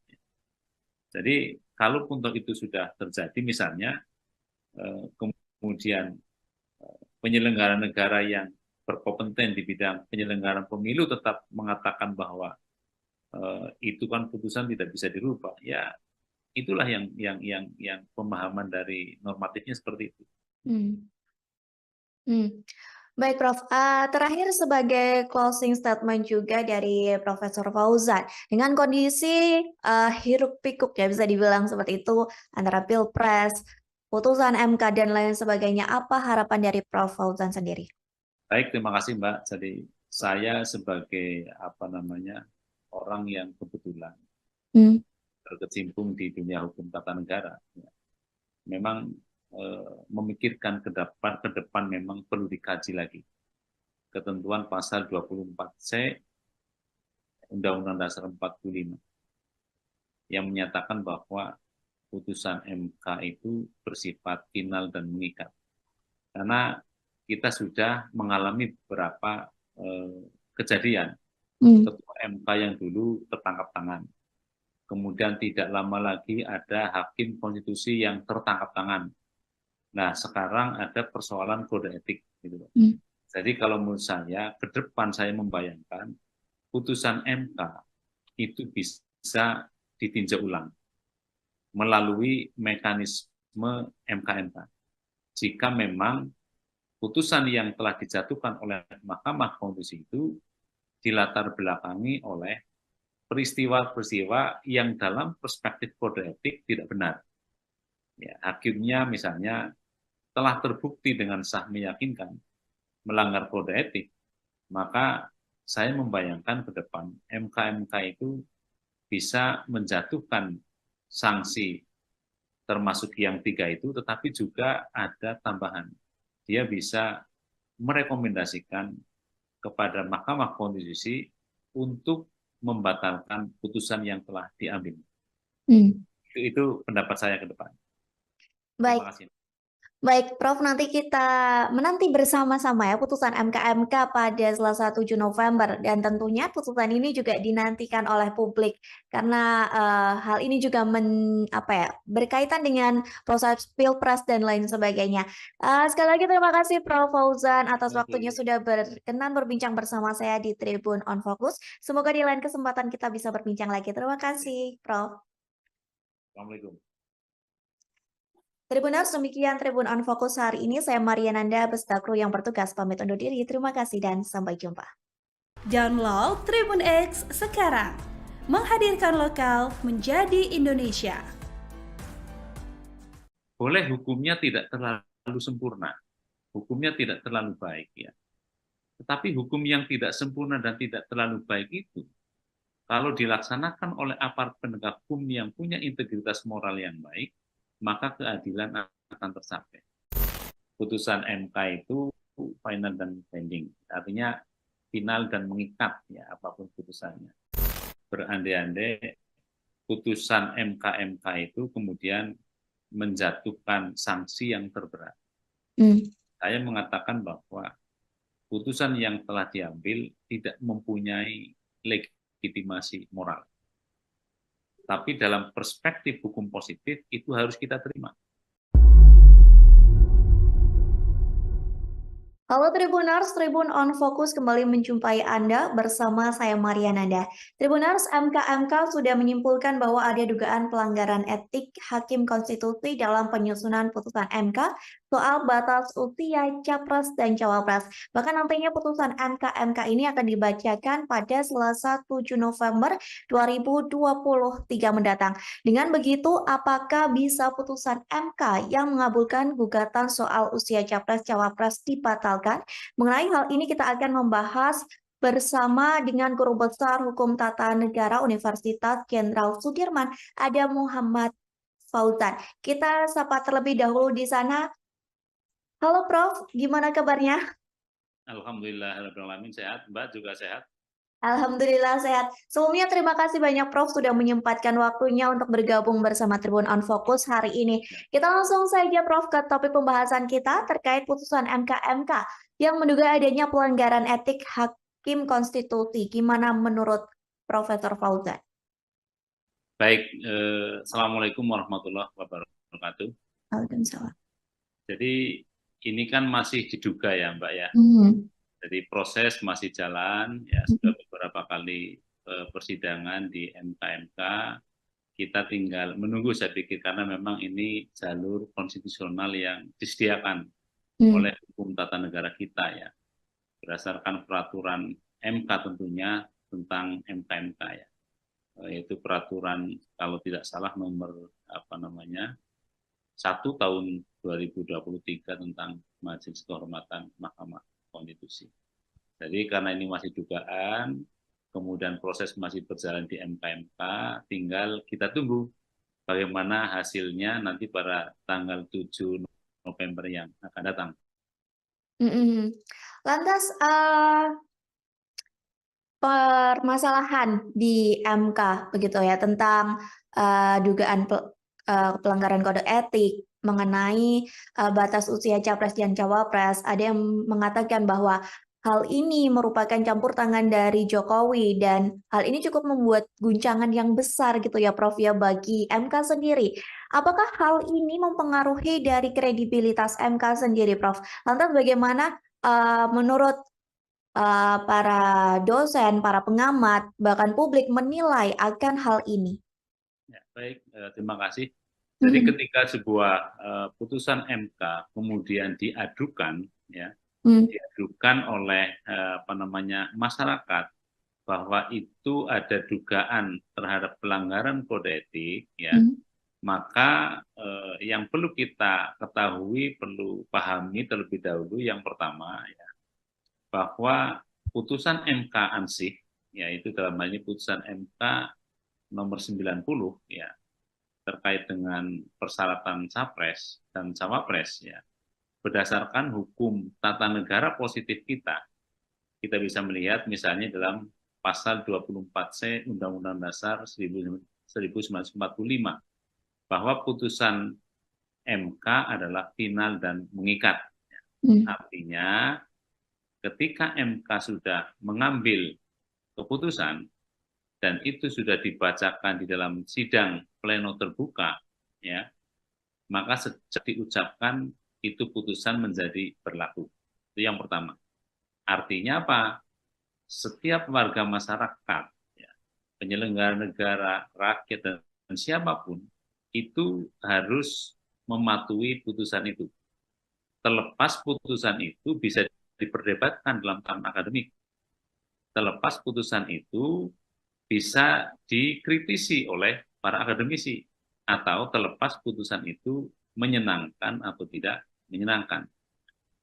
Namun demikian, dalam perspektif yang lain, menurut pendapat saya, ketika efek dari putusan itu kemudian ada warga masyarakat yang mengajukan permohonan terkait dengan dugaan adanya pelanggaran kode etik, sampai misalnya, ini masih berandai-andai ya, sampai misalnya hakim konstitusinya itu dinyatakan terbukti melanggar kode etik dengan sah dan meyakinkan. Kemudian hakim konstitusi dijatuhi sanksi terberat misalnya diberhentikan, itu kan menjadi persoalan dalam perspektif moral. Ya, karena itu diputuskan oleh hakim konstitusi yang telah nyata-nyata terbukti dengan sah dan meyakinkan melanggar kode etik sampai diberhentikan. Sehingga dalam perspektif yang lain moral, tentunya putusan yang telah dijatuhkan itu tidak memiliki legitimasi moral. Gitu. Itu menurut pendapat saya. Jadi harus dibedakan dalam perspektif hukum tata negara positif, berdasarkan pasal 24C Undang-Undang Dasar 45 hasil amandemen, maka putusan yang telah dibacakan dalam sidang pleno yang terbuka, maka putusan itu berlaku dan tidak ada upaya hukum. Pas senang atau tidak senang. Tetapi sebagai sebuah diskursus di akademis ya, atau kita semua bisa mendiskusikan, ketika putusan itu ternyata telah diambil ya, oleh hakim-hakim yang kemudian terbukti telah melanggar kode etik, ya, kemudian dijatuhi sanksi terberat misalnya diberhentikan, itu menjadi soal yang kalau kita lihat dalam perspektif moral, berarti putusan itu tidak memiliki legitimasi moral. Makanya terlepas kita dari berbicara hukum positif, hukum tata negara positif, kalau kita tarik kepada ranah persoalan etik, maka saya membayangkan ada terobosan-terobosan yang dilakukan, ya, karena di atas hukum itu ada moral, di atas hukum itu ada nurani. Ya. Orang bisa mengatakan bahwa ya, boleh hukumnya tidak terlalu sempurna, hukumnya tidak terlalu baik, ya. Tetapi hukum yang tidak sempurna dan tidak terlalu baik itu, kalau dilaksanakan oleh aparat penegak hukum yang punya integritas moral yang baik, maka keadilan akan tercapai. Itu Mbak, menurut pendapat saya. Baik, Prof. Lantas, Prof, terkait sikap MK-MK nih yang mempercepat proses pelanggaran kode etik dari yang biasanya nih 30 hari dan kini dipusatkan kurang lebih dari 7 hari saja. Gimana tanggapan atau komentar dari Profesor Fauzan sendiri? Ya, karena menurut saya sebenarnya begini, Mbak. Putusan ini tidak akan rame. Ya. Putusan 90 itu tidak akan rame kalau sejak awal di dalam putusannya MK itu misalnya menyatakan bahwa ini diberlakukan pada pemilu 2029. Jadi kalau putusan MK yang 90 itu diberlakukan efektif tahun 2029, saya pikir tidak akan ada persoalan seperti ini. Tapi karena ini diberlakukan pada pemilu tahun 2024 ini, di mana tahapan pemilihan umum sudah berjalan terkait dengan pendaftaran pasangan capres dan cawapres, kemudian penentuan nanti pasangan capres dan cawapres, makanya itu dipercepat, dan itu kan paling lama 1 bulan, artinya kurang dari 1 bulan pun sebenarnya nggak menjadi persoalan. Itu Mbak. Permasalahannya karena putusan ini ada dalam siklus dari Pilpres yang terkesan terburu-buru gitu ya, Prof ya? Ya, saya pikir itu ya. Saya yakin kalau putusan ini diberlakukan pada pemilu tahun 2029, gonjang-ganjing terkait dengan putusan MK tidak akan terjadi. Ini kan karena putusan langsung diberlakukan pada pemilu 2024 yang akan datang. Sehingga orang sudah apa namanya? Sudah membaca ya. Baca bahwa ini ada yang diuntungkan dari keputusan ini. Gitu loh. Apalagi kalau kita lihat diskursus sebelum putusan ini dijatuhkan. Gitu. Saya pikir itu, Mbak. Baik, dengan sidang kode etik ini, Prof, menurut Profesor Fauzan, apakah nantinya akan berdampak bagi Ketua MK Anwar Usman yang akan dipecat, atau mungkin ada permainan hal lain yang akan dilakukan di dalam Mahkamah Konstitusi ini? Saya tidak terlalu atau tidak akan mengatakan bahwa itu akan terjadi permainan dan sebagainya di dalam majelis itu, tetapi saya berbicara normatif dan normal saja. Ya. Kalau putusan ini nanti akan diambil, ya, apapun hasil putusannya, memang ada beberapa kemungkinan. Ya. Kalau menurut saya, ini pun masih kemungkinan yang bisa terjadi.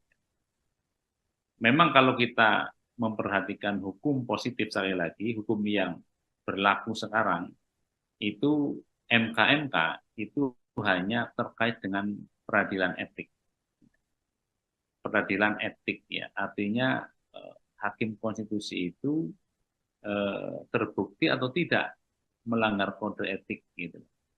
Dan MK kalau kita bicara hukum positif pun tidak mempunyai kewenangan untuk membatalkan putusan MK. Ya. Tetapi sekali lagi ini dalam hukum positif yang sekarang berlaku, karena memang putusan MK itu final dan binding, artinya final dan mengikat ya apapun putusannya. Ya. Tetapi bisa juga terjadi kemungkinan yang kedua, ya.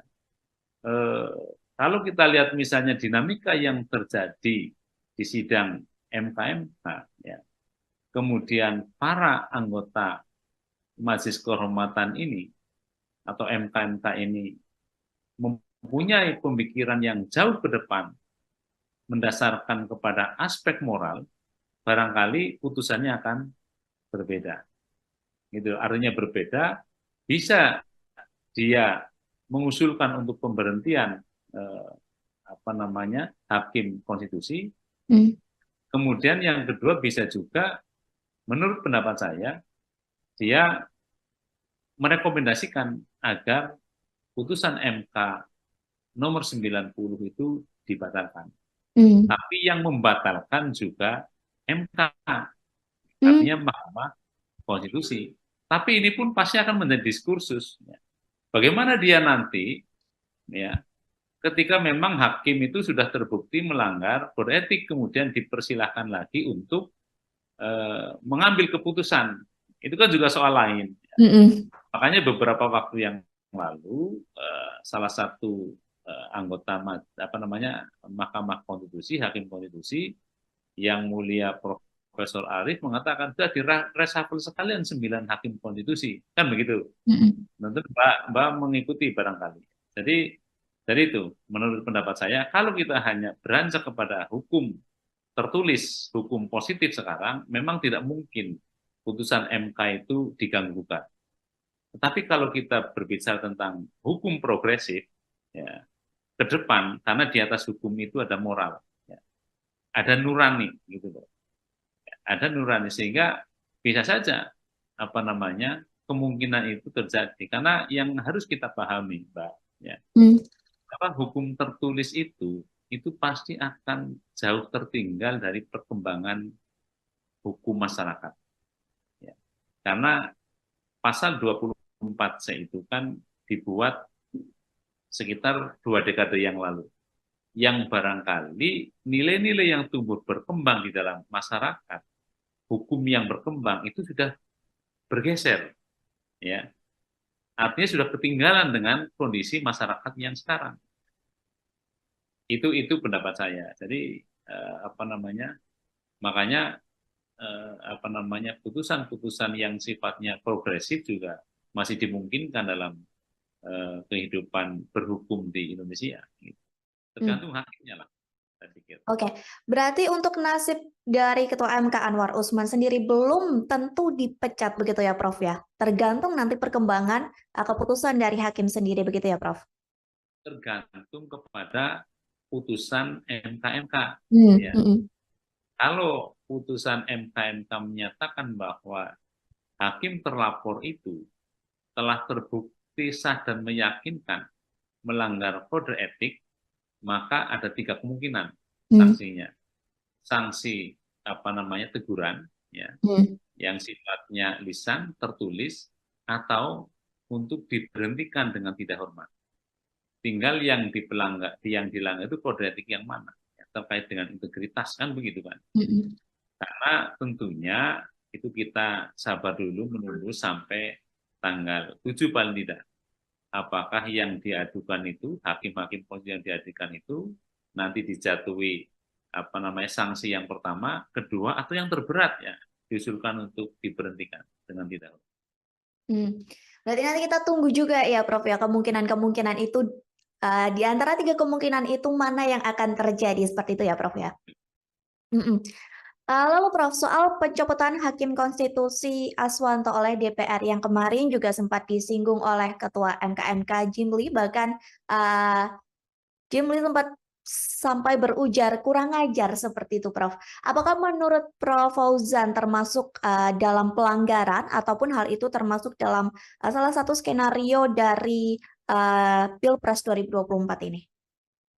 Saya berpikir begini ya, kalau kita tarik ke belakang, ya, itu memang ada pergeseran mindset dari para pihak yang mengusulkan. Kalau kita lihat pada proses amandemen Undang-Undang Dasar 45, itu kan dulu ada dalam tanda petik pertarungan, ya. Pertarungan kepentingan kelembagaan, sehingga muncul bahwa hakim konstitusi itu terdiri dari 9. Sepakat. Kemudian 9 itu dari mana saja? Ya. Kemudian ada yang diusulkan dari DPR, ada yang diusulkan dari Presiden, ada yang diusulkan dari Mahkamah Agung. Kalau saya itu membacanya bahwa itu sebenarnya merupakan kristalisasi dari kepentingan yang berseberangan. Karena Mbak juga mesti tahu bahwa persoalan judicial review itu kan perdebatan yang sejak lama ketika penyusunan Undang-Undang Dasar 45 yang disahkan tanggal 18 Agustus 45. Ada yang menyetujui, ada yang tidak. Karena persoalan judicial review itu menurut Profesor Supomo ini bertentangan dengan sistem ketatanegaraan yang akan dibentuk. Sementara kalau kita lihat eksekutif, legislatif, yudikatif kan merupakan satu lembaga pemegang kekuasaan yang mempunyai kedudukan yang sederajat. Sehingga kalau salah satu lembaga diberi kewenangan untuk melakukan judicial review ya, atas sebuah produk yang dikeluarkan oleh lembaga lain, itu terkesan lebih tinggi. Itu dulu. Kemudian Yamin, Profesor Yamin itu termasuk yang setuju untuk adanya judicial review. Karena persoalan judicial review itu terkait dengan pilihan negara hukum. Sehingga siapapun yang diberi kewenangan untuk melakukan judicial review tetap harus memperhatikan produk. Itu clear, akhirnya diterima. Kemudian tinggal ini 3 hakim itu berangkat dari mana? Berangkat dari pilihan 3. Yang 3 dipilih oleh atau diusulkan oleh Presiden, yang 3 oleh DPR, yang 3 oleh MA. Padahal Presiden dan DPR kan kita tahu itu merupakan lembaga negara yang dipergunakan untuk memproses sebuah undang-undang. Nah, dia hakim konstitusi atau Mahkamah Konstitusi itu lembaga yang nantinya diberi kewenangan untuk melakukan review atas undang-undang. Sehingga pemikiran sederhana, kalau 3 hakim sudah dari Presiden, 3 dari DPR, maka hitung-hitungan politiknya tidak ada undang-undang yang dibatalkan. Tapi kan itu soalnya berbeda, ternyata ada persyaratan.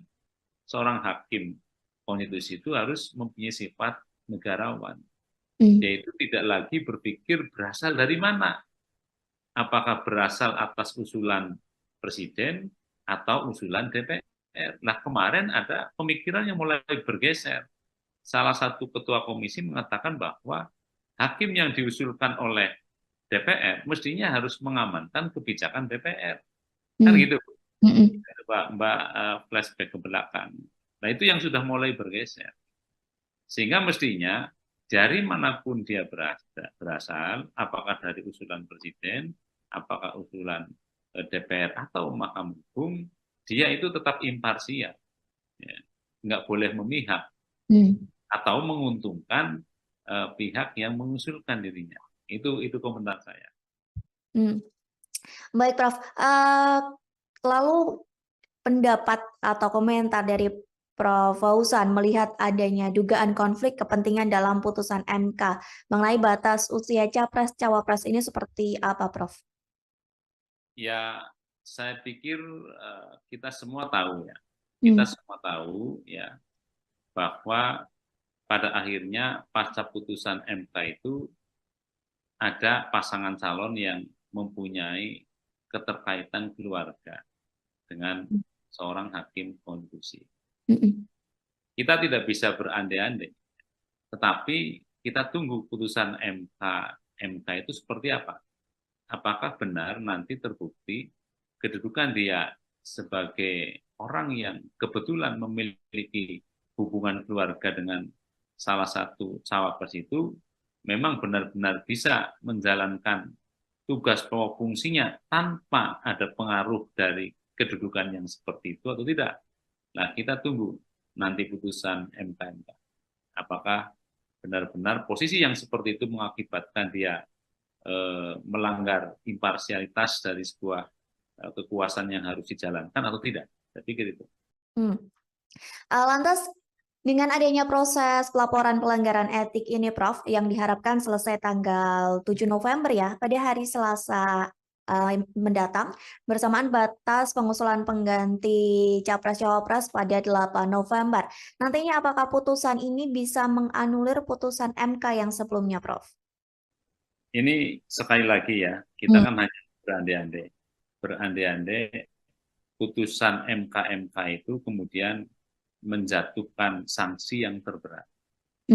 Saya mengatakan bahwa putusan yang telah diambil tidak mempunyai legitimasi moral. Tapi dalam perspektif hukum positif itu harus kita terima. Ya. Harus kita terima. Karena kita juga pernah ada pengalaman ketika seorang hakim konstitusi itu beberapa waktu yang lalu kemudian ditangkap tangan oleh KPK. Ya. Terbukti menerima sesuatu yang tidak harusnya dilakukan. Dan sekarang masih dalam proses dia menjalani hukuman. Padahal dia pada waktu itu sudah terlibat dalam proses pengambilan keputusan. Dan sampai sekarang apa yang telah diputuskan oleh MK yang melibatkan hakim yang kemudian terbukti bersalah menerima suap pun itu dijalankan. Jadi ini kalau kita berbicara tentang aspek moral itu sangat tergantung kepada moralitas komunal kita. Ya. Moralitas kita itu sebenarnya bagaimana? Ya.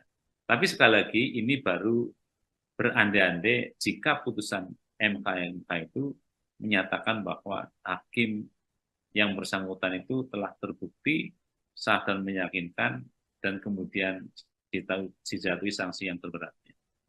Jadi kalaupun itu sudah terjadi misalnya kemudian penyelenggara negara yang berkompeten di bidang penyelenggaraan pemilu tetap mengatakan bahwa itu kan putusan tidak bisa dirubah, ya itulah yang pemahaman dari normatifnya seperti itu.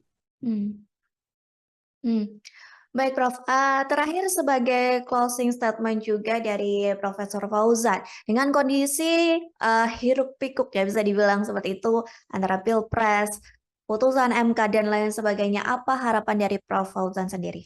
Baik, terima kasih Mbak. Jadi saya sebagai orang yang kebetulan berkecimpung di dunia hukum tata negara, memang memikirkan ke depan memang perlu dikaji lagi. Ketentuan pasal 24C Undang-Undang Dasar 45 yang menyatakan bahwa putusan MK itu bersifat final dan mengikat. Karena kita sudah mengalami beberapa kejadian. Ketua MK yang dulu tertangkap tangan. Kemudian tidak lama lagi ada hakim konstitusi yang tertangkap tangan. Nah, sekarang ada persoalan kode etik. Gitu.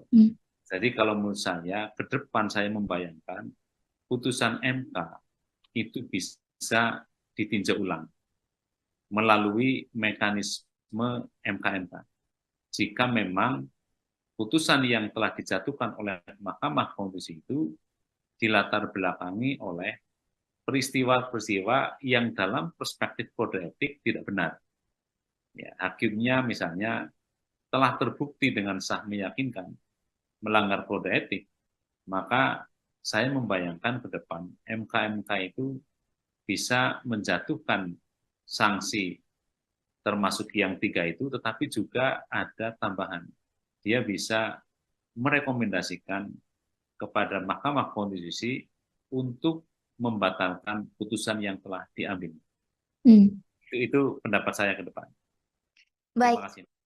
Baik, Prof, nanti kita menanti bersama-sama ya putusan MK-MK pada Selasa 7 November dan tentunya putusan ini juga dinantikan oleh publik karena hal ini juga berkaitan dengan proses Pilpres dan lain sebagainya. Sekali lagi terima kasih Prof Fauzan atas waktunya sudah berkenan berbincang bersama saya di Tribun on Focus. Semoga di lain kesempatan kita bisa berbincang lagi. Terima kasih, Prof. Assalamualaikum. Tribuners, demikian Tribun on Focus hari ini. Saya Mariananda beserta kru yang bertugas pamit undur diri. Terima kasih dan sampai jumpa.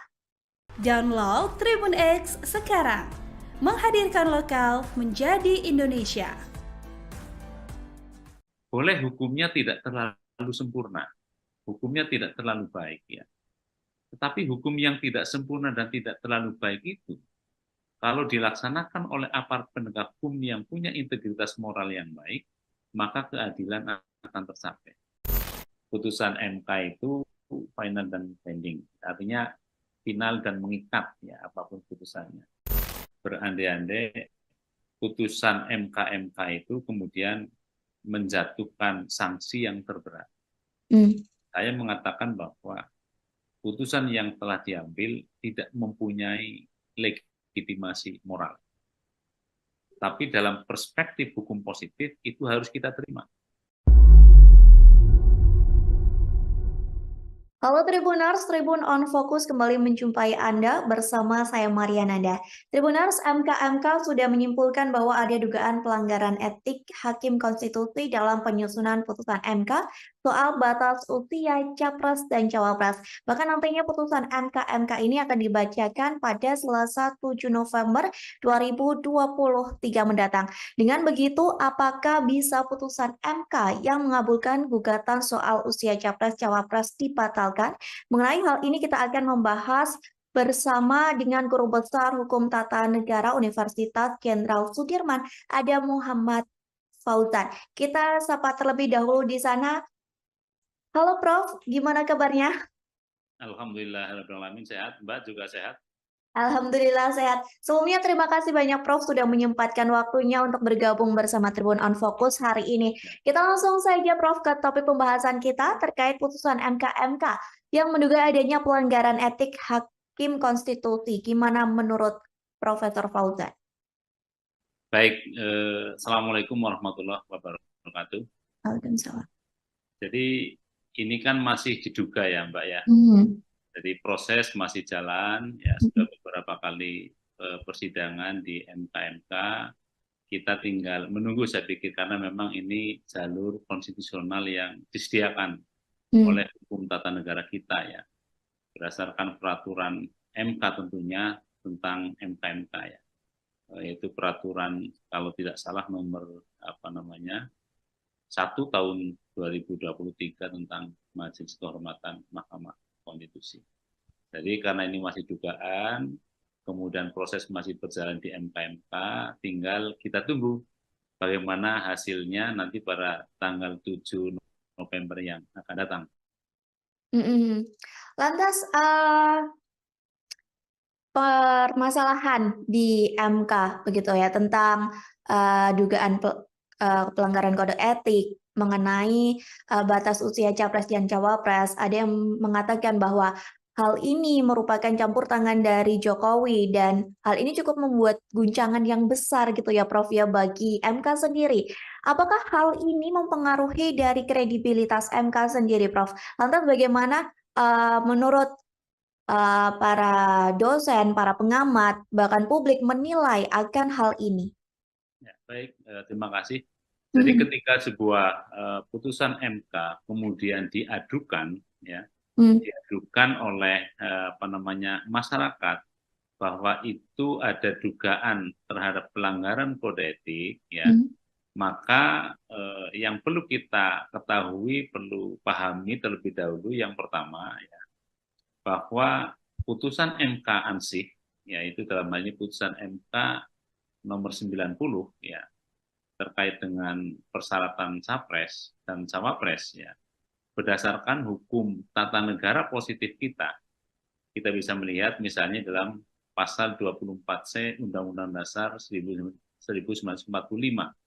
bahwa putusan MK adalah final dan mengikat.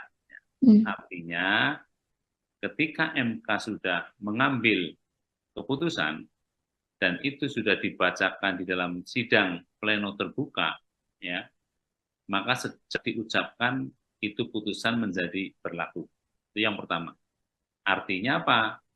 Setiap warga masyarakat, ya, penyelenggara negara, rakyat, dan siapapun, itu harus mematuhi putusan itu. Terlepas putusan itu bisa diperdebatkan dalam tahap akademik. Terlepas putusan itu bisa dikritisi oleh para akademisi, atau terlepas putusan itu menyenangkan atau tidak menyenangkan.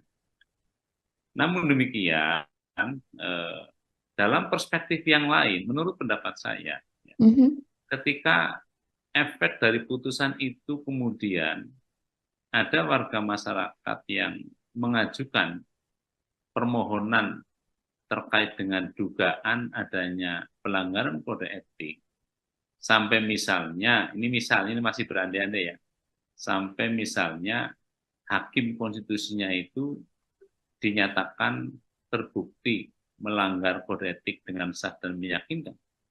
Kemudian hakim konstitusi dijatuhi sanksi terberat misalnya diberhentikan, itu kan menjadi persoalan dalam perspektif moral. Ya, karena itu diputuskan oleh hakim konstitusi yang telah nyata-nyata terbukti dengan sah dan meyakinkan melanggar kode etik sampai diberhentikan. Sehingga dalam perspektif yang lain moral, tentunya putusan yang telah dijatuhkan itu tidak memiliki legitimasi moral. Gitu. Itu menurut pendapat saya. Jadi harus dibedakan dalam perspektif hukum tata negara positif, berdasarkan pasal 24C Undang-Undang Dasar 45 hasil amandemen, maka putusan yang telah dibacakan dalam sidang pleno yang terbuka, maka putusan itu berlaku dan tidak ada upaya hukum, pas senang atau tidak senang. Tetapi sebagai sebuah diskursus di akademis, ya, atau kita semua bisa mendiskusikan, ketika putusan itu ternyata telah diambil, ya, oleh hakim-hakim yang kemudian terbukti telah melanggar kode etik, ya, kemudian dijatuhi sanksi terberat misalnya diberhentikan, itu menjadi soal yang kalau kita lihat dalam perspektif moral, berarti putusan itu tidak memiliki legitimasi moral. Makanya terlepas kita dari berbicara hukum positif, hukum tata negara positif, kalau kita tarik kepada ranah persoalan etik, maka saya membayangkan ada terobosan-terobosan yang dilakukan, ya, karena di atas hukum itu ada moral, di atas hukum itu ada nurani. Ya. Orang bisa mengatakan bahwa, ya, boleh hukumnya tidak terlalu sempurna, hukumnya tidak terlalu baik, ya. Tetapi hukum yang tidak sempurna dan tidak terlalu baik itu, kalau dilaksanakan oleh aparat penegak hukum yang punya integritas moral yang baik, maka keadilan akan tercapai. Itu Mbak, menurut pendapat saya. Hmm. Baik, Prof. Lantas, Prof, terkait sikap MK-MK nih yang mempercepat proses pelanggaran kode etik dari yang biasanya nih 30 hari dan kini dipusatkan kurang lebih dari 7 hari saja. Gimana tanggapan atau komentar dari Profesor Fauzan sendiri? Ya, karena menurut saya sebenarnya begini, Mbak. Hmm. Putusan ini tidak akan rame. Ya, Mm-mm. putusan 90 itu tidak akan rame kalau sejak awal di dalam putusannya MK itu misalnya menyatakan bahwa ini diberlakukan pada pemilu 2029. Hmm. Jadi kalau putusan MK yang 90 itu diberlakukan efektif tahun 2029, saya pikir tidak akan ada persoalan seperti ini. Tapi karena ini diberlakukan pada pemilu tahun 2024 ini, di mana tahapan pemilihan umum sudah berjalan terkait dengan pendaftaran pasangan capres dan cawapres, kemudian penentuan nanti pasangan capres dan cawapres, makanya itu dipercepat, dan itu kan paling lama 1 bulan, artinya kurang dari 1 bulan pun sebenarnya nggak menjadi persoalan. Itu Mbak. Permasalahannya karena putusan ini ada dalam siklus dari Pilpres yang terkesan terburu-buru gitu ya, Prof ya? Ya, saya pikir itu ya. Saya yakin kalau putusan ini diberlakukan pada pemilu tahun 2029, gonjang-ganjing terkait dengan putusan MK tidak akan terjadi. Ini kan karena putusan langsung diberlakukan pada pemilu 2024 yang akan datang. Sehingga orang sudah membaca ya. Baca bahwa ini ada yang diuntungkan dari keputusan ini. Gitu loh. Apalagi kalau kita lihat diskursus sebelum putusan ini dijatuhkan. Saya pikir itu, Mbak.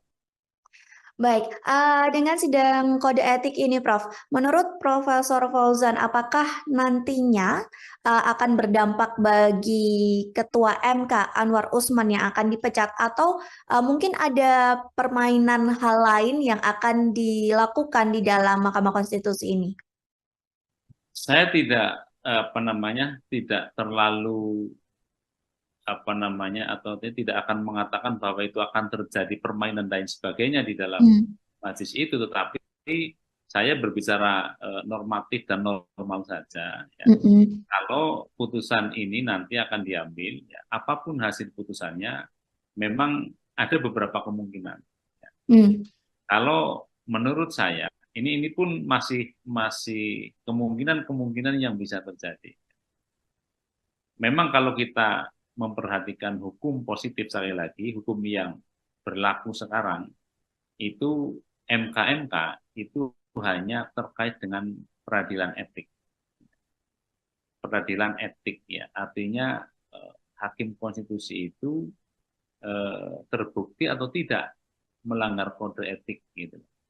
Dan MK-MK kalau kita bicara hukum positif pun tidak mempunyai kewenangan untuk membatalkan putusan MK. Ya. Tetapi sekali lagi ini dalam hukum positif yang sekarang berlaku. Karena memang putusan MK itu final dan binding. Artinya final dan mengikat ya apapun putusannya. Ya. Tetapi bisa juga terjadi kemungkinan yang kedua. Ya. Kalau kita lihat misalnya dinamika yang terjadi di sidang MK-MK, ya, kemudian para anggota Majelis Kehormatan ini atau MK-MK ini mempunyai pemikiran yang jauh ke depan, mendasarkan kepada aspek moral, barangkali putusannya akan berbeda. Gitu, artinya berbeda, bisa dia mengusulkan untuk pemberhentian hakim konstitusi. Kemudian yang kedua bisa juga, menurut pendapat saya, dia merekomendasikan agar putusan MK nomor 90 itu dibatalkan. Hmm. Tapi yang membatalkan juga MK, Hmm. artinya Mahkamah Konstitusi. Tapi ini pun pasti akan menjadi diskursus. Bagaimana dia nanti, ya, ketika memang hakim itu sudah terbukti melanggar kode etik, kemudian dipersilahkan lagi untuk mengambil keputusan. Itu kan juga soal lain. Hmm. Makanya beberapa waktu yang lalu salah satu anggota Mahkamah Konstitusi, hakim konstitusi yang mulia Profesor Arief mengatakan sudah reshuffle sekalian 9 hakim konstitusi, kan begitu. Tentu Mbak mengikuti barangkali. Jadi dari itu, menurut pendapat saya, kalau kita hanya beranjak kepada hukum tertulis, hukum positif sekarang, memang tidak mungkin putusan MK itu diganggu-gugat. Tetapi kalau kita berbicara tentang hukum progresif, ya, ke depan, karena di atas hukum itu ada moral, ya, ada nurani, gitu loh. Ada nurani, sehingga bisa saja kemungkinan itu terjadi. Karena yang harus kita pahami, Mbak, ya, hukum tertulis itu pasti akan jauh tertinggal dari perkembangan hukum masyarakat. Ya. Karena pasal 24C itu kan dibuat sekitar 2 dekade yang lalu. Yang barangkali nilai-nilai yang tumbuh berkembang di dalam masyarakat, hukum yang berkembang itu sudah bergeser. Ya. Artinya sudah ketinggalan dengan kondisi masyarakat yang sekarang. Itu pendapat saya. Jadi makanya putusan-putusan yang sifatnya progresif juga masih dimungkinkan dalam kehidupan berhukum di Indonesia. Tergantung hakimnya lah, saya pikir. Oke, berarti untuk nasib dari Ketua MK Anwar Usman sendiri belum tentu dipecat begitu ya, Prof ya? Tergantung nanti perkembangan keputusan dari hakim sendiri begitu ya, Prof? Tergantung kepada putusan MK-MK. Ya. Kalau putusan MK-MK menyatakan bahwa hakim terlapor itu telah terbukti sah dan meyakinkan melanggar kode etik, maka ada 3 kemungkinan sanksinya. Sanksi teguran, ya, yang sifatnya lisan, tertulis, atau untuk diberhentikan dengan tidak hormat. Tinggal yang dilanggar itu kode etik yang mana, ya, terkait dengan integritas, kan begitu kan. Karena tentunya itu kita sabar dulu menunggu sampai tanggal 7 paling tidak. Apakah yang diadukan itu, hakim-hakim konstitusi yang diadukan itu nanti dijatuhi sanksi yang pertama, kedua, atau yang terberat, ya, diusulkan untuk diberhentikan dengan tidak. Berarti nanti kita tunggu juga ya, Prof ya, kemungkinan-kemungkinan itu di antara 3 kemungkinan itu mana yang akan terjadi, seperti itu ya, Prof ya. Lalu Prof, soal pencopotan Hakim Konstitusi Aswanto oleh DPR yang kemarin juga sempat disinggung oleh Ketua MK Jimli, bahkan Jimli sempat sampai berujar kurang ajar seperti itu, Prof. Apakah menurut Prof Fauzan termasuk dalam pelanggaran ataupun hal itu termasuk dalam salah satu skenario dari Pilpres 2024 ini? Saya berpikir begini ya, kalau kita tarik ke belakang, ya, itu memang ada pergeseran mindset dari para pihak yang mengusulkan. Kalau kita lihat pada proses amandemen Undang-Undang Dasar 45, itu kan dulu ada dalam tanda petik pertarungan, ya. Pertarungan kepentingan kelembagaan, sehingga muncul bahwa hakim konstitusi itu terdiri dari 9. Sepakat. Kemudian 9 itu dari mana saja? Ya. Kemudian ada yang diusulkan dari DPR, ada yang diusulkan dari Presiden, ada yang diusulkan dari Mahkamah Agung. Kalau saya itu membacanya bahwa itu sebenarnya merupakan kristalisasi dari kepentingan yang berseberangan. Karena Mbak juga mesti tahu bahwa persoalan judicial review itu kan perdebatan yang sejak lama, ketika penyusunan Undang-Undang Dasar 45 yang disahkan tanggal 18 Agustus 45. Ada yang menyetujui, ada yang tidak. Karena persoalan judicial review itu menurut Profesor Supomo ini bertentangan dengan sistem ketatanegaraan yang akan dibentuk. Sementara kalau kita lihat eksekutif, legislatif, yudikatif kan merupakan satu lembaga pemegang kekuasaan yang mempunyai kedudukan yang sederajat. Sehingga kalau salah satu lembaga diberi kewenangan untuk melakukan judicial review ya, atas sebuah produk yang dikeluarkan oleh lembaga lain, itu terkesan lebih tinggi. Itu dulu. Kemudian Yamin, Profesor Yamin itu termasuk yang setuju untuk adanya judicial review. Karena persoalan judicial review itu terkait dengan pilihan negara hukum. Sehingga siapapun yang diberi kewenangan untuk melakukan judicial review tetap harus memperhatikan produk. Itu clear, akhirnya diterima.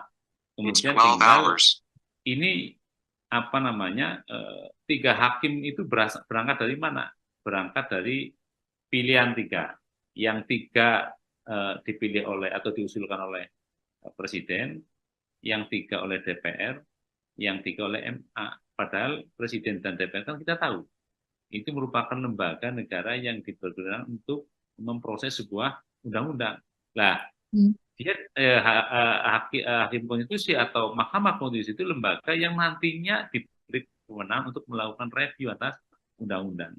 Sehingga pemikiran sederhana, kalau 3 hakim sudah dari Presiden, 3 dari DPR, maka hitung-hitungan politiknya tidak ada undang-undang yang dibatalkan. Tapi kan itu soalnya berbeda, ternyata ada persyaratan. Seorang hakim konstitusi itu harus mempunyai sifat negarawan, yaitu tidak lagi berpikir berasal dari mana. Apakah berasal atas usulan Presiden atau usulan DPR. Nah, kemarin ada pemikiran yang mulai bergeser. Salah satu ketua komisi mengatakan bahwa hakim yang diusulkan oleh DPR mestinya harus mengamankan kebijakan DPR. Kan gitu, Mbak flashback ke belakang. Nah, itu yang sudah mulai bergeser. Sehingga mestinya dari manapun dia berasal, apakah dari usulan Presiden, apakah usulan DPR atau Mahkamah Agung, dia itu tetap imparsial. Ya. Nggak boleh memihak atau menguntungkan pihak yang mengusulkan dirinya. Itu komentar saya. Baik, Prof. Lalu pendapat atau komentar dari Prof. Fauzan melihat adanya dugaan konflik kepentingan dalam putusan MK mengenai batas usia capres-cawapres ini seperti apa, Prof? Ya, saya pikir kita semua tahu ya. Kita semua tahu ya bahwa pada akhirnya pasca putusan MK itu ada pasangan calon yang mempunyai keterkaitan keluarga dengan seorang hakim konstitusi. Kita tidak bisa berandai-andai, tetapi kita tunggu putusan MK itu seperti apa. Apakah benar nanti terbukti kedudukan dia sebagai orang yang kebetulan memiliki hubungan keluarga dengan salah satu cawapres itu memang benar-benar bisa menjalankan tugas pokok fungsinya tanpa ada pengaruh dari kedudukan yang seperti itu atau tidak. Nah, kita tunggu nanti putusan MK. Apakah benar-benar posisi yang seperti itu mengakibatkan dia melanggar imparsialitas dari sebuah kekuasaan yang harus dijalankan atau tidak. Saya pikir itu.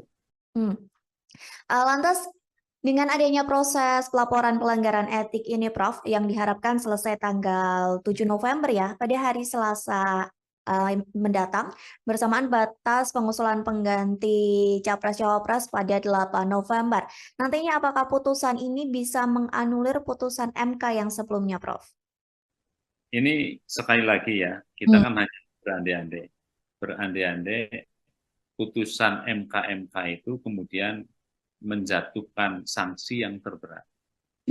Saya mengatakan bahwa putusan yang telah diambil tidak mempunyai legitimasi moral. Tapi dalam perspektif hukum positif itu harus kita terima. Ya.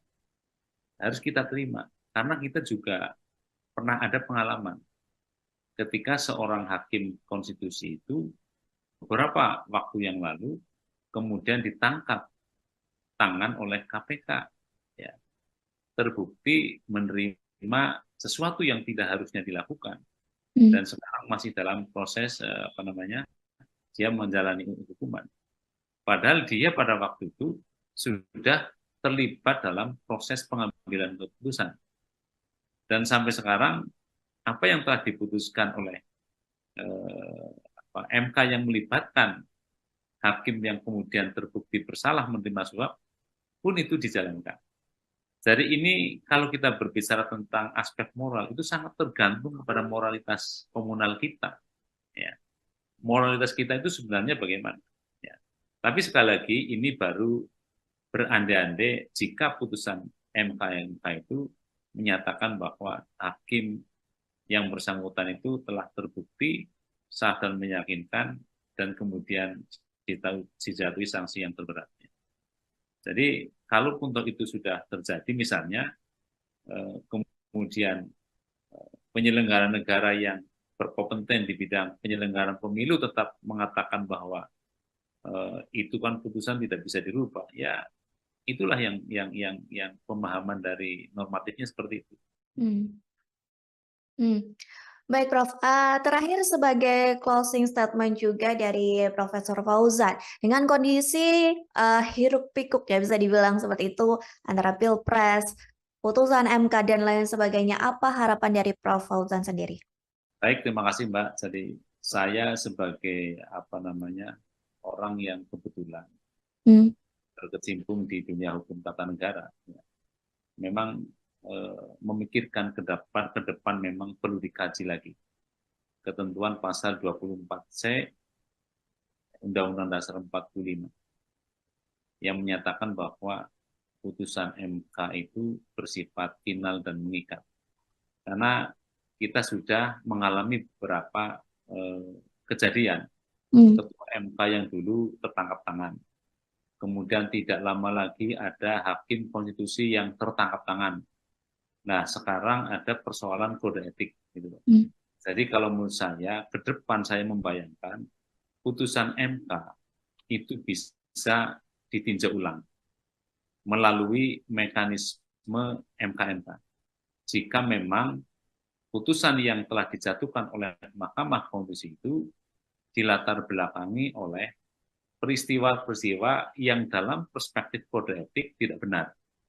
Ya, hakimnya misalnya telah terbukti dengan sah meyakinkan melanggar kode etik, maka saya membayangkan ke depan MK-MK itu bisa menjatuhkan sanksi termasuk yang 3 itu, tetapi juga ada tambahan.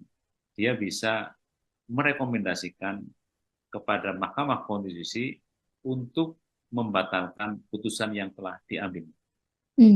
Itu pendapat saya ke depan. Baik. Terima kasih.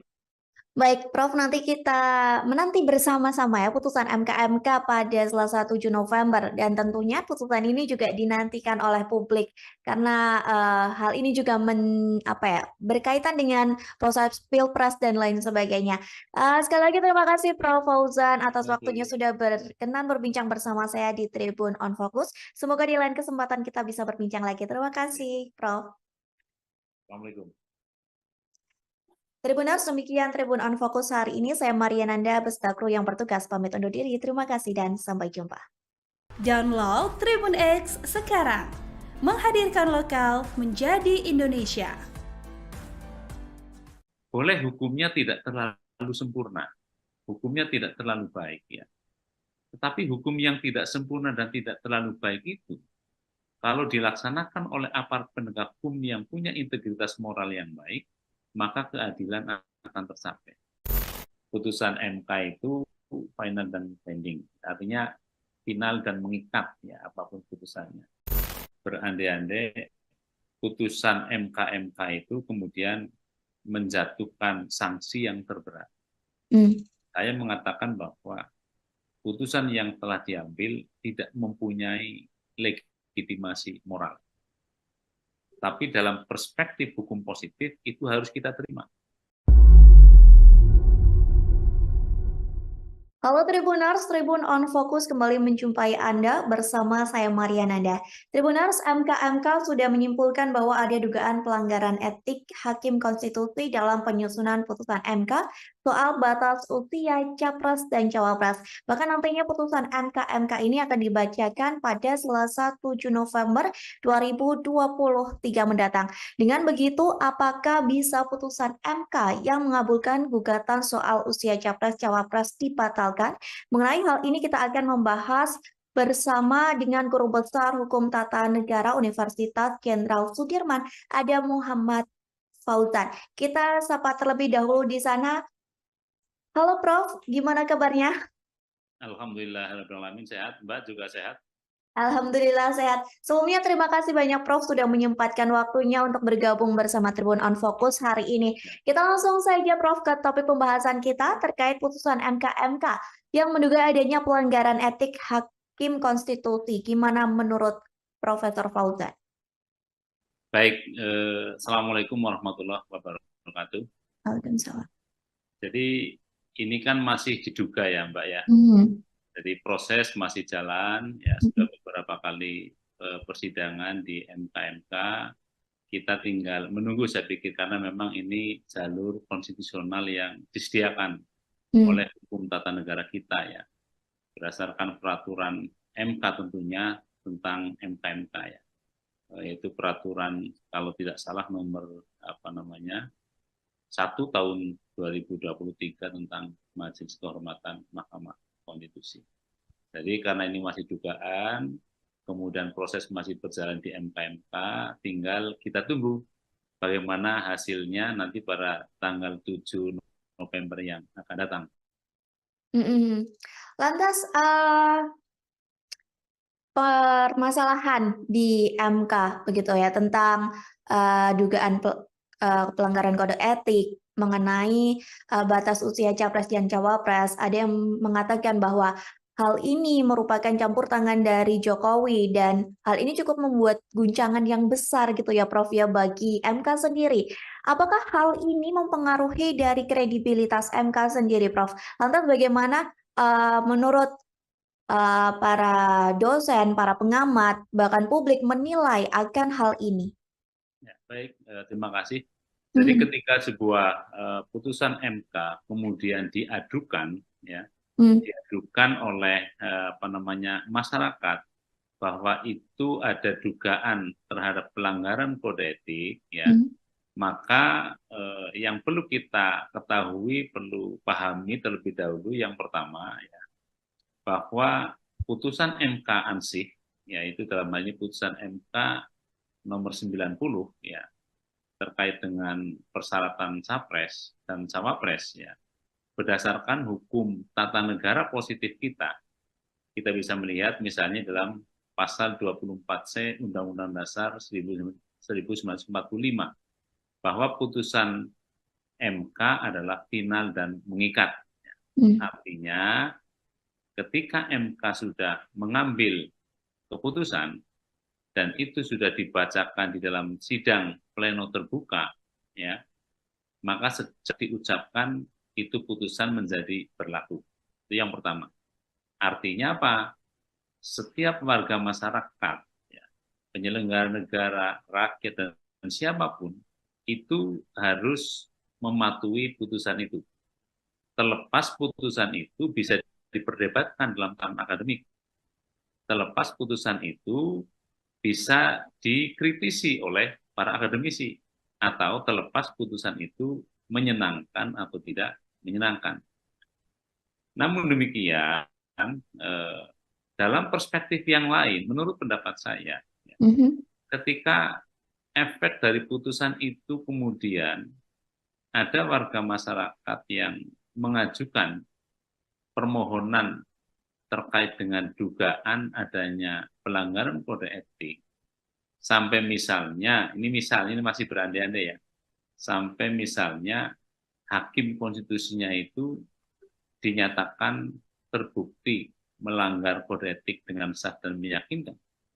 Kemudian hakim konstitusi dijatuhi sanksi terberat misalnya diberhentikan, itu kan menjadi persoalan dalam perspektif moral.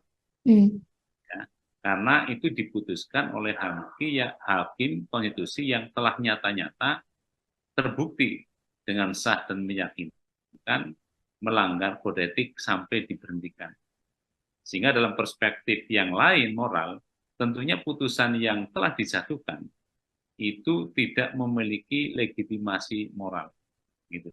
Itu menurut pendapat saya. Jadi harus dibedakan dalam perspektif hukum tata negara positif, berdasarkan pasal 24C Undang-Undang Dasar 45 hasil amandemen, maka putusan yang telah dibacakan dalam sidang pleno yang terbuka, maka putusan itu berlaku dan tidak ada upaya hukum. Pas senang atau tidak senang. Tetapi sebagai sebuah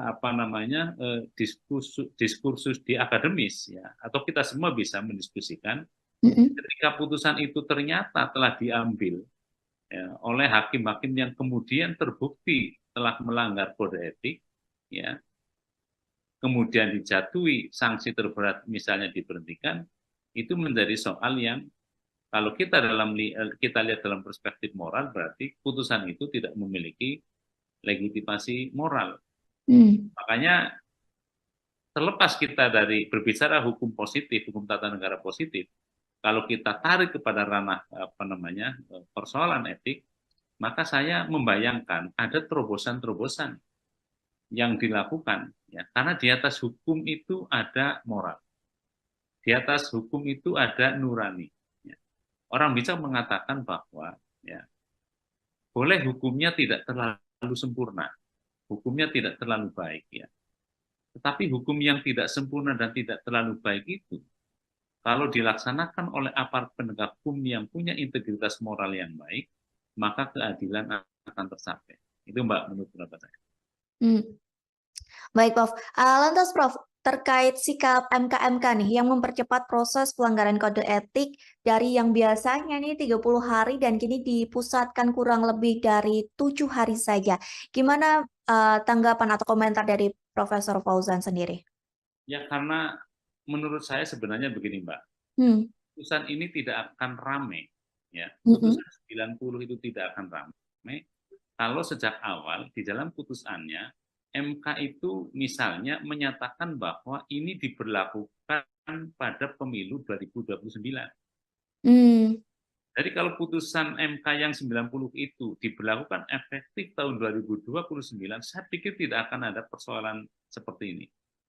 Tapi karena ini diberlakukan pada pemilu tahun 2024 ini, di mana tahapan pemilihan umum sudah berjalan terkait dengan pendaftaran pasangan capres dan cawapres, kemudian penentuan nanti pasangan capres dan cawapres, makanya itu dipercepat, dan itu kan paling lama 1 bulan, artinya kurang dari 1 bulan pun sebenarnya nggak menjadi persoalan. Itu Mbak. Permasalahannya karena putusan ini ada dalam siklus dari Pilpres yang terkesan terburu-buru gitu ya, Prof ya? Ya, saya pikir itu ya. Saya yakin kalau putusan ini diberlakukan pada pemilu tahun 2029, gonjang-ganjing terkait dengan putusan MK tidak akan terjadi. Ini kan karena putusan langsung diberlakukan pada pemilu 2024 yang akan datang. Sehingga orang sudah membaca ya.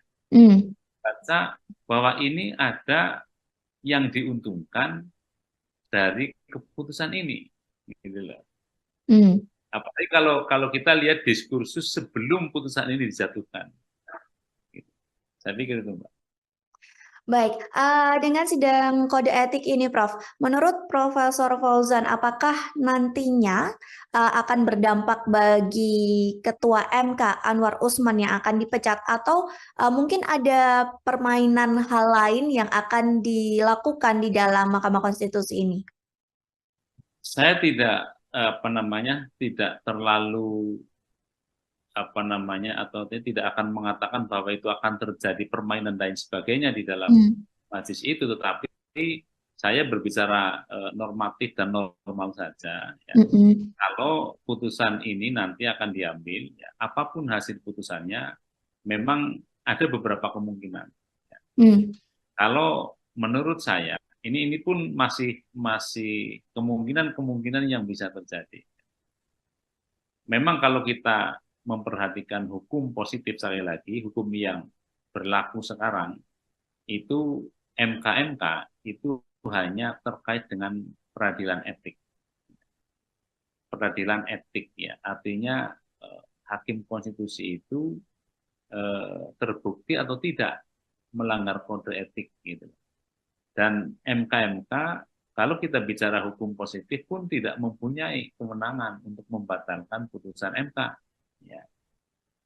Tetapi sekali lagi ini dalam hukum positif yang sekarang berlaku karena memang putusan MK itu final dan binding, artinya final dan mengikat ya apapun putusannya.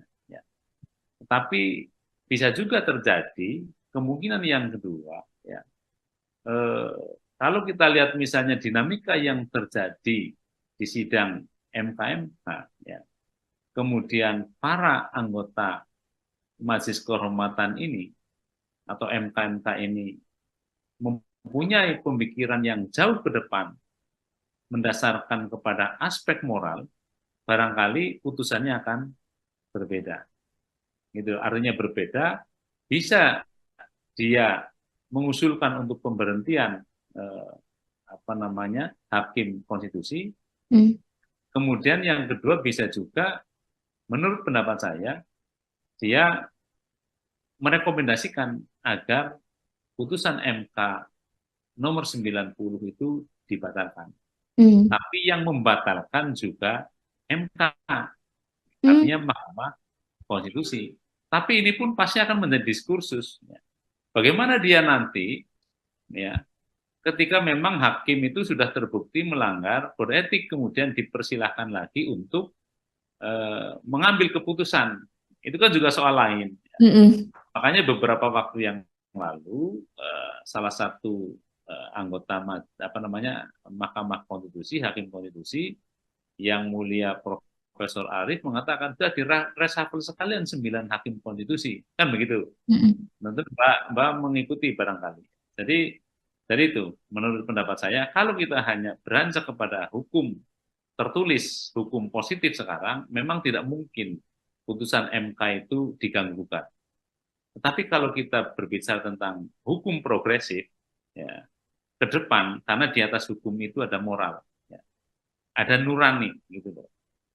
Ada nurani, sehingga bisa saja kemungkinan itu terjadi. Karena yang harus kita pahami, Mbak, ya, hukum tertulis itu pasti akan jauh tertinggal dari perkembangan hukum masyarakat. Ya. Karena pasal 24C itu kan dibuat sekitar 2 dekade yang lalu. Yang barangkali nilai-nilai yang tumbuh berkembang di dalam masyarakat, hukum yang berkembang itu sudah bergeser. Ya. Artinya sudah ketinggalan dengan kondisi masyarakat yang sekarang. Itu pendapat saya. Jadi makanya putusan-putusan yang sifatnya progresif juga masih dimungkinkan dalam kehidupan berhukum di Indonesia. Tergantung hakimnya lah. Oke, berarti untuk nasib dari Ketua MK Anwar Usman sendiri belum tentu dipecat begitu ya, Prof ya? Tergantung nanti perkembangan keputusan dari hakim sendiri begitu ya, Prof? Tergantung kepada putusan MK-MK. Ya.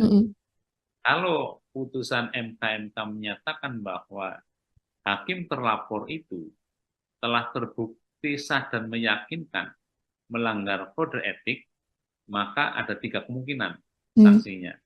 Sanksi teguran, ya, yang sifatnya lisan, tertulis, atau untuk diberhentikan dengan tidak hormat. Tinggal yang dilanggar itu kode etik yang mana, ya, terkait dengan integritas, kan begitu kan. Karena tentunya itu kita sabar dulu menunggu sampai tanggal 7 paling tidak. apakah yang diadukan itu, hakim-hakim konstitusi yang diadukan itu nanti dijatuhi sanksi yang pertama, kedua, atau yang terberat ya diusulkan untuk diberhentikan dengan tidak.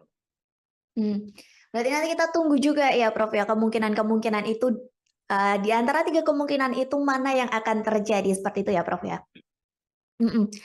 Lalu Prof, soal pencopotan Hakim Konstitusi Aswanto oleh DPR yang kemarin juga sempat disinggung oleh Ketua MK Jimli, bahkan Jimli sempat sampai berujar kurang ajar seperti itu Prof. Apakah menurut Prof Fauzan termasuk dalam pelanggaran ataupun hal itu termasuk dalam salah satu skenario dari Pilpres 2024 ini? Saya berpikir begini ya, kalau kita tarik ke belakang, ya, itu memang ada pergeseran bahwa Hakim Konstitusi itu terdiri dari 9. Sepakat. Kemudian 9 itu dari mana saja? Ya. Kemudian ada yang diusulkan dari DPR, ada yang diusulkan dari Presiden, ada yang diusulkan dari Mahkamah Agung. Kalau saya itu membacanya bahwa itu sebenarnya merupakan kristalisasi dari kepentingan yang berseberangan. Karena Mbak juga mesti tahu bahwa persoalan judicial review itu kan perdebatan yang sejak lama ketika penyusunan Undang-Undang Dasar 45 yang disahkan tanggal 18 Agustus 45. Ada yang menyetujui, ada yang tidak. Karena persoalan judicial review itu menurut Profesor Supomo ini bertentangan dengan sistem ketatanegaraan yang akan dibentuk. Sementara kalau kita lihat eksekutif, legislatif, yudikatif kan merupakan satu lembaga pemegang kekuasaan yang mempunyai kedudukan yang sederajat. Sehingga kalau salah satu lembaga diberi kewenangan untuk melakukan judicial review ya, atas sebuah produk yang dikeluarkan oleh lembaga lain, itu terkesan lebih tinggi. Itu dulu. Kemudian Yamin, Profesor Yamin itu termasuk yang setuju untuk adanya judicial review. Karena persoalan judicial review itu terkait dengan pilihan negara hukum. Sehingga siapapun yang diberi kewenangan untuk melakukan judicial review tetap harus memperhatikan produk. Itu clear, akhirnya diterima. Kemudian tinggal ini 3 hakim itu berangkat dari mana? Berangkat dari pilihan 3. Yang 3 dipilih oleh atau diusulkan oleh Presiden, yang 3 oleh DPR, yang 3 oleh MA. Padahal Presiden dan DPR kan kita tahu, itu merupakan lembaga negara yang dipergunakan untuk memproses sebuah undang-undang. Nah, dia Hakim Konstitusi atau Mahkamah Konstitusi itu lembaga yang nantinya diberi kewenangan untuk melakukan review atas undang-undang. Sehingga pemikiran sederhana, kalau 3 hakim sudah dari Presiden, 3 dari DPR, maka pendapat atau komentar dari Prof Fauzan melihat adanya dugaan konflik kepentingan dalam putusan MK mengenai batas usia capres-cawapres ini seperti apa, Prof? Ya, saya pikir kita semua tahu ya.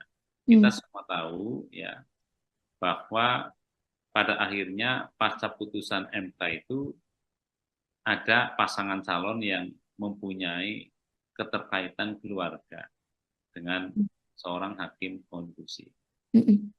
Kita tidak bisa berandai-andai, tetapi kita tunggu putusan MK itu seperti apa. Apakah benar nanti terbukti kedudukan dia sebagai orang yang kebetulan memiliki hubungan keluarga dengan salah satu cawapres itu memang benar-benar bisa menjalankan tugas pokok fungsinya tanpa ada pengaruh dari kedudukan yang seperti itu atau tidak. Nah, kita tunggu nanti putusan MK. Apakah benar-benar posisi yang seperti itu mengakibatkan dia melanggar imparsialitas dari sebuah kekuasaan yang harus dijalankan atau tidak? Saya pikir itu.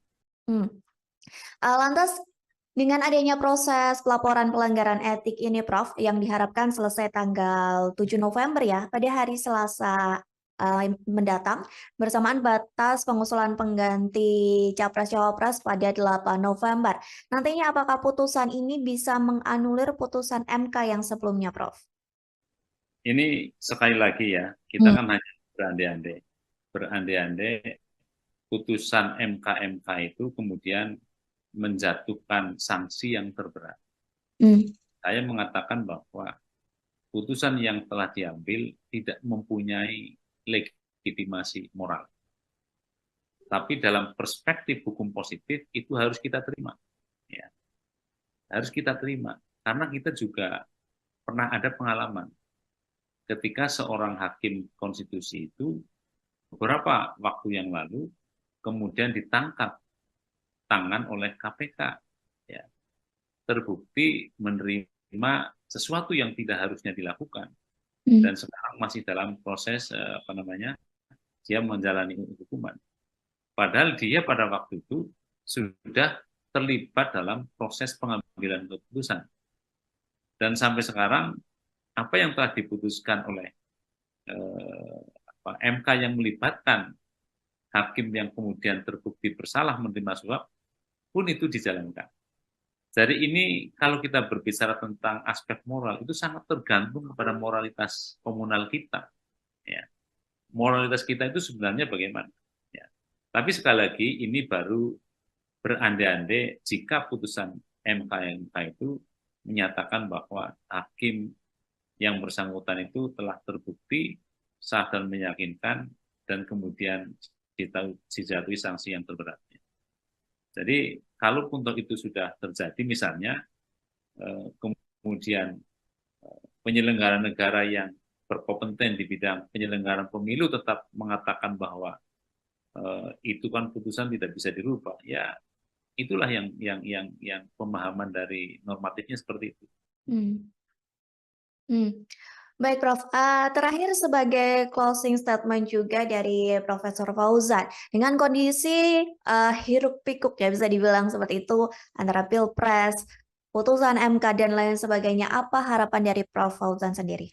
Baik, terima kasih Mbak. Jadi saya sebagai orang yang kebetulan berkecimpung di dunia hukum tata negara, ya, memang memikirkan ke depan memang perlu dikaji lagi ketentuan pasal 24C Undang-Undang Dasar 45 yang menyatakan bahwa putusan MK itu bersifat final dan mengikat. Karena kita sudah mengalami beberapa kejadian ketua MK yang dulu tertangkap tangan. Kemudian tidak lama lagi ada hakim konstitusi yang tertangkap tangan. Nah, sekarang ada persoalan kode etik. Gitu. Jadi kalau menurut saya, ke depan saya membayangkan putusan MK itu bisa ditinjau ulang melalui mekanisme MK. Jika memang putusan yang telah dijatuhkan oleh Mahkamah Konstitusi itu dilatar belakangi oleh peristiwa-peristiwa yang dalam perspektif kode etik tidak benar. Ya, hakimnya misalnya telah terbukti dengan sah meyakinkan melanggar kode etik, maka saya membayangkan ke depan MK itu bisa menjatuhkan sanksi termasuk yang 3 itu, tetapi juga ada tambahan. Dia bisa merekomendasikan kepada Mahkamah Konstitusi untuk membatalkan putusan yang telah diambil. Itu pendapat saya ke depan. Baik. Terima kasih. Baik, Prof, nanti kita menanti bersama-sama ya putusan MK pada Selasa 7 November dan tentunya putusan ini juga dinantikan oleh publik karena hal ini juga berkaitan dengan proses Pilpres dan lain sebagainya. Sekali lagi terima kasih Prof Fauzan atas waktunya sudah berkenan berbincang bersama saya di Tribun on Focus. Semoga di lain kesempatan kita bisa berbincang lagi. Terima kasih, Prof. Assalamualaikum. Tribuners, demikian Tribun on Focus hari ini. Saya Maria Nanda beserta kru yang bertugas pamit undur diri. Terima kasih dan sampai jumpa. Download Tribun X sekarang. Menghadirkan lokal menjadi Indonesia. Boleh hukumnya tidak terlalu sempurna. Hukumnya tidak terlalu baik ya. Tetapi hukum yang tidak sempurna dan tidak terlalu baik itu, kalau dilaksanakan oleh aparat penegak hukum yang punya integritas moral yang baik, maka keadilan akan tercapai. Putusan MK itu final dan binding, artinya final dan mengikat ya apapun putusannya. Berandai-andai putusan MK itu kemudian menjatuhkan sanksi yang terberat. Saya mengatakan bahwa putusan yang telah diambil tidak mempunyai legitimasi moral. Tapi dalam perspektif hukum positif itu harus kita terima. Halo Tribuners, Tribun on Fokus kembali menjumpai Anda bersama saya Mariananda. Tribuners, MK sudah menyimpulkan bahwa ada dugaan pelanggaran etik Hakim Konstitusi dalam penyusunan putusan MK soal batas usia Capres dan Cawapres. Bahkan nantinya putusan MK ini akan dibacakan pada Selasa 7 November 2023 mendatang. Dengan begitu, apakah bisa putusan MK yang mengabulkan gugatan soal usia Capres-Cawapres dibatalkan? Mengenai hal ini kita akan membahas bersama dengan Guru Besar Hukum Tata Negara Universitas Jenderal Sudirman, ada Muhammad Fauzan. Kita sapa terlebih dahulu di sana. Halo Prof, gimana kabarnya? Alhamdulillah, sehat. Mbak juga sehat? Alhamdulillah sehat. Sebelumnya terima kasih banyak Prof sudah menyempatkan waktunya untuk bergabung bersama Tribun on Fokus hari ini. Kita langsung saja Prof ke topik pembahasan kita terkait putusan MK yang menduga adanya pelanggaran etik Hakim Konstitusi. Gimana menurut Profesor Fauzan? Baik, Assalamualaikum warahmatullahi wabarakatuh. Waalaikumsalam. Jadi ini kan masih diduga ya Mbak ya. Jadi proses masih jalan, ya sudah beberapa kali persidangan di MK. Kita tinggal menunggu saya pikir karena memang ini jalur konstitusional yang disediakan oleh hukum tata negara kita ya. Berdasarkan peraturan MK tentunya tentang MK ya. Yaitu peraturan kalau tidak salah nomor 1 tahun 2023 tentang Majelis Kehormatan Mahkamah Konstitusi. Jadi karena ini masih dugaan, kemudian proses masih berjalan di MK, tinggal kita tunggu bagaimana hasilnya nanti pada tanggal 7 November yang akan datang. Lantas permasalahan di MK begitu ya tentang dugaan pelanggaran kode etik mengenai batas usia Capres dan Cawapres. Ada yang mengatakan bahwa hal ini merupakan campur tangan dari Jokowi dan hal ini cukup membuat guncangan yang besar gitu ya Prof ya bagi MK sendiri. Apakah hal ini mempengaruhi dari kredibilitas MK sendiri Prof? Lantas bagaimana menurut para dosen, para pengamat, bahkan publik menilai akan hal ini? Ya, baik, terima kasih.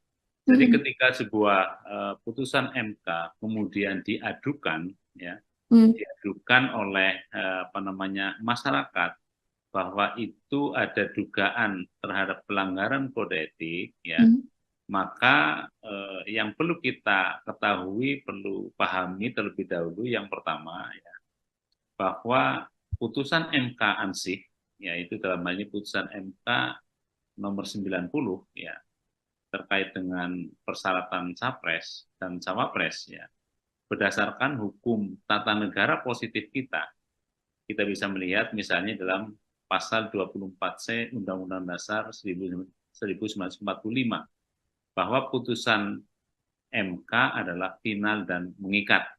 Artinya ketika MK sudah mengambil keputusan dan itu sudah dibacakan di dalam sidang pleno terbuka, ya, maka sejak diucapkan itu putusan menjadi berlaku. Itu yang pertama. Artinya apa?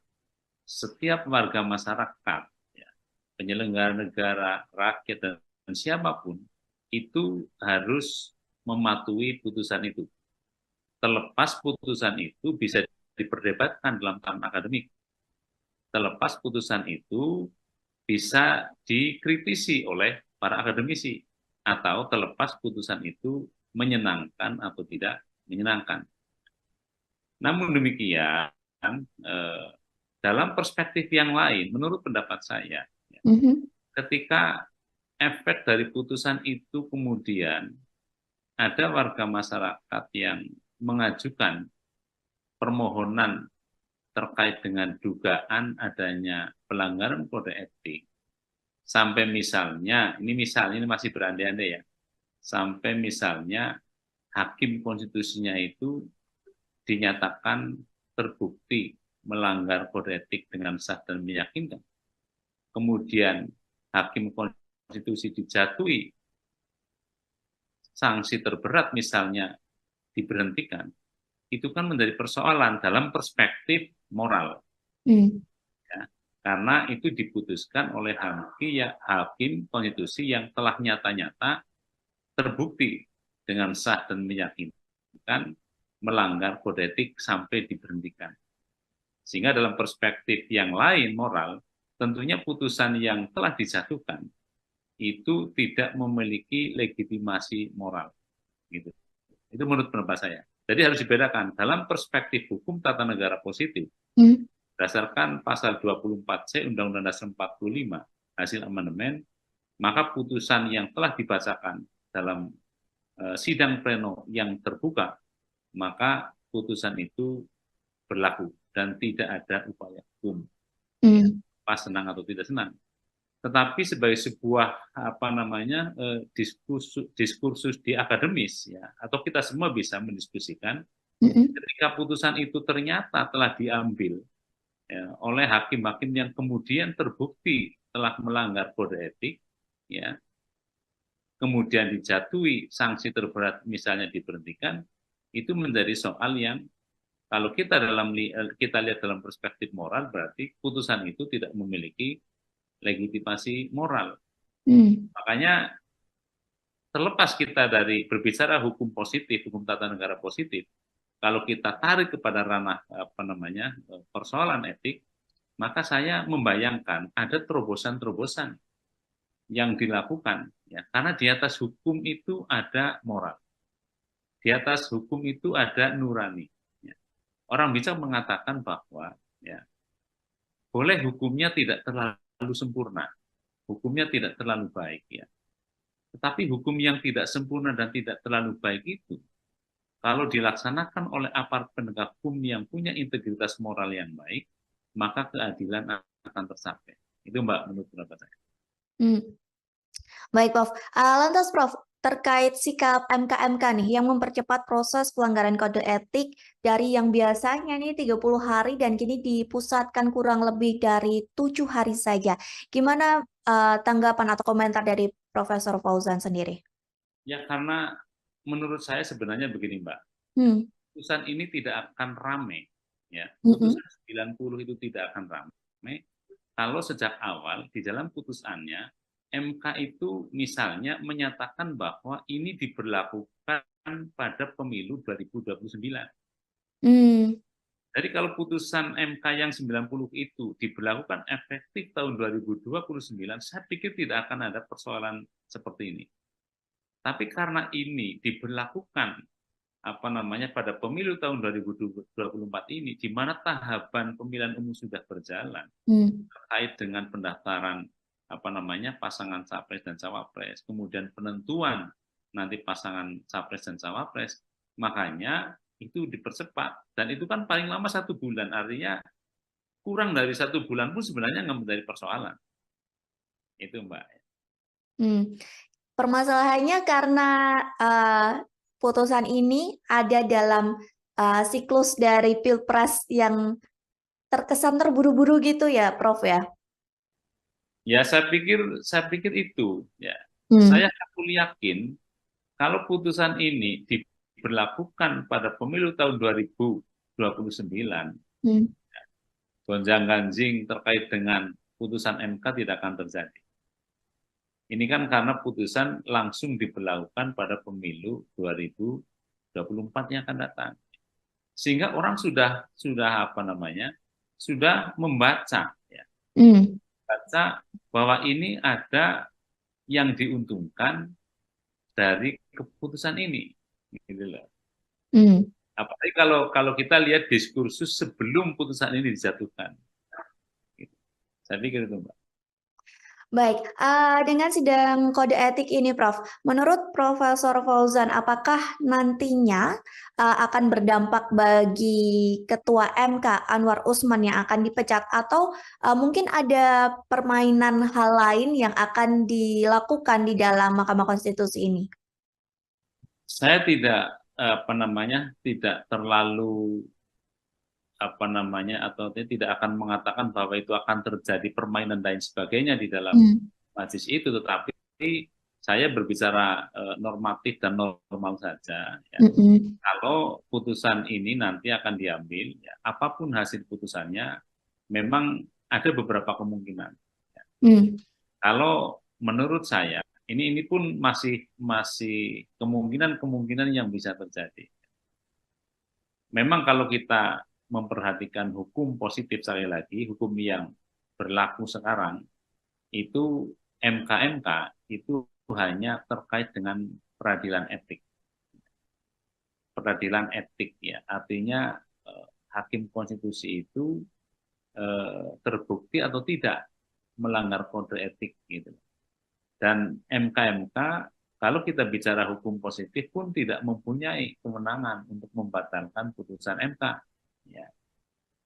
Tetapi sekali lagi ini dalam hukum positif yang sekarang berlaku, karena memang putusan MK itu final dan binding, artinya final dan mengikat, ya, apapun putusannya. Ya.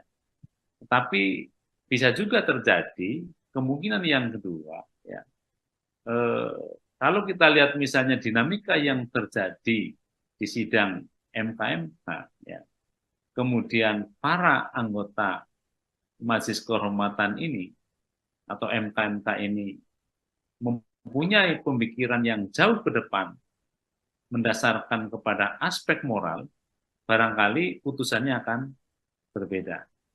Gitu, artinya berbeda, bisa dia mengusulkan untuk pemberhentian hakim konstitusi. Kemudian yang kedua bisa juga, menurut pendapat saya, dia merekomendasikan agar putusan MK nomor 90 itu dibatalkan. Tapi yang membatalkan juga MK, artinya Mahkamah Konstitusi. Tapi ini pun pasti akan menjadi diskursus. Ya. Bagaimana dia nanti, ya, ketika memang hakim itu sudah terbukti melanggar kode etik, kemudian dipersilahkan lagi untuk mengambil keputusan. Itu kan juga soal lain. Makanya beberapa waktu yang lalu salah satu anggota Mahkamah Konstitusi, hakim konstitusi yang mulia Profesor Arief mengatakan sudah direshuffle sekalian 9 hakim konstitusi, kan begitu. Tentu Mbak mengikuti barangkali. Jadi dari itu, menurut pendapat saya, kalau kita hanya beranjak kepada hukum tertulis, hukum positif sekarang, memang tidak mungkin putusan MK itu diganggu-gugat. Tetapi kalau kita berbicara tentang hukum progresif, ya, ke depan, karena di atas hukum itu ada moral, ya, ada nurani, gitu loh. Ada nurani, sehingga bisa saja kemungkinan itu terjadi. Karena yang harus kita pahami, Mbak, ya, hukum tertulis itu pasti akan jauh tertinggal dari perkembangan hukum masyarakat. Ya. Karena pasal 24C itu kan dibuat sekitar 2 dekade yang lalu, yang barangkali nilai-nilai yang tumbuh berkembang di dalam masyarakat, hukum yang berkembang itu sudah bergeser, ya, artinya sudah ketinggalan dengan kondisi masyarakat yang sekarang. Itu pendapat saya. Jadi makanya putusan-putusan yang sifatnya progresif juga masih dimungkinkan dalam kehidupan berhukum di Indonesia. Tergantung hakimnya lah, saya pikir. Oke, berarti untuk nasib dari Ketua MK Anwar Usman sendiri belum tentu dipecat, begitu ya, Prof, ya? Tergantung nanti perkembangan keputusan dari hakim sendiri, begitu ya, Prof? Tergantung kepada putusan MK-MK. Ya. Kalau putusan MK menyatakan bahwa hakim terlapor itu telah terbukti sah dan meyakinkan melanggar kode etik, maka ada 3 kemungkinan sanksinya. Sanksi teguran, ya, yang sifatnya lisan, tertulis, atau untuk diberhentikan dengan tidak hormat. Tinggal yang dilanggar itu kode etik yang mana, ya, terkait dengan integritas, kan begitu kan. Karena tentunya itu kita sabar dulu menunggu sampai tanggal 7 paling tidak. Apakah yang diadukan itu, hakim-hakim yang diadukan itu nanti dijatuhi sanksi yang pertama, kedua, atau yang terberat, ya, diusulkan untuk diberhentikan dengan tidak hormat. Berarti nanti kita tunggu juga ya Prof ya, kemungkinan-kemungkinan itu, di antara 3 kemungkinan itu mana yang akan terjadi, seperti itu ya Prof ya? Lalu Prof, soal pencopotan Hakim Konstitusi Aswanto oleh DPR yang kemarin juga sempat disinggung oleh Ketua MK Jimli, bahkan Jimli sempat sampai berujar kurang ajar seperti itu Prof. Apakah menurut Prof Fauzan termasuk dalam pelanggaran ataupun hal itu termasuk dalam salah satu skenario dari Pilpres 2024 ini? Saya berpikir begini ya, kalau kita tarik ke belakang, ya, itu memang ada pergeseran mindset dari para pihak yang mengusulkan. Kalau kita lihat pada proses amandemen Undang-Undang Dasar 45, itu kan dulu ada dalam tanda petik pertarungan, ya. Pertarungan kepentingan kelembagaan, sehingga muncul bahwa hakim konstitusi itu terdiri dari 9. Sepakat. Kemudian 9 itu dari mana saja? Ya. Kemudian ada yang diusulkan dari DPR, ada yang diusulkan dari Presiden, ada yang diusulkan dari Mahkamah Agung. Kalau saya itu membacanya bahwa itu sebenarnya merupakan kristalisasi dari kepentingan yang berseberangan. Karena Mbak juga mesti tahu bahwa persoalan judicial review itu kan perdebatan yang sejak lama, ketika penyusunan Undang-Undang Dasar 45 yang disahkan tanggal 18 Agustus 45. Ada yang menyetujui, ada yang tidak. Karena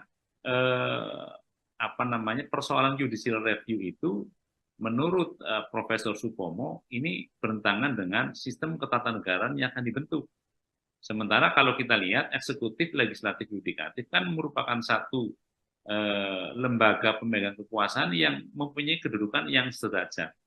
Sehingga kalau salah satu lembaga diberi kewenangan untuk melakukan judicial review, ya, atas sebuah produk yang dikeluarkan oleh lembaga lain, itu terkesan lebih tinggi. Itu dulu. Kemudian Yamin, Profesor Yamin itu termasuk yang setuju untuk adanya judicial review. Karena persoalan judicial review itu terkait dengan pilihan negara hukum. Sehingga siapapun yang diberi kewenangan untuk melakukan judicial review tetap harus memperhatikan produk. Itu clear, akhirnya diterima. Kemudian tinggal ini 3 hakim itu berangkat dari mana? Berangkat dari pilihan 3. Yang 3 dipilih oleh atau diusulkan oleh Presiden, yang 3 oleh DPR, yang 3 oleh MA. Padahal Presiden dan DPR kan kita tahu itu merupakan lembaga negara yang dipergunakan untuk memproses sebuah undang-undang. Nah, dia hakim konstitusi atau Mahkamah Konstitusi itu lembaga yang nantinya diberi kewenangan untuk melakukan review atas undang-undang. Sehingga pemikiran sederhana, kalau 3 hakim sudah dari Presiden, 3 dari DPR, maka hitung-hitungan politiknya tidak ada undang-undang yang dibatalkan. Tapi kan itu soalnya berbeda, ternyata ada persyaratan. Seorang hakim konstitusi itu harus mempunyai sifat negarawan. Yaitu tidak lagi berpikir berasal dari mana. Apakah berasal atas usulan Presiden atau usulan DPR. Nah, kemarin ada pemikiran yang mulai bergeser. Salah satu ketua komisi mengatakan bahwa hakim yang diusulkan oleh DPR mestinya harus mengamankan kebijakan DPR. Kan Hmm. gitu, Mm-mm. Mbak, flashback ke belakang. Nah, itu yang sudah mulai bergeser. Sehingga mestinya dari manapun dia berasal, apakah dari usulan Presiden, apakah usulan DPR atau Mahkamah Agung, dia itu tetap imparsial. Ya. Nggak boleh memihak Hmm. atau menguntungkan pihak yang mengusulkan dirinya. Itu komentar saya. Hmm. Baik, Prof. Lalu pendapat atau komentar dari Prof. Fauzan melihat adanya dugaan konflik kepentingan dalam putusan MK mengenai batas usia capres-cawapres ini seperti apa, Prof? Ya, saya pikir kita semua tahu ya. Kita Hmm. semua tahu ya bahwa pada akhirnya pasca putusan MK itu ada pasangan calon yang mempunyai keterkaitan keluarga dengan seorang hakim konstitusi. Mm-mm. Kita tidak bisa berandai-andai, tetapi kita tunggu putusan MK itu seperti apa. Apakah benar nanti terbukti kedudukan dia sebagai orang yang kebetulan memiliki hubungan keluarga dengan salah satu cawapres itu memang benar-benar bisa menjalankan tugas pokok fungsinya tanpa ada pengaruh dari kedudukan yang seperti itu atau tidak. Nah, kita tunggu nanti putusan MK. Apakah benar-benar posisi yang seperti itu mengakibatkan dia melanggar imparsialitas dari sebuah kekuasaan yang harus dijalankan atau tidak. Saya pikir itu. Hmm. Lantas, dengan adanya proses pelaporan pelanggaran etik ini, Prof, yang diharapkan selesai tanggal 7 November ya, pada hari Selasa mendatang, bersamaan batas pengusulan pengganti Capres-Cawapres pada 8 November. Nantinya apakah putusan ini bisa menganulir putusan MK yang sebelumnya, Prof? Ini sekali lagi ya, kita Hmm. kan hanya berandai-andai. Berandai-andai putusan MK itu kemudian menjatuhkan sanksi yang terberat. Hmm. Saya mengatakan bahwa putusan yang telah diambil tidak mempunyai legitimasi moral. Tapi dalam perspektif hukum positif itu harus kita terima. Ya. Harus kita terima. Karena kita juga pernah ada pengalaman ketika seorang hakim konstitusi itu beberapa waktu yang lalu kemudian ditangkap tangan oleh KPK. Ya. Terbukti menerima sesuatu yang tidak harusnya dilakukan. Hmm. Dan sekarang masih dalam proses dia menjalani hukuman. Padahal dia pada waktu itu sudah terlibat dalam proses pengambilan keputusan. Dan sampai sekarang apa yang telah diputuskan oleh MK yang melibatkan hakim yang kemudian terbukti bersalah menerima suap pun itu dijalankan. Jadi ini kalau kita berbicara tentang aspek moral itu sangat tergantung kepada moralitas komunal kita. Ya. Moralitas kita itu sebenarnya bagaimana? Ya. Tapi sekali lagi ini baru berandai-andai jika putusan MK itu menyatakan bahwa hakim yang bersangkutan itu telah terbukti sah dan meyakinkan dan kemudian dijatuhi sanksi yang terberatnya. Jadi kalau untuk itu sudah terjadi misalnya kemudian penyelenggara negara yang berkompeten di bidang penyelenggaraan pemilu tetap mengatakan bahwa itu kan putusan tidak bisa dirubah, ya itulah yang pemahaman dari normatifnya seperti itu. Hmm. Hmm. Baik, Prof. Terakhir sebagai closing statement juga dari Profesor Fauzan, dengan kondisi hiruk pikuk ya bisa dibilang seperti itu antara Pilpres, putusan MK dan lain sebagainya, apa harapan dari Prof. Fauzan sendiri? Baik, terima kasih Mbak. Jadi saya sebagai orang yang kebetulan Hmm. berkecimpung di dunia hukum tata negara, ya, memang memikirkan ke depan memang perlu dikaji lagi ketentuan pasal 24C Undang-Undang Dasar 45 yang menyatakan bahwa putusan MK itu bersifat final dan mengikat. Karena kita sudah mengalami beberapa kejadian. Ketua MK yang dulu tertangkap tangan. Kemudian tidak lama lagi ada hakim konstitusi yang tertangkap tangan. Nah, sekarang ada persoalan kode etik. Gitu. Jadi kalau menurut saya, ke depan saya membayangkan putusan MK itu bisa ditinjau ulang melalui mekanisme MK-MK. Jika memang putusan yang telah dijatuhkan oleh Mahkamah Konstitusi itu dilatar belakangi oleh peristiwa-peristiwa yang dalam perspektif kode etik tidak benar. Ya, hakimnya misalnya telah terbukti dengan sah meyakinkan melanggar kode etik, maka saya membayangkan ke depan MK-MK itu bisa menjatuhkan sanksi termasuk yang 3 itu, tetapi juga ada tambahan. Dia bisa merekomendasikan kepada Mahkamah Konstitusi untuk membatalkan putusan yang telah diambil. Itu pendapat saya ke depan. Baik. Terima kasih.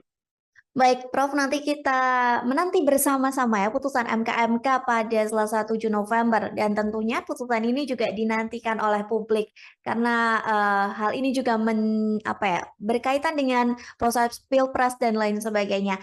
Sekali lagi terima kasih Prof Fauzan atas waktunya sudah berkenan berbincang bersama saya di Tribun on Focus. Semoga di lain kesempatan kita bisa berbincang lagi. Terima kasih, Prof. Assalamualaikum. Tribuners, demikian Tribun on Focus hari ini. Saya Mariananda beserta kru yang bertugas pamit undur diri. Terima kasih dan sampai jumpa. Download Tribun X sekarang.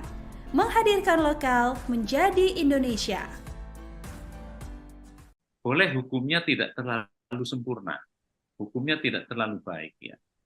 Tetapi hukum yang tidak sempurna dan tidak terlalu baik itu kalau dilaksanakan oleh aparat penegak hukum yang punya integritas moral yang baik, maka keadilan akan tercapai. Putusan MK itu final dan binding, artinya final dan mengikat ya apapun putusannya. Berandai-andai putusan MK-MK itu kemudian menjatuhkan sanksi yang terberat. Saya mengatakan bahwa putusan yang telah diambil tidak mempunyai legitimasi moral. Tapi dalam perspektif hukum positif, itu harus kita terima. Halo Tribuners, Tribun on Focus kembali menjumpai Anda bersama saya Mariananda. Tribuners, MK-MK sudah menyimpulkan bahwa ada dugaan pelanggaran etik Hakim Konstitusi dalam penyusunan putusan MK soal batas usia Capres dan Cawapres. Bahkan nantinya putusan MK-MK ini akan dibacakan pada Selasa 7 November 2023 mendatang. Dengan begitu, apakah bisa putusan MK yang mengabulkan gugatan soal usia Capres-Cawapres dibatalkan? Mengenai hal ini kita akan membahas bersama dengan Guru Besar Hukum Tata Negara Universitas Jenderal Sudirman, ada Muhammad Fauzan. Kita sapa terlebih dahulu di sana. Halo Prof, gimana kabarnya? Alhamdulillahirrahmanirrahim, sehat. Mbak juga sehat? Alhamdulillah sehat. Sebelumnya terima kasih banyak Prof sudah menyempatkan waktunya untuk bergabung bersama Tribun on Focus hari ini. Kita langsung saja Prof ke topik pembahasan kita terkait putusan MK-MK yang menduga adanya pelanggaran etik Hakim Konstitusi. Gimana menurut Profesor Fauzan? Baik, Assalamualaikum warahmatullahi wabarakatuh. Waalaikumsalam. Jadi ini kan masih diduga ya Mbak ya. Jadi proses masih jalan, ya sudah beberapa kali persidangan di MK-MK, kita tinggal menunggu saya pikir karena memang ini jalur konstitusional yang disediakan oleh hukum tata negara kita ya, berdasarkan peraturan MK tentunya tentang MK-MK ya, yaitu peraturan kalau tidak salah nomor 1 tahun 2023 tentang Majelis Kehormatan Mahkamah Konstitusi. Jadi karena ini masih dugaan, kemudian proses masih berjalan di MK-MK, tinggal kita tunggu bagaimana hasilnya nanti pada tanggal 7 November yang akan datang. Lantas permasalahan di MK begitu ya tentang dugaan pelanggaran kode etik mengenai batas usia capres dan cawapres. Ada yang mengatakan bahwa hal ini merupakan campur tangan dari Jokowi dan hal ini cukup membuat guncangan yang besar gitu ya Prof ya bagi MK sendiri. Apakah hal ini mempengaruhi dari kredibilitas MK sendiri Prof? Lantas bagaimana menurut para dosen, para pengamat, bahkan publik menilai akan hal ini? Ya, baik, terima kasih.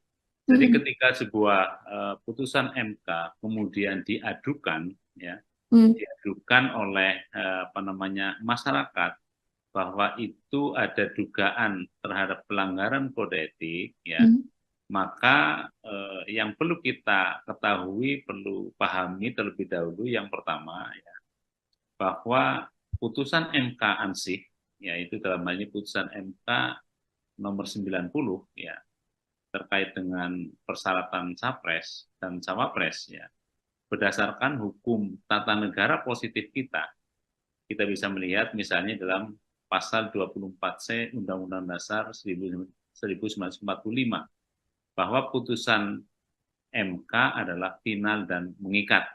Artinya ketika MK sudah mengambil keputusan dan itu sudah dibacakan di dalam sidang pleno terbuka, ya, maka sejak diucapkan itu putusan menjadi berlaku. Itu yang pertama. Artinya apa? Setiap warga masyarakat, ya, penyelenggara negara, rakyat, dan siapapun, itu harus mematuhi putusan itu. Terlepas putusan itu bisa diperdebatkan dalam tahapan akademik. Terlepas putusan itu bisa dikritisi oleh para akademisi, atau terlepas putusan itu menyenangkan atau tidak menyenangkan.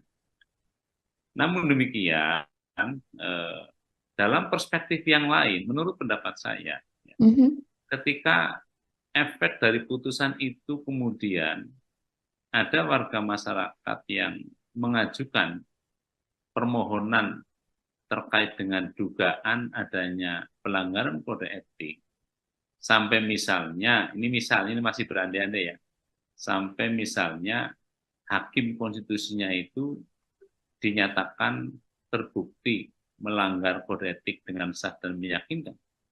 Kemudian hakim konstitusi dijatuhi sanksi terberat misalnya diberhentikan, itu kan menjadi persoalan dalam perspektif moral.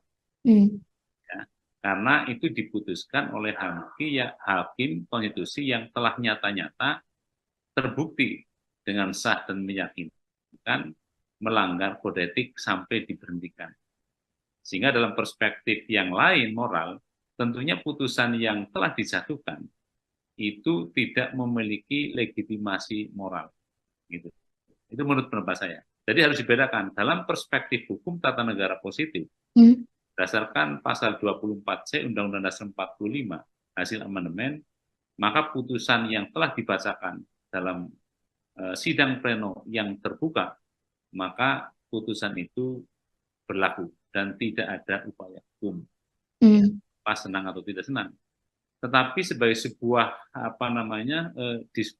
diskursus di akademis, ya, atau kita semua bisa mendiskusikan, ketika putusan itu ternyata telah diambil, ya, oleh hakim-hakim yang kemudian terbukti telah melanggar kode etik, ya, kemudian dijatuhi sanksi terberat misalnya diberhentikan, itu menjadi soal yang kalau kita lihat dalam perspektif moral, berarti putusan itu tidak memiliki legitimasi moral. Makanya terlepas kita dari berbicara hukum positif, hukum tata negara positif, kalau kita tarik kepada ranah persoalan etik, maka saya membayangkan ada terobosan-terobosan yang dilakukan, ya, karena di atas hukum itu ada moral, di atas hukum itu ada nurani. Ya. Orang bisa mengatakan bahwa, ya, boleh hukumnya tidak terlalu sempurna, hukumnya tidak terlalu baik, ya.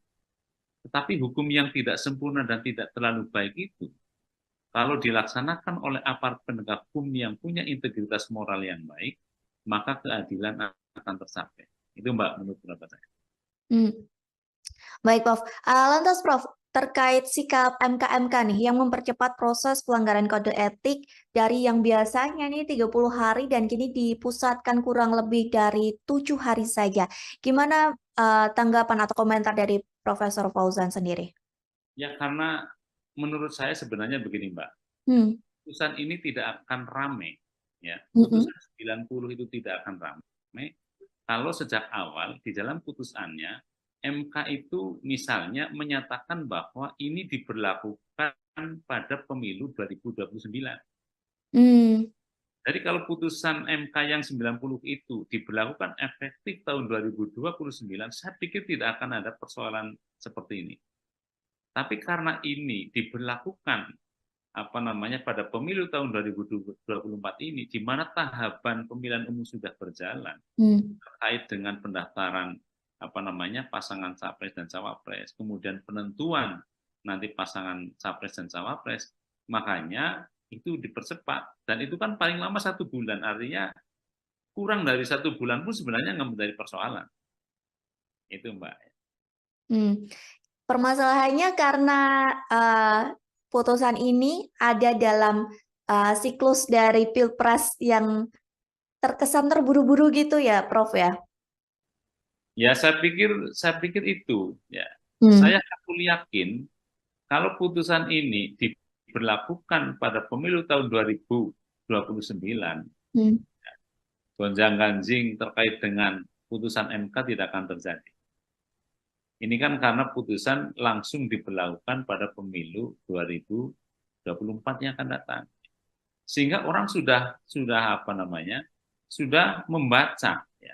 Hmm. Baca bahwa ini ada yang diuntungkan dari keputusan ini. Gitu loh. Hmm. Apalagi kalau kita lihat diskursus sebelum putusan ini dijatuhkan. Saya pikir itu, Mbak. Baik, dengan sidang kode etik ini, Prof, menurut Profesor Fauzan, apakah nantinya akan berdampak bagi Ketua MK Anwar Usman yang akan dipecat atau mungkin ada permainan hal lain yang akan dilakukan di dalam Mahkamah Konstitusi ini? Saya tidak terlalu atau tidak akan mengatakan bahwa itu akan terjadi permainan dan sebagainya di dalam majelis itu, tetapi saya berbicara normatif dan normal saja. Ya. Kalau putusan ini nanti akan diambil, ya, apapun hasil putusannya, memang ada beberapa kemungkinan. Ya. Kalau menurut saya, ini pun masih kemungkinan yang bisa terjadi. Memang kalau kita memperhatikan hukum positif, sekali lagi, hukum yang berlaku sekarang, itu MK-MK itu hanya terkait dengan peradilan etik. Peradilan etik ya, artinya hakim konstitusi itu terbukti atau tidak melanggar kode etik gitu. Dan MK-MK kalau kita bicara hukum positif pun tidak mempunyai kewenangan untuk membatalkan putusan MK. Ya. Tetapi sekali lagi ini dalam hukum positif yang sekarang berlaku. Karena memang putusan MK itu final dan binding. Artinya final dan mengikat ya apapun putusannya. Ya. Tetapi bisa juga terjadi kemungkinan yang kedua. Ya. Kalau kita lihat misalnya dinamika yang terjadi di sidang MK-MK, ya, kemudian para anggota Majelis Kehormatan ini atau MK-MK ini mempunyai pemikiran yang jauh ke depan mendasarkan kepada aspek moral, barangkali putusannya akan berbeda. Gitu, artinya berbeda, bisa dia mengusulkan untuk pemberhentian hakim konstitusi. Kemudian yang kedua bisa juga, menurut pendapat saya, dia merekomendasikan agar putusan MK nomor 90 itu dibatalkan. Tapi yang membatalkan juga MK, artinya Mahkamah Konstitusi. Tapi ini pun pasti akan menjadi diskursus. Bagaimana dia nanti ya ketika memang hakim itu sudah terbukti melanggar kode etik, kemudian dipersilahkan lagi untuk mengambil keputusan. Itu kan juga soal lain. Makanya beberapa waktu yang lalu salah satu anggota Mahkamah Konstitusi, Hakim Konstitusi yang mulia Profesor Arief mengatakan sudah reshuffle sekalian 9 hakim konstitusi, kan begitu. Tentu Mbak mengikuti barangkali. Jadi dari itu, menurut pendapat saya, kalau kita hanya beranjak kepada hukum tertulis, hukum positif sekarang, memang tidak mungkin putusan MK itu diganggu-gugat. Tetapi kalau kita berbicara tentang hukum progresif, ya, ke depan, karena di atas hukum itu ada moral, ya, ada nurani, gitu loh. Ada nurani, sehingga bisa saja kemungkinan itu terjadi, karena yang harus kita pahami, Mbak, ya, hukum tertulis itu pasti akan jauh tertinggal dari perkembangan hukum masyarakat, ya. Karena pasal 24C itu kan dibuat sekitar 2 dekade yang lalu, yang barangkali nilai-nilai yang tumbuh berkembang di dalam masyarakat, hukum yang berkembang itu sudah bergeser, ya. Artinya sudah ketinggalan dengan kondisi masyarakat yang sekarang. Itu pendapat saya. Jadi makanya putusan-putusan yang sifatnya progresif juga masih dimungkinkan dalam kehidupan berhukum di Indonesia. Tergantung hakimnya lah, saya pikir. Oke, berarti untuk nasib dari Ketua MK Anwar Usman sendiri belum tentu dipecat begitu ya, Prof ya? Tergantung nanti perkembangan keputusan dari hakim sendiri begitu ya, Prof? Tergantung kepada putusan MK-MK. Ya. Kalau putusan MK-MK menyatakan bahwa hakim terlapor itu telah terbukti sah dan meyakinkan melanggar kode etik, maka ada 3 kemungkinan sanksinya. Sanksi teguran, ya, yang sifatnya lisan, tertulis, atau untuk diberhentikan dengan tidak hormat. Tinggal yang dilanggar itu kode etik yang mana, ya, terkait dengan integritas, kan begitu kan. Karena tentunya itu kita sabar dulu menunggu sampai tanggal 7 paling tidak. Apakah yang diadukan itu, hakim-hakim yang diadukan itu nanti dijatuhi sanksi yang pertama, kedua, atau yang terberat, ya, diusulkan untuk diberhentikan dengan tidak hormat. Berarti nanti kita tunggu juga ya, Prof ya, kemungkinan-kemungkinan itu, di antara 3 kemungkinan itu mana yang akan terjadi, seperti itu ya, Prof ya? Lalu Prof, soal pencopotan Hakim Konstitusi Aswanto oleh DPR yang kemarin juga sempat disinggung oleh Ketua MK Jimli, bahkan Jimli sempat sampai berujar kurang ajar seperti itu, Prof.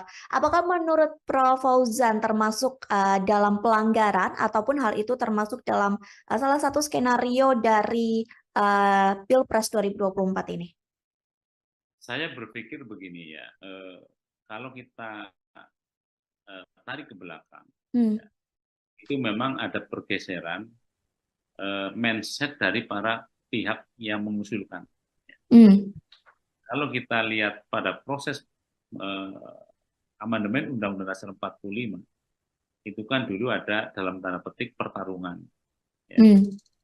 Pertarungan kepentingan kelembagaan, sehingga muncul bahwa hakim konstitusi itu terdiri dari 9. Sepakat. Kemudian 9 itu dari mana saja? Ya. Kemudian ada yang diusulkan dari DPR, ada yang diusulkan dari Presiden, ada yang diusulkan dari Mahkamah Agung. Kalau saya itu membacanya bahwa itu sebenarnya merupakan kristalisasi dari kepentingan yang berseberangan. Karena Mbak juga mesti tahu bahwa persoalan judicial review itu kan perdebatan yang sejak lama, ketika penyusunan Undang-Undang Dasar 45 yang disahkan tanggal 18 Agustus 45. Ada yang menyetujui, ada yang tidak. Karena persoalan judicial review itu menurut Profesor Supomo ini bertentangan dengan sistem ketatanegaraan yang akan dibentuk. Sementara kalau kita lihat eksekutif, legislatif, yudikatif kan merupakan satu lembaga pemegang kekuasaan yang mempunyai kedudukan yang sederajat. Sehingga kalau salah satu lembaga diberi kewenangan untuk melakukan judicial review ya, atas sebuah produk yang dikeluarkan oleh lembaga lain, itu terkesan lebih tinggi. Itu dulu. Kemudian Yamin, Profesor Yamin itu termasuk yang setuju untuk adanya judicial review. Karena persoalan judicial review itu terkait dengan pilihan negara hukum. Sehingga siapapun yang diberi kewenangan untuk melakukan judicial review tetap harus memperhatikan produk hukum. Itu clear, akhirnya diterima. Kemudian tinggal ini 3 hakim itu berangkat dari mana?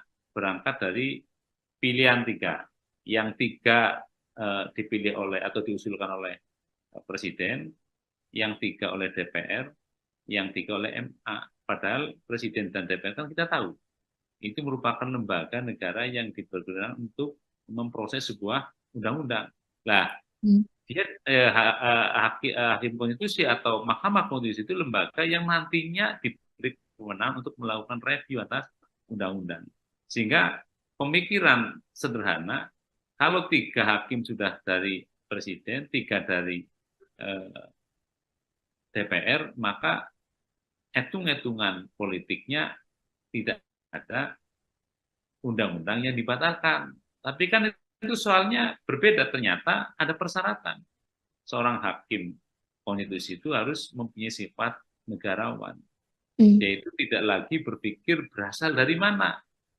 Apakah berasal atas usulan Presiden atau usulan DPR. Nah, kemarin ada pemikiran yang mulai bergeser. Salah satu ketua komisi mengatakan bahwa hakim yang diusulkan oleh DPR mestinya harus mengamankan kebijakan DPR. Kan gitu, Mbak flashback ke belakang. Nah, itu yang sudah mulai bergeser.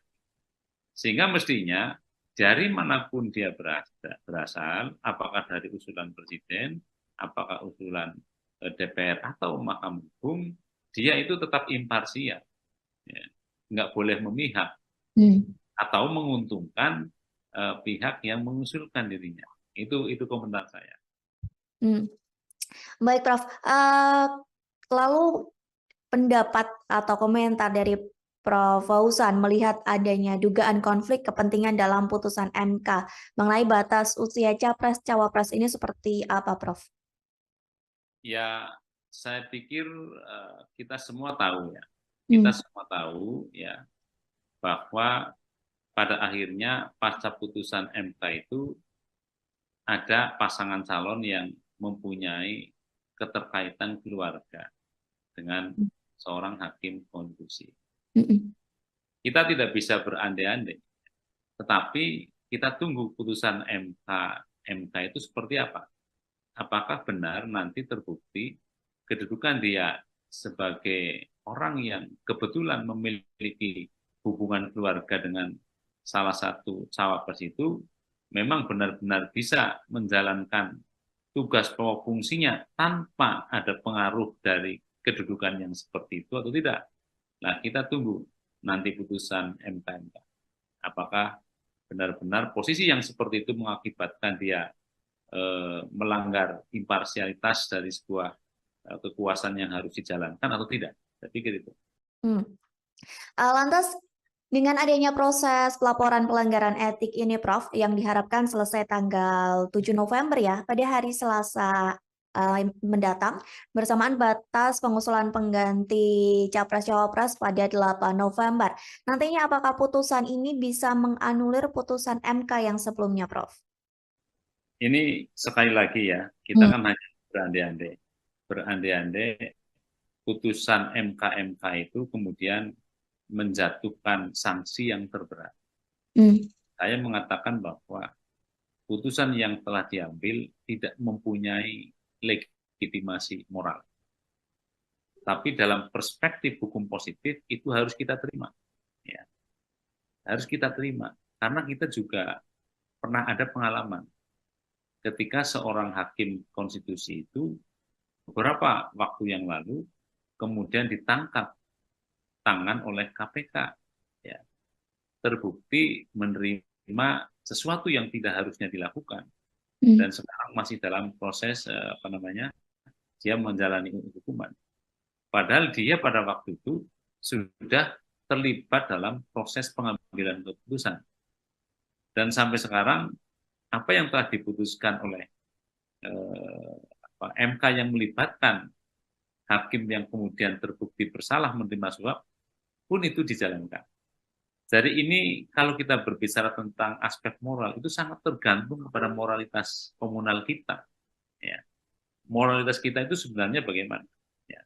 Tapi sekali lagi ini baru berandai-andai jika putusan MK itu menyatakan bahwa hakim yang bersangkutan itu telah terbukti sah dan meyakinkan dan kemudian dijatuhi sanksi yang terberatnya.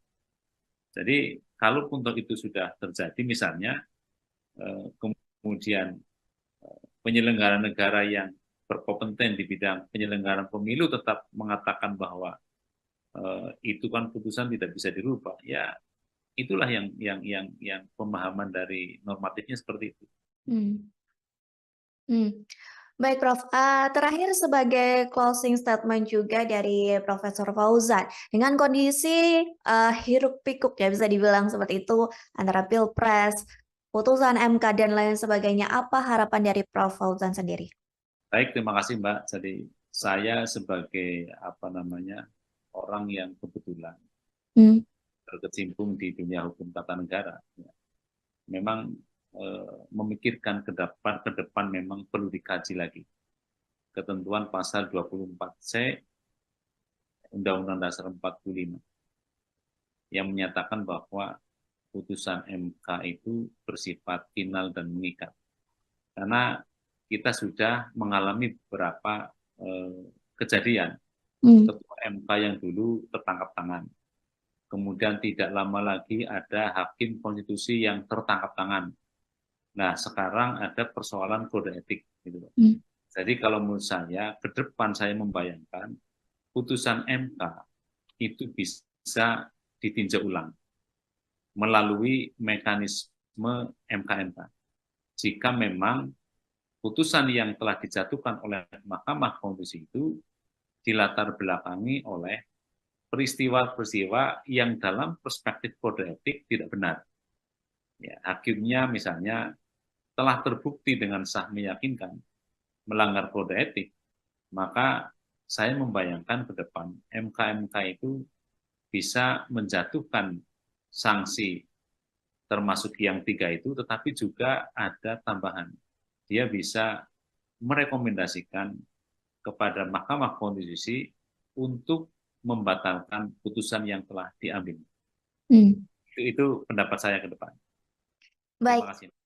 Baik, Prof, nanti kita menanti bersama-sama ya putusan MK pada Selasa 7 November dan tentunya putusan ini juga dinantikan oleh publik karena hal ini juga berkaitan dengan proses Pilpres dan lain sebagainya. Sekali lagi terima kasih Prof. Fauzan atas waktunya sudah berkenan berbincang bersama saya di Tribun on Focus. Semoga di lain kesempatan kita bisa berbincang lagi. Terima kasih, Prof. Assalamualaikum. Tribuners, demikian Tribun on Focus hari ini. Saya Mariananda beserta kru yang bertugas pamit undur diri. Terima kasih dan sampai jumpa. Download Tribun X sekarang. Menghadirkan lokal menjadi Indonesia. Boleh hukumnya tidak terlalu sempurna. Hukumnya tidak terlalu baik ya. Tetapi hukum yang tidak sempurna dan tidak terlalu baik itu kalau dilaksanakan oleh aparat penegak hukum yang punya integritas moral yang baik, maka keadilan akan tercapai. Putusan MK itu final dan binding, artinya final dan mengikat ya apapun putusannya. Berandai-andai putusan MK itu kemudian menjatuhkan sanksi yang terberat. Saya mengatakan bahwa putusan yang telah diambil tidak mempunyai legitimasi moral. Tapi dalam perspektif hukum positif itu harus kita terima. Halo Tribuners, Tribun on Fokus kembali menjumpai Anda bersama saya Mariananda. Tribuners, MK sudah menyimpulkan bahwa ada dugaan pelanggaran etik Hakim Konstitusi dalam penyusunan putusan MK soal batas usia Capres dan Cawapres. Bahkan nantinya putusan MK ini akan dibacakan pada Selasa 7 November 2023 mendatang. Dengan begitu, apakah bisa putusan MK yang mengabulkan gugatan soal usia Capres-Cawapres dibatalkan? Mengenai hal ini kita akan membahas bersama dengan Guru Besar Hukum Tata Negara Universitas Jenderal Sudirman, ada Muhammad Fauzan. Kita sapa terlebih dahulu di sana. Halo Prof, gimana kabarnya? Alhamdulillahirrahmanirrahim, sehat. Mbak juga sehat? Alhamdulillah sehat. Sebelumnya terima kasih banyak Prof sudah menyempatkan waktunya untuk bergabung bersama Tribun on Fokus hari ini. Kita langsung saja Prof ke topik pembahasan kita terkait putusan MK yang menduga adanya pelanggaran etik Hakim Konstitusi. Gimana menurut Profesor Fauzan? Baik, Assalamualaikum warahmatullahi wabarakatuh. Waalaikumsalam. Jadi ini kan masih diduga ya Mbak ya. Jadi proses masih jalan, ya sudah beberapa kali persidangan di MK. Kita tinggal menunggu saya pikir karena memang ini jalur konstitusional yang disediakan oleh hukum tata negara kita ya. Berdasarkan peraturan MK tentunya tentang MK ya. Yaitu peraturan kalau tidak salah nomor 1 tahun 2023 tentang Majelis Kehormatan Mahkamah Konstitusi. Jadi karena ini masih dugaan, kemudian proses masih berjalan di MK, tinggal kita tunggu bagaimana hasilnya nanti pada tanggal 7 November yang akan datang. Lantas permasalahan di MK begitu ya tentang dugaan pelanggaran kode etik mengenai batas usia Capres dan Cawapres. Ada yang mengatakan bahwa hal ini merupakan campur tangan dari Jokowi dan hal ini cukup membuat guncangan yang besar gitu ya Prof ya bagi MK sendiri. Apakah hal ini mempengaruhi dari kredibilitas MK sendiri Prof? Lantas bagaimana menurut para dosen, para pengamat, bahkan publik menilai akan hal ini? Ya, baik, terima kasih. Jadi ketika sebuah putusan MK kemudian diadukan, ya, diadukan oleh masyarakat bahwa itu ada dugaan terhadap pelanggaran kode etik, ya, maka yang perlu kita ketahui, perlu pahami terlebih dahulu yang pertama, ya, bahwa putusan MK ansih, yaitu dalam hal ini putusan MK nomor 90, ya, terkait dengan persyaratan capres dan cawapres, ya, berdasarkan hukum tata negara positif kita bisa melihat misalnya dalam pasal 24C Undang-Undang Dasar 1945 bahwa putusan MK adalah final dan mengikat. Artinya ketika MK sudah mengambil keputusan dan itu sudah dibacakan di dalam sidang pleno terbuka, ya, maka sejak diucapkan itu putusan menjadi berlaku. Itu yang pertama. Artinya apa? Setiap warga masyarakat, ya, penyelenggara negara, rakyat, dan siapapun, itu harus mematuhi putusan itu. Terlepas putusan itu bisa diperdebatkan dalam tahapan akademik. Terlepas putusan itu bisa dikritisi oleh para akademisi, atau terlepas putusan itu menyenangkan atau tidak menyenangkan. Namun demikian, dalam perspektif yang lain, menurut pendapat saya, ketika efek dari putusan itu kemudian ada warga masyarakat yang mengajukan permohonan terkait dengan dugaan adanya pelanggaran kode etik, sampai misalnya, ini masih berandai-andai ya, sampai misalnya hakim konstitusinya itu dinyatakan terbukti melanggar kode etik dengan sah dan meyakinkan. Kemudian hakim konstitusi dijatuhi sanksi terberat misalnya diberhentikan, itu kan menjadi persoalan dalam perspektif moral. Hmm. Ya. Karena itu diputuskan oleh hakim konstitusi yang telah nyata-nyata terbukti dengan sah dan meyakinkan melanggar kode etik sampai diberhentikan. Sehingga dalam perspektif yang lain moral, tentunya putusan yang telah dijatuhkan itu tidak memiliki legitimasi moral. Gitu. Itu menurut pendapat saya. Jadi harus dibedakan dalam perspektif hukum tata negara positif, berdasarkan pasal 24C Undang-Undang Dasar 45 hasil amandemen, maka putusan yang telah dibacakan dalam sidang pleno yang terbuka, maka putusan itu berlaku dan tidak ada upaya hukum. Pas senang atau tidak senang. Tetapi sebagai sebuah diskursus di akademis ya, atau kita semua bisa mendiskusikan ketika putusan itu ternyata telah diambil ya, oleh hakim-hakim yang kemudian terbukti telah melanggar kode etik, ya, kemudian dijatuhi sanksi terberat misalnya diberhentikan, itu menjadi soal yang kalau kita lihat dalam perspektif moral berarti putusan itu tidak memiliki legitimasi moral. Makanya terlepas kita dari berbicara hukum positif, hukum tata negara positif, kalau kita tarik kepada ranah persoalan etik, maka saya membayangkan ada terobosan-terobosan yang dilakukan, ya, karena di atas hukum itu ada moral, di atas hukum itu ada nurani. Ya. Orang bisa mengatakan bahwa ya, boleh hukumnya tidak terlalu sempurna, hukumnya tidak terlalu baik, ya. Tetapi hukum yang tidak sempurna dan tidak terlalu baik itu, kalau dilaksanakan oleh aparat penegak hukum yang punya integritas moral yang baik, maka keadilan akan tercapai. Itu Mbak, menurut pendapat saya. Baik, Prof. Lantas, Prof, terkait sikap MK-MK nih yang mempercepat proses pelanggaran kode etik dari yang biasanya nih 30 hari dan kini dipusatkan kurang lebih dari 7 hari saja. Gimana tanggapan atau komentar dari Profesor Fauzan sendiri? Ya, karena menurut saya sebenarnya begini, Mbak. Putusan ini tidak akan rame. Ya. Putusan 90 itu tidak akan rame kalau sejak awal di dalam putusannya MK itu misalnya menyatakan bahwa ini diberlakukan pada pemilu 2029. Jadi kalau putusan MK yang 90 itu diberlakukan efektif tahun 2029, saya pikir tidak akan ada persoalan seperti ini.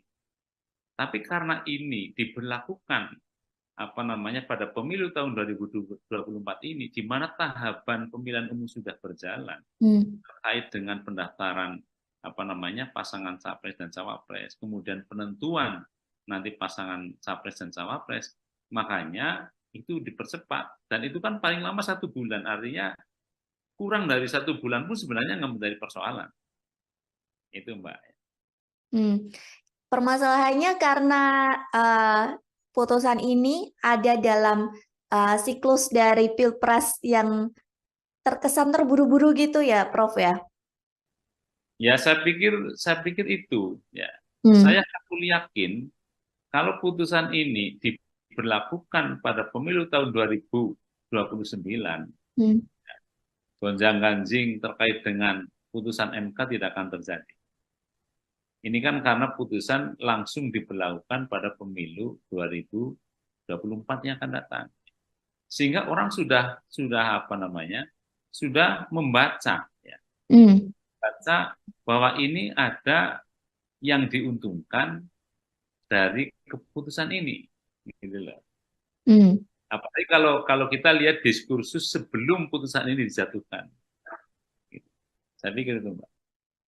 Baik, dengan sidang kode etik ini, Prof, menurut Profesor Fauzan, apakah nantinya akan berdampak bagi Ketua MK Anwar Usman yang akan dipecat, atau mungkin ada permainan hal lain yang akan dilakukan di dalam Mahkamah Konstitusi ini?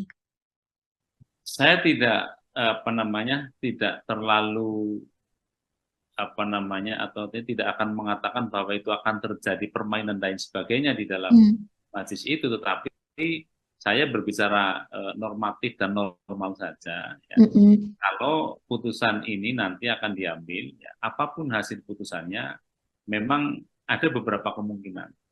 Mm. Kalau menurut saya, ini pun masih kemungkinan yang bisa terjadi. Memang kalau kita memperhatikan hukum positif sekali lagi, hukum yang berlaku sekarang, itu MK-MK itu hanya terkait dengan peradilan etik. Peradilan etik ya, artinya hakim konstitusi itu terbukti atau tidak melanggar kode etik gitu. Dan MK-MK kalau kita bicara hukum positif pun tidak mempunyai kewenangan untuk membatalkan putusan MK. Ya. Tetapi sekali lagi ini dalam hukum positif yang sekarang berlaku karena memang putusan MK itu final dan binding, artinya final dan mengikat ya apapun putusannya. Ya. Tetapi bisa juga terjadi kemungkinan yang kedua ya.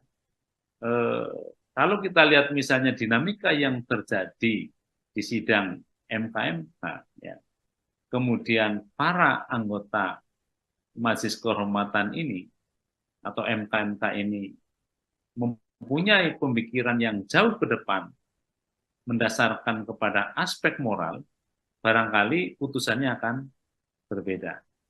Gitu. Artinya berbeda, bisa dia mengusulkan untuk pemberhentian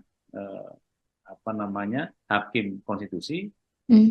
Kemudian yang kedua bisa juga, menurut pendapat saya, dia merekomendasikan agar putusan MK nomor 90 itu dibatalkan. Tapi yang membatalkan juga MK, artinya Mahkamah Konstitusi. Tapi ini pun pasti akan menjadi diskursus. Bagaimana dia nanti, ya, ketika memang hakim itu sudah terbukti melanggar kode etik, kemudian dipersilahkan lagi untuk mengambil keputusan. Itu kan juga soal lain. Makanya beberapa waktu yang lalu, salah satu anggota Mahkamah Konstitusi, hakim konstitusi, yang mulia Profesor Arief mengatakan sudah direshuffle sekalian 9 hakim konstitusi, kan begitu. Tentu Mbak mengikuti barangkali.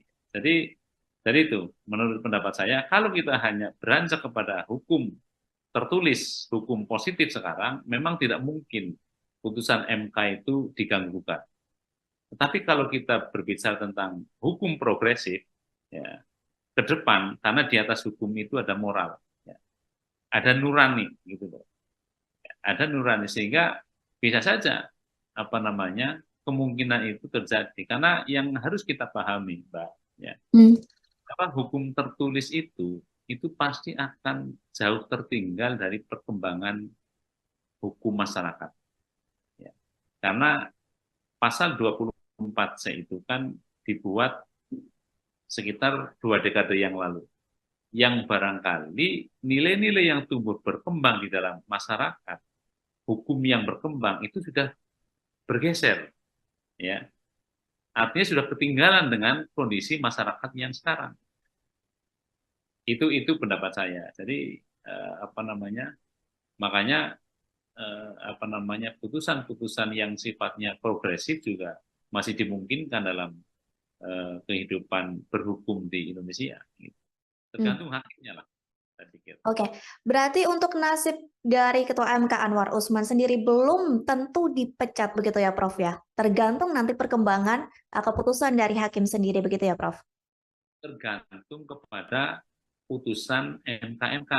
Ya. Kalau putusan MK-MK menyatakan bahwa hakim terlapor itu telah terbukti sah dan meyakinkan melanggar kode etik, maka ada 3 kemungkinan sanksinya.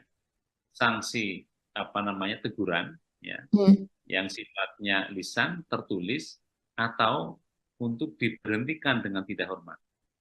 Tinggal yang dilanggar itu kode etik yang mana, ya, terkait dengan integritas, kan begitu kan. Karena tentunya itu kita sabar dulu menunggu sampai tanggal 7 paling tidak. apakah yang diadukan itu, hakim-hakim konstitusi yang diadukan itu nanti dijatuhi sanksi yang pertama, kedua, atau yang terberat ya diusulkan untuk diberhentikan dengan tidak. Berarti nanti kita tunggu juga ya Prof ya, kemungkinan-kemungkinan itu di antara 3 kemungkinan itu mana yang akan terjadi, seperti itu ya Prof ya? Lalu Prof, soal pencopotan Hakim Konstitusi Aswanto oleh DPR yang kemarin juga sempat disinggung oleh Ketua MK Jimli, bahkan Jimli sempat sampai berujar kurang ajar seperti itu Prof. Apakah menurut Prof Fauzan termasuk dalam pelanggaran ataupun hal itu termasuk dalam salah satu skenario dari Pilpres 2024 ini? Saya berpikir begini ya, kalau kita tarik ke belakang, itu memang ada pergeseran mindset dari para pihak yang mengusulkan. Kalau kita lihat pada proses amandemen Undang-Undang Dasar 45, itu kan dulu ada dalam tanda petik pertarungan. Ya. Pertarungan kepentingan kelembagaan. Sehingga muncul bahwa Hakim Konstitusi itu terdiri dari 9. Sepakat. Kemudian 9 itu dari mana saja. Ya. Kemudian ada yang diusulkan dari DPR, ada yang diusulkan dari Presiden, ada yang diusulkan dari Mahkamah Agung. Kalau saya itu membacanya bahwa itu sebenarnya merupakan kristalisasi dari kepentingan yang berseberangan. Karena Mbak juga mesti tahu bahwa persoalan judicial review itu kan perdebatan yang sejak lama ketika penyusunan Undang-Undang Dasar 45 yang disahkan tanggal 18 Agustus 45. Ada yang menyetujui, ada yang tidak. Karena persoalan judicial review itu menurut Profesor Supomo ini bertentangan dengan sistem ketatanegaraan yang akan dibentuk. Sementara kalau kita lihat eksekutif, legislatif, yudikatif kan merupakan satu lembaga pemegang kekuasaan yang mempunyai kedudukan yang sederajat. Sehingga kalau salah satu lembaga diberi kewenangan untuk melakukan judicial review ya, atas sebuah produk yang dikeluarkan oleh lembaga lain, itu terkesan lebih tinggi. Itu dulu. Kemudian Yamin, Profesor Yamin itu termasuk yang setuju untuk adanya judicial review. Karena persoalan judicial review itu terkait dengan pilihan negara hukum. Sehingga siapapun yang diberi kewenangan untuk melakukan judicial review tetap harus memperhatikan produk. Itu clear, akhirnya diterima. Kemudian tinggal ini 3 hakim itu berangkat dari mana? Berangkat dari pilihan 3. Yang 3 dipilih oleh atau diusulkan oleh Presiden, yang 3 oleh DPR, yang 3 oleh MA. Padahal Presiden dan DPR kan kita tahu, itu merupakan lembaga negara yang dipergunakan untuk memproses sebuah undang-undang. Nah, dia Hakim Konstitusi atau Mahkamah Konstitusi itu lembaga yang nantinya diberi kewenangan untuk melakukan review atas undang-undang. Sehingga pemikiran sederhana, kalau 3 hakim sudah dari Presiden, 3 dari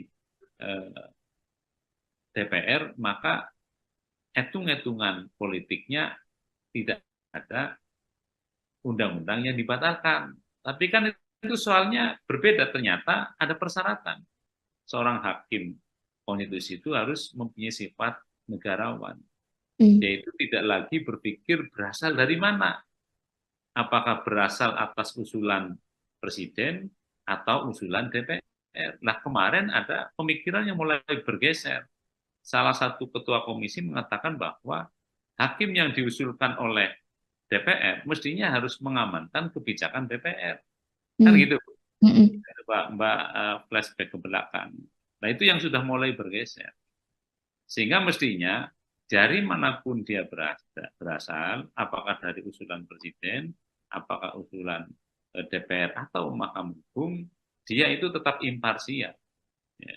Nggak boleh memihak atau menguntungkan pihak yang mengusulkan dirinya. Itu komentar saya. Baik, Prof. Lalu pendapat atau komentar dari Prof. Fauzan melihat adanya dugaan konflik kepentingan dalam putusan MK mengenai batas usia capres-cawapres ini seperti apa, Prof? Ya, saya pikir kita semua tahu ya, Hmm. kita semua tahu ya bahwa pada akhirnya pasca putusan MK itu ada pasangan calon yang mempunyai keterkaitan keluarga dengan seorang hakim konstitusi. Mm-mm. Kita tidak bisa berandai-andai, tetapi kita tunggu putusan MK itu seperti apa. Apakah benar nanti terbukti kedudukan dia sebagai orang yang kebetulan memiliki hubungan keluarga dengan salah satu cawapres itu memang benar-benar bisa menjalankan tugas pokok fungsinya tanpa ada pengaruh dari kedudukan yang seperti itu atau tidak. Nah, kita tunggu nanti putusan MK. Apakah benar-benar posisi yang seperti itu mengakibatkan dia melanggar imparsialitas dari sebuah kekuasaan yang harus dijalankan atau tidak. Saya pikir itu. Lantas, dengan adanya proses pelaporan pelanggaran etik ini, Prof, yang diharapkan selesai tanggal 7 November ya, pada hari Selasa mendatang, bersamaan batas pengusulan pengganti Capres-Cawapres pada 8 November. Nantinya apakah putusan ini bisa menganulir putusan MK yang sebelumnya, Prof? Ini sekali lagi ya, kita kan hanya berandai-andai. Berandai-andai putusan MK itu kemudian menjatuhkan sanksi yang terberat. Saya mengatakan bahwa putusan yang telah diambil tidak mempunyai legitimasi moral. Tapi dalam perspektif hukum positif itu harus kita terima. Ya. Harus kita terima. Karena kita juga pernah ada pengalaman ketika seorang hakim konstitusi itu beberapa waktu yang lalu kemudian ditangkap tangan oleh KPK. Ya. Terbukti menerima sesuatu yang tidak harusnya dilakukan. Dan sekarang masih dalam proses dia menjalani hukuman. Padahal dia pada waktu itu sudah terlibat dalam proses pengambilan keputusan. Dan sampai sekarang apa yang telah diputuskan oleh MK yang melibatkan hakim yang kemudian terbukti bersalah menerima suap pun itu dijalankan. Jadi ini kalau kita berbicara tentang aspek moral itu sangat tergantung kepada moralitas komunal kita. Ya. Moralitas kita itu sebenarnya bagaimana? Ya.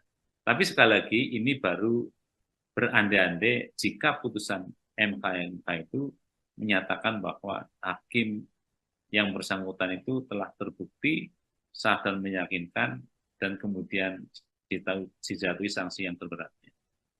Jadi kalaupun itu sudah terjadi misalnya kemudian penyelenggara negara yang berkompeten di bidang penyelenggaraan pemilu tetap mengatakan bahwa itu kan putusan tidak bisa dirubah, ya itulah yang pemahaman dari normatifnya seperti itu.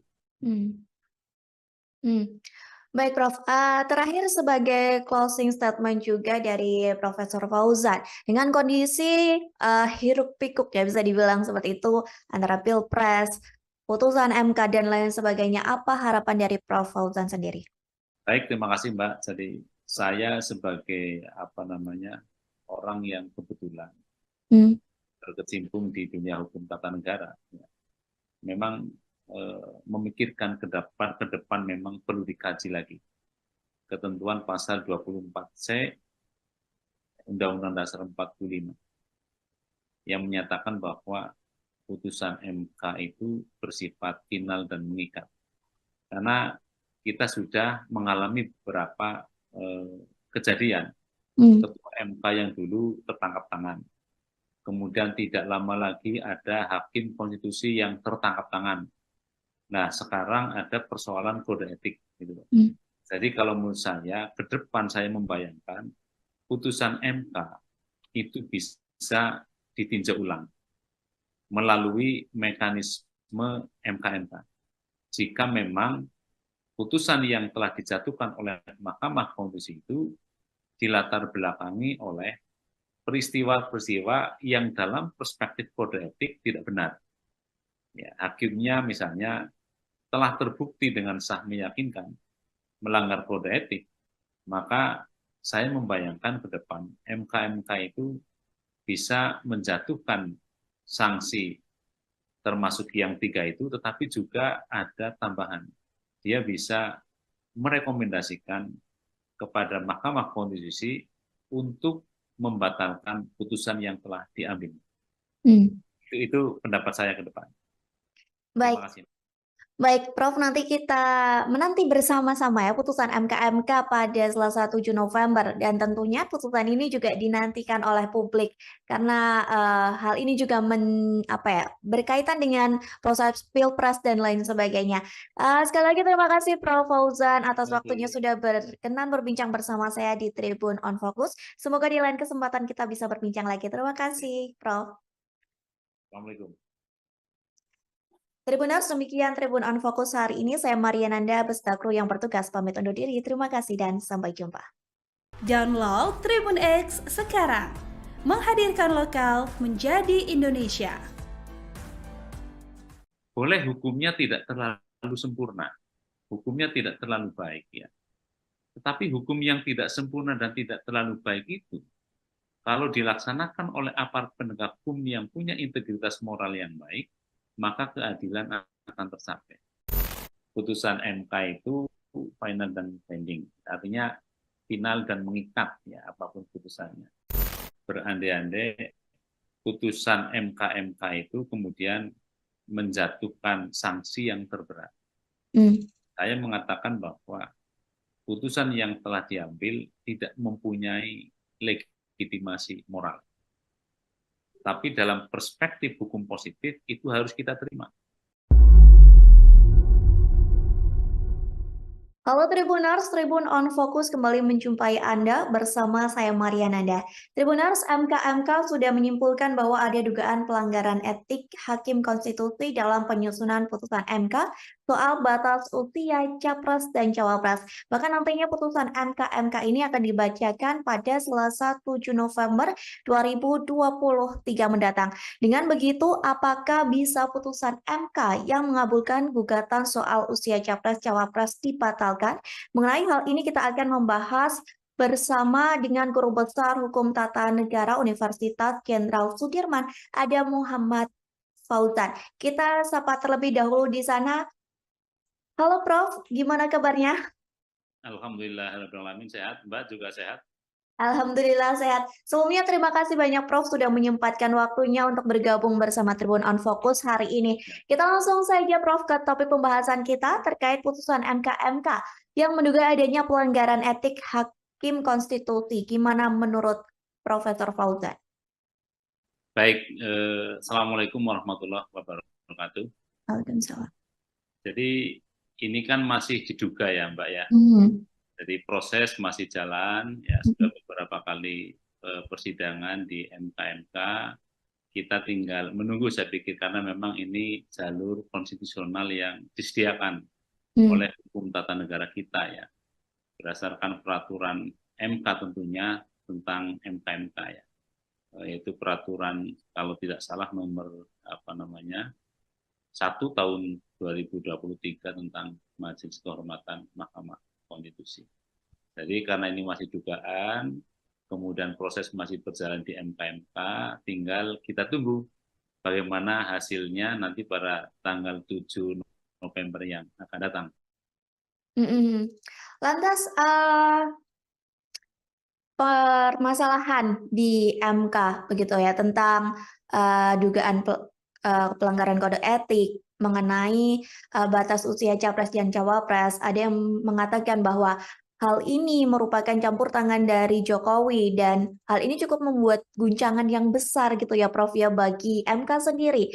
Apakah hal ini mempengaruhi dari kredibilitas MK sendiri Prof? Lantas bagaimana menurut para dosen, para pengamat, bahkan publik menilai akan hal ini?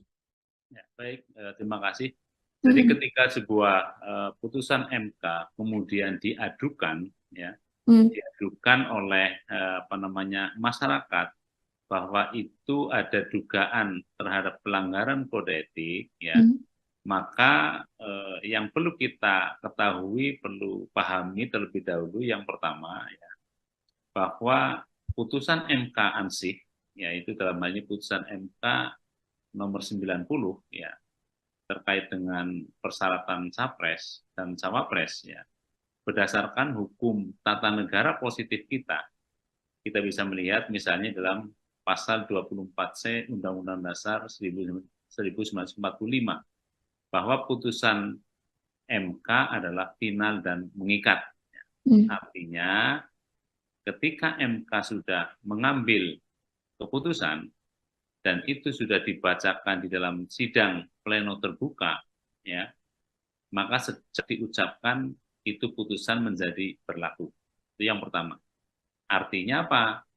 Setiap warga masyarakat, ya, penyelenggara negara, rakyat, dan siapapun, itu harus mematuhi putusan itu. Terlepas putusan itu bisa diperdebatkan dalam tahap akademik. Terlepas putusan itu bisa dikritisi oleh para akademisi. Atau terlepas putusan itu menyenangkan atau tidak menyenangkan. Namun demikian, dalam perspektif yang lain, menurut pendapat saya, ketika efek dari putusan itu kemudian ada warga masyarakat yang mengajukan permohonan terkait dengan dugaan adanya pelanggaran kode etik, sampai misalnya, ini masih berandai-andai, ya, sampai misalnya hakim konstitusinya itu dinyatakan terbukti melanggar kode etik dengan sah dan meyakinkan, kemudian hakim konstitusi dijatuhi sanksi terberat misalnya diberhentikan, itu kan menjadi persoalan dalam perspektif moral. Ya, karena itu diputuskan oleh hakim konstitusi yang telah nyata-nyata terbukti dengan sah dan meyakinkan melanggar kode etik sampai diberhentikan. Sehingga dalam perspektif yang lain moral, tentunya putusan yang telah dijatuhkan itu tidak memiliki legitimasi moral. Gitu. Itu menurut pendapat saya. Jadi harus dibedakan dalam perspektif hukum tata negara positif, berdasarkan pasal 24C Undang-Undang Dasar 45 hasil amandemen, maka putusan yang telah dibacakan dalam sidang pleno yang terbuka, maka putusan itu berlaku dan tidak ada upaya hukum, pas senang atau tidak senang. Tetapi sebagai sebuah diskursus di akademis, ya, atau kita semua bisa mendiskusikan, ketika putusan itu ternyata telah diambil, ya, oleh hakim-hakim yang kemudian terbukti telah melanggar kode etik, ya, kemudian dijatuhi sanksi terberat misalnya diberhentikan, itu menjadi soal yang kalau kita lihat dalam perspektif moral, berarti putusan itu tidak memiliki legitimasi moral. Makanya terlepas kita dari berbicara hukum positif, hukum tata negara positif, kalau kita tarik kepada ranah persoalan etik, maka saya membayangkan ada terobosan-terobosan yang dilakukan, ya, karena di atas hukum itu ada moral, di atas hukum itu ada nurani. Orang bisa mengatakan bahwa, ya, boleh hukumnya tidak terlalu sempurna, hukumnya tidak terlalu baik, ya. Tetapi hukum yang tidak sempurna dan tidak terlalu baik itu, kalau dilaksanakan oleh aparat penegak hukum yang punya integritas moral yang baik, maka keadilan akan tercapai. Itu, Mbak, menurut pendapat saya. Baik, Prof. Lantas, Prof, terkait sikap MK-MK nih yang mempercepat proses pelanggaran kode etik dari yang biasanya nih 30 hari dan kini dipusatkan kurang lebih dari 7 hari saja. Gimana tanggapan atau komentar dari Profesor Fauzan sendiri? Ya, karena menurut saya sebenarnya begini, Mbak. Putusan ini tidak akan ramai, ya. Putusan 90 itu tidak akan ramai kalau sejak awal di dalam putusannya MK itu misalnya menyatakan bahwa ini diberlakukan pada pemilu 2029. Jadi kalau putusan MK yang 90 itu diberlakukan efektif tahun 2029, saya pikir tidak akan ada persoalan seperti ini. Tapi karena ini diberlakukan pada pemilu tahun 2024 ini, di mana tahapan pemilihan umum sudah berjalan terkait dengan pendaftaran pasangan capres dan cawapres, kemudian penentuan nanti pasangan capres dan cawapres, makanya itu dipercepat, dan itu kan paling lama 1 bulan, artinya kurang dari 1 bulan pun sebenarnya nggak menjadi persoalan. Itu Mbak. Permasalahannya karena putusan ini ada dalam siklus dari Pilpres yang terkesan terburu-buru gitu ya, Prof ya? Ya, saya pikir itu ya. Saya yakin kalau putusan ini diberlakukan pada pemilu tahun 2029, gonjang-ganjing terkait dengan putusan MK tidak akan terjadi. Ini kan karena putusan langsung diberlakukan pada pemilu 2024 yang akan datang. Sehingga orang sudah membaca ya. Baca bahwa ini ada yang diuntungkan dari keputusan ini. Gitu loh. Apalagi kalau kita lihat diskursus sebelum putusan ini dijatuhkan. Gitu. Saya pikir itu, Mbak. Baik, dengan sidang kode etik ini, Prof, menurut Profesor Fauzan, apakah nantinya akan berdampak bagi Ketua MK Anwar Usman yang akan dipecat, atau mungkin ada permainan hal lain yang akan dilakukan di dalam Mahkamah Konstitusi ini? Saya tidak tidak terlalu atau tidak akan mengatakan bahwa itu akan terjadi permainan dan sebagainya di dalam majelis itu, tetapi saya berbicara normatif dan normal saja. Ya. Kalau putusan ini nanti akan diambil, ya, apapun hasil putusannya, memang ada beberapa kemungkinan. Ya. Kalau menurut saya, ini pun masih kemungkinan yang bisa terjadi. Memang kalau kita memperhatikan hukum positif, sekali lagi, hukum yang berlaku sekarang, itu MK itu hanya terkait dengan peradilan etik. Peradilan etik ya, artinya hakim konstitusi itu terbukti atau tidak melanggar kode etik gitu. Dan MK kalau kita bicara hukum positif pun tidak mempunyai kewenangan untuk membatalkan putusan MK. Ya.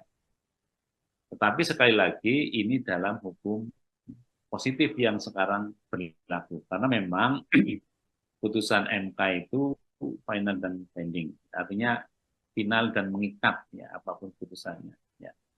Tetapi bisa juga terjadi kemungkinan yang kedua ya.